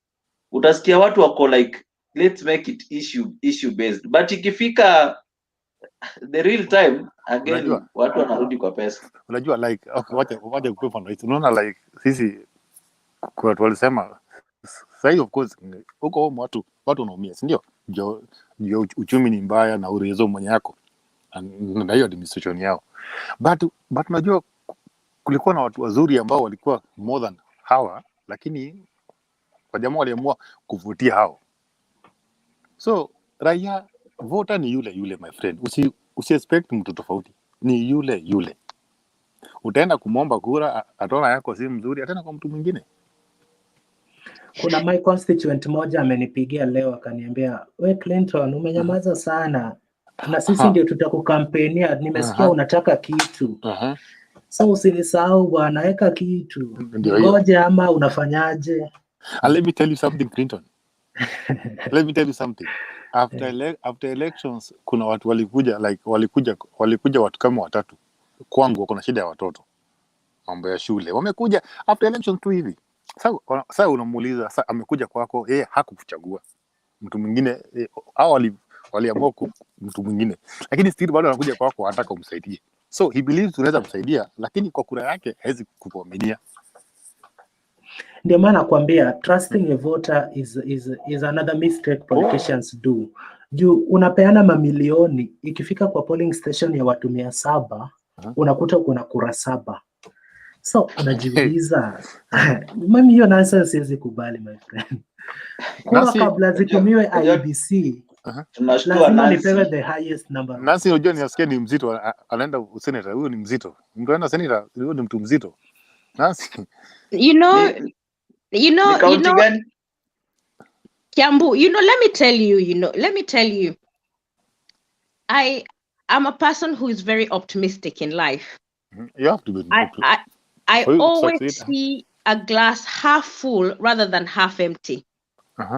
Because life is how you choose to see things. And when I look at people like Kamala Harris, Barack Obama, they fought their way to where they are. They've actually proved. Remember, America is one of the most racist, institutional racism is at par. Even now, if you look at what's happening in America, it's deplorable.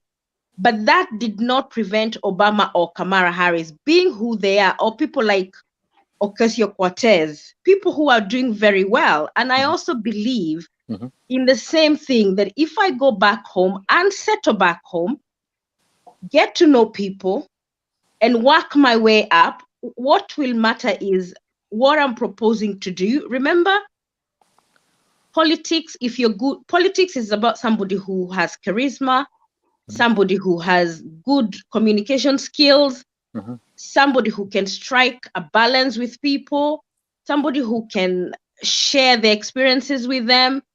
And to me, if the money aspect was removed from the politics of Kenya in a legal manner, I believe that Kenya can, the shift could change. I know we are far away from there. I'm not saying 2022 or 2027,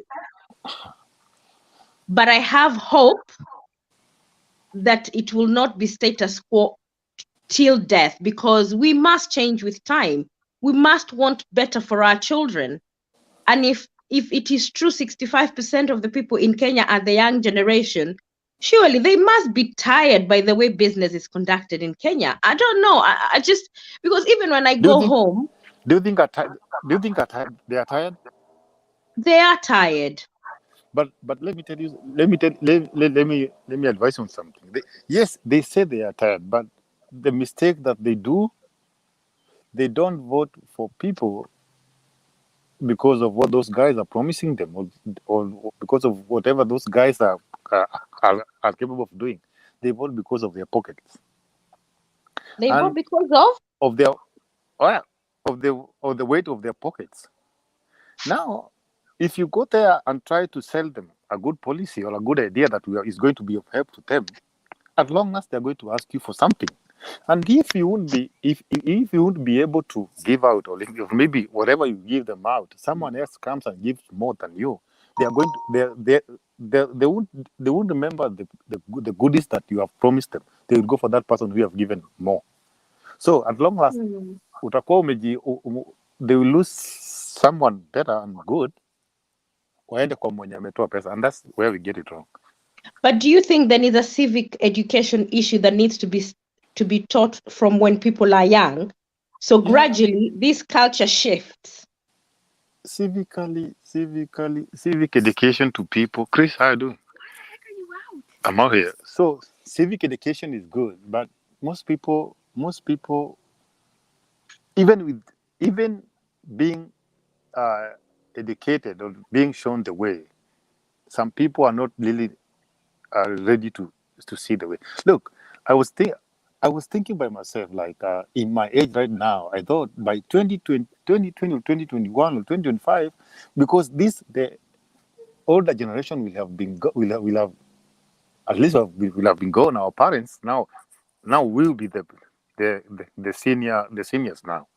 At least the issue of tribalism and nepotism will have been taken care of. But look at the generation that is coming out, the one that were born in the millennials now. They still have that stuff in their mind. Who will take that stuff out?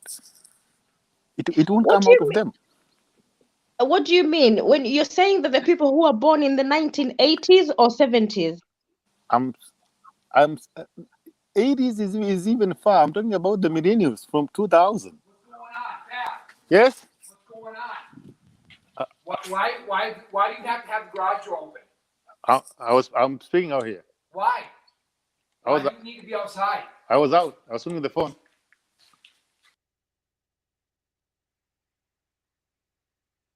Naona racism ina work. Probably he's at work. As kwa job na there's somebody shouting at him. Ndio mjue kuwa Ulaya ni ngumu, my dear. Clinton, unasoma nini? Tulale sasa, kila mtu ameenda.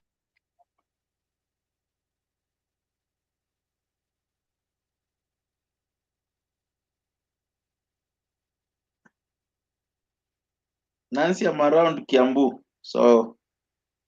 Oh, you're in Kiambu? I'm in and around Kiambu border, Nairobi, Kiambu. Ah, okay. When I come, we shall meet. We shall see each other and see. Unajua kuona watu na macho ni vizuri. Yeah. Corona ikiisha. Yeah, Corona. I don't know. How is the situation in Britain?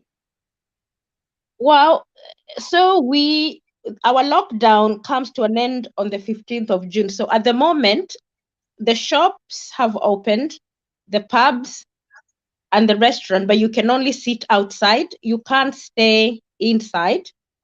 Mhm. We're still working from home if you can work from home. But today, si tunakungojea tufanye harusi. Ilu.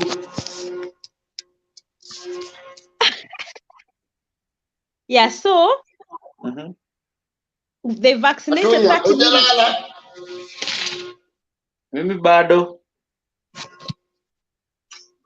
So they vaccinated 30 million. So they're waiting, and then the second dose, 15 million has the second dose. So wanasema wakifika half of the population, which is by the over 40. Sahi wana vaccinate people who are 40 and above, because over 50s washaisha. So by the 15th of June, watakuwa wamemaliza the most vulnerable groups za corona, because watu wadogo hawakui wagonjwa. After that, they'll open the whole economy, and the infection is very low. Today, there were only 2,000 cases. Na unajua zamani tulikuanga na 56,000, 100,000, and only 2 deaths that were recorded. So we're doing very well. We are actually pleased. That's better for you guys. For our case, we don't know the actual numbers, but we don't even have the vaccines. So unajua nilisikiza Mutahi Kagwe leo akiambia sijui kama ni parliament eti anaona watu wa Kenya watakuwa vaccinated December 2022.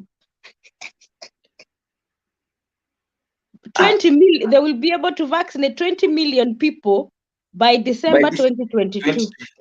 The target hata ilikuwa 2023 wako wamefikisha 20 million guys. So na bado wanawaambia real third world country. Tuko in a real third world country.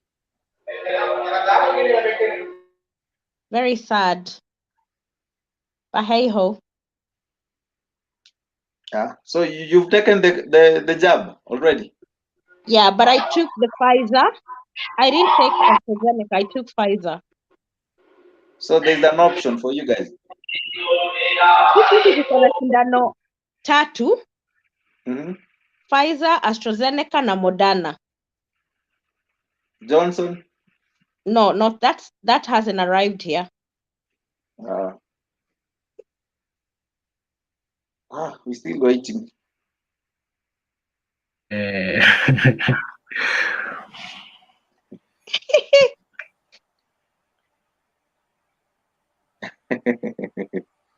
Ati hivi karibuni watu watazinduka waanze kula pesa kama vile wasichana wanakula fare.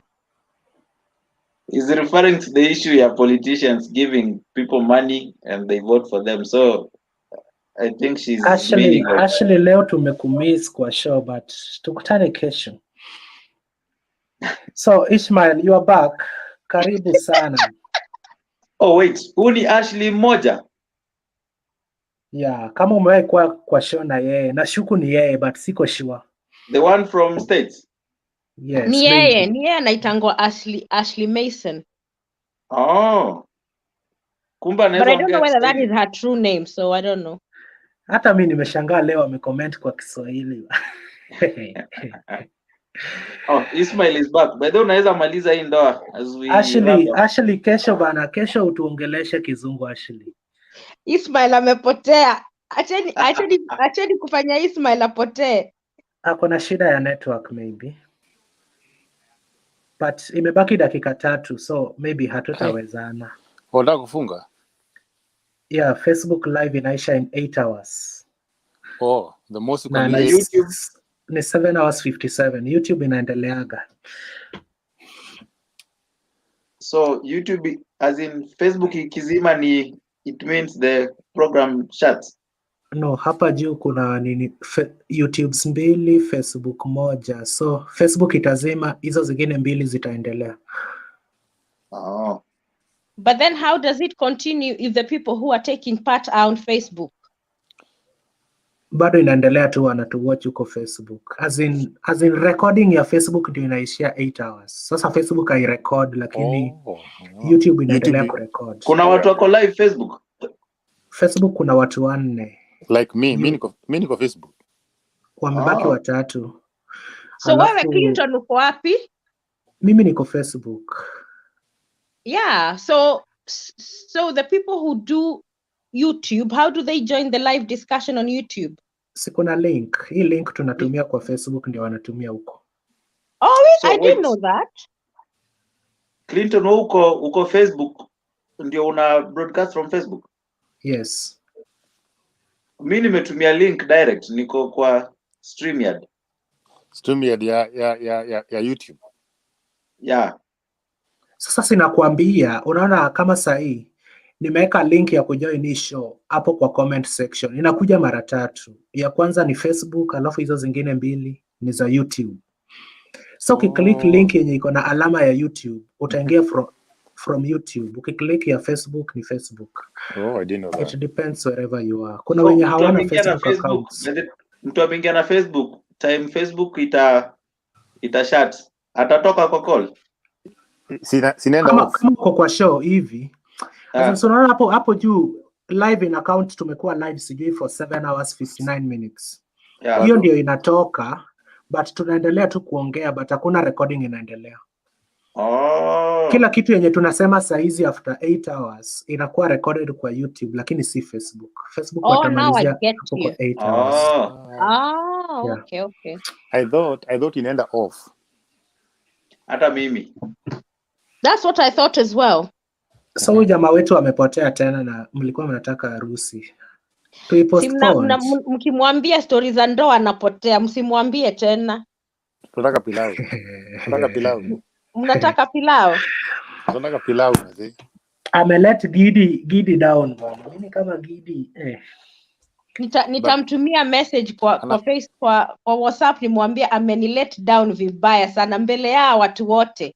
But I think anafikiria ni mchezo. Hapana, maybe nyumbani kuna jambo so. Okay. Nitakuwa wao si Ismail ameruhusiwa kuoa wanawake 4. Si ni Muislamu? Guys. Si kuna bahati. Okay. Si ni watu 4. Wewe nasikia yao inakuanga hivyo. So Facebook wametuacha tayari, tumebaki na YouTube. Wow. Amtaki kulala nyi watu. Si Ishmael alikuwa atumalizie na Ishmael, kama unatusikiza click link ujilete hapa. You make our night and we sleep. Ama Nancy, maybe Ishmael anashuku hauko serious. Unajua maybe tunapush kijana ya wenyewe. Exactly. Na we pia unatuenjoy hapa, akianza kuongea serious utamwambia wewe stop it. So hatufai tuwafaa kujua hata wewe umesimama wapi. Si mimi nimemwambia wacha nimtumie message uone akipotea. Hata Simoni alipotea kitambo. Alikuwa amerudi. Namngojea hapa chini na Simoni. Anatuwatch. Let me see. Acha nimemtumia message kwa labda yuko kwa WhatsApp. Unajua yuko kwa ni kunoma. Wenye wana watch wote na waona hapa yuko. But yuko una call pia through WhatsApp. You can text through WhatsApp lakini huwezi call. Something like that. Wana call. I think they make calls. They make calls after download VPN. Yeah, kuna VPN huwezi download. Kuna kitu wanafanya kwanza. Yeah. Wao hawawezi kupigia na WhatsApp. Internet calls. Okay, kuna direct WhatsApp haiwezekani. Lazima udownload app nyingine hapo uweke. Inaitwa VPN. Lazima utumie VPN ndio umeka call from UAE. Through internet. Kabisa. Yeah. It is through what? Through internet. Kufanya internet call like WhatsApp call or message call. Sasa hizi siwezi pigia Ismail na WhatsApp. Ikiwa kuna hiyo app utampigia. Utampigia. Uko kwa ni kunoma. Guy. ni kama prison. Lakini si kila mahali kuna, Wamejilinda, lakini ni kuichunga hiyo, lakini pia kuna mahali wanatumia, lakini hizi nchi zingine wanatumia Qatar, Dubai. But you wonder why they limit people so much. Insecurity. What security? Hiyo ni colony. Wanasema ati unajua WhatsApp calls you cannot exactly. Hawezi kuzingilia outside hizi mtu ziko end to end encrypted. Iko encrypted. So maybe unataka kuniambia eti watu wa America na US, all the other countries in the world, they don't care about their security? No, lakini yani wanasema ukitumia WhatsApp call ama WhatsApp text, hakuna mtu anazingia katikati ya expose, labda wewe ama huyu mwenye ako pandile ingine ama receiver. My question to you is kuna venye watu wa Saudia wana lines zao zinakuwa hacked na bosses zao. Ukienda hapo kwa WhatsApp uende kwa settings, kuna place wao wamelist photos, sijui calls, nini. Unakuta jamaa ameweka ticks zote, ameziweka on. Alafu akitrack namba yako, ukituma picha, copy inamuendea. Ukituma sijui message, copy inamuendea. Lakini so they try to avoid that. Lakini ukienda kwa settings za WhatsApp, first wanakuambia iko encrypted end to end. Yeah, hakuna mtu anafaa kuona, maybe mmoja wenu exposing either receiver ama sender. It goes like that.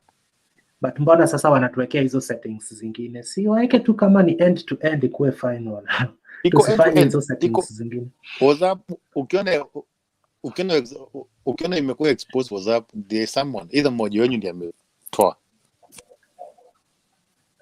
Ishmael, umetu let down. Maybe utu text bana kama unarudi ama urudi. Ameshiba, maybe akopoa, maybe akoseto livyo tu. Sema amechukuliwa, anaogopa kusema. Anasikia Ishmael, duogi bwana, duogi. Oh, ni mtu nyumbani. Ishmael ametoka Nyanza. Mimi nimegezi tu. Siko sure. Silisikia ukisema atapeleka Nyanza, something like that. Amesema ni wa Western ama Nyanza.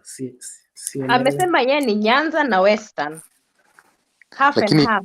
Lakini so, Nancy, tumekuuliza swali. Lakini watu Western wao mnatuenjoy ama tulale?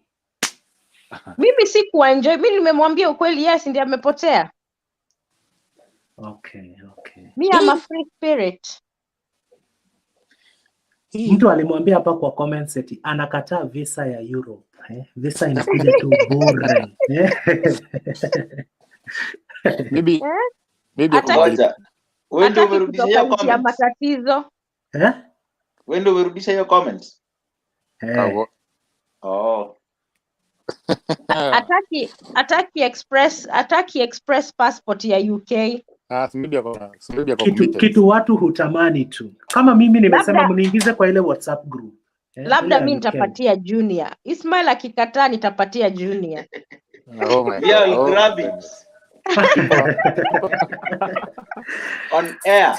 Hachana na Junior kae Kenya. Walinde nchi. Hapana, pia anaweza kuja huko ajisaidie. Why not? Nafute kula pamoja. At least brainstorm, mbona mtafute kula pamoja.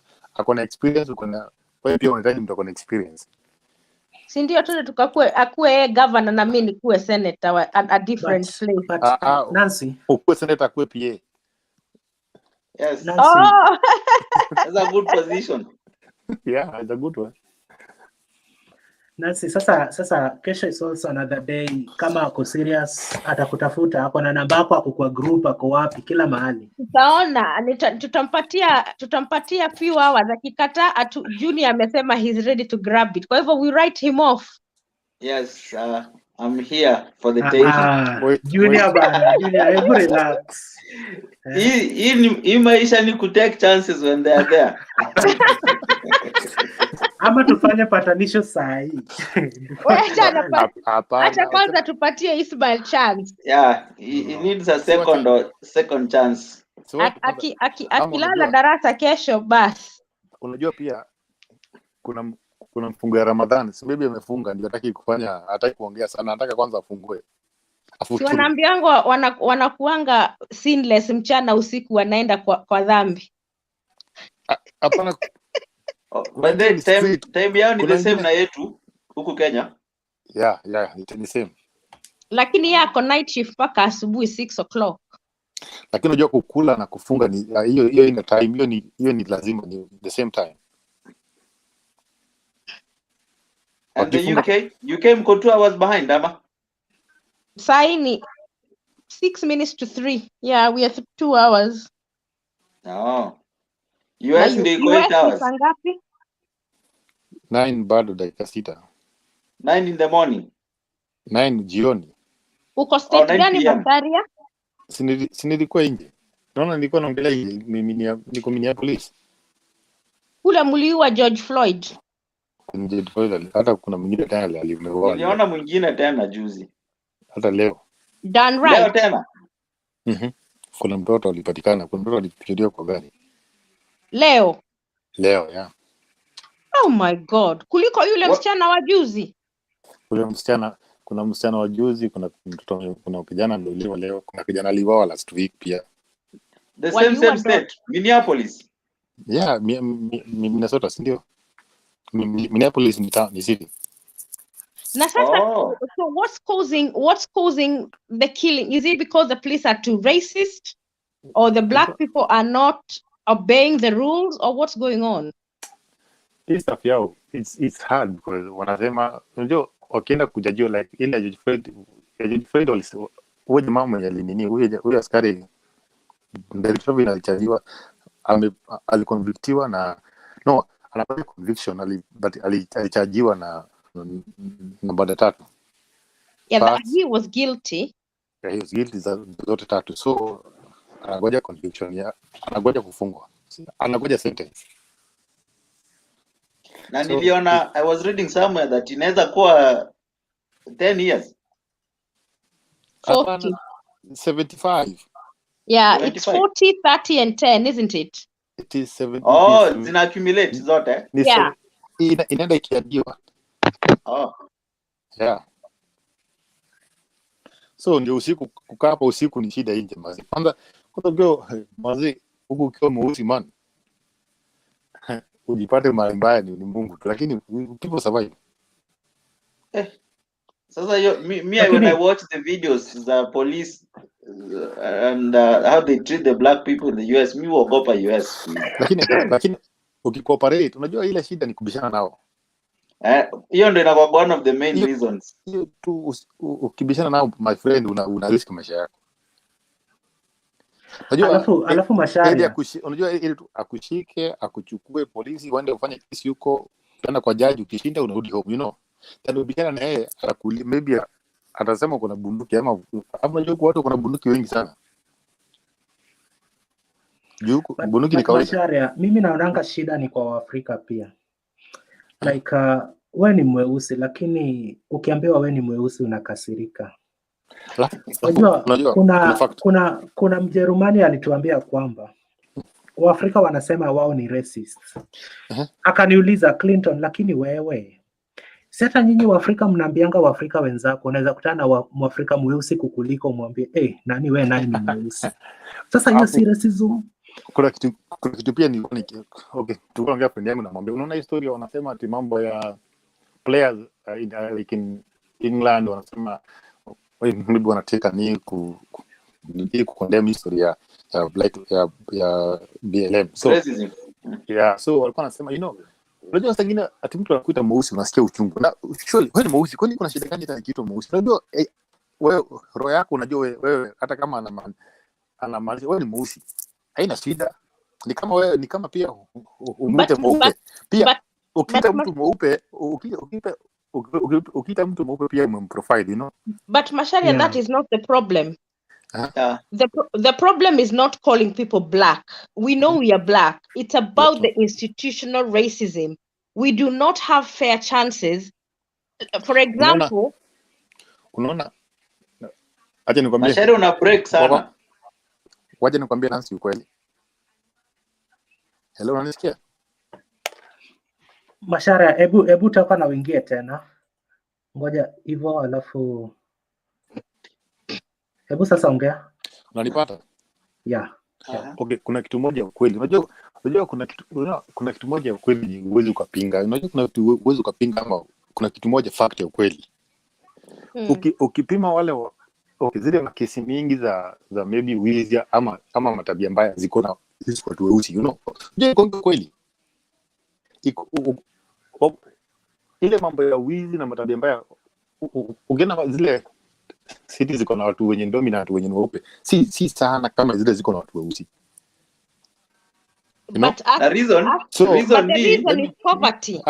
Reason is poverty. They don't have equal chances to opportunities. Yes. Let me finish this. Wacha nikueleze. Like juzi nilikuwa nikienda shule napata mimi nimetoka Kenya, so naenda shule nikapata mosi aniomba sigara. Zaidi ya sigara nikamwambia basi help me with $1. Nikamwambia don't have $1. Anaomba pesa. Mimi nimetoka huku kwetu, nimekuja huku, unakuja kuhasa huku, right? Na yeye ako huku. So unajua pia unaona sisi pia tukiwa Kenya tulifinyiliwa na mzungu na Mwingereza. Tulifinywa sana, right?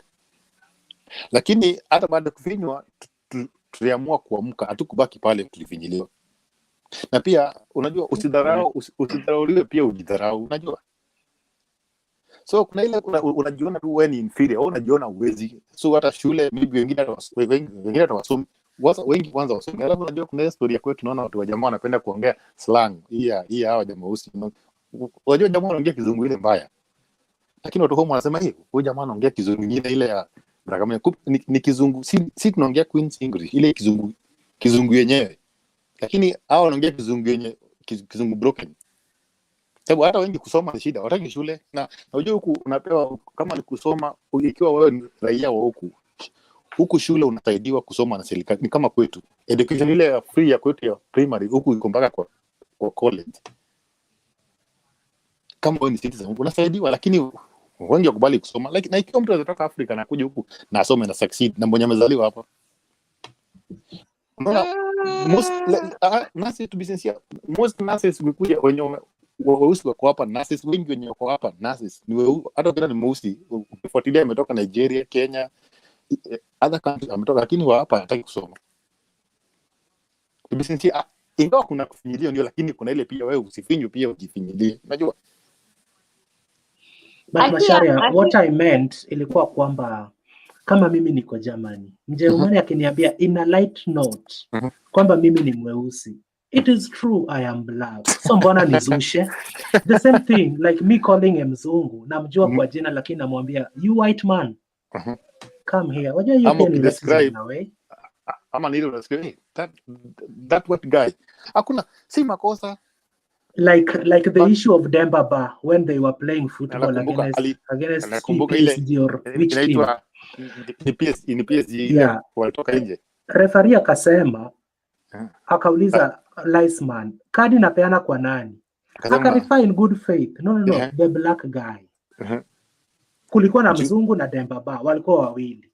Sasa akasema give the card to the black guy. Na ukiangalia watu wawili, mmoja alikuwa mzungu, Demba Ba alikuwa black. Anasema hiyo ni racism.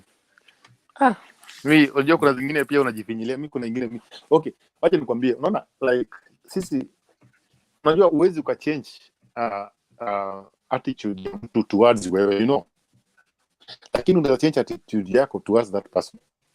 So mimi Clinton ukinikasirikia, mimi I cannot change that towards you. No, towards me, but mimi naweza change vile na kuelewa kuhusu. So mimi hiyo kitu sitachukulia kwa uzito. But alafu tulikuja kutafuta pesa, tuitafute kwa amani, tukiipata turejee nyumbani. Hapa si kwetu. Uanze kufuatilia rights zako, mara ukiniita mweusi naenda kwa children's rights. Atuanataka usikirie huruma. Wapi. Mimi nikiamka kila asubuhi niende kazi nirudi. Kitanda yangu. Kesho the same thing. Kama kuna party nitaenda. Lakini ya kwanza kufuatilia huyu aliniita black, huyu nani ai. Na ukiona mtu mnashikana na hiyo story mingi unajua okay, maybe usipo wanasikia uchungu sababu unaona kama ni nchi yao na unaona kama wazungu wanafaidika kualiko. So hiyo ndio, lakini watu kama sisi wenye walikuja, shida yako ni gani na mtu? But shida inakuanga mtu akuite mweusi in a discriminating way. Like mtu anakuja akwambie wewe watu like unafaa nini hapa kwa watu, as in kukudiscriminate on color. But mtu kuniambia Lamek you are a black guy, atuye you are a black guy, mimi sina shida. But sasa shida yao ni hiyo, inakwanga hiyo. Especially sasa polisi wa US, they will treat a black man in a more violent way compared to a white guy. Ni ile ndio nimekwambia story ya argument. Amekusimamisha kwa barabara, kama unajua unafaa kusimamisha, unachukua mkono, kama umepull over, akwambia mkono unaekelea kwa steering mpaka akuja kama anataka license yako, ndio unamwambia iko kwa mfuko, nitoe uende kutoa, si ndio? Lakini kuna wengine atakwenda kutoa, wanaanza kubishana. Unabishana naye kwa nini? Of course. Unajua Masharia, do they do that to white guys? Sheria ya kwanza anakwambia uweke mkono usitoe mkono kwa steering, mkono zote mbili. Akikutisha license yako unamwambia iko kwa gari pale ama iko kwa mfuko, nitoe. Anakuambia toa, sasa ndio unaenda kutoa. Lakini ukiweka kuweka mkono hivi kosa kutoa, my friend, mtakosana ndani sana. Ndio wanajua uko armed. Ni kama tu Kenya, hata Kenya naona askari Kenya askari anadiriki na wewe kulingana na vile ambavyo umemrudishia. Unajuanga hivyo? Hata Kenya iko hivyo. Askari kama unamwingia na ujinga pia kwanza yeye anakuja na ujinga yake kabisa. Na mtasumbuana bure. Lakini askari huko wanajua hatuna gun. Sasa huko anakuvuruga vizuri. Kama mnaongea na askari anakuja na aguza na ujinga. Unajua Unajua it would cost you nothing kuwa kind kwake. Lakini kama unataka kubishana, niliona some Ghana guy alishutiwa, alikuwa amepatikana na drunk driving, but the end alimisbehave, anaenda kuarrestiwa and then amerestle polisi, akaanza kuhepa. Sikia sasa, na ukienda kuongea nao unasikia wanasema alionewa, right? So but Kenya sijui, swali yangu mimi hujiuliza, like if somebody is running, huwezi mshoot mguu? So hiyo hata ni kama kwetu, kwanza unajua ufai kwetu, what I know ni makosa sana askari kushoot mtu kutoka na nyuma, unajua hivyo? Ufai na nyuma, hiyo inamaanisha huyo mtu hakuwa ufai kushoot mtu ambaye si threat kwako kwa your life. So anaenda, so ukichapa kwa mgongo akienda, so inamaanisha huyo mtu hakuwa threat kwako. So hiyo ni wale, lakini askari si ni yule tu. Askari atakuwa naende, hana shida yeye. Bana, mimi nakumbuka polisi Mjerumani ambaye nisimamisha mara moja. Nilisahau, nilikuwa naendesha bike kwa highway nikiwa na earphones. Wakakuja tu wakapark mbele yangu, wakanitolea machine. Wakaniambia lipa hapa 60 bob. Na utunze earphone. Nikaweka kadi yangu ya bank, wakachukua 60 yao. Na ukaenda. The same week on Friday nikasahau, nilikuwa ndaendesha bike yangu, ilikuwa winter. Kitu saa 9 hivi kulikuwa na giza. Nikasahau kuwasha light, nimetoka supermarket. Pia wakakuja wakapaka, wakaniambia ndio hii machine, teka 30 bob. Unaweka. Alafu wanatoka wanaenda. Hata the same thing, hata huku shida tu ni kubishana. Kubishana tu, anakwambia kitu, ukiweza kujifanya mzuri ukiwa mzuri kwake, hata anakuacha unaenda. Watu hivyo, hata anaweza kushika na makosa, uongee na yeye mzuri na kuacha uende. Haki ukweli. Lakini kama utaanza kujifanya kiburi, my friend, utapata hata ile kiburi mara 10. Sasa ikiwa ni mwerevu, unaondokea tu shida. Mimi kitu nakataa ni Waafrika kujifanya eti wanajua rights zao wakiwa abroad, eti nimeitwa mweusi, naenda kwa polisi mwenyewe ni racist. Sasa unazungushwa. Na ukiangalia vizuri wewe ni mweusi. Ni kama I want my rights, I want my what. Tengeza pesa enda nyumbani bana. Ni kama ukiwa Nairobi, uko sawa na askari hapo kwa CBD, unajua Nairobi area wana assemble hapo Central. So askari kukosea hapo, alafu uende Central kustaki. Unastaki kwa askari mwenzake, unafikiria kwa vile itachukulia kwake. Hiyo ni kama unafanya kazi upuzi tu. Kabisa. So uta waste time yako na pia kukule pesa. So kuliko shida mingi, wewe kuwa tu mzuri, it will cost you nothing, go humble, wacha waende shughuli zako. Mimi ilifika time jamani, ukikutana na wanafunzi hao wa primary wametoka shule, wanakuja mbele yako na unatembea. My friend, unaweza lia mpaka useme nirudisheni Kenya. They can mishandle you. Yeah. Watakuita all sorts of names. Lakini mtoto anatoka kwa familia racist na anaona wewe ni mweusi. Anakuambia hivyo. Okay, hapo ni kujeni muone mweusi nini venye tunakimbiza wazungu Kenya eti mzungu nipe pesa mara nini. Ile mimi najua inchi iko na hiyo kitu sana ni Wajerumani ni hiyo. Wajerumani ni kwa hiyo kitu ndio number 1. Hata kama nasema hapa kwetu huko Germany nasikiaga ni racist na UK. Sasa hata hapa ukisema hapa ni ile sasa inatangazwa, lakini huko itangazangu. Na US unajua blacks ni wengi. Inatangazwa na huku inakuwa aired, mtu inatangazwa, lakini unajua huko mali huko itangazwi. So jamani ni watoto ndio wana mistreat hivyo watu. Wanaweza kuongelea mpaka ukumbuke kuna ndege iliniletaka hapa inaweza nirudisha. Ukiona mtoto akifanya hivyo, hiyo ni replica ya wazazi. So mtu asikudanganye. Exactly. Hata mzazi kwanza ndio wasi. Wao ndio wasi sasa. Anyway. Unaingia kwa cafe, unaketi karibu na mama fulani, anakuangalia mpaka unamwambia utaki mtu mweusi akae karibu na wewe. Eti no problem. Hapana, mimi hata umuulizangi unakata hapo unakula. Sisi akitaka kuhama haina shida. Akisema si shida. Inakuanga issue. Unaweza kaa mahali and then watu wana feel uncomfortable. Kuna siku niliingia kwa bus nikicall mamangu kwa kuongea Kijaluo. Mama mwenye alikuwa mbele yangu akageuka hivi sasa ananiangalia nikiongea. Nikamwambia chukua hii simu, ongea na mamangu. Nikamwambia tu hivyo kwa Kijaluo, endeleza from where I have left. Akaniambia hapana. Nikamuuliza na mbona unaniangalia hivyo? Unajua I'm sorry. Kwani unajua kwa kwenu maybe hakuna watu wa makabila. Unajua hapa makabila ni wengi sana. Watu wenye si Amerika hapa ni wengi sana. Unaenda kwa store, unaenda kwa duka kununua chakula, unakuta huyu anaongea Kikorea, huyu anaongea Kidach, huyu anaongea Kijamani, huyu anaongea Kikenya, huyu anaongea Kijaluo, kwanza wa Kisini kama wote na Wakale. Na mtu anaongea simu, unaongea na mama yako nyumbani, unaongea na kabila yako. Yeah, so hiyo si kitu ya kushtua mtu. Hiyo ni kawaida. Kuna hii tribe inaitwa Turkey. Wako wengi sana jamani, kina Ozil, kina Gundogan. Turkey. Nakwambia hao watu au ndio the number 1 racist. Unaelewa? Na hata wao si wenyeji wametulia, lakini wao bana, ukiona watu toroka, they will mishandle. Alafu siku hizi wamepewa citizenship, wanakuwa hadi polisi, wana mistreat watu wale wenye wako system, wanakumishandle. Kuna mmoja alituambia ukiona polisi amekusimamisha na ni tribe ya hiyo ya kina Ozil, toka mbio ama submit to what anataka. Kwa sababu anaweza amua hakuna makosa amekupata nayo. Anaangalia left, right and center, anaona hakuna mtu ananiona. Alafu anakushuta, alafu anaenda. Hakuna kitu mzuri kama kusubmit. Unajua, kuhumble ita cost anything.